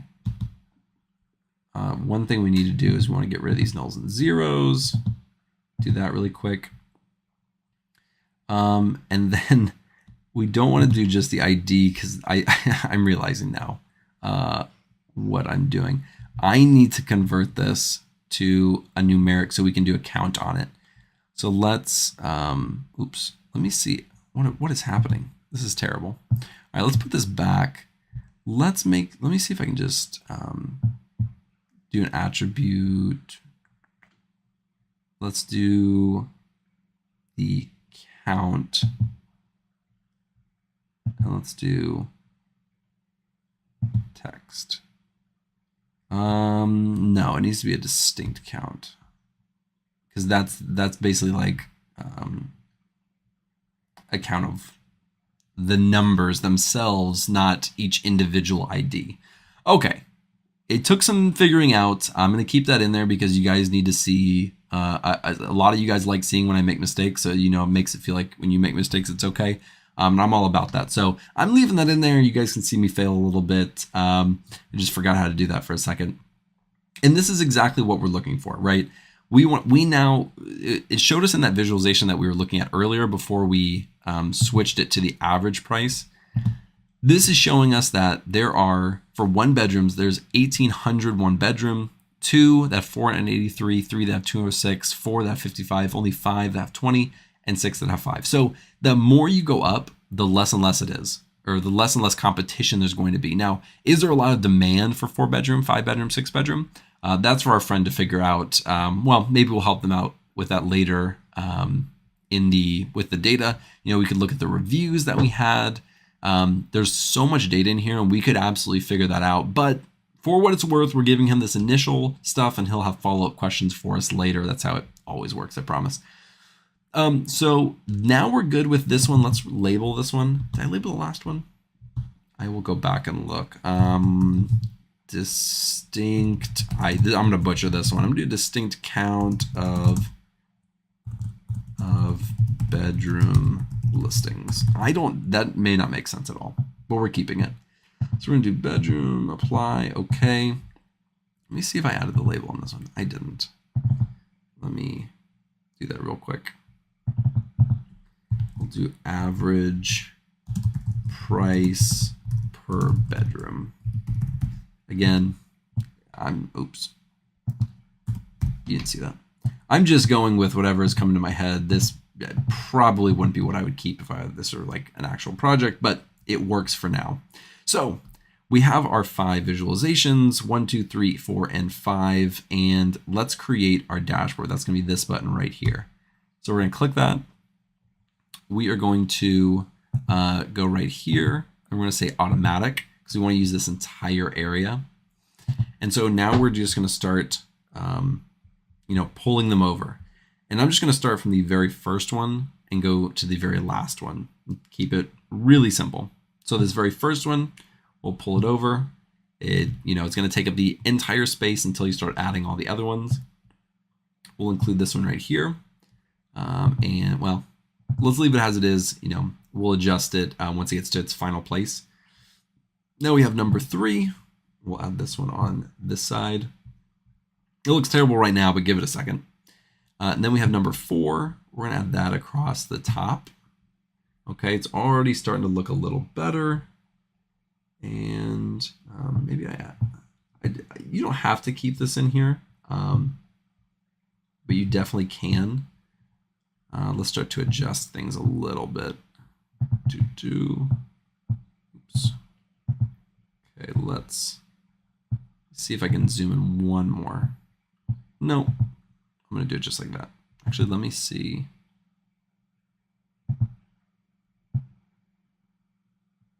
If I can make it even just a little bit closer. Perfect.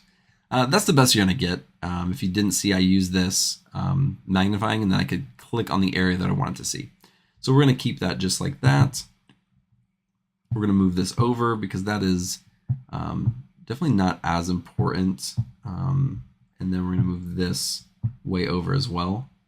So keep it just like that. Again, this is something where if you want to, you can click on this. It did. I don't know why. I can't remember how to get this connected, but you definitely can. But oh, okay. I was just clicking on the wrong one. That's why. That is why. But you can click over here and you know it'll filter based on. So if I go to this one, oops, dang. Oh geez, what am I doing? Oh, this is a travesty. Okay, let's try to get this back. All right, I'm not touching it, guys. You get the gist. You can mess around with it yourself. I'm not messing this up. Okay, so the next thing we need to add is the very last one. It's gonna go right up here. And then we're just gonna kind of move it off to the side. And let's see. I'm gonna add, yeah, this caption. If you've never seen something like this before, and I actually want to make this bigger as well. Oh, geez, give me a second. It's kind of lagging a little bit.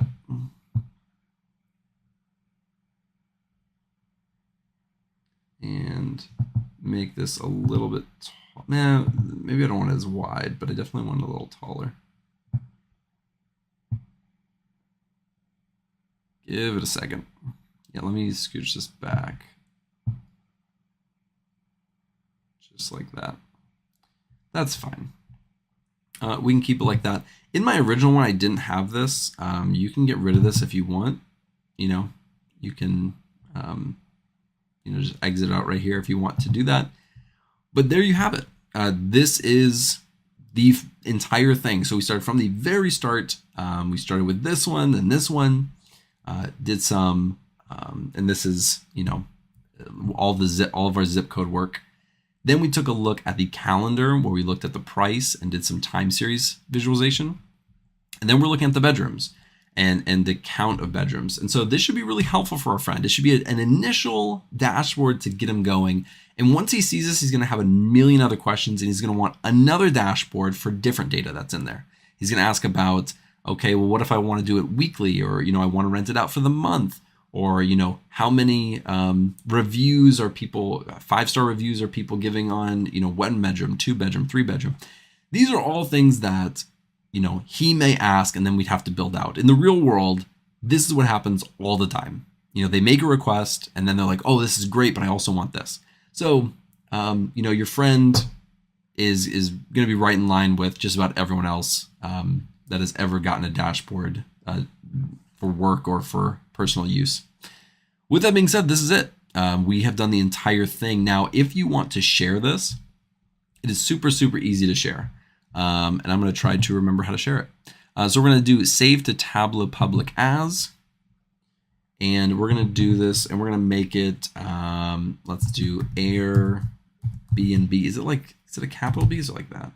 No, that doesn't look right. Airbnb, we'll do full project and we'll save. And that is being created right now. And I will save this. So if you guys want to go look at this, you can. And I'll provide a link in the description as well for that and see if yours looks similar to mine or better than mine.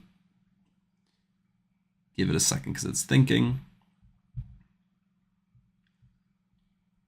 All right, so here it is. So here's our final project. And if you followed step by step, then you should get this exact or very, very similar to this one. Again, I encourage you to, if you want to have the up-to-date data, to go to that link in the description that has the most recent data, and they update that, I believe, monthly. So you can go there, get the most recent data, and then you can do stuff, and you can create a beautiful project just like this. But with the the most recent data. Again, I use the Kaggle data just so you guys can remember. And I encourage you to look at the different data points that are in the Excel. There is so much in there, and you can use honestly, like there's probably 30 or 40 other fields that you could be using in there that we never even touched. But for this project, we're keeping it pretty simple. And so go do that, make completely unique dashboards and visualizations and create projects and add it to your portfolios so that you can create a fantastic portfolio website and get a job. And that's what this is all about. It's about upskilling and getting these skills that you can, get a job or do better in your job. So I hope this has been helpful. I really appreciate you guys joining me and doing this entire project with me. I have no idea how long this is. This could be like an hour for all I know. So thank you so much for sticking with me this entire time. If you like this video, be sure to like and subscribe below, and I will see you in the next video.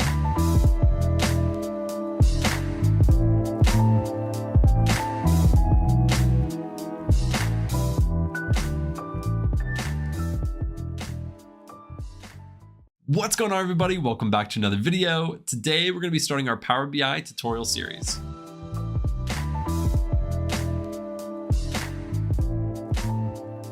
Now, I am super excited to start this series with you guys. We're going to be breaking this up in about 6 or 7 videos.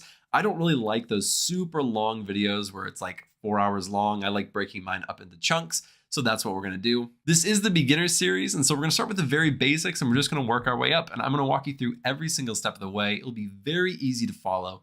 Everything will be provided for you so that all you have to do is really follow along. And by the end of it, you should know Power BI a lot better. And you should have a lot more confidence using it. Now, before we actually jump onto my screen, I want to give a huge shout out to the sponsor of this video, and that is Udemy. You guys know that I absolutely love Udemy. I've been using them for years. And that is no exception when it comes to Power BI. I have taken some of the best Power BI courses ever on Udemy. So I highly recommend you checking out the ones that I have in the description. These are ones that I actually took and I loved the most. So if you're looking for a full Power BI course, I highly recommend checking out Udemy. Thank you so much again to our sponsor. And now without further ado, let's jump onto my screen and get started with the tutorial. All right, so the first thing that I'm going to do is download Power BI Desktop. I will leave this link in the description so you can just click on it, go to it and download it. We're going to click this download free button. And once we click it, you can go to the Microsoft Store. And I already have it downloaded. So when you see it, it'll already say downloaded. But for you, you can go in here, you can click download and it will download it for you. I'm on Microsoft, but it may look a little bit different for you if you're on a different system. But once that is done, we are going to open up Power BI. So let's go right down here to our search. Let's go to Power BI. And it is going to open up for us. All right, so right away, this is what it's going to look like when you open it. And we're going to go right over here to get data. And let's click on that. And it's going to open up this window and it's going to give us a lot of different options for where we can get data from. Now, some of these are free and some you need to upgrade from, but just taking a quick glance through here, you have a ton of options. There's databases, there's blob storages, there's PostgreSQL or different SQL databases. There's Google Analytics. There's a lot of places. And you can go through the process to connect to that data and you can pull that data in from those data sources. Now, for what we are doing, we're just going to be using an Excel. I'm going to leave the Excel that I'm going to be using in the description. You can go and download it and walk through this with me. So what we're going to do is click on Excel Workbook and we're going to click Connect. So we're going to go right here in our Power BI tutorials folder and we're going to click on Apocalypse Food Prep. So let's click on that and it is going to connect and pull that data in. Now right here we have our navigator. And so if you had a lot of different sheets, you can click on that and choose which ones to pull in. I just clicked on it right over here and we're able to preview the data, but I can't load or transform it yet. I need to select which sheets I'm bringing in. So we only have one, so that's the only one we're going to bring in. So you can go ahead and load the data, or you can click on transform data. It's going to take us to Power BI Power Query, which is going to allow us to transform our data. So I'm going to have an entire video on how to transform the data, but I'm going to give you a really quick glance at it to kind of show you what it is. So right up here, it says our Power Query Editor, and this is the window to basically transform your data and get it ready for your visualizations. Now you can do this in Excel if you want to and do that beforehand, or you can do it here. And there are lots of things that we can do in here, as you can see at the top. Again, I'll have an entire video dedicated to just Power Query. But let's take a quick look at the data and see if there's anything we want to transform quickly before we actually go and start building our visualizations. So over here, we have the store where we purchased it. We have the product that we purchased, the price that we paid, and the date that we bought it. Now, the first thing that jumps out to me is that this just says date on it. We might want to say date _ purchased. And we're going to hit enter. And if you noticed right over here on these applied steps, it says renamed columns. everything that you do, every single step that you apply to transform this data is going to be right over here. And if I want to, if I go back and I say, I really didn't want to rename that column, I can just click X and it is going to get rid of that and take it back to its original state. So again, I'm just going to say purchased and we're going to enter that. Now, this is our apocalypse food prep. So this is food that we are buying for the apocalypse for this example. And if we look at our products, we have bottled water, canned vegetables, dried beans, milk, and rice. And all of that stuff makes sense, except for the milk. Milk will not stay or last long in the apocalypse. So I think what we're going to do is we're going to filter that out really quickly. And we're going to click OK. And right over here again, it says filtered rows. And so now if we scroll down, there's no milk. So what we are going to do is we're going to go over here to close and apply. And it is going to actually load the data into Power BI Desktop. So on this left-hand side, it immediately takes us to the Report tab. And what we want to do is go right here to the Data tab and take a look at our data. So again, there's our date purchased. And as you can see, the milk is not in there. Another tab that we're going to take a look at, and again, in this Report tab, this is where we actually build our visualizations. The data is where we can see the data and change it up a little bit and change some small things about it, like sorting the columns or even creating a new column. And over here, we have this other tab and it is called Model. And this is especially useful when you have multiple tables or multiple Excels and you need to join them to kind of connect them together. We don't have that, but in a future video, I'm going to walk through how to use this entire tab. So now let's go back to the Data tab, and I want to just look at the data really quickly before we go over to the Report tab and we start building our first visualization. As you can see, I've been buying these different products in different months. So this rice I've been purchasing in January, February, March, and April. And I've been buying it from 3 different locations because I wanted to see if I was spending less money at one location on all of the products. So then I would just shop there in the future and save a lot of money. Or if there were specific products that were really cheap at one location, but others, they were cheaper at a different location. And so I should just buy like the dried beans at Costco, but everything else I should be buying at Walmart. And so that's what we're going to look at in just a little bit. So let's go over to the Report tab. Right up here at the top, there's this data section. So you can kind of choose if you want to add any more data now that we are here. We can also write queries or transform the data like we were looking at in the Power Query Editor window. Over here in the insert, we can add a new visualization or a text box. And then in the calculation section, we can create a new measure or a quick measure. And then over here, we have share, where you can actually publish your report or your dashboard online. Now, over on the visualization section on this far right, this is a very important area. This is where a lot of the actual creating of the dashboards happen. So let's take a look really quick, and we'll get into a lot of these things as we're actually building our dashboard. So we're not just sitting here looking and talking, we're gonna be actually building and doing. All right, so we're gonna click right here on this drop down on sheet 1, and it's gonna show us all of our columns. Now, 2 of the things that we wanted to look at were, where are we spending the least amount of money buying the exact same product? That'll help us determine where we want to shop. And the second thing was, should I be buying all my products at the same place? Or are there certain products that they're going to be cheaper at a specific store and I should buy it there? So let's start out with the first one, which we're just going to see with the store and the price, where we're spending the least amount of money. And just at a quick glance, we can see we're spending the least amount of money at Costco at $210 versus Target $219 and Walmart at $225. And that really answers our question, but we want to visualize it better, be able to see it in an easier way. So we're going to go right over here and we can click on a lot of these, but the one that probably makes the most sense is the stacked column chart. And it's going to show Walmart, Target, and Costco. Now they're all the same color. Let's add a legend. So we're just going to drag store over here down to this legend. And let's make this larger while we're working on it. So now we can see we're spending the most amount of money at Walmart, right in between at Target, and then at Costco is the lowest. And so right there, we know that Costco is the place to go for our apocalypse food prep, but is it going to be that way for every product? I don't know. Let's take a look. Let's put this up in this corner and let's start a new one. We're going to need to select the product for sure and the price and probably additionally the store as well. And let's click on, let's not do this one. We need a clustered column chart. That's what we need. Let's bring this over here Let's expand this quite a bit. And so really at a glance, this is giving us everything that we need. We can see each product right here, and we can see how much we're paying per store. And so for rice, we're paying, it looks like a lot more for our rice at Walmart, while at Target is actually where we are paying the least. Now, if we look at all of these, it looks like for Costco, the only one that we're really paying a lot more on is on our rice. But for our dried beans, our bottled water, we're paying quite a bit less. And really, it's pretty negligible for these canned vegetables. We're paying maybe 60 cents, 50, 60 cents more per can. So that's pretty negligible.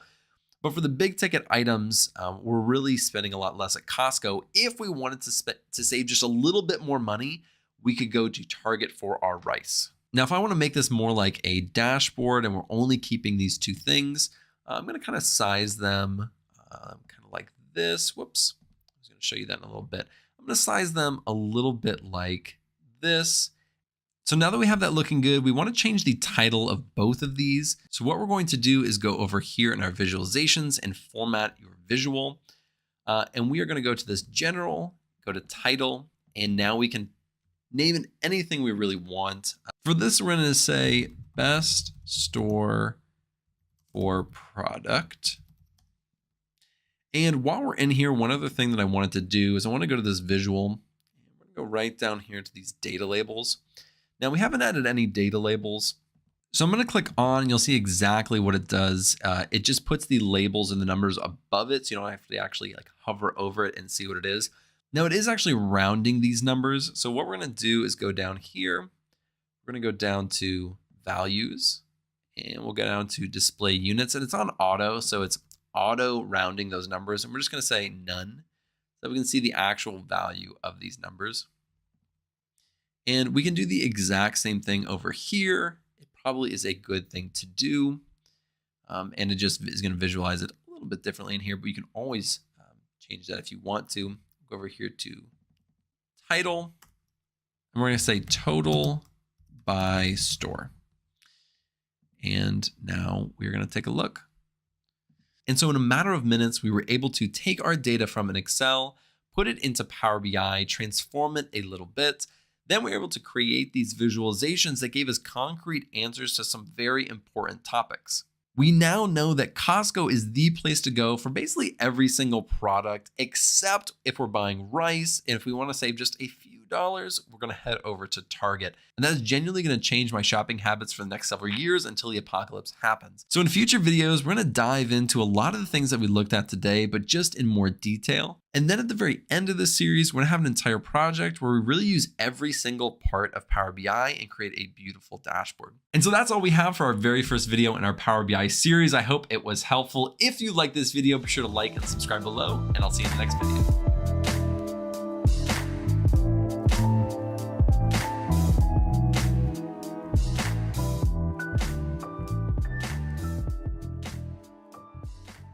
What's going on, everybody? Today we're continuing our Power BI tutorial series, and in this video we're going to be looking at Power Query.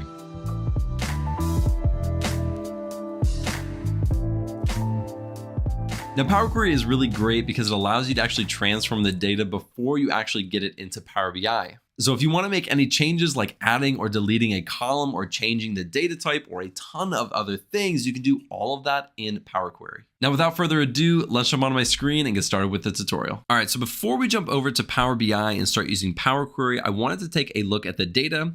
And this is the Excel from our last video called Apocalypse Food Prep. And in that video, we went through and we bought some rice, some beans, water, vegetables, and milk, all for the apocalypse, getting prepared for that. Now we decided to buy some additional things like rope, some flashlights, duct tape, and a water filter, several water filters.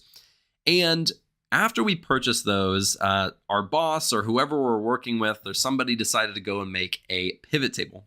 Now in this pivot table, they kind of broke it out by Costco, Target, and Walmart and had all the items, had some subtotals as well as some grand totals right here. And then they decided to kind of copy and paste that into this. And you'll see this a lot when you're working with people who use Excel. They like to kind of make things like this, maybe make it into like a table or format it a little bit differently, but you'll see stuff like this a lot. So this is what we're going to actually pull into Power Query and work with. Now we're going to imagine that this is all we have. This is the only thing we were working with, and I'll kind of reference this pivot table a little bit, but we're going to pretend this is all we have, and we want to transform it to make it a lot more usable to where we can make visualizations with it. So let's hop over to Power BI and pull this Excel in. So what we're going to do is click Import Data from Excel. We're going to click Apocalypse Food Prep and click Open. And then it's going to bring up this window right here. Now, this is where we can choose what data to bring in. So we can take a preview and just click on it real quick. And this is the pivot table that we were looking at. So it does have that pivot table. So we are able to pull in just a pivot table. And then we have the purchase overview, where it's kind of that formatted thing that we were just looking at with all the colors.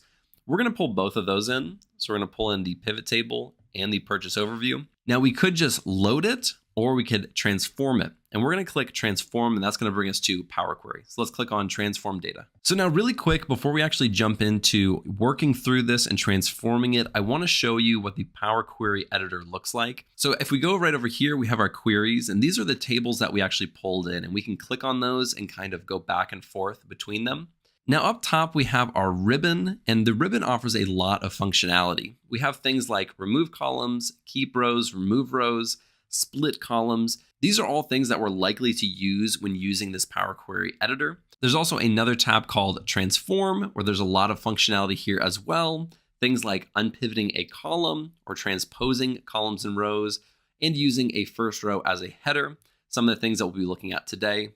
There's also another tab called Add a Column, and this one's pretty self-explanatory, where you can add additional columns like deleting a column, creating an index column, or a conditional column. Those are the three main ones. There's also View, Tools, and Help, but we're not going to really be looking at those today. And then on the far right side, we have our query settings. You can do things like change the name. So we can call it Pivot Table 2022, and it'll update right over here on our query side. And we have our applied steps. Now, our applied steps are extremely important and very, very useful. Anytime we make any change to transform this data, it's going to be documented right here. And then we can go back and look at it, or we can even delete that change in the future if we want to, and go back to a previous version of what we just did. So when we loaded the data into Power BI, it did a few things for us. It chose the source, the navigation, and it promoted the headers. And then it also changed the data type. So if we want to check, we can actually see those things or change those things, like this source right here. We can click on this little icon, and it's going to bring up the actual path where we got this file. So if we wanted to change that, or it changes in the future, we can come here and we can change this file path. But we're not going to do that right now. So let's click on cancel, and let's go back down to change type. So it promoted these headers, and obviously these headers are not correct. We're looking at this pivot table and not the purchase overview, but it changed these column headers. And so in the future, if we wanted to, we could easily change those, but it did that for us, and it changed the type as well. So if you look right here, it says ABC123, all the way over here to where it just says ABC. ABC means it's only going to be text, where ABC123 means it could be basically anything text, or it could be numeric. So now let's go over to purchase overview, and this is the one that we're actually going to be working on the most, but we might be looking at pivot table just a little bit to kind of reference it and see some of the differences. So before we do anything, let's just take a look at how Power BI decided to take this data in. So it chose this Apocalypse Food Prep overview as kind of the first column. And that was kind of our header or the title of what we were looking at before. And then all these other columns are basically column 1, 2, 3, 4, 5s. So that's something that we're going to want to change in just a little bit. There's also all these blank columns right here at the top, and kind of these null values as we go along. And we'll take a look at those, and we kind of are going to want to get rid of some of this and just clean this up to make it more usable for our Power BI visualizations. This may be perfectly fine and acceptable in an Excel, but when you're pulling it into Power BI, the real reason you're pulling it in is to create visualizations, not just it to look good in an Excel. So we're going to need to clean this up quite a bit. So let's go right up top. The first thing that I want to do is I want to get rid of these top rows. So we're going to go to this top ribbon, and we're going to click Remove Rows. And we're going to select Remove Top Rows, and we're going to select 2 because we have 2 rows of all nulls, and those are completely useless. We just want to get rid of them right away. So let's click OK, and it removed those. The next thing that we want to do is this location, product, and all these dates. These are actually the column headers that we wanted. So what we need to do now is we want to go over to Transform, and want to say use first row as headers. And just like that, we have location, products, and these dates as our headers, exactly how we wanted them. Now, let's say for whatever reason, we made a mistake and we needed to go back. We would just select remove top rows, and that would be perfectly fine. Now you can see over here, it promoted the headers, but it's also changed the data type. So before, if we went to before we removed the headers, these were all ABC123, ABC123, because it had a lot of different data types in there. So it just kind of made a generic data type. But when we promoted these headers, the first thing that it decided to do was also change this data type for us, giving us its best guess as to what this data type is. And it decided to do this decimal. So this 1.2 is a decimal, but we're actually going to change that. And all you have to do is click on this 1.2 or the data type that it has right here for you. And we're going to click on fixed decimal number. And let's do replace current. And now it's just a little bit better. So now it's 2.70, 2.5. And that's normally how we would read values like this, because this is money. So we would normally read it to the second decimal, just like that. And if we have it on the second decimal for some, we should probably have it on the second decimal for all of them. So really quickly, I'm going to go through and I'm just going to change that. And it should be pretty quick. So hang with me for just a second. All right, that is perfect. Now, for the purposes of what we're about to do, we don't actually need these subtotals or this Costco total, Target total, and Walmart total, as well as the grand total, really. We want to get rid of those. And so what we're going to do is we're going to go right over here. We're going to click on this drop down and we're going to try to filter this data before we actually load it into Power BI. So we're going to filter and we're going to say remove empty. And let's remove those. And it's going to take out all of those nulls. If we wanted to try to filter this out by saying something like Costco total or Target total, we could do that by going right here, clicking this drop down on products, going to text filters and saying does not contain. And let's do insert. And we're going to say does not contain, and we want to say total. And let's click OK. And again, it filtered out all of those things. So there's a few different options that you can do if you want to filter out rows that contain either null values or specific values. Now, the next thing that we're going to do is actually get rid of a column, this grand total column. And so what we're going to do is we're going to click on the very top part where it says grand total. We're going to go back over here to home and we're going to click on remove columns. And it says insert. That's because we're on this filtered rows 1 right here. But what we're going to do is just insert that and it'll insert it right there. That's totally fine. We can just move it to the bottom. Now we got rid of this column entirely. Now, this looks really good visually. I like how this looks. I like how everything is set up. The biggest thing about this is that when you're actually wanting to use this for visualizations, these columns as dates doesn't really work too well. And so what we're going to want to do is we're going to want to transpose this or pivot this to where these dates are actually rows. So what we're going to do is select the first date, which is January 1st, all the way through April 1st. And we're going to hit Shift and click on that April 1st right there to select all of them at the same time. And then we're going to go over here to the Transform tab. And we're going to click Unpivot Columns. And let's see what this does.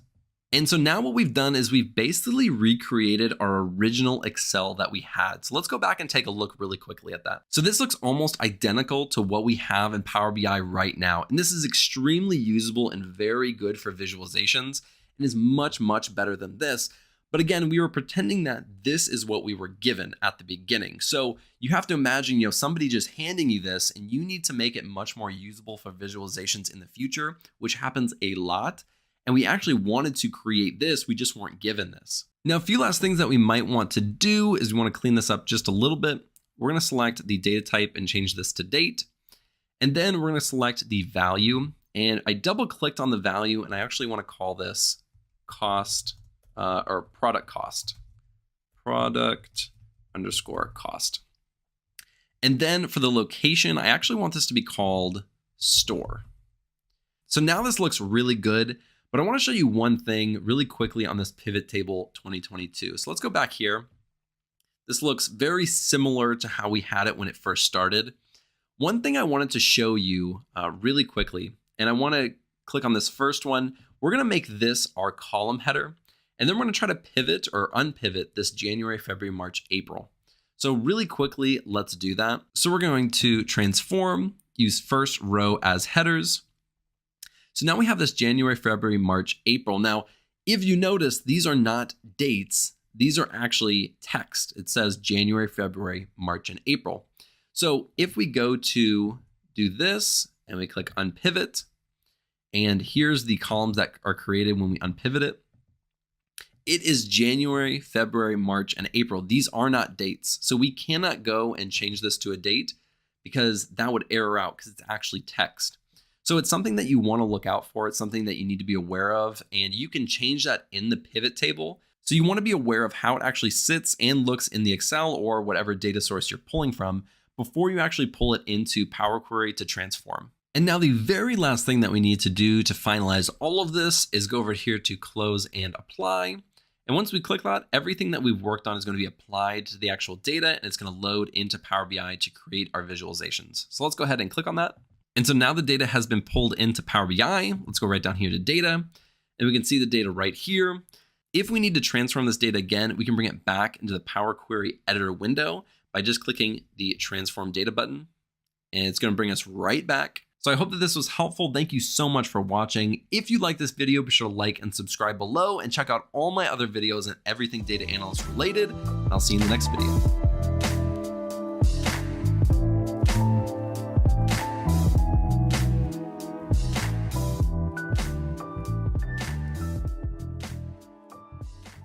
What's going on, everybody? Welcome back to the Power BI tutorial series. Today, we're going to be taking a look at building relationships.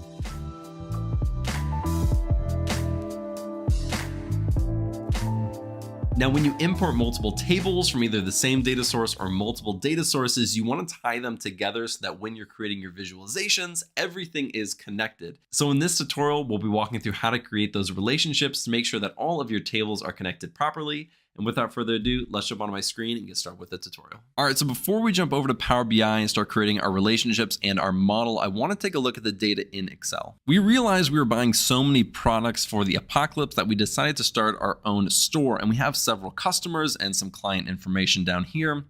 And so I wanted to take a look at some of the columns and these tables that we're going to be looking at. First thing we have is the apocalypse store. These are the things that we are selling. I know it's a very limited inventory, but these are the really high sellers. These are the ones that I wanted to sell. So we have this product ID, our product name, price, and production cost. Then we have this apocalypse sales. This is how many sales we've actually made to our customers. So we have this customer ID, our customer name, product ID, order ID, units sold, and the date it was purchased. And then we have our customer information right here. Here are all of our clients. So we have this customer ID, customer, address, city, state, and zip code. So now that we've taken a look at our data, let's go and load it into Power BI. So we're going to say import data from Excel. We're going to choose this model right here. I'm going to click open, and we are going to want all three of these. So I'm going to click on all of them, and we're just going to load it. We're not going to transform the data at all. So now the data has been loaded. Let's go right over here on the left-hand side to our model tab. And let's scoot this over just a little bit and move back. And we're going to move these tables up to where it's a little bit easier to see. So right off the bat, you can already see that there are these lines between these tables. So there are already relationships that Power BI has automatically detected and created. From my experience, Power BI actually does a really good job at creating these relationships automatically, but we're going to go in and take a look at these and kind of see what everything means. And then we're going to go back and create these relationships from scratch just to make sure that we know how to do every single part. So to get us started, let's double click on this line connecting the customer information table to the apocalypse sales table. And it's going to bring up this edit relationship page right here. So this line right here connecting these two tables actually gives us quite a bit of information without actually having to click into this edit relationship page. What this is showing is that we have a one-to-many relationship, and there's only one or a single cross-filter direction. And you can find both of those things right down here, and I'm going to walk through what those mean in just a little bit. On this page, you can also see the columns that Power BI decided to choose in order to tie these two tables together. Now, for our example, they decided to use the customer and customer right here from the customer information table, as well as the apocalypse sales. But I don't really want to use those, specifically because on this Apocalypse sales table, I might remove this customer information and just keep the customer ID. I may have chosen these customer columns because they have the exact same name and really the same information, but I want to use this customer ID anyways. So what I'm going to do is I'm going to click on that column and click on this column, and then I'm going to click OK. And if we go back into it by double clicking again, we're going to see that it now saved that. And if we did what we just did before, which is kind of hover over it, it's going to show us what those two tables are joined on. So opening this back up, let's go down here to this cardinality and cross filter direction. Cardinality has several different options that you can choose from. You have one-to-many, one-to-one, one-to-many, and many-to-many. Now for this example, we're looking at Apocalypse sales, and we're going Apocalypse sales down to customer information. Now there are a lot of rows in the Apocalypse sales, but there's very few in this customer information. And there's only one customer per row. Whereas in the Apocalypse sales up here, the customer can have several rows for several different orders. So that's why the cardinality is many to one. Now, if we flip this and we say we want the customer information here, and we want the Apocalypse sales down here, and we tie that together, now it's going to flip and it's going to say one to many. Now let's look at the cross filter direction, and there's only two options here. It's either single or both. And if we choose both, and we click OK, this now goes from a single arrow pointing in one direction to two arrows pointing in both directions. But what does this really mean? So in order to demonstrate this, I'm going to put this back to a single direction. And what we're going to try to do is connect the data over here, or the columns over here, to the columns in this Apocalypse store. So let's go over here to build a visualization. And what we're going to do is we're going to take this customer information, and let's just say we want to look at state. So I'm going to click on state right here, and I'm just going to make this into a table. And the customer information table is only tied right now to this sales table. So we're actually going to go over to the Apocalypse store, and we want to see how many product IDs are being bought in these different states. So really quickly, we're going to come up here and create a new measure. And all we're going to say is this measure is the count of Apocalypse store product ID, and we're going to create that. And now we're going to select it so it's added to that table. So now what this is showing is that there are 10 product IDs, which there are 10 products for each of these states. But that's not actually technically correct because not every state purchased these 10 different items. If we go back to our model and we change both of these to a both direction, then we're going to go back and see what changed in our numbers. So now let's go back to our visualization. And now we can see that Minnesota actually only ordered 7 different product IDs, Missouri 8, New York 9, and Texas 10. This is actually much more accurate than before. When you use the both option, it takes these tables and treats them as if they are a single table. But the single option is not going to do that. And so for our example, if we're trying to connect this table to this table, and one of the last things that I want to show you is this option right down here, which says make this relationship active. Now, if we don't click this and there are other options in here that connect these things like the customer to the customer, then that may be the active relationship. But if I select this is the active relationship, that means this is going to become the default relationship between these two tables. So now let's come out of here. We're going to click cancel. We're going to zoom in just a little bit and bring these tables a little bit closer so we can zoom in just a little bit more. Now we are going to go ahead and delete these. So we're going to say delete, yes, and delete, yes. So just for demonstration purposes, we're going to build these relationships from scratch. So we're going to come over to the customer information table and we're going to drag it all the way over here and put it on top of this cust ID or the customer ID in Apocalypse sales. And it's going to automatically create that relationship. And we can open this up. And as you can see, it created the relationship between this customer ID in the Apocalypse sales and the customer ID in the customer information. It also defaulted the cardinality from many to one and the cross filter direction to single. So we're going to go ahead and change that to both and click OK. And then we're going to come over here to the product ID in Apocalypse store and drag this over the product ID in the Apocalypse sales. And again, if we open it up, it created that relationship for us. It created the cardinality automatically. And we're going to change this cross filter direction to both and click OK. And so on a really small scale, that is how it works. Of course, it becomes a little bit more complex the more tables that you add and the more relationships that are created. But this is how you're going to actually create the relationships in the model tab within Power BI. I hope that this tutorial has helped you understand this concept a little bit better. Thank you guys so much for watching. I really appreciate it. If you like this video, be sure to like and subscribe below, and I'll see you in the next video.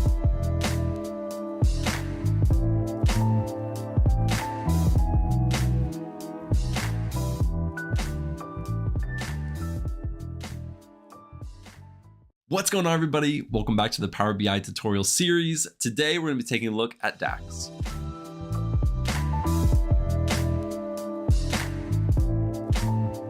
Now, DAX stands for Data Analysis Expressions, and it's basically a library of functions and operators that help you build formulas. You can use DAX to create measures and calculated columns within Power BI, which can really give you a lot of insight into your data. Honestly, it is not super complicated, and hopefully by the end of this video, you'll have a lot more confidence actually using DAX and Power BI. So without further ado, let's jump onto my screen and get started with the tutorial. All right, so let's take a look at our tables and data before we get started. So we have two tables, the Apocalypse Sales and the Apocalypse Store. For this Apocalypse Sales table, we have the customer, product ID, order ID, units sold, and the date it was purchased. And then for the Apocalypse Store, we have product ID, product name, price, and production cost. Now these are joined together, or they do have a relationship together via the product ID. So what we're going to be using are these new measures and new columns to create our DAX functions. So really quickly, let's go over to this report tab and let's drop down our fields over here so we can see everything. And so to get us started, we're going to go right up here to Apocalypse Sales. We're going to right click and click New Measure. And it's going to open up this right here, which is basically our bar where we can create our functions. And so right here, it's automatically giving us the name measure, but we can change that and we're going to say count of sales. So now we can start writing our DAX function. That's just going to be the name of it and what's going to show up right over here once we click enter. So let's go over here and we're going to say count.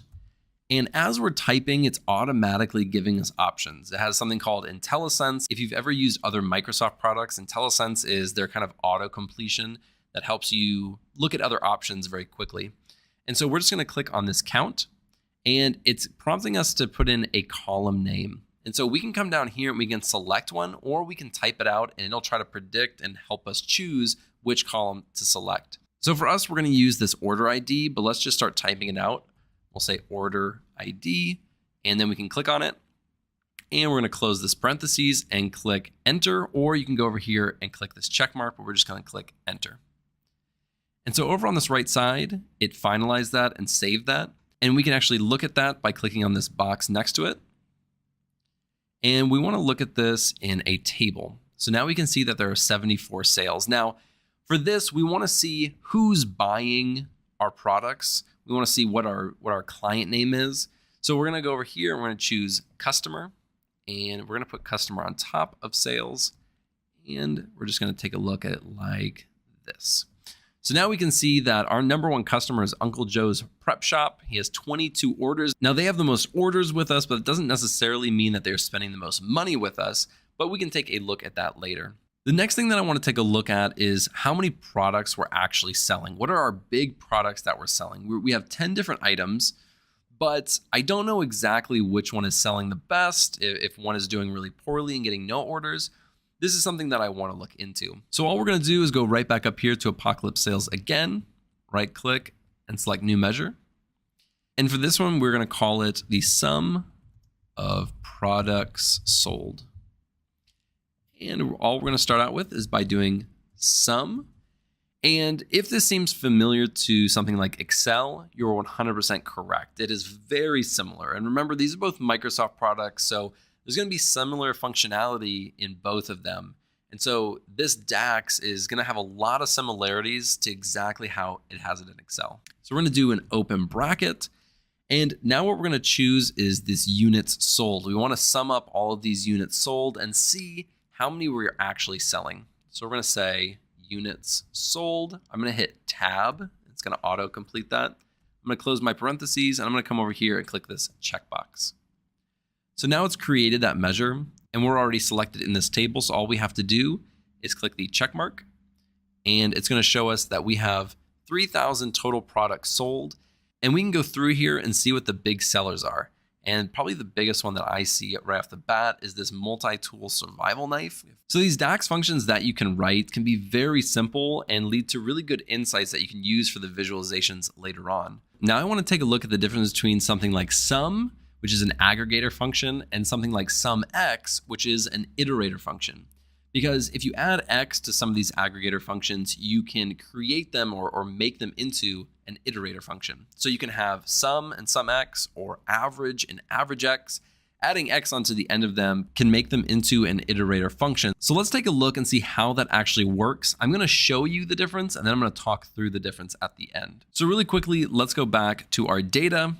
And let's go to the Apocalypse store. Now, what we have right here is we have the price and we have the production cost. And we want to see how much profit we're getting from each of these, as well as we can take a look at the units sold and see how much money we are actually making.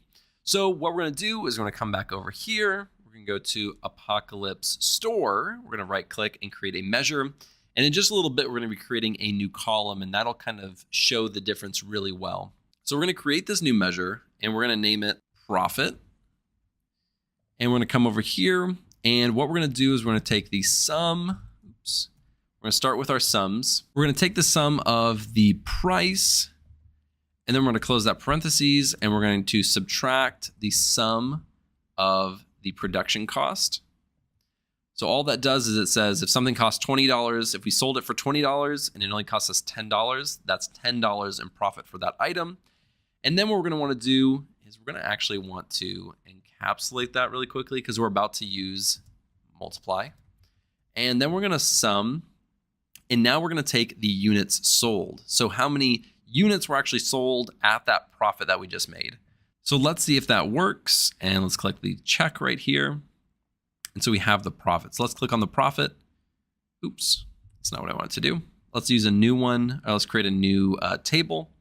We're going to click profit. And let's make it a table. And I'm going to pull this right over here. Now we have our profit, but what I really want to know is which customer is spending the most money at my store. So we're going to come right over here. We're going to click on customer, and I'm going to put customer at the top. And just at a glance, we can see that Uncle Joe's Prep Shop is spending the most money at the store. Now, what I want to show you is the difference between sum and sumx. So what I'm going to do is I'm going to go back to this profit and going to copy this entire thing.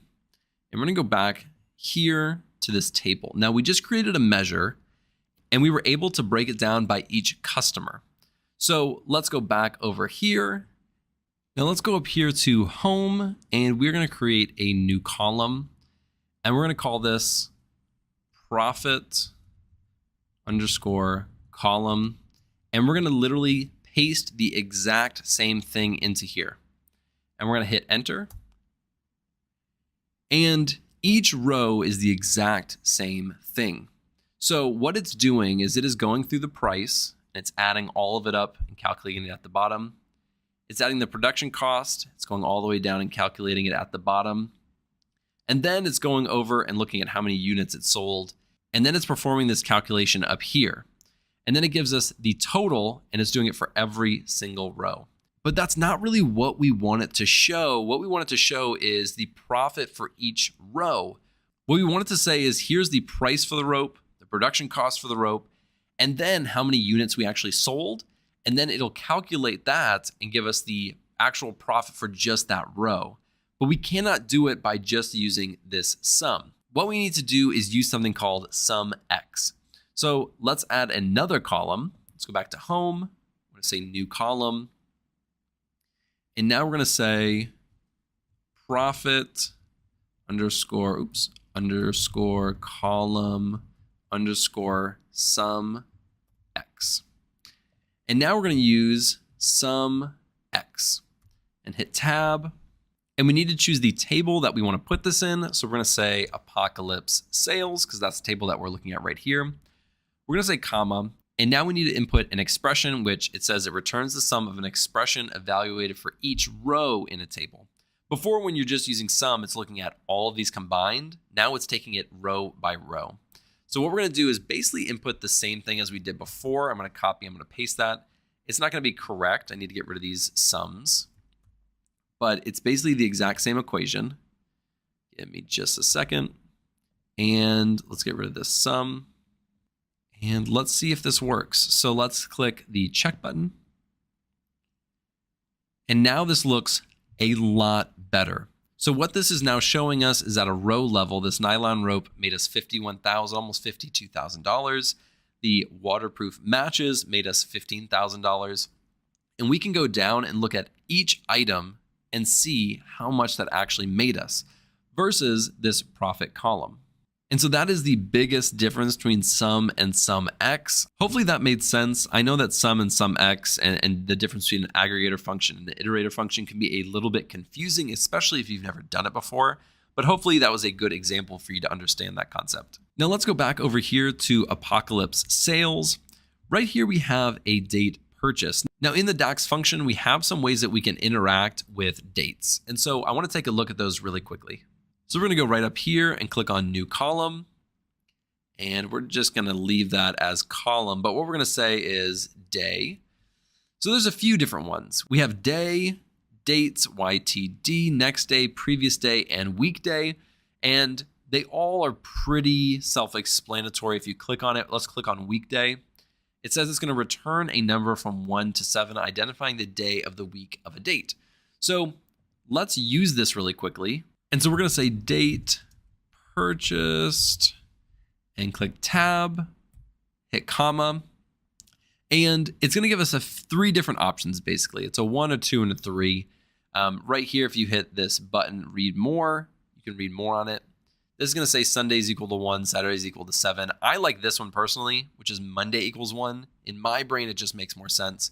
So I'm going to click on 2. I'm going to close that parentheses, and we're going to, I guess I'll say, let's say day of week for the column.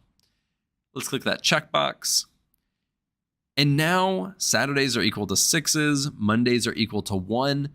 This allows us to see which day of the week people are buying the most products on, or which day of the week is somebody submitting their orders on. And so let's go over to our report.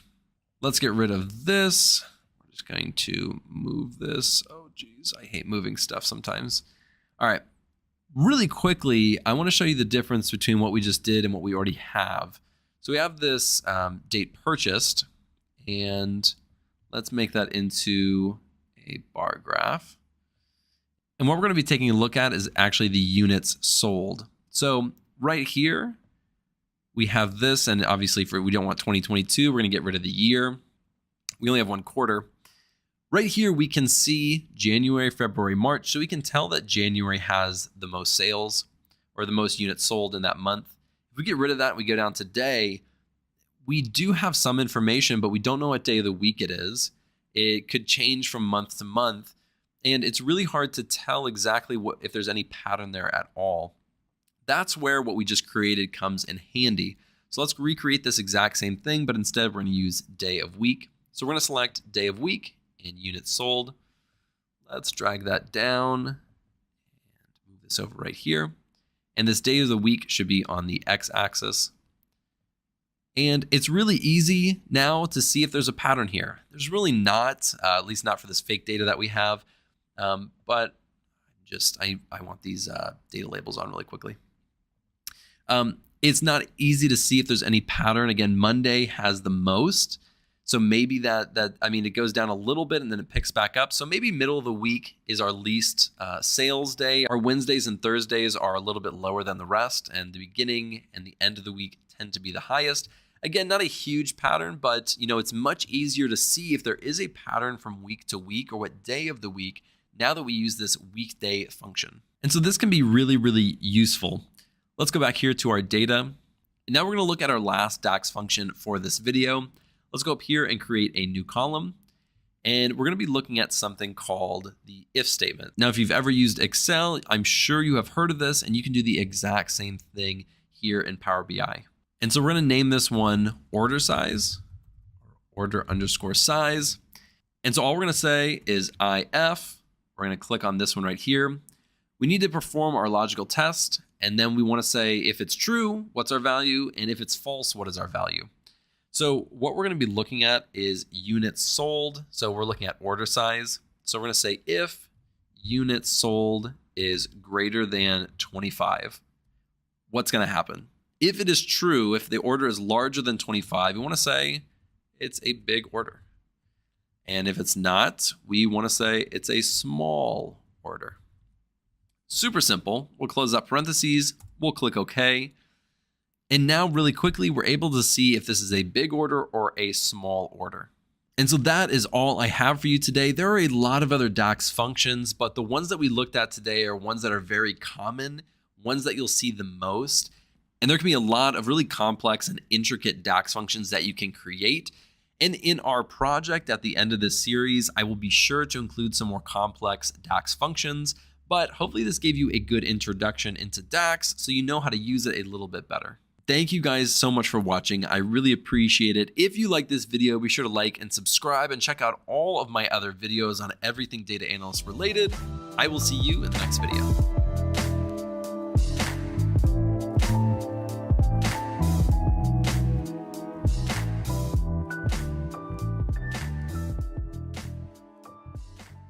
What's going on, everybody? Welcome back to the Power BI tutorial series. Today, we're going to be looking at how to drill down in visualizations.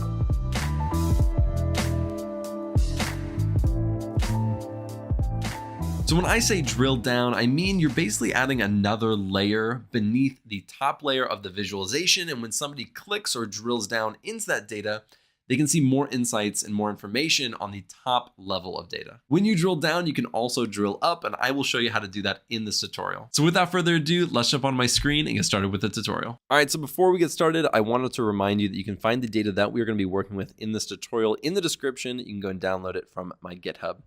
Now, the two tables that we're going to be looking at are Apocalypse Sales and Purchase Tracker. And if you've ever created any visualizations, you've probably seen something like this where you'll have the store and the price, and this is the things that we actually bought. So this is the total amount of Apocalypse prepping equipment that we bought. And we'll put the store in this legend right here. And you've probably seen something like this. And if you're anything like me, you're going to be in a meeting and you're going to be presenting this, and some higher up is going to be like, hey, Alex, that looks great, but I want to, see what things we actually bought in Target and how much this costs. Can you create a visualization for that? And you're going to be like, well, I could, or I could use drill down. And so you could have done this in the first place, which you should have. So what we're going to do is we're going to say the product right here, and these are going to be the actual things, and we're going to put it right under store. Now you can't see these things, right? But there is a hierarchy here. So once we added this, these options became available. Let's take it out, and all those just disappeared. And then if we add it back right here, they came back. And so you can do right here, which is click to turn on drill down. You can go to the next level in the hierarchy, or you can even expand all down one level in the hierarchy. So let's look at each of those really quickly. So let's click on this one. It's just going to turn on drill down mode. So now if I go and I click on target, it's going to drill down into these. And if we want to, I can then put product under this legend. And we can see all of those things. But of course, if we go back up, it's going to be all broken up into this clustered column chart, which is more like this, which isn't exactly what we were going for, but it works. Now, let me get rid of this. I actually want store in the legend. Now, if we turn that off and we click, it doesn't do that anymore. So what it does now is it just highlights Walmart, it highlights Costco, it highlights Target. So we're going to keep that on. But we can also do something called going down the next level of hierarchy. So let's click on that. And so now this is going to go down to the next level, down to this product level, because that is the next level. And now it's going to show us each of those things, but it's going to have it broken out by the store. And so it's a completely different visualization, but all within the same realm of the data that we're looking at and what we actually care about. So let's go back up in the hierarchy, and then let's use this one right here, which is expand all down one level in the hierarchy. And so this one is, again, extremely similar, except it just visualizes it differently. And now what it's doing is Walmart rice, Target dried beans, Costco rice. So instead of having it all like this one, where it's stacked on top of each other, it's breaking it down individually. So this one column would become 3 separate columns. Now I'm going to minimize this right here. I'm actually going to go back up in the hierarchy, just for visual purposes. Now I'm going to show you one more example. We're going to use this Apocalypse Sales up here. And this is one that I actually use all the time. So the one you've seen, you'll get stuff like that, especially if you're working with like sales and stuff. But I work in operations, right? So I have a lot of order IDs, product IDs, stuff like that. Now this one genuinely I use quite often. I'll have a customer. Let's make it, we'll just go like this. We have a customer and we have units sold. And let's use the customer as the legend. So let's make this one quite a bit larger. And I'll have something like this and they'll say, okay, well, we want to see the order IDs that go with it because we want to know what orders are actually happening for each of these people. Obviously, I'm not using this exact data, but very, very, very similar. And all you have to do is take these order IDs and slide it right under here under customer. And this visualization right here is something I've done 1,000 times because what happens is some stakeholder in our company is saying, hey, Alex, we want this and we want to drill down on this IP address. We want to drill down on this certain database. We want to drill down on something and we want to see the order IDs within them. So then all you do is you turn on drill mode or drill down mode. You'll click on it and you can see every single order ID that's in there. And then they can go and look those up in their system and resolve them or whatever they're trying to do with it. And it helps a ton. And it's very, very useful. This one is extremely applicable. And that's really all drill down is. Again, you have these different hierarchies as well.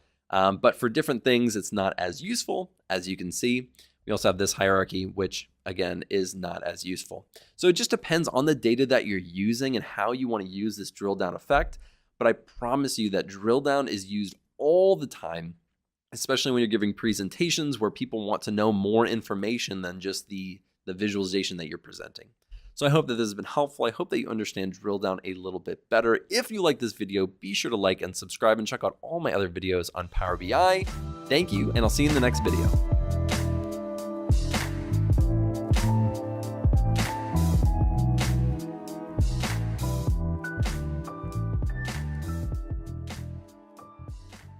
What's going on, everybody? Welcome back to the Power BI tutorial series. Today, we're going to be taking a look at conditional formatting.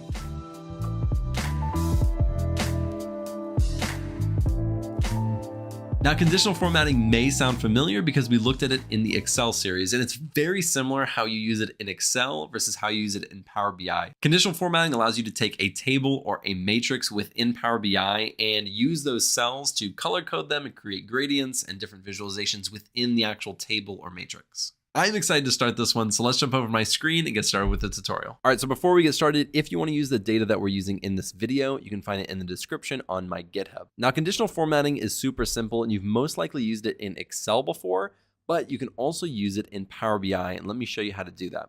So the first thing we're going to do is come over to our Apocalypse store, and we're going to pull up our product name as well as the price. And what we can do is come over here, and we're going to go to price, and it has to be under the columns, so you can't come over here and do this. We're going to come right over here to price, and we're going to right click, and let's go to conditional formatting, and we have background color, font color, icons, and web URL. Let's take a look at background color first. This is most likely the one that we'll look at the most. So we're going to get this pop-up, and I'm going to slide this over. Now, there's a lot of different things we can customize in here. And the first thing I want to take a look at is format style. We have the gradient, and what it's going to say is the lowest value will be this color, highest value will be this color. It'll give us this gradient color scale. And so we'll use that in just a little bit, but we can also create rules, kind of like an if statement. And if it is between this range and this range, we'll give it a color. And if it's between a different range and a different range, we'll give it a different color. So we'll also try that one. And then we have this field value, and this one is one that honestly I don't use that much. I've used it maybe once.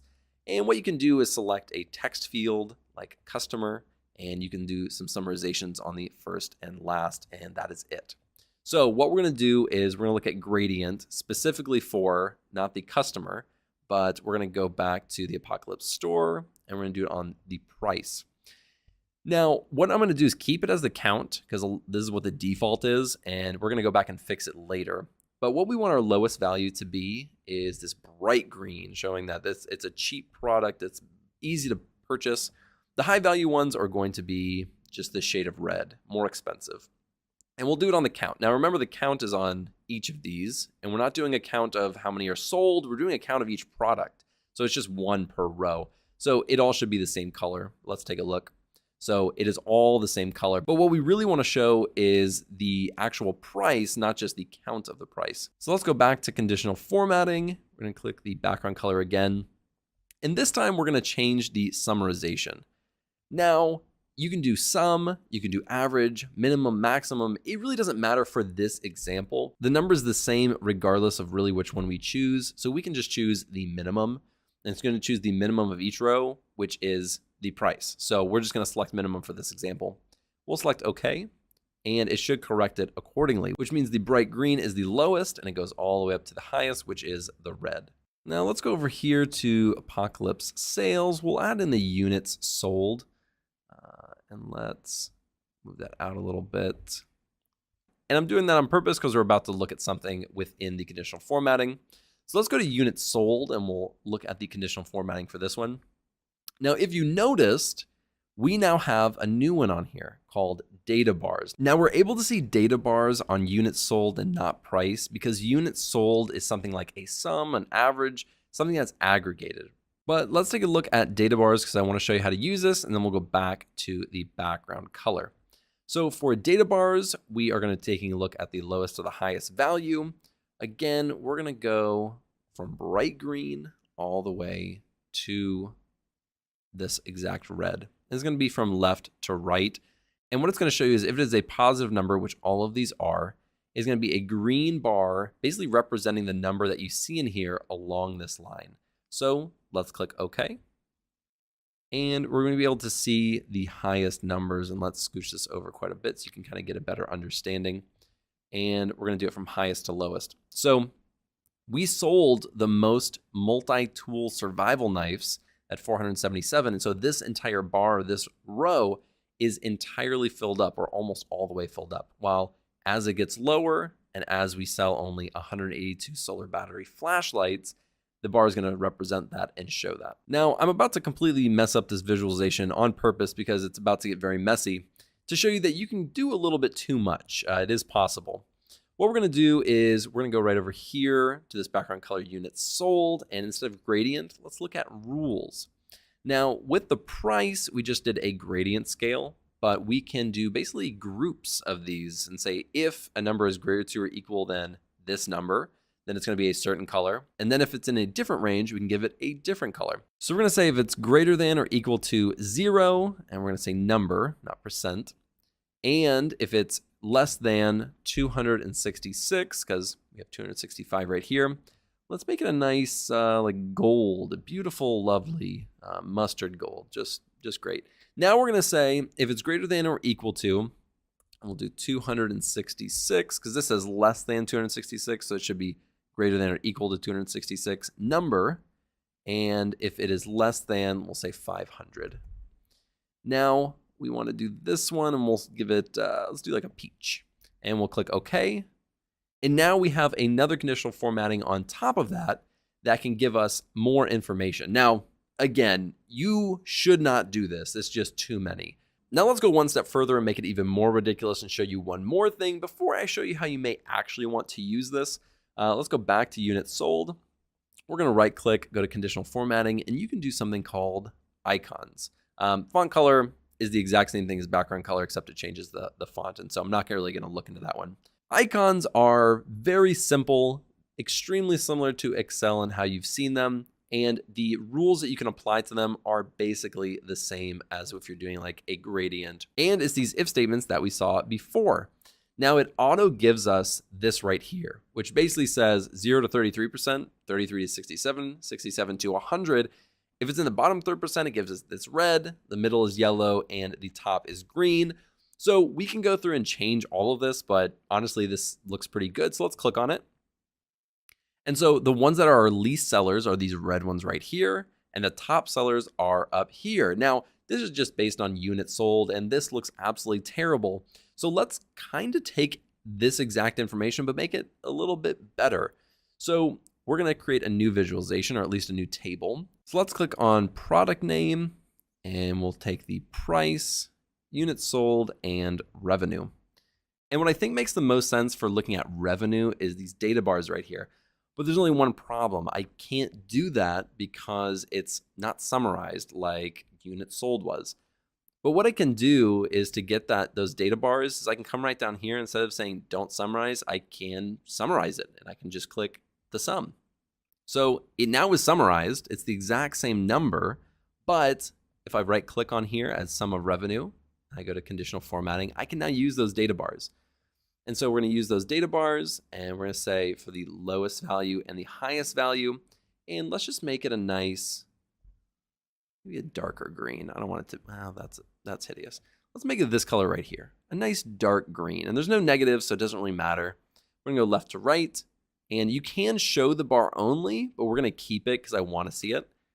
And we're going to go just like this. We're going to order. And this is pretty telling. Honestly, I did not think the weatherproof jackets were performing so well, but I mean, they are by far our #1 seller. So, our weatherproof jackets, multi-tool survival knives, and the nylon rope are outperforming all of our other products. So those might be the ones that I focus on the most, while duct tape, the N95 masks, and waterproof matches, I mean, those are garbage. So I might be looking to replace those in the near future with some other items that might sell a little bit better. So that's how you use conditional formatting, and it's actually pretty useful. There are a lot of times where I've done something like this in an actual visualization for work, and it looks something like this. It just depends on what you're visualizing, but this is very much a simple thing that you can do to just add a little bit more information and actual visuals to this little chart or table that you're going to create.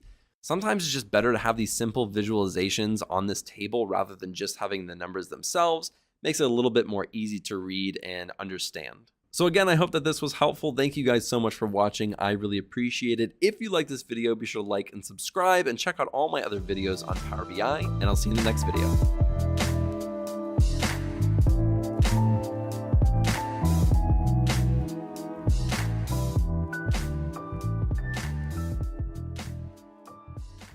What's going on, everybody? Welcome back to the Power BI tutorial series. Today, we're going to be taking a look at bins and lists.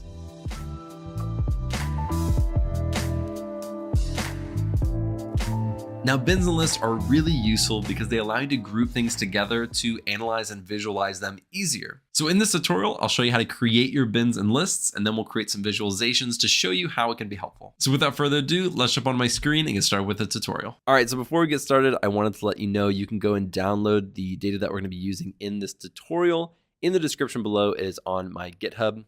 So we are going to be looking at bins and lists today. And for this, we're going to be going over here to this Apocalypse sales. And let's open up our data right over here. And we want to look at Apocalypse sales. Really quickly, I feel like more people would know what a bin is. So we'll kind of start with a list, just go a little bit backwards than we normally would. I'm going to use this customer, or we're going to use this customer column right here for a list really quickly. And you can do that in two ways. You can come up here and you can right click on the customer and go to new group. Or you can come over here under this the field section on the far right and go to customer, right click, and click new group. So let's click on that now. And right now is only giving us the list type. It's not giving us bins because bins have to be numeric. So we really can't do that at the moment. So we're going to call this just customer groups, or we'll actually call it list just so it's easier to recognize when we create it. And so all we're going to do is we're going to basically group these, but it's going to be called a list. And so what we're going to do is we're going to select, and we're going to select, and we're going to say group and click on this group button. And then it creates this Alex the Analyst Apocalypse Preppers and this Prep for Anything prepping store. So that it kind of named it for us. But if we double click on it, then we can rename this, and we can call this the best prepping stores. And then we have these last two, and we can click on one and then click Control and click on the other one so we get both of them. And then we can click Group, and we can call this, and we'll double click, and we'll call this the worst prepping stores. And then that's it. And that's all we have to do. And what we're then going to do, and if you want to undo this and you want to switch it up and do whatever, you can click on group, but we're not going to do that. We're going to click OK. And here is the column that it created. And it basically tells us what list we put it in. If it's Uncle Joe's Prep Shop, that's in the worst prepping stores list. And if it's the Alex the Analyst Apocalypse Preppers, that is in the best prepping stores. So it's kind of like an if statement. You could even create a calculated column, do it on this customer, create an if statement. This is just a lot faster and a lot easier than doing that, but it basically would do the exact same thing. Now you can use lists as well on things like numeric. So let's say we have order ID and we'll go to new group and it's going to auto go to bin because typically that's what you'll use, but you can do list as well. And let's say, we want to call these we'll group these and call these the first, we'll call this the first customers or the first orders because we're looking at order IDs. Look at the first orders. And then we will go back here. We're going on the left side. We're going to click. Oops. We're going to go back to the top. We're going to hit shift, group all of these, and we'll say the latest orders. And you absolutely can do this. Again, this is kind of like an if statement, right? So you're saying if it falls between this range and this range, then it's called the first orders. And if it's between this range and this other range, it's the latest orders. Again, it's just a much simpler version of an if statement. And so you don't have to write it all out. You can just have this user interface kind of do it for you. And it's really, really useful. So now let's talk about bins, and by far the easiest way to demonstrate this, and I'll show you one other way, but by far the easiest way to show this is by using age. And so for absolutely no reason whatsoever, these customer IDs who are right here in this customer information, they decided to give us some of their buyer information who are actually buying their products on their website or in their store. They just decided to give it to us as well as some simple demographic information. I don't know why. But what we're going to use bins for is grouping these age brackets. So, you might be interested in say, well, I want to know if my core population who are buying my products are within a certain range. And you don't want to look at every single age because then it just, in your visualizations, it's not going to look right. You want to kind of group them and make it easier to visualize. So what we're going to do is we're going to go through here and we're going to basically go by tens. So 10, 20, 30, 40, 50, 60. And see what age bracket these people fall in. So we're going to go to age, we're going to right click, and we're going to say new group. And we're going to go to bin, and we'll leave it as the default age bins. And you can do two things. You can do the size of the bins, which splits it by this number right here, or you can go based on the number of bins. So if you only want to do 5 different bins, it'll calculate that for you. And it'll say, okay, if you only want 5 bins, you're going to have to do it at 12.2. If you want 10 bins, it can be 6.1. But it is completely up to you on how you want to do that. You can do the size and we'll just say every 10, which is what we're going to do. Or you can go through and then you can create, how many bins you actually want. So let's go ahead and click OK. And it's going to create those bins for us. So if somebody is 78, they're going to be in the 70s bin. If somebody is 41, they'll be in the 40 bin. If somebody is 29, they'll be in the 20 bin, and so on and so forth. So when we go to visualize this, we don't have 71, 72, 73, 74, have a lot more things on our visualization. It'll just be the 70 or it'll just be the 20. Now we can also use bins on dates as well. So let's go back to Apocalypse Sales. We have this date purchased, so we can create a bin for this as well. So let's go to date purchased. Let's go new group. Now, you can also create a list, and that's totally fine if you would like to do that. And it would look kind of like this, where you can go through and you can select it and you can say, okay, this group, all these dates, you can group those and say this is going to be January. And you can do that, and that's totally okay. But for this one, we're going to do bins. I think it's a little bit easier to do bins because what we can do is go right here and we can specify what we want: seconds, minutes, hours, days, months, or years. And so for the data that we have, it goes January, February, and March. So we're going to do months, and we're going to say the bin size is going to be 1 month. So each month should have its own bin. So it'll be 3 bins total. So we're going to select OK. And as you can see on this right side, we have January of 2022. And that correlates to the January over here. Then it goes down to February, and then it goes down to March. And then when we visualize this, we don't have to do the hierarchy stuff that we do in here where we filter it down to months. we can just use this right here, and that will be our months column. So now let's go over to our visualizations, and we'll see how this looks really quickly. We're not going to look at all of them, but we will take a look at a few of them. So the first one that we can look at is age. So let's look at the buyer ID, and then we'll do age as well. And so let's spread this out, and we can see our distribution of our buyers. So it looks like we have very few who are in the 10 range, thank goodness. And we can even put the age right under here, under the age bins. And we have this, now we kind of have this drill down. And so if we go right here and we drill down right there, this will actually give us the breakdown. So this is what it would have kind of looked like, our visualization would have looked like if we had just kept it the age, because now we're drilling down into the age. And so it looks like we have one 18-year-old and maybe a 20-year-old as well. Let's go back up. Yeah, so it looks like we only have one buyer ID. Yeah, so there's only one 18-year-old. So of legal age to start buying, you know, all these prepping equipment and probably buying online and stuff like that, which makes sense, right? So this gives you kind of a quick breakdown in the bins rather than doing it the alternative way. So now let's take a look at the customer list as well as the units sold. And it looks like the best prepping store is actually performing much worse, surprisingly, than the worst prepping store. And so I hope this gave you a really good idea of how to use bins and lists within Power BI. Thank you so much for watching. If you like this video, be sure to like and subscribe and check out all my other videos on Power BI. I'll see you in the next video.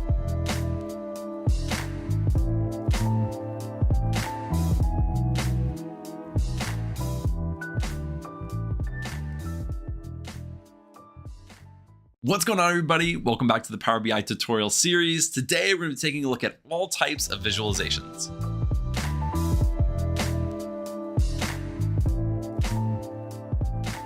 Now, when you're working in Power BI, there are a lot of different options to create visualizations, and you may not always be sure which one to use. And so that's what this video is for. I'm going to walk you through a lot of the visualizations that I like and I use a lot, as well as kind of point out some of the ones that I don't like as much, so that you get kind of a feel for the ones that I think are really popular and that are used the most. So without further ado, let's jump into Power BI and start taking a look. All right, before we jump into it, there is a link in the description where you can get the data that we're going to be using for these visualizations if you want to practice them yourself.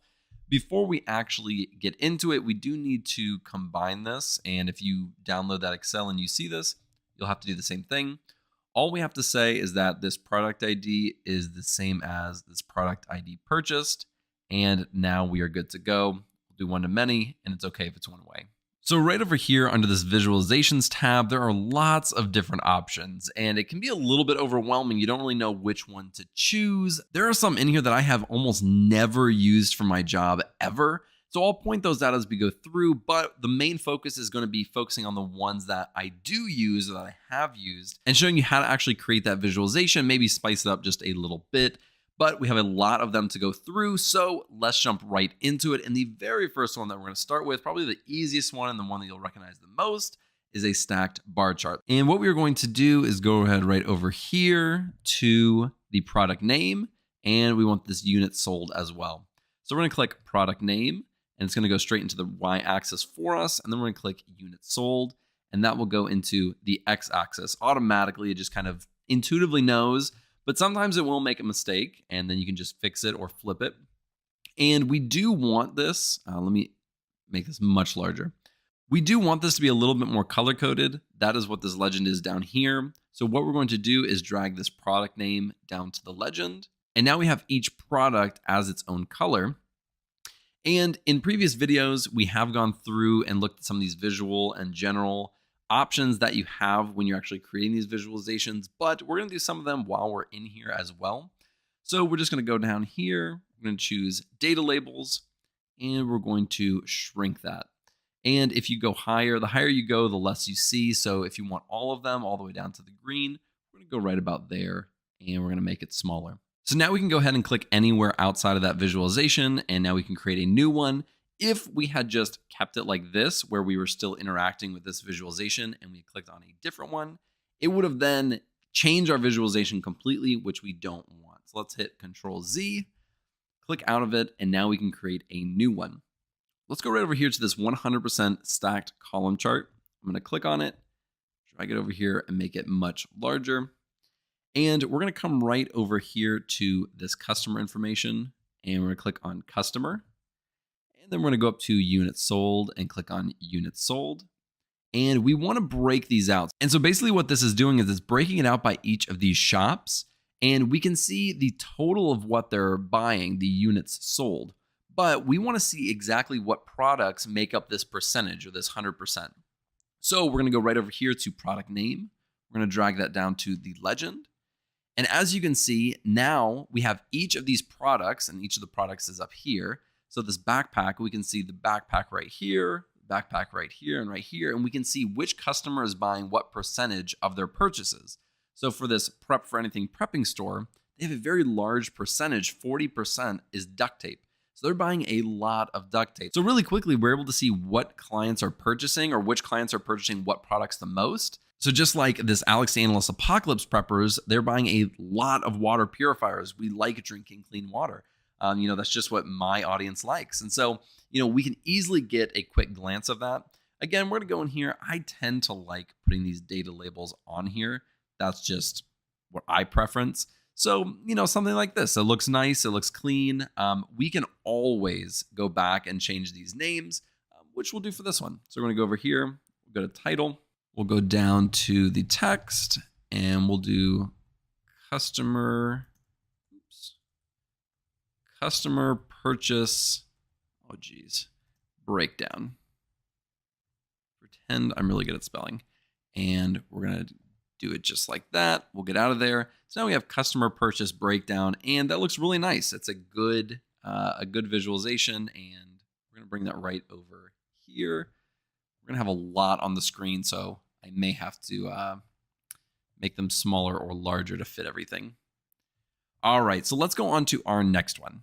Another really common visualization is this one right here, which is the line chart. And the line chart is great, especially when you're using things like dates.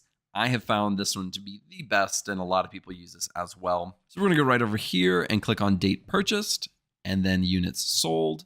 And on the x-axis, you can see it's broken up by year, quarter, month, and day. So we don't want to do it that high level. We only have 3 months of data in here. So we're going to get rid of the year. We're going to get rid of the quarter. And then we at least have this. And let's break it out because right now we're looking at all of the units sold. So we're going to drag the product name right down here to the legend. And now it breaks it out by the actual product. And for each month in January, February, or March, you can follow these products and see how they did in each of those months. And if we wanted to, we can come right over here to the filter on the product name, and we could filter it by maybe the top 3. So let's do multi-tool survival knife, the nylon rope, and the duct tape. And we can have it just like this. And you can do those for any product that you want. But again, we just want to do it for those 3 just for an example. And that really doesn't give us a ton of information. We could even go down to the day and, it might give us a little bit more information. And so we'll keep it like that. And we can go over here. We'll change the name as well. We're not going to do this for all of them. Again, we're just looking at the different types of visualizations that I think are really good to know. But we'll change this one as well to products purchased by date. We'll keep it just like that. Again, nothing fancy. We're just trying to look at a bunch of different stuff. So let's put this over here. We're down here. Now let's click out of there.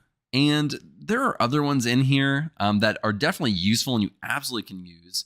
Like this one is a stacked bar chart. This one is a stacked column chart. Basically the same thing, just a different orientation. Like if we went to here, it's just a different orientation. It's the same thing, just like this clustered bar chart. Custom column chart, it's orientation, either horizontal or vertical. Then we have things like an area chart, a stacked area chart, not really things that I've used too much in previous positions. One that I have used though is a line and clustered column chart.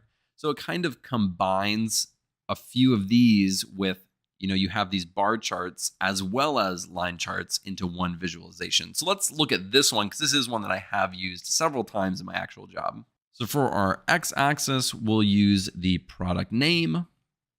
Then we'll look at something like the price. And so let's make this a lot larger so we can actually see it. So now we have the price, and now we can look at something like the production cost, and that can be our line y-axis. So now we're looking at the price of it, how much someone is actually paying for it. And then we're looking at how much it's costing us to actually produce that product. And so really quickly at a glance, you can kind of see that it's around the halfway to 2/3 point on most of these. You can see that the production cost is always lower than the actual price because, of course, we're out here to make a profit on these products. So let's minimize this one. We're going to put this one right down here. Let's make it even smaller. Let's click out of that. And the next one that we're going to take a look at is a scatter chart. So let's click on that and make it much larger. Oops. There we go. So let's use the price and the production cost again. And so our x-axis is the price, our y-axis is the production cost. But now we need to fill in this values right here. So let's go over here and click on the product name and drag that into values. And so now we have our values, we just don't know what they are, but we can see it. So let's drag this down to legend as well. And it breaks it out and we kind of have this scatter plot. And for this fake data that we're using, it doesn't really show a lot. But if you're using real data, you can definitely find outliers and trends and patterns using this type of visualization. Let's go ahead and make that one small as well. Drag it right down into the corner. Now let's go right over here and we have the dreaded pie charts and donut chart. Now look, I think it's kind of a joke in the data analyst community about pie charts and donut charts, but at the same time, people use them and they request them. And so sometimes you're going to use it whether you like it or not. So let's click on the donut chart and let's make this one a lot larger. And let's go over here and let's click on state. And we're also going to click on total purchased. And that's really all you have to do. These ones are pretty straightforward. You can change a few different things, like where these labels are. If you want them inside, you can also do that, and that would look totally fine. Again, I'm just not a super huge fan, but you will get this one requested. People like this and want to see it. And the reason a lot of analysts don't like using this is because when you start glancing at these, it's really hard to tell the difference between these sizes. If you look at something like this, you can easily see that this is larger. Like if you're looking at this one, the multi-tool survival knife is obviously the longest and it gets shorter, shorter, shorter, shorter. But when you start getting in here, it's really hard to approximate the size. I would not be able to tell the difference between this 5.63, 5.78, 7.72. I would not be able to tell really the difference between these or kind of the difference between them very easily. That's why a lot of people don't want to use them in general. So again, I want to show you this one because I think it's worth noting and worth knowing how to use, but I don't really push people towards this because I don't think it's the best visualization available most of the time. All right, the next two are super easy, but are used all the time, maybe more than some of these even, but they're just so easy to use, so I kind of saved them for last. This one is the card, and all the card is it displays one number or multiple numbers if you want to use a multi-row card, but we'll just look at the card for now. All we're going to look at is the total purchased, and it's just going to display it just like this, and you can make it as large or as small as you'd like, and normally it goes on like the top, and you'll put card here, card here. Just for example, I'll kind of show you how this might look. So it looks something like this, right? And at the top, it'll have different, usually high overarching information. And this is super common to see. And I'm sure if you've looked at other people's visualizations, you'll see something like this. This is usually totals or averages or something like that in here where it's super easy to look at. So like right here, this is total purchased, and we can go in and look at the minimum. And then we can go over here, and this one can be account. And so it gives us a lot of information just at a really quick glance. And then we have all of our more in-depth, colorful visualizations that kind of have more information than just a single piece like the card does. And then the very last one that I'm going to show you is this one right here, which is the table. And this one is obviously extremely popular. It's like in a little Excel table. And we can go in here and we can get the customer, wherever that is. And then we'll also get the units sold. And this is what it looks like. And it's super easy. And oftentimes you'll have it like on the side as well. And all the other visualizations over here. And so, if we're going to take all these visualizations and pretend they were like a real thing, there's a lot in here, but we'll just kind of really quickly do this. We might have something like this, and we'll make this larger, and we'll make this wider.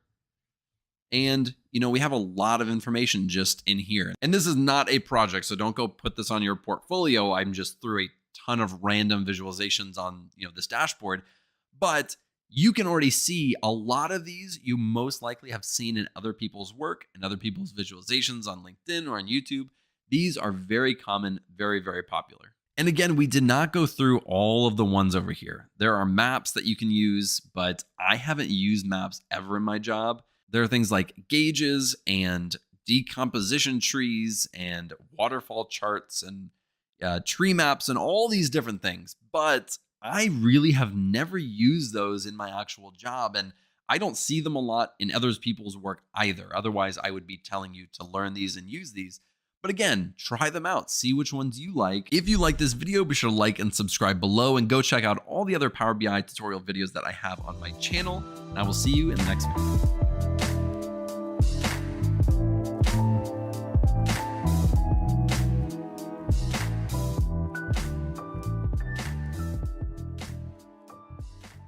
What's going on, everybody? Welcome back to the Power BI tutorial series. Today, we are going to be working on our final project.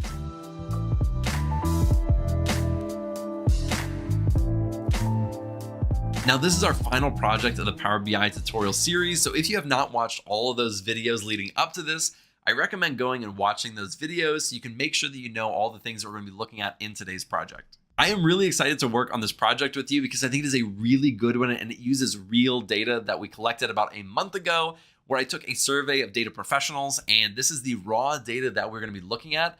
And so I think it's just really interesting that we collected our own data and now we're using it for a project. We're going to transform the data using Power Query, and then we'll actually create the visualizations and finalize the dashboards, as well as create a theme and a different color scheme to kind of make it a little bit more unique. Without further ado, let's jump onto my screen and get started with the project. All right, so before we jump into it, I wanted to let you know that you can get the data below. It is on my GitHub. You can go and download this exact file that we're going to be looking at. Now, in the past several projects, we have been using this fake apocalypse data set. It was fun, it was, whatever. This data set is real. This is a real data set. It was a survey that I took from data professionals. I posted on LinkedIn and Twitter and all these other places. And we had about 600, 700 people who responded to the questions. So before we actually get into it and start cleaning the data and doing all this stuff in Power BI, I just wanted to show you the data. All right, so this is the CSV that I downloaded from the survey website that I used, and this is completely raw data. I haven't done anything to it at all. But let's go through the data really quickly and we'll kind of see what we have. And we are not going to make any changes at all in Excel. We're going to do all of our transformations, or at least a few transformations, in Power BI because, again, this is a Power BI tutorial and project. So I want you to kind of learn how to use that and not use Excel, because you can go through my Excel tutorial if you want to do that. So let's just look at it in Excel, and then we'll move it over to Power BI and actually start transforming the data. So we have this unique ID. These are all the people that actually took it. Oops, I don't want to do that. We have an email, which this was completely anonymous. I didn't collect any data or user data on this. Then we have the date taken, and let's get into the actual good information. Then we have all of these questions. So we have question 1, which title fits you best? And they can choose things. Now, let's add a filter really quickly so we can look at this. Now, you had the pre-selected ones, which were like data analyst, architect, engineer, but then there was an option where you could say other, and you could specify what that was. So if you look in here, we're going to have all these different other please specify with different titles, right? And there were a lot of them. Now, typically what you want to do is really clean this up. And we're not going to be doing a ton of data cleaning, but we are going to do some in Power BI, but none in here. But typically with this amount of data and the way that it's formatted, we would do so much data cleaning with this one. I mean, there's a lot of work to be done. Like this current year's salary. This is one that I would absolutely be cleaning up because it's ranges and it has a dash and a K and all these numbers. This is something that I would be cleaning up and using, but we're not going to be cleaning this up right now. So anyways, let's just get into it. Let's see what questions we asked. We have the yearly salary. What industry do you work in? Favorite programming language?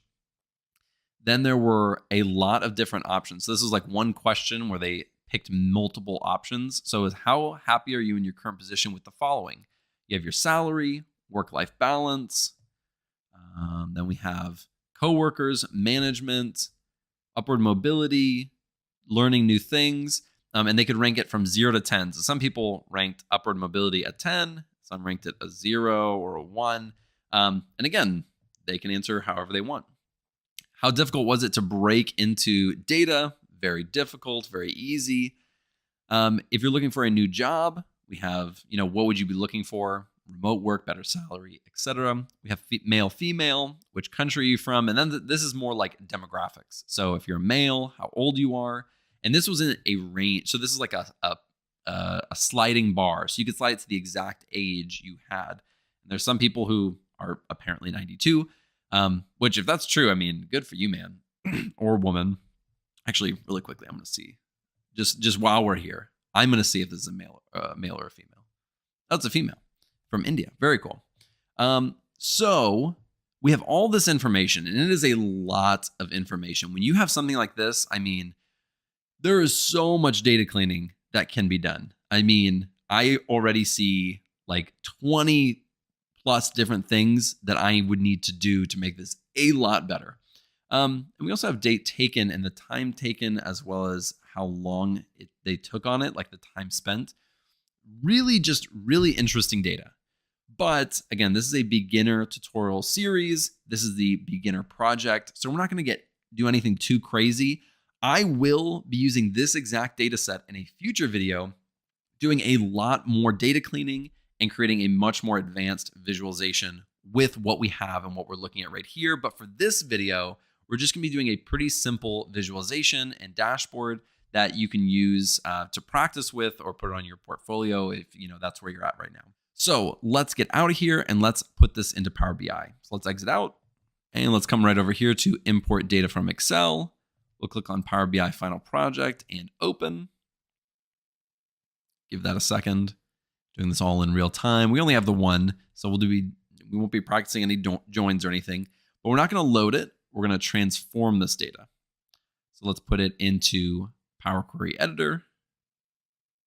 And now we have all of our data in here, and it should look extremely familiar.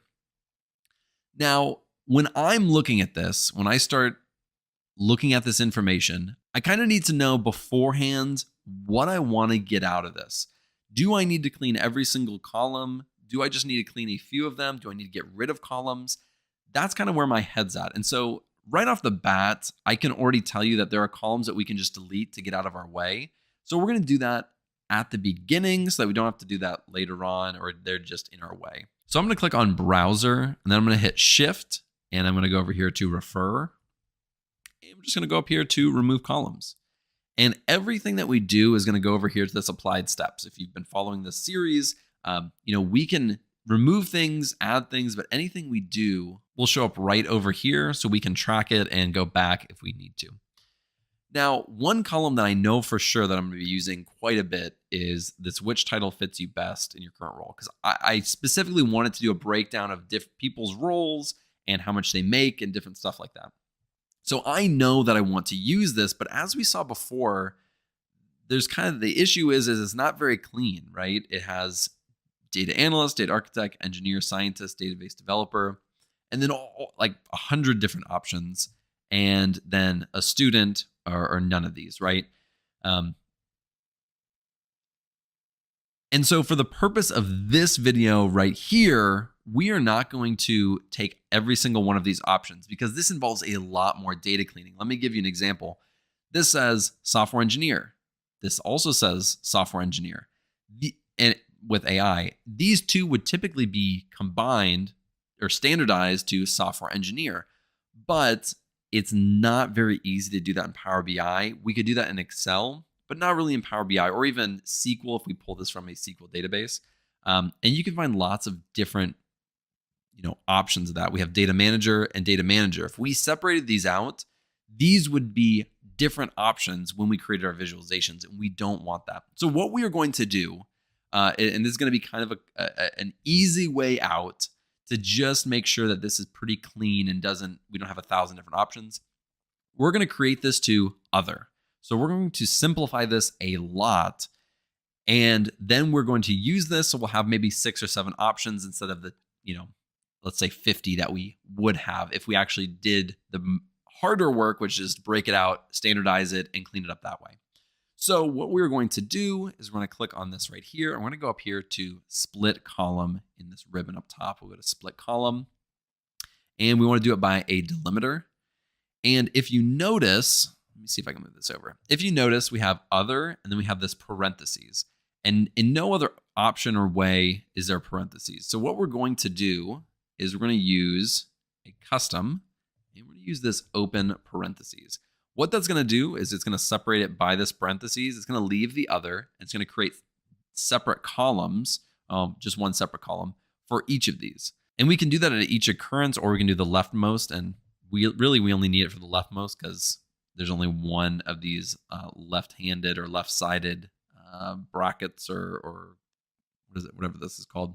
And then let's go and click OK, and it should create another column.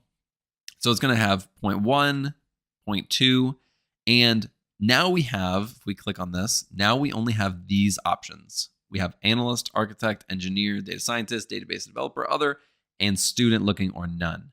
That is what we want. It makes it so much simpler, and it's not perfect, but again, I'm trying to show you what we are able to do in Power BI. So now we're just going to remove that column, and we're going to go and do the exact same thing to this one as well, because I know that we want to use this. And I really wanted to use this one as well. But if we look at this one also, there's a lot. So I said, what is your favorite programming language? And there were pre-selected answers like JavaScript, Java, C++, Python, R, things like that. And then there was an other option. And in this other option, I mean, it was free text, so they can fill it in as they want. I mean, there's 4, 5, 6 different ways that people put SQL. That is something I would standardize, and that would be the way I cleaned it, but that's not how we did it in here. So we're going to do the same thing. We're going to keep that other. So we're going to split this column again. We're going to use a delimiter. And for this delimiter, though, we're going to use a colon. So we're going to say, we're going to do a colon right there. And we'll just do the leftmost. We'll click OK. And then we have our options, and it's much simpler. Now, I really would have rather kept all these, and because SQL's in there quite a bit, but a lot of people don't think SQL is even a programming language. So we're going to delete that column. Now, one that I just skipped and I kind of wanted to go back to is this current yearly salary. I really want to use this. Let's see if we can use it. Here's what I want to do with it. And this is not perfect, but for this video, I want to try it. What I want to do is break up these numbers, 106, 125, and then take the average of those numbers. So then we'll use some DAX in there. So we'll take 106, 125, create that into 2 separate columns. Then we'll create a third column that will give us the average of those 2 numbers. So we'll do 106 plus 125 divided by 2, and then we'll have the average of that. Now, that is not perfect, but it's going to give us at least, an average, a kind of roundabout number, because they gave us this range. They said my salary is between 106 and 125,000. So if we say that their salary was 112,000, at least it makes it usable. It's a numeric value instead of being this, which is text, which we could use. And I'll show you how to do that, because we're going to keep this column. I'll create a copy of this, and I'll show you the difference between this and using the average. But for this data cleaning portion, let's just try it. Let's see what we can do and see if we can make it work. So first, let's create a duplicate. So we're going to duplicate the column.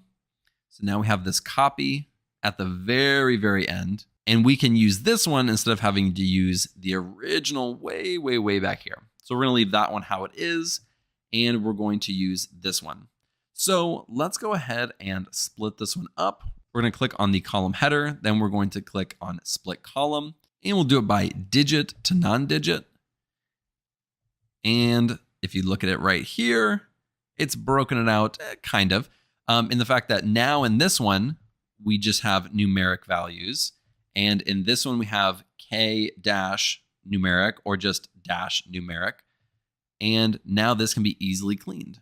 Whereas this one, we can just completely get rid of because it's only K. So we'll just remove that column. And then in this one, we're going to right click. We're going to click on replace values. And so if it just we'll just do a K, we'll replace with nothing. We'll do OK. And then for the last one, we'll go to replace values, and we'll do the dash or the minus sign, and we'll place that with nothing. And so now we have our values as well. Oh, we also have a plus. Let me get rid of that because that's when some people had 250 or 225,000 plus. So for that one, the average is just going to be 225. We'll have to specify that in our DAX. I forgot. But actually, if somebody has 225, let me find this plus really quick. Let me filter by it because that's a lot faster. What we actually want to do for the purpose of this one is we want to put 225 here so that when we do 225 plus 225 divided by 2, it comes out to 225. That's just what we're going to put it as. And there's only 2 people. So I'm actually going to replace this. I'm going to do replace values. I'm going to say plus with 225. And we'll click OK. Awesome. We can unfilter these. Select all. So we're going to go right up here to add column. I'm going to say custom column. And we're going to go right over here. Actually, let's make it average salary. Let's make it average salary. So we're going to insert this. And we're going to say parentheses. And we're going to say plus this, insert. And close the parentheses, divided by 2. And it says no syntax errors have been detected. Let's click on OK. And it's giving us an error. So it's saying we cannot apply operator plus to types text and text, which makes perfect sense. These aren't numbers. So let's make it a whole number.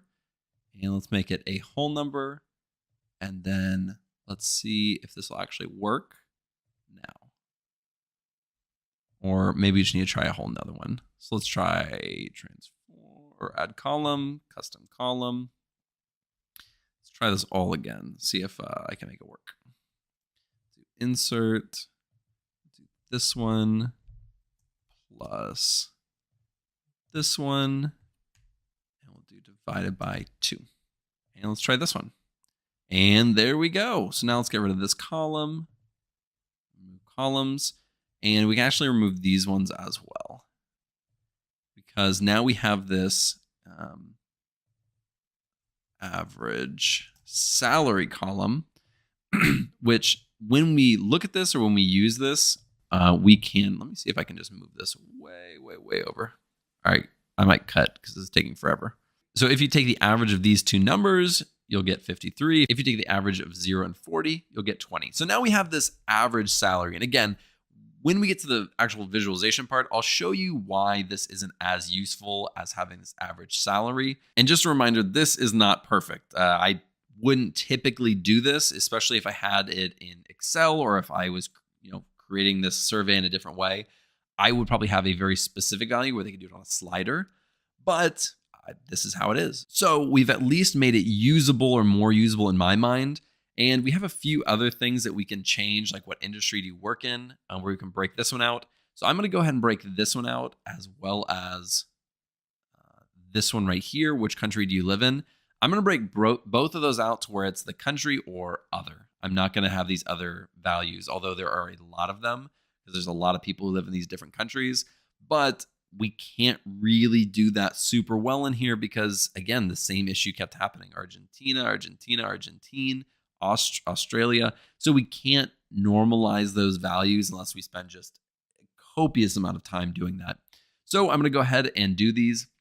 I'm going to fast and speed this so it goes a lot faster. So I'm just going to go silent and let this happen really quick. And then we'll get to the end and we'll actually start building our visualizations.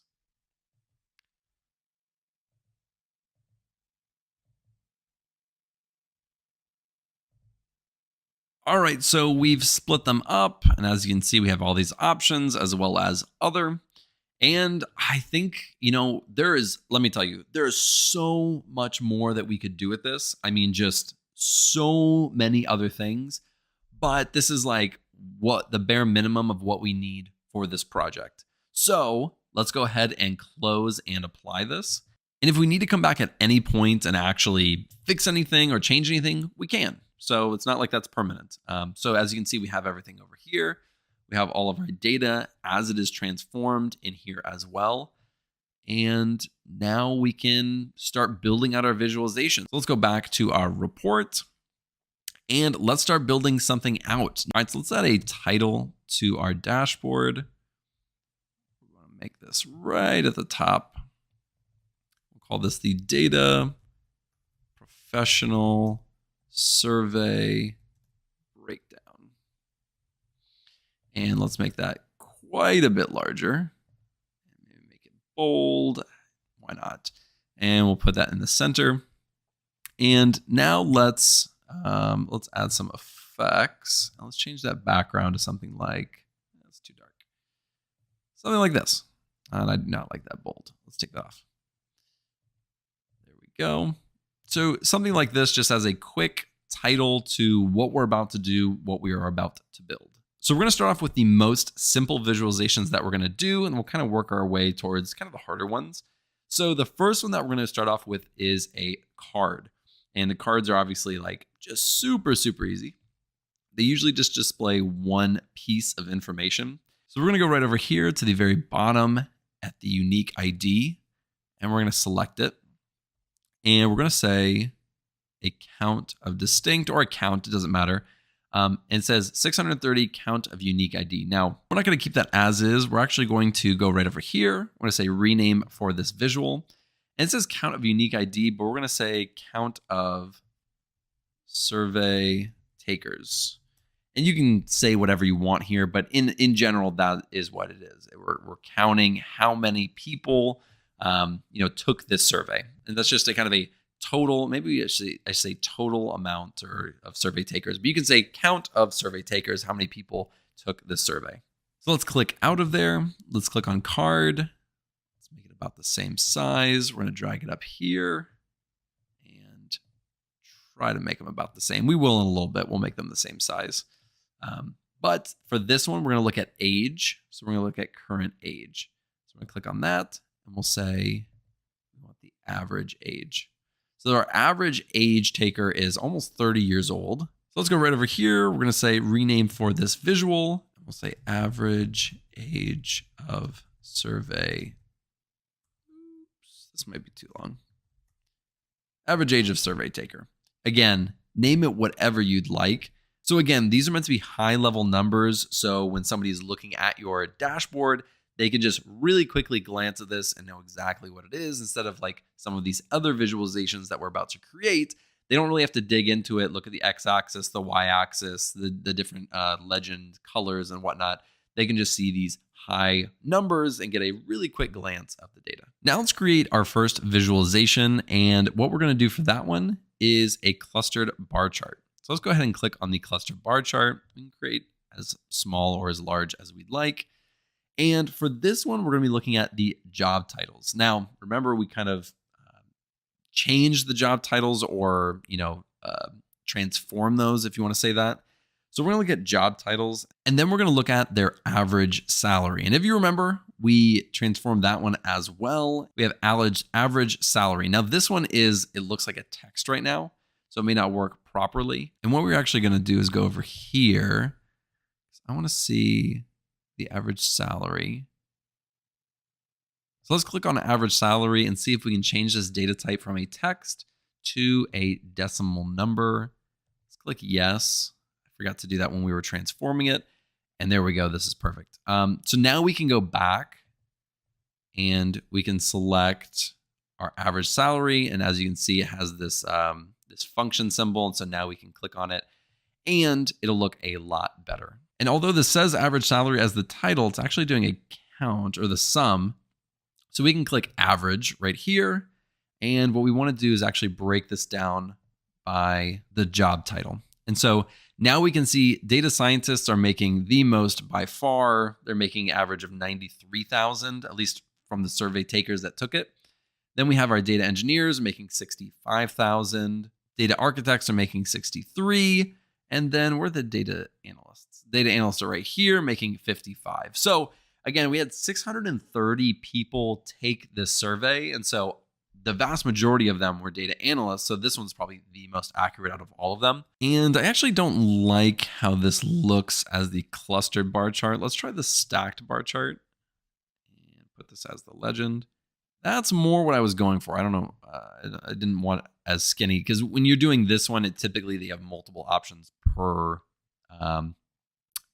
x-axis. And so I think that's why it was that little skinny line. But this one is more what I was looking for. But let's make that smaller and let's definitely change that title because good night.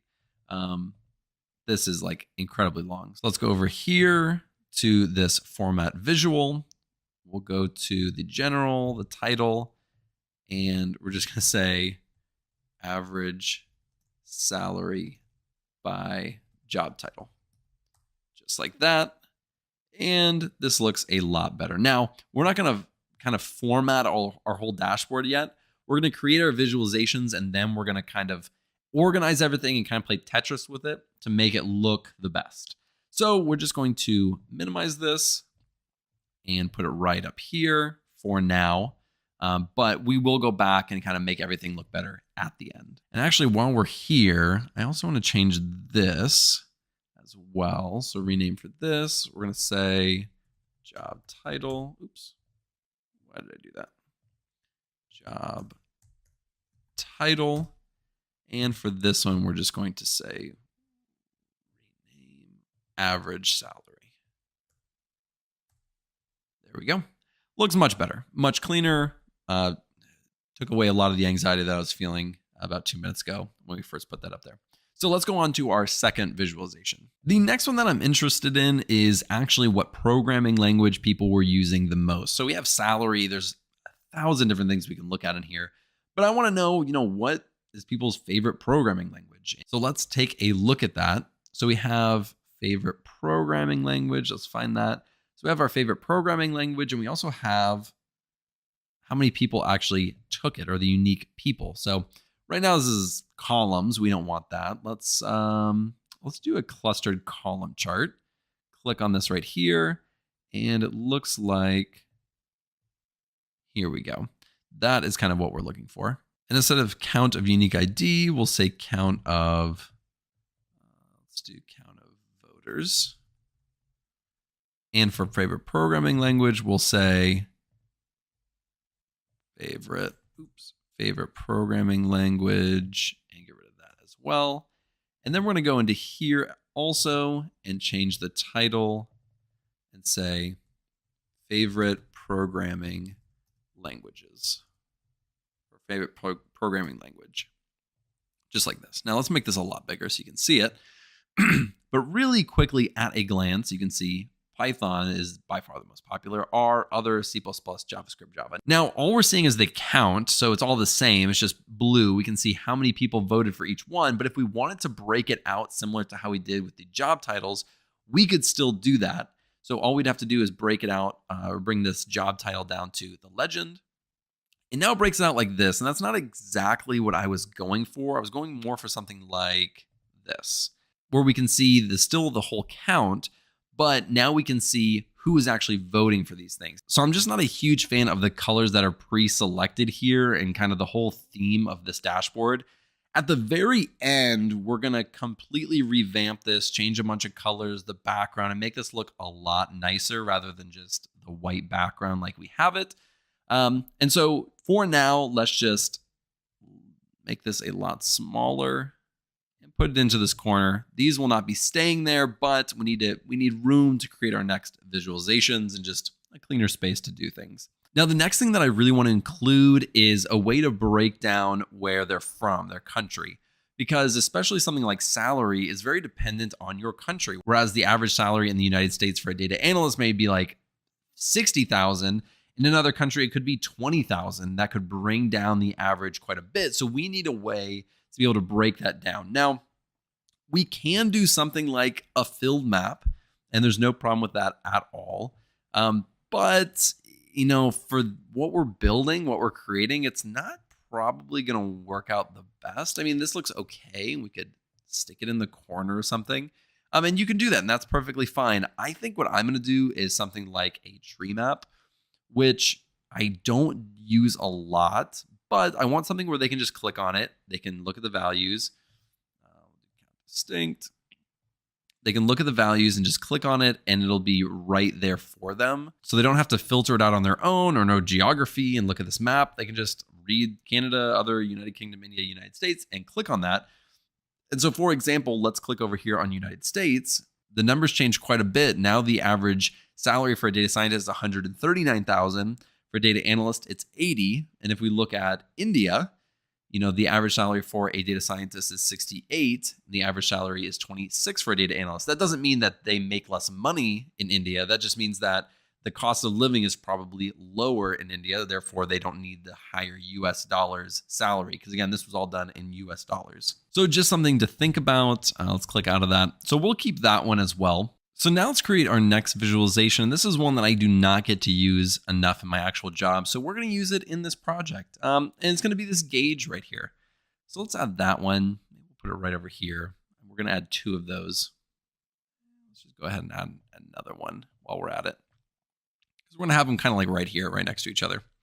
The first one, and these ones are really good for kind of looking at these kind of surveys, and I don't get to work with surveys enough, but we can see, how happy are they in terms of work-life balance. So we can add that. We're going to add work-life balance. And right now it's doing a count.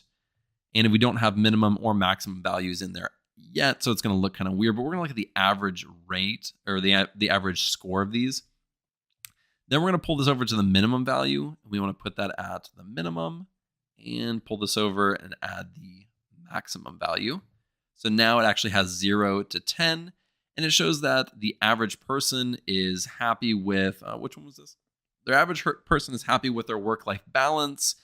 They rate about a 5.74 overall. Now, let's really quickly change the title of this because this is ridiculous. I want to say, happy with work-life balance. And this is their rating. Change it to whatever title you want.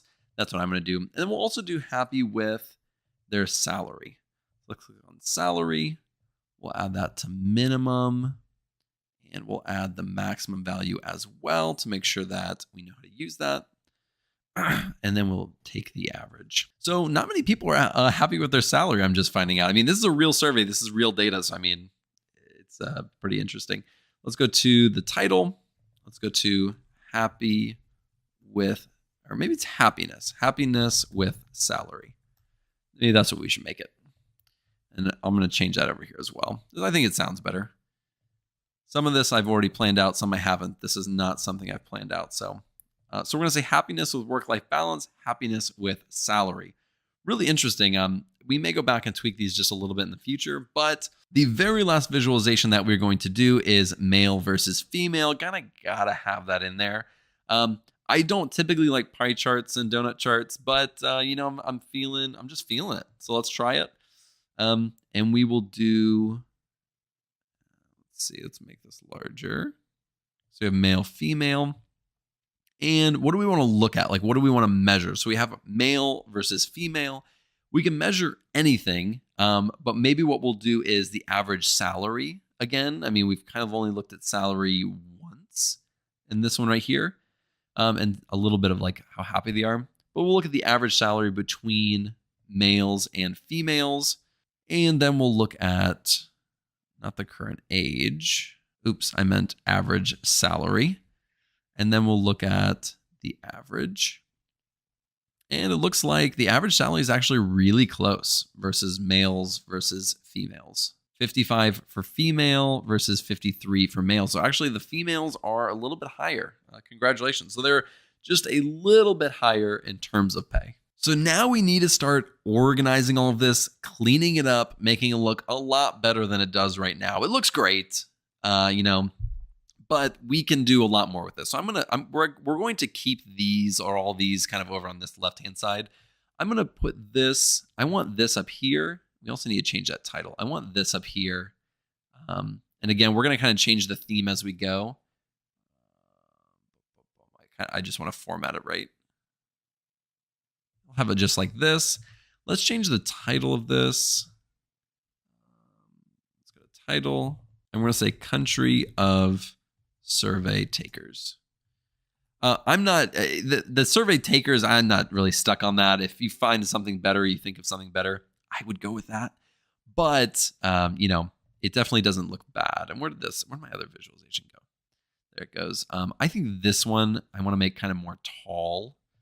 So I might move it this way. Jeez, this is such a, I hate having a lot of visualizations on here. It just really is annoying to me. So what we're going to do, I think we're going to step this to the side, put this to the side as well. I want to make it to where it's just, okay, I didn't want it to cut off. We'll do that. Might make these a little bigger actually. So I want it to kind of match the size, like right there. I'll match this. Perfect. This one I kind of want to bring over here and bring it down a little bit. Maybe something like this. Maybe. I'm not sure. I'm not sold on that. I added a few different visualizations that I didn't have in my original. So now I'm kind of having to do this on the fly. So I might fast forward some of the parts where I'm like really thinking about it or taking too much time on it. But I'm going to bring this down a little bit actually, because I don't like how close that is to the text above it. But one thing we do need to do, I'm going to put this up kind of like this. I think that looks fine. I think I'm going to put this at the very bottom. So let's make some room for it. Right, just like that. Stretch it to the side and we'll lower it. And I think we'll keep that as is. Kind of like this. Okay, there's a lot going on in here, and there are some things I'm just noticing as we're walking through this that I kind of missed. Like I need to change some titles and stuff like that. So let me go ahead and change some of those things. So we're going to do title. We're going to do average salary by gender or by sex. Do it like that. Average salary by sex. I also don't like that it's in the middle. I don't like that it's on the outside. I want them on the inside for this. So let's go to the details. Let's go to inside and see if that looks any better. Oh, that looks terrible. Let me see if I can change that. Maybe I don't. No, I definitely want it. I guess we'll do outside. You can't even see the information. Oh, the decimal's crazy long. Let me go and see if I can change that decimal to just like a whole number or like 1.1, because that's a problem. So maybe I need to go over here to the value. All right, so I think I want to change this one. It's just not working out exactly how I wanted. And you guys know if I make mistakes, I'm going to keep it in here so you guys can see it. I hope that this was going to turn out better, but it didn't. One that I do want to add, because this is kind of a breakdown and a nice visualization, I want to add this difficulty piece. So I want to add this, how difficult was it for you to break into data science? So let's get rid of these. And I want to click on this really quickly, see what it gives us. Values. Okay. So now this shows us percentages of how easy it was. Again, it's neither easy nor difficult, difficult, easy, very difficult, very easy. These numbers make absolutely no sense. We need to kind of order them a little better. So I'm going to come over here to slices. We have our colors over here. We want very difficult to be like the most difficult. So we're going to make that red. And then we want difficult to be maybe like an orange. Let's see if we can find an orange. There we have an orange. Oh, this does not look red enough. There we go. Oh, no. Very difficult is red. Difficult is orange. We have neither easy nor difficult, and that's kind of a neutral. Let's see if we have something neutral in here. Kind of like this yellow. I don't know. Let's try it out. Then we have easy and very easy, and these will be like our blues. So I'm going to keep that. Kind of like a dark blue-ish. And then our blue for super easy is just going to be like really blue. And that doesn't look bad. Look, I'm not a color person. I'm not great with colors, and we're going to kind of organize this in just a little bit, but this looks better to me. But we need to change up some stuff as well, like the title. We need to do difficulty to break into data. There we go. And we're also going to change this title right here. We'll just say difficulty. Is that how you spell difficulty? Difficulty. This looks better to me. Again, not perfect, and there's 1,000 different things you could have done, but that's just what we're going to do. I need to go through here and see what I need to change. So right off the bat, I can see I need to change this to, let's see, right here. We're going to rename this job title, just like we did in this one right here. Count of voters, that's fine. Programming language, breaking into difficulty, happiness, average count. Okay, so what we have here is very close to a finished product. Now, it's not 100% complete. I mean, I do want to make it look a little nicer rather than just the typical white. So what we're going to do, I'm going to go up here. We'll go to, what is it, View. And we have all these different filters. And we're just going to play around with it, see if we can find something that we like. This doesn't look too bad. It's not really my style. We can do this one, Frontier. This is pretty neat. I kind of am digging this. We might come back to it. I like the natural tones. I don't know why I said tones like that, but I did. This one's not bad, but I don't like how dark that is. And so maybe it's like, we change like the background color of all of these as well as match it with something else.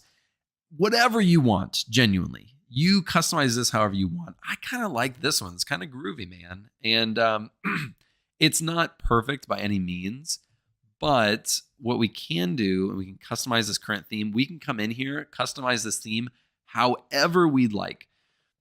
I personally don't want color 5, which is the data analyst color.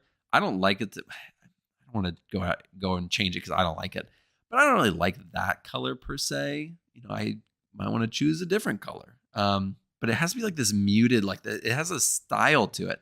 So you can come in here and you can customize this and make it however you'd like and really mess around with it, play around with it. For me, I'm just going to keep it how it is because I don't really want to mess with it and break it or anything like that. So let me just put that up just a tiny bit. So this is it. This is the project. I hope that it was helpful. I am not joking when I say that because I'm going to do a different project. I'm going to go really in depth in another project. It's probably going to be like a 2-hour project. It's going to be crazy long. Well, for a YouTube video, but I can see doing 1,000 different things with this data, creating a really great dashboard, really cleaning the data, which is a large part of actually doing this. And we didn't do much data cleaning at all. There's just so much you can do with this. And so really dig into this, see what you like, see what you don't like, see what you want to clean, what you don't want to clean. You could put it in SQL, you could put it in Excel and just standardize the data to make it a lot more usable. Do whatever you want with it. I mean, I took this survey for you guys that we could use it. So go out and use it and make the best dashboard that you can possibly do. So I hope that this was helpful. I hope that you enjoyed this. Thank you so much for watching this video. If you like this, thank you so much for watching. If you like this video, be sure to like and subscribe below, and I'll see you in the next video.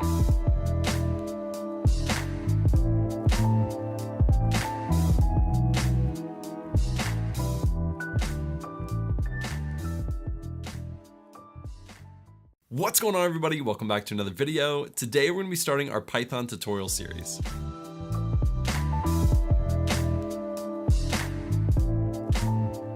Now, I am extremely excited for this series. We're going to be walking through all the things that you need to know to get started in Python. We'll be looking at variables, data types, for loops, while loops, operators, and a ton more. After this beginner series, we're going to be going into another set of series where we look at pandas, matplotlib, seaborn, web scraping, and more. Now in this video, we're just going to be setting up our environment to where we can learn Python in future videos. In this series, we're going to be using Jupyter Notebooks for all of our tutorials because I feel like it's a really great place to learn the basics, but then in future videos, I'll show you different IDEs that you can use for your Python code. I genuinely cannot wait to get started on this series. I absolutely love Python. So without further ado, let's jump on my screen. I'm going to show you how to install Jupyter Notebooks. All right, so let's get started by downloading Anaconda. Anaconda is an open source distribution of Python and R products.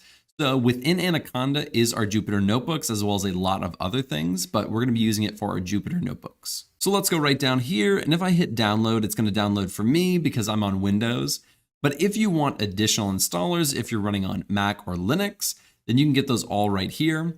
Now, if you are running on Windows, just make sure to check your system to see if it's a 32-bit or a 64. You can go into your About and your system settings to find that information.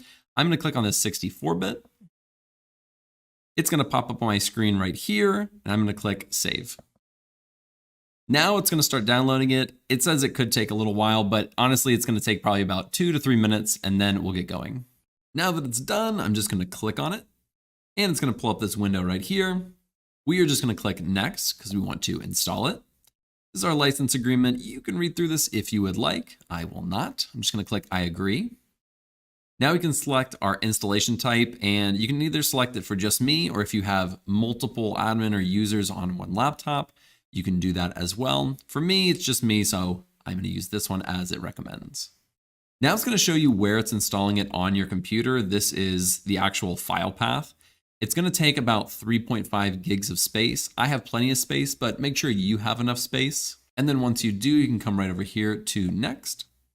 And now we can do some advanced options. We can add Anaconda 3 to my path environment variable.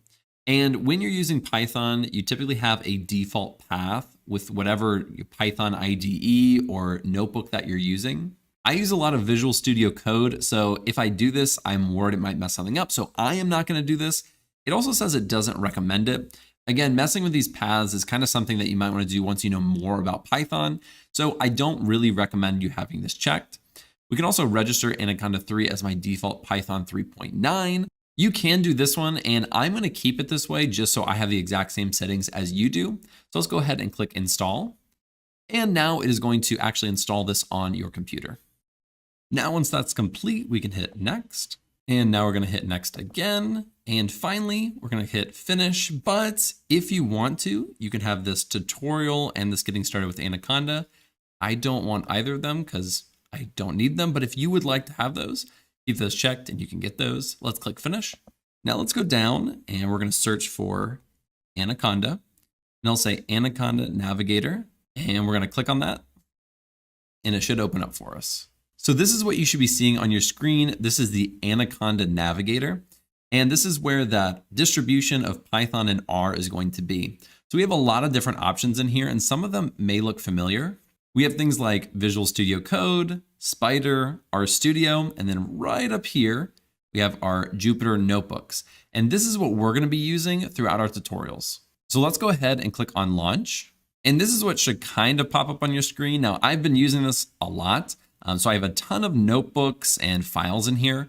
But if you are just now seeing this, it might be completely blank or just have some, default folders in here. But this is where we're going to open up a new Jupyter notebook where we can write code and all the things that we're going to be learning in future tutorials. And you can use this area to save things and create folders and organize everything. If you already have some notebooks from previous projects or something, you can upload them here. But what we're going to do is go right to this new. We're going to click on the drop down and we're going to open up a Python 3 kernel. And so we're going to open this up right here.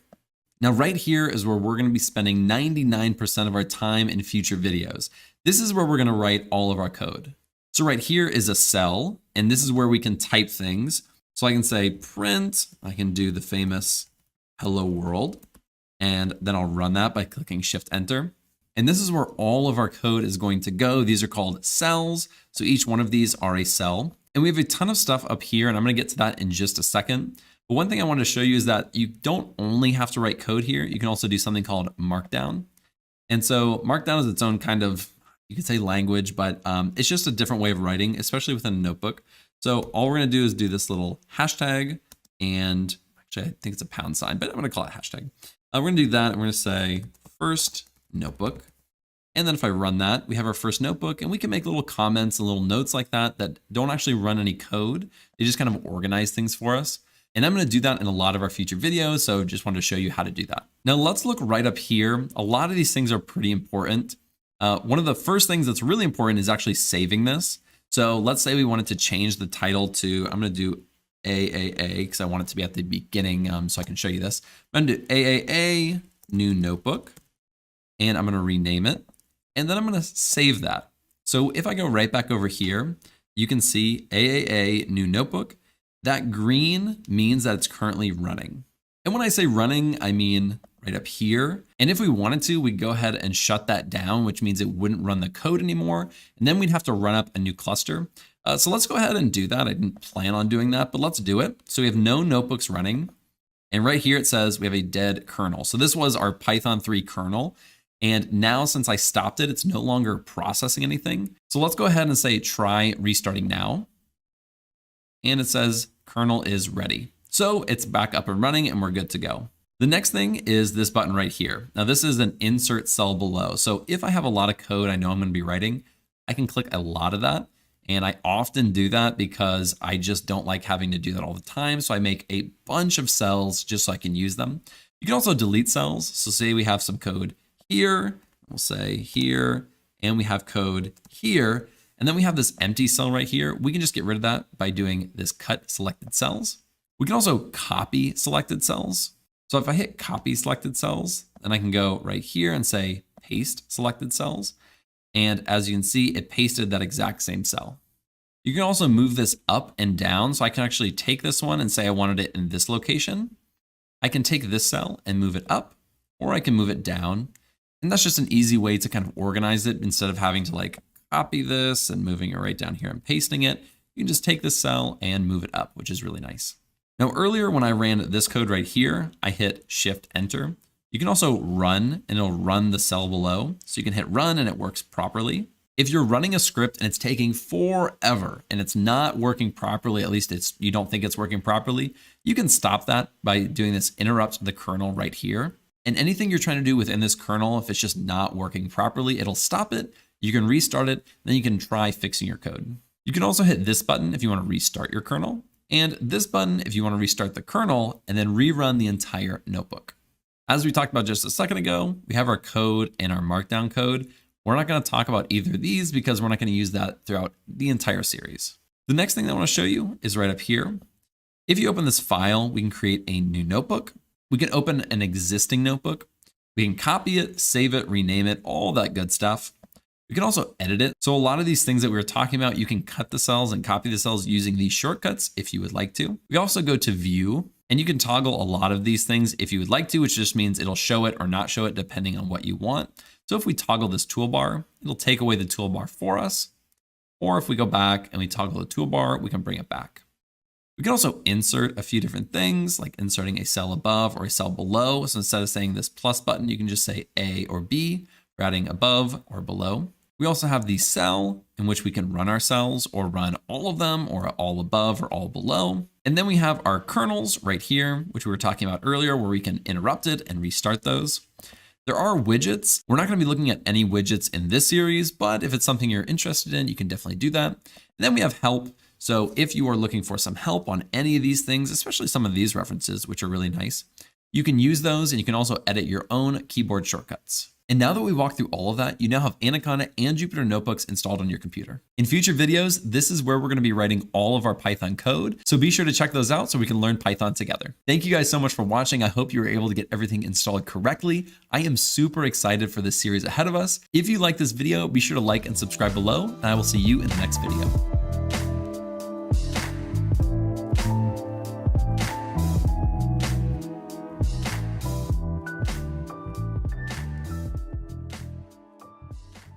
Hello everybody. Today we're going to be learning about variables in Python.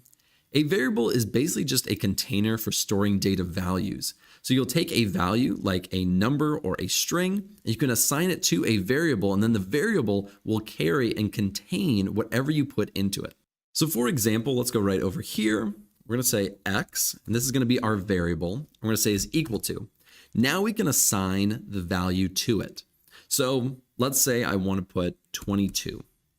X is now equal to 22. So we won't have to write out the number 22 in later scripts that we write. We can just say X because X is equal to 22. It now contains that number. So now we can hit enter and say print. We'll do an open parentheses and we'll say X. Now I'm going to hit shift enter. And now it prints out that 22 because we are printing x, and x is equal to 22. This is our value, and this is our variable. One really great thing about variables is that it assigns its own data type. It's going to automatically do this. So we didn't have to go and tell x that it's an integer. It just automatically knew that 22 is a number. So we can check that by saying type, and then open parentheses, and writing x. And we'll do Shift Enter again. And this says that x is an integer type. Now we only assigned an integer to x.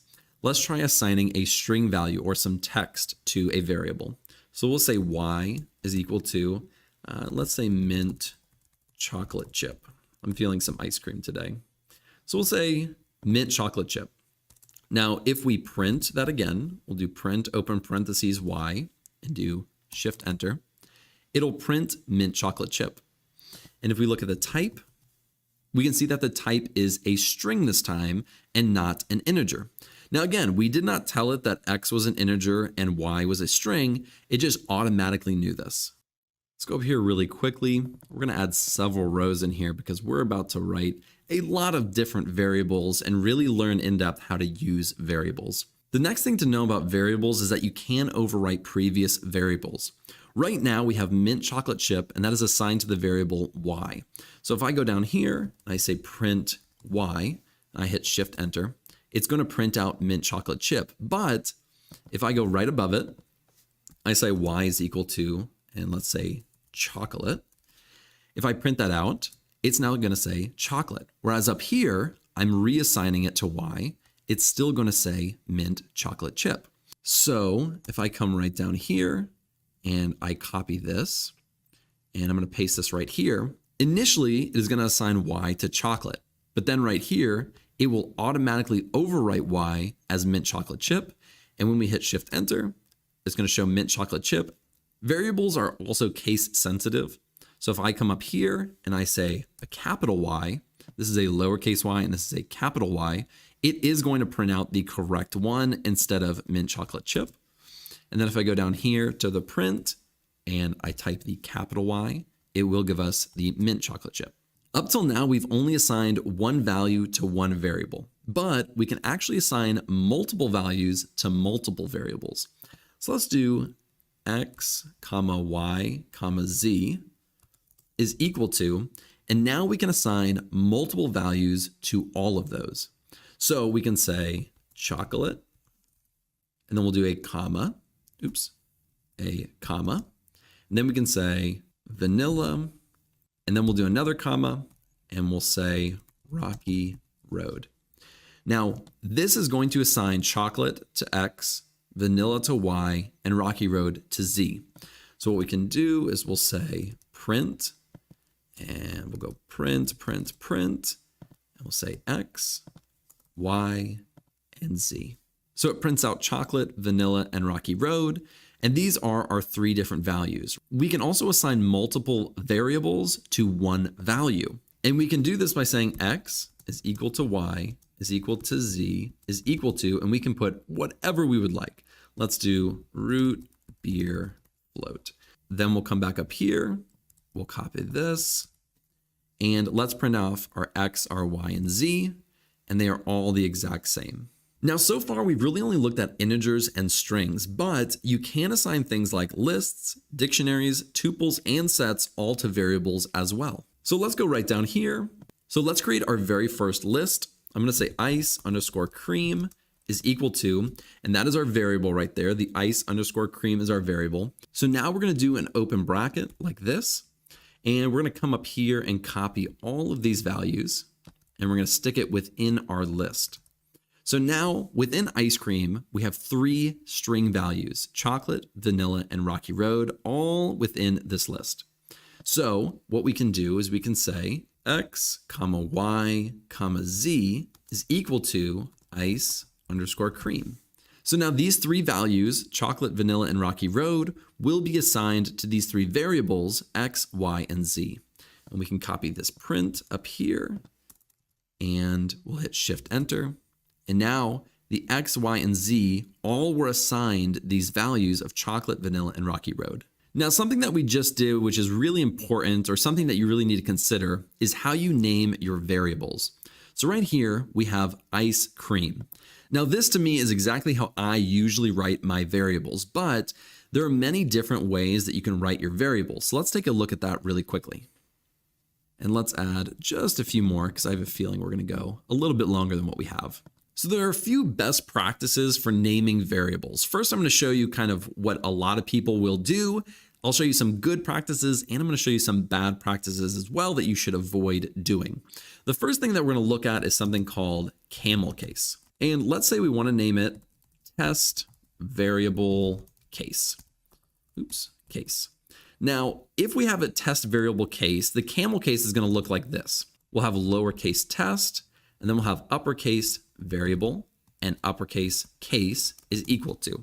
This is what this variable is going to look like. And we can assign it vanilla swirl. And this is what your camel case will look like. It's going to be lowercase, and then all the rest of those compound words, or however you want to say that, these letters are going to be capitalized to kind of separate where the words end and begin. Let's go right down here. We're going to copy this. The next one is called Pascal case. So Pascal case is going to look just a little bit different. Instead of the lowercase at test, it's going to be a capital T in test. So test variable case. Again, this is a very similar way of writing it, very similar to camel case, but just a capital at the beginning. Now let's look at the last one, and this one is my personal favorite. This one is going to be the snake case. Now this one is quite a bit different in the fact that you don't use any capital letters and you separate everything using underscore. So we're going to write test underscore variable underscore case. Now, typically, let me have them all in there. Typically, these are the best practices. These are what you typically want to do. But probably the best one to use is this snake case right here. What a lot of people say is that it improves readability. If you take a look at either the camel case or the Pascal case, which you will see people do, it's not as easy to distinguish exactly what it says. And the name of a variable is important because you can gain information from it if people name them appropriately. So when I'm naming variables, I usually write it in snake case because I just find it a lot easier to read because each word is broken up by this underscore. So now let's look at some good variable names. These are all ones that you can use or could use. So let's do something like test var. So test var is completely appropriate. We can also do something like test underscore var. Underscore. We could do underscore test underscore var. You'll see that often as well. Well, people will start it with an underscore. You can do test var, capital T, capital T, capital V in test var. Or you could even do something like test var 2. Now, adding a number to your variable is not inherently a bad thing. Usually it's semi-frowned upon, but there are definitely some use cases where you can use it. But one thing that you cannot do is do something like putting the 2 at the front. If you put the 2 at the front, it no longer works. It won't run properly at all. So we're going to take that out. So we can't do that. So I'm going to use this as an example of what you should not do. You also can't use a dash. So something like test dash var2, that doesn't work either. And you also can't use something like a space or a comma, or really any kind of symbol like a period or a backslash or equal sign. None of those things will work within your variable. Now, another thing that you can do within your variable is use the plus sign. So let's assign this. We'll say x is equal to, and we'll do a string. We'll say ice cream is my favorite. And then we'll do a plus sign and we'll say period. Now, what this will do is it will literally add these two strings together. So let's do print and we'll do X.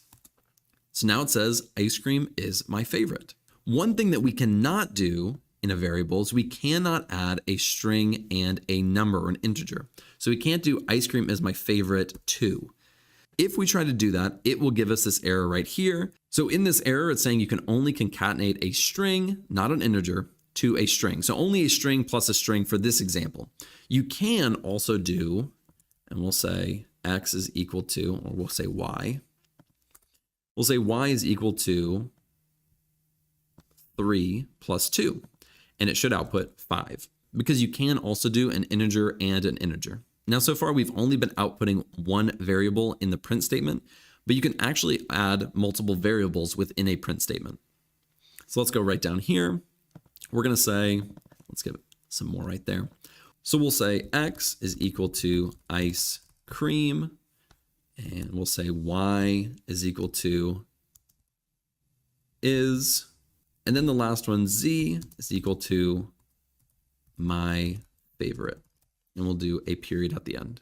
Now we can go to the bottom and we can say print x plus y plus z. And when we enter that,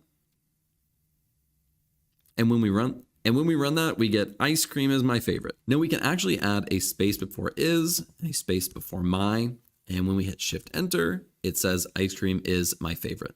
You can also do this exact same thing with numbers as well. So we'll say x is equal to 1, 2, and y, z is equal to 3. So this should equal 6. Now, one thing that we tried to do was assign to one variable a string plus an integer, and that did not work. But what you can do is you can take something like this and you can say ice cream, and we'll get rid of this one, and we'll get rid of the z. Now, saying plus is actually not going to work. Let's try running this. So again, we can't concatenate these, but what we can do in the print statement is we can separate it by a comma. So when we add this comma, it should work properly. Let's hit enter. And it says ice cream 2. Again, this makes no sense, but you are able to combine a string and an integer separating by a comma. Now, this is the meat and potatoes of variables. There are some other things as well, but some of those things are a little bit more advanced and not something I wanted to cover in this tutorial. Although we may be looking at some of those things in future tutorials, but this is definitely the basics, what you really need to know about variables. I hope that this video was helpful. If it was, be sure to like and subscribe below, and I will see you in the next video.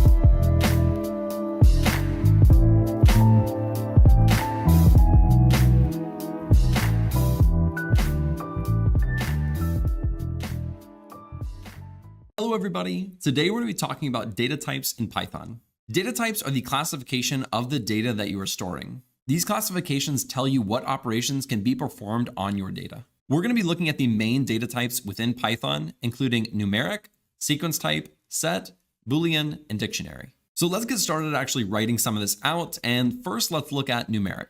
There are 3 different types of numeric data types. We have integers, float, and complex numbers. Let's take a look at integers. An integer is basically just a whole number, whether it's positive or negative. So an integer could be a 12, and we can check that by saying type. We'll do an open parentheses and a close parentheses. And if we say the type of 12, it's going to give us an integer. Or if we say a negative 12, that is also an integer. We can also perform basic calculations like minus 12 plus 100, and that'll tell us it is also an integer. So whether it's just a static value or you're performing an operation on it, it's still going to be that data type if those numbers are whole numbers, whether negative or positive. Now let's take this exact one and let's say 12, and we'll do plus 10.25. When we run this, it's no longer going to be a whole number. It'll now be a float. So let's check this. And now this is a float type because it is no longer a whole number. It's now a decimal number. And the last data type within the numeric data type is called complex. Let's copy this right down here. Now, personally, this is not one that I've used almost ever, but it is one just worth noting. So you can do 12 plus, and let's say 3j. And if we do this, it's going to give us a complex. The complex data type is used for imaginary numbers. For me, it's not often used, but if you do use it, j is used as that imaginary number. If you use something like c or any other number, it's going to give you an error. J is the only one that will work with it. Now let's take a look at Boolean values. So we'll say Boolean. The Boolean data type only has 2 built-in values, either true or false. So let's go right down here and say type true.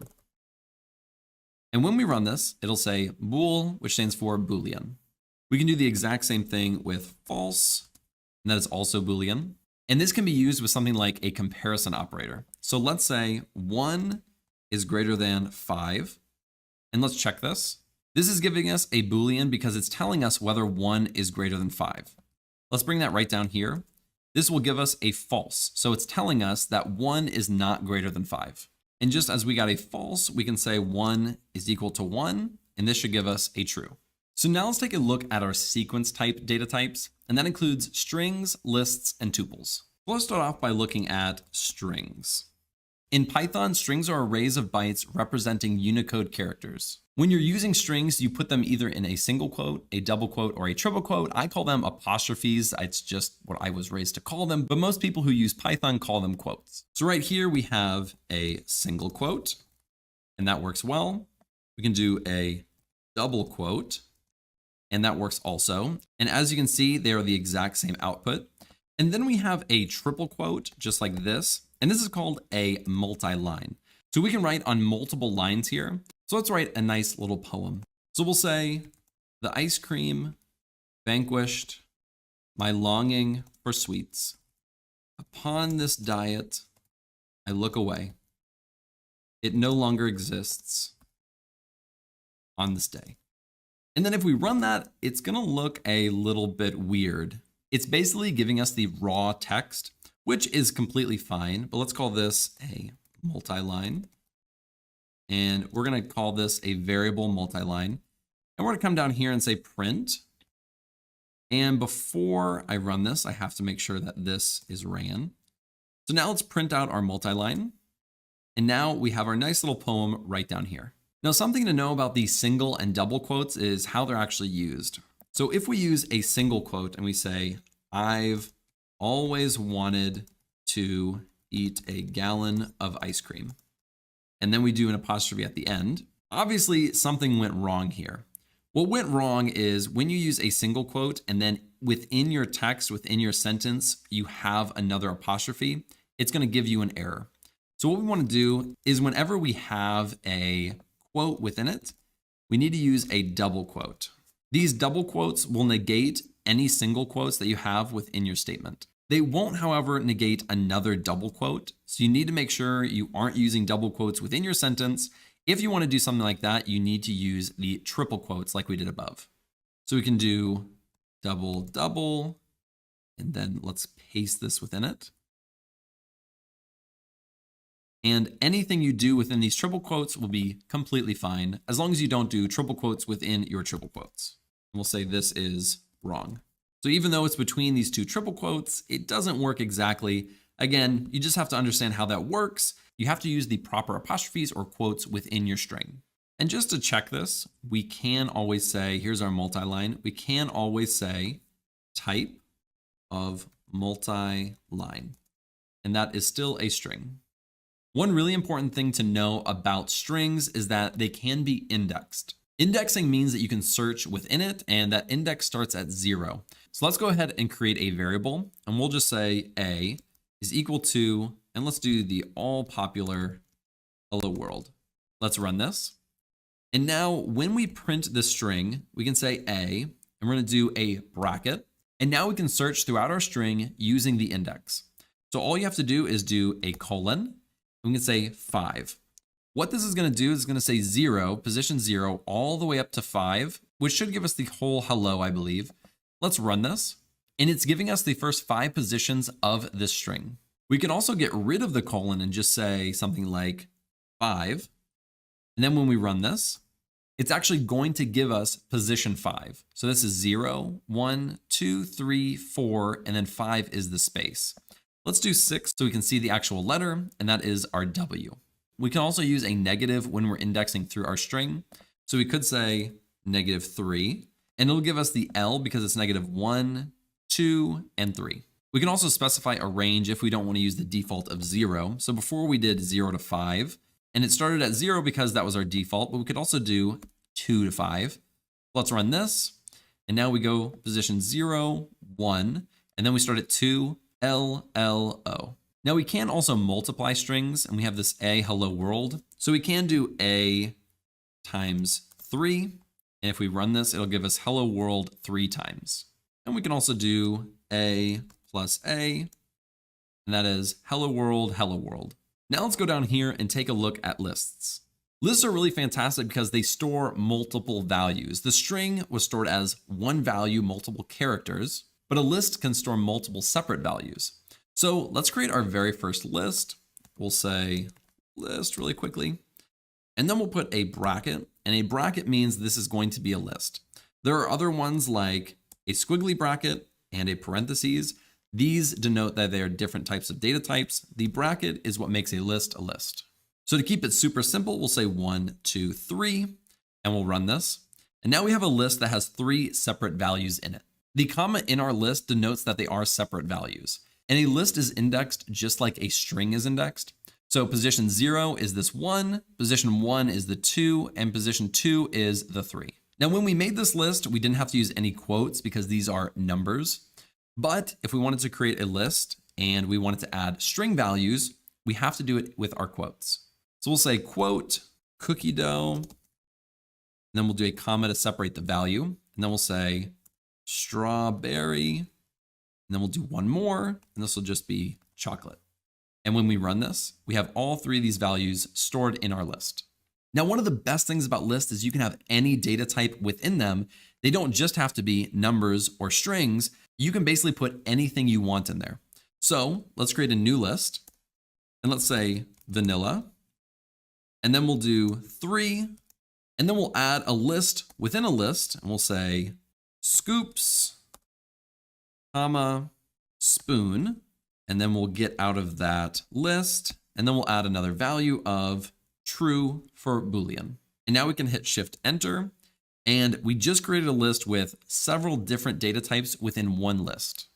Now let's take this one list right here with all of our different ice cream flavors. We'll say ice underscore cream is equal to this list. Now, one thing that's really great about lists is that they are changeable. That means we can change the data in here. We can also add and remove items from the list after we've already created it. So let's go and take ice cream, and we'll say ice cream dot append, and this is going to append it to the very end of the list. We'll do an open parentheses, and let's say salted caramel. Now, when we run this and we call it just like this, it's going to take this list, add salted caramel to the end, and we'll print it off. And as you can see, it was added to the list. And just like I said before, let me go down here. We can also change things from this list. So let's say ice cream, and then we need to look at the indexed position. So we're going to say 0, and that's going to be this cookie dough right here. We can say that is equal to, so we can now change that value. So let's call that butter pecan. And now when we call it, we can now see that the cookie dough was changed to butter pecan. Another thing that you saw just a little bit ago is something called a list within a list, basically a nested list. So we had scoops, spoon, true. Let's give this, and we'll say nested underscore list is equal to. Now, when we run this, we now have this nested list. So if we look at the index and we say 0, we'll get vanilla. If we say 2, we'll get scoops and spoons. Now, since we have a list within a list, we can also look at the index of that nested list. So let's now say 1, and that should give us just spoon. And you can go on and on and on with this. You can do lists within lists within lists, and all of them will have indexing that you can call. Now let's go down here and start taking a look at tuples. So a list and a tuple are actually quite similar, but the biggest difference between a list and a tuple is that a tuple is something called immutable. It means it cannot be modified or changed after it's created. Let's go right up here. We're going to say tuple. And let's write our very first tuple. So we'll say tuple underscore scoops is equal to, and then we'll do an open parentheses. Now these open parentheses you've seen if you do like a print statement, but that's different because that's executing a function. This is actually creating a tuple, which is going to store data for us. So we'll say 1, 2, 3, 2, and 1. Let's go ahead and create that tuple. And we can just check the data type really quickly. And it's a tuple. And just like we saw before, a tuple is also indexed. So if we go at the very first position, which is a 1, we will get the output of a 1. But we can't do something like append and then add a value like 3. If we do that, it's going to say tuple object has no attribute append. It's just because you cannot change or add anything to a tuple, just like we were talking about before. Typically, people will use tuples for when data is never going to change. An example for this might be something like a city name, a country, a location, something that won't change. They definitely have their use cases, but I don't think they're as popular as just using a list. So now let's scroll down and start taking a look at sets. But really quickly, let me add a few more cells for us. And let's say sets. Now a set is somewhat similar to a list and a tuple, but they are a little bit different in the fact that they don't have any duplicate elements. Another big difference is that the values within a set cannot be accessed using an index because it doesn't have an index because it's actually unordered. We can still loop through the items in a set with something like a for loop, but we can't access it using the bracket and then accessing its index point. So let's go ahead and create our very first set. So we're going to say daily underscore pints. Then we're going to say equal to, and to create a set, we're going to use these squiggly brackets. I don't know if there's an actual name for those, if I'm being honest. I call them squiggly brackets, and that's what we're going to go with. We're going to put in a 1, a 2, and a 3. So let's go ahead and run this. And let's look at the type.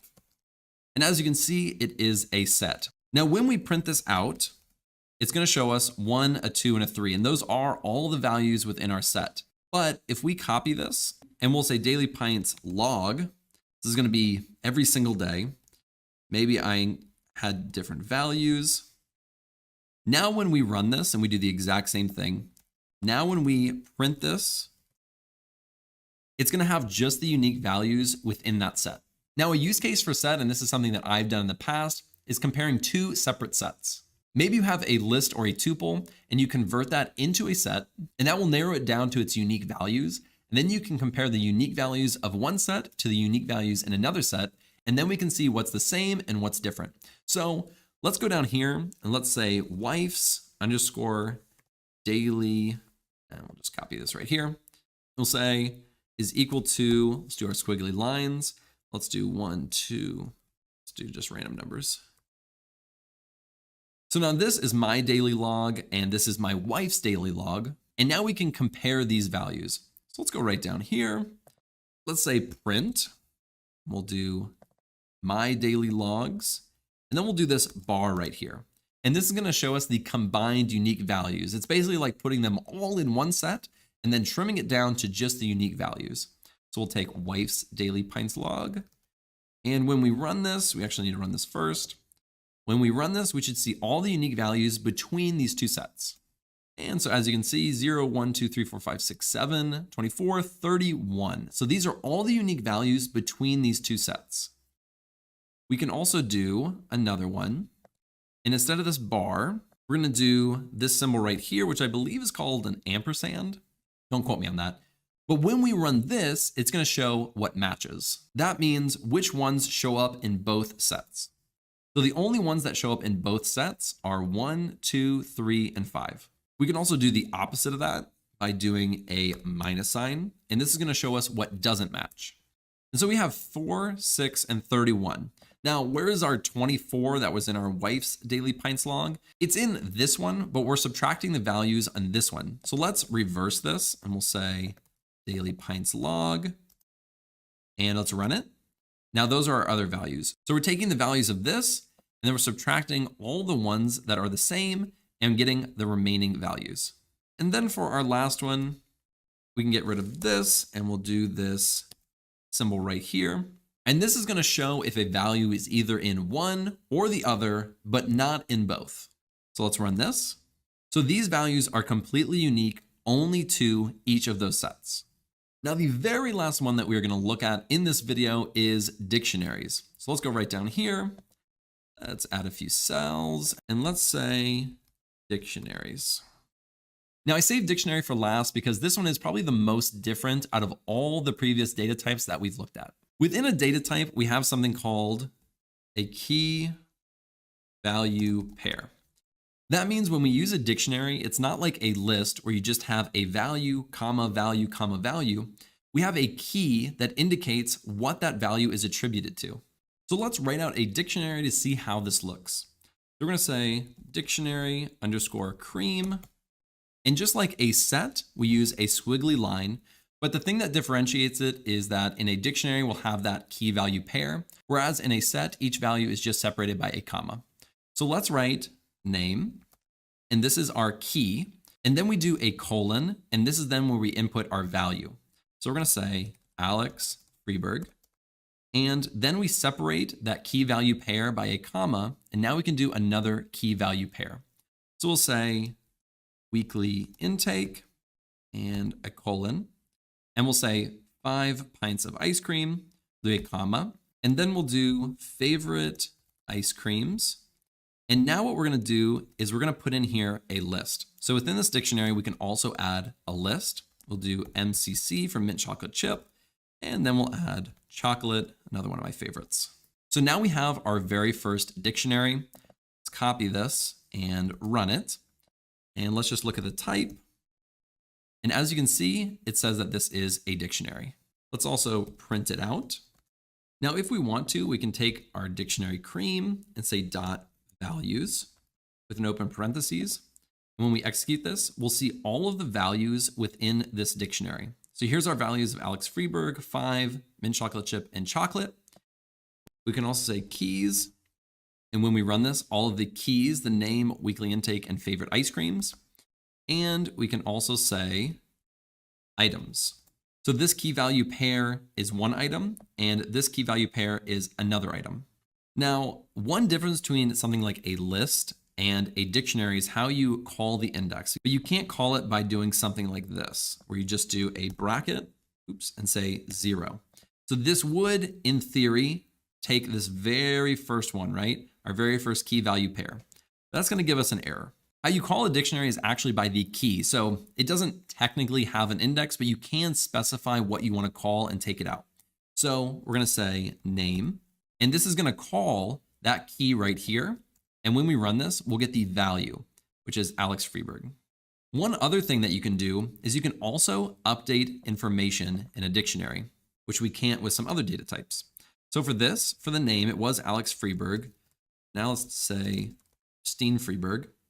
And when we update that, I'm also going to print the dictionary.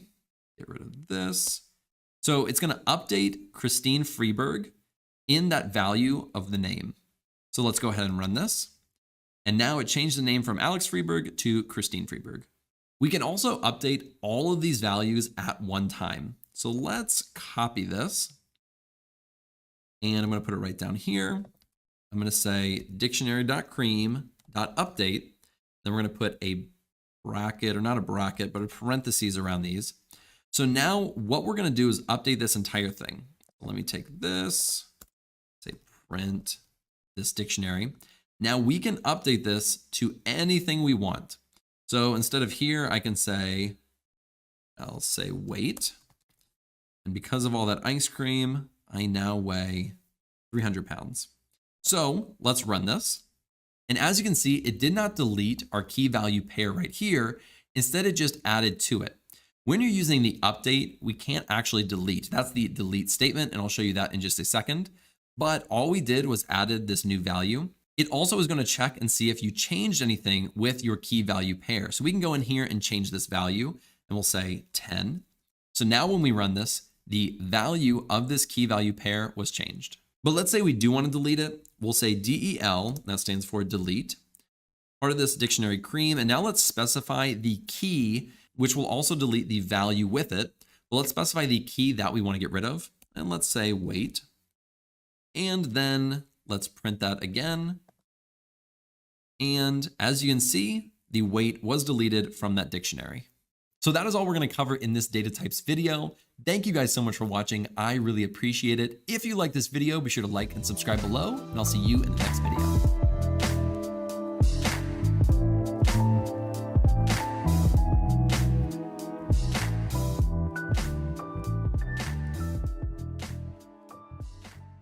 Hello everybody. Today we're going to be taking a look at comparison, logical, and membership operators in Python. Operators are used to perform operations on variables and values. For example, you're often going to want to compare two separate values to see if they are the same or if they're different within Python, and that's where the comparison operator comes in. Right here you can see our operators, and you can also see what they do. So this equal sign stands for equal. We have the does not equal, the greater than, less than, greater than or equal to, and less than or equal to. And honestly, I use these almost every single time I use Python, so these are very important to know and know how to use. So let's get rid of that really quickly and actually start writing it out and see how these comparison operators work in Python. The very first one that we're going to look at is equal to. Now, you can't just say 10 is equal to 10. Let's try running that really quickly by clicking Shift Enter. It's going to say cannot assign to literal. That's because this is like assigning a variable. We're trying to say 10 is equal to 10, and then we can call that 10 later. But that's not how this actually works. What we're trying to do is to determine whether 10 is equal to 10. So we're going to say equal sign, and then if we run that by clicking Shift Enter again, it's going to say true. Now, if we put something else like 50 in there and we try to run this, it's going to say false. So really what you're going to get when you use these comparison operators is either a true or a false. If we take this right down here, we can also say does not equal, and we're going to use an exclamation point equal sign, and that says 10 is not equal to 50, and that should be true. You can also compare strings and variables. So let's go right down here, and we're going to say vanilla is not equal to chocolate. And when we run this, it'll say false. Now, if it was the same, just like when we did our numbers, it should say true. And we can also compare variables. So we'll say X is equal to vanilla and Y is equal to chocolate. And then when we come down here, we can say X is equal to Y, and it'll give us a false. And we say X is not equal to Y, and it'll give us a true. The next one that we're going to take a look at is the less than. So let's copy this one right up here. Let's scroll down. And let's say 10 is less than 50. Now this will come out as true. Now let's say we put a 10 in here.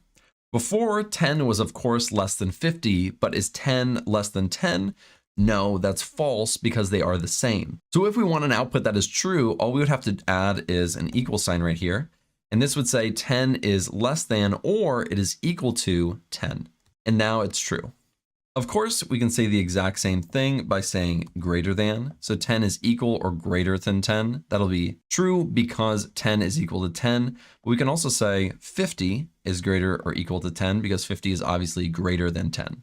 Now let's look at logical operators that are often combined with comparison operators. So our operators are and, or, and not. So if you have an and, that returns true if both statements are true.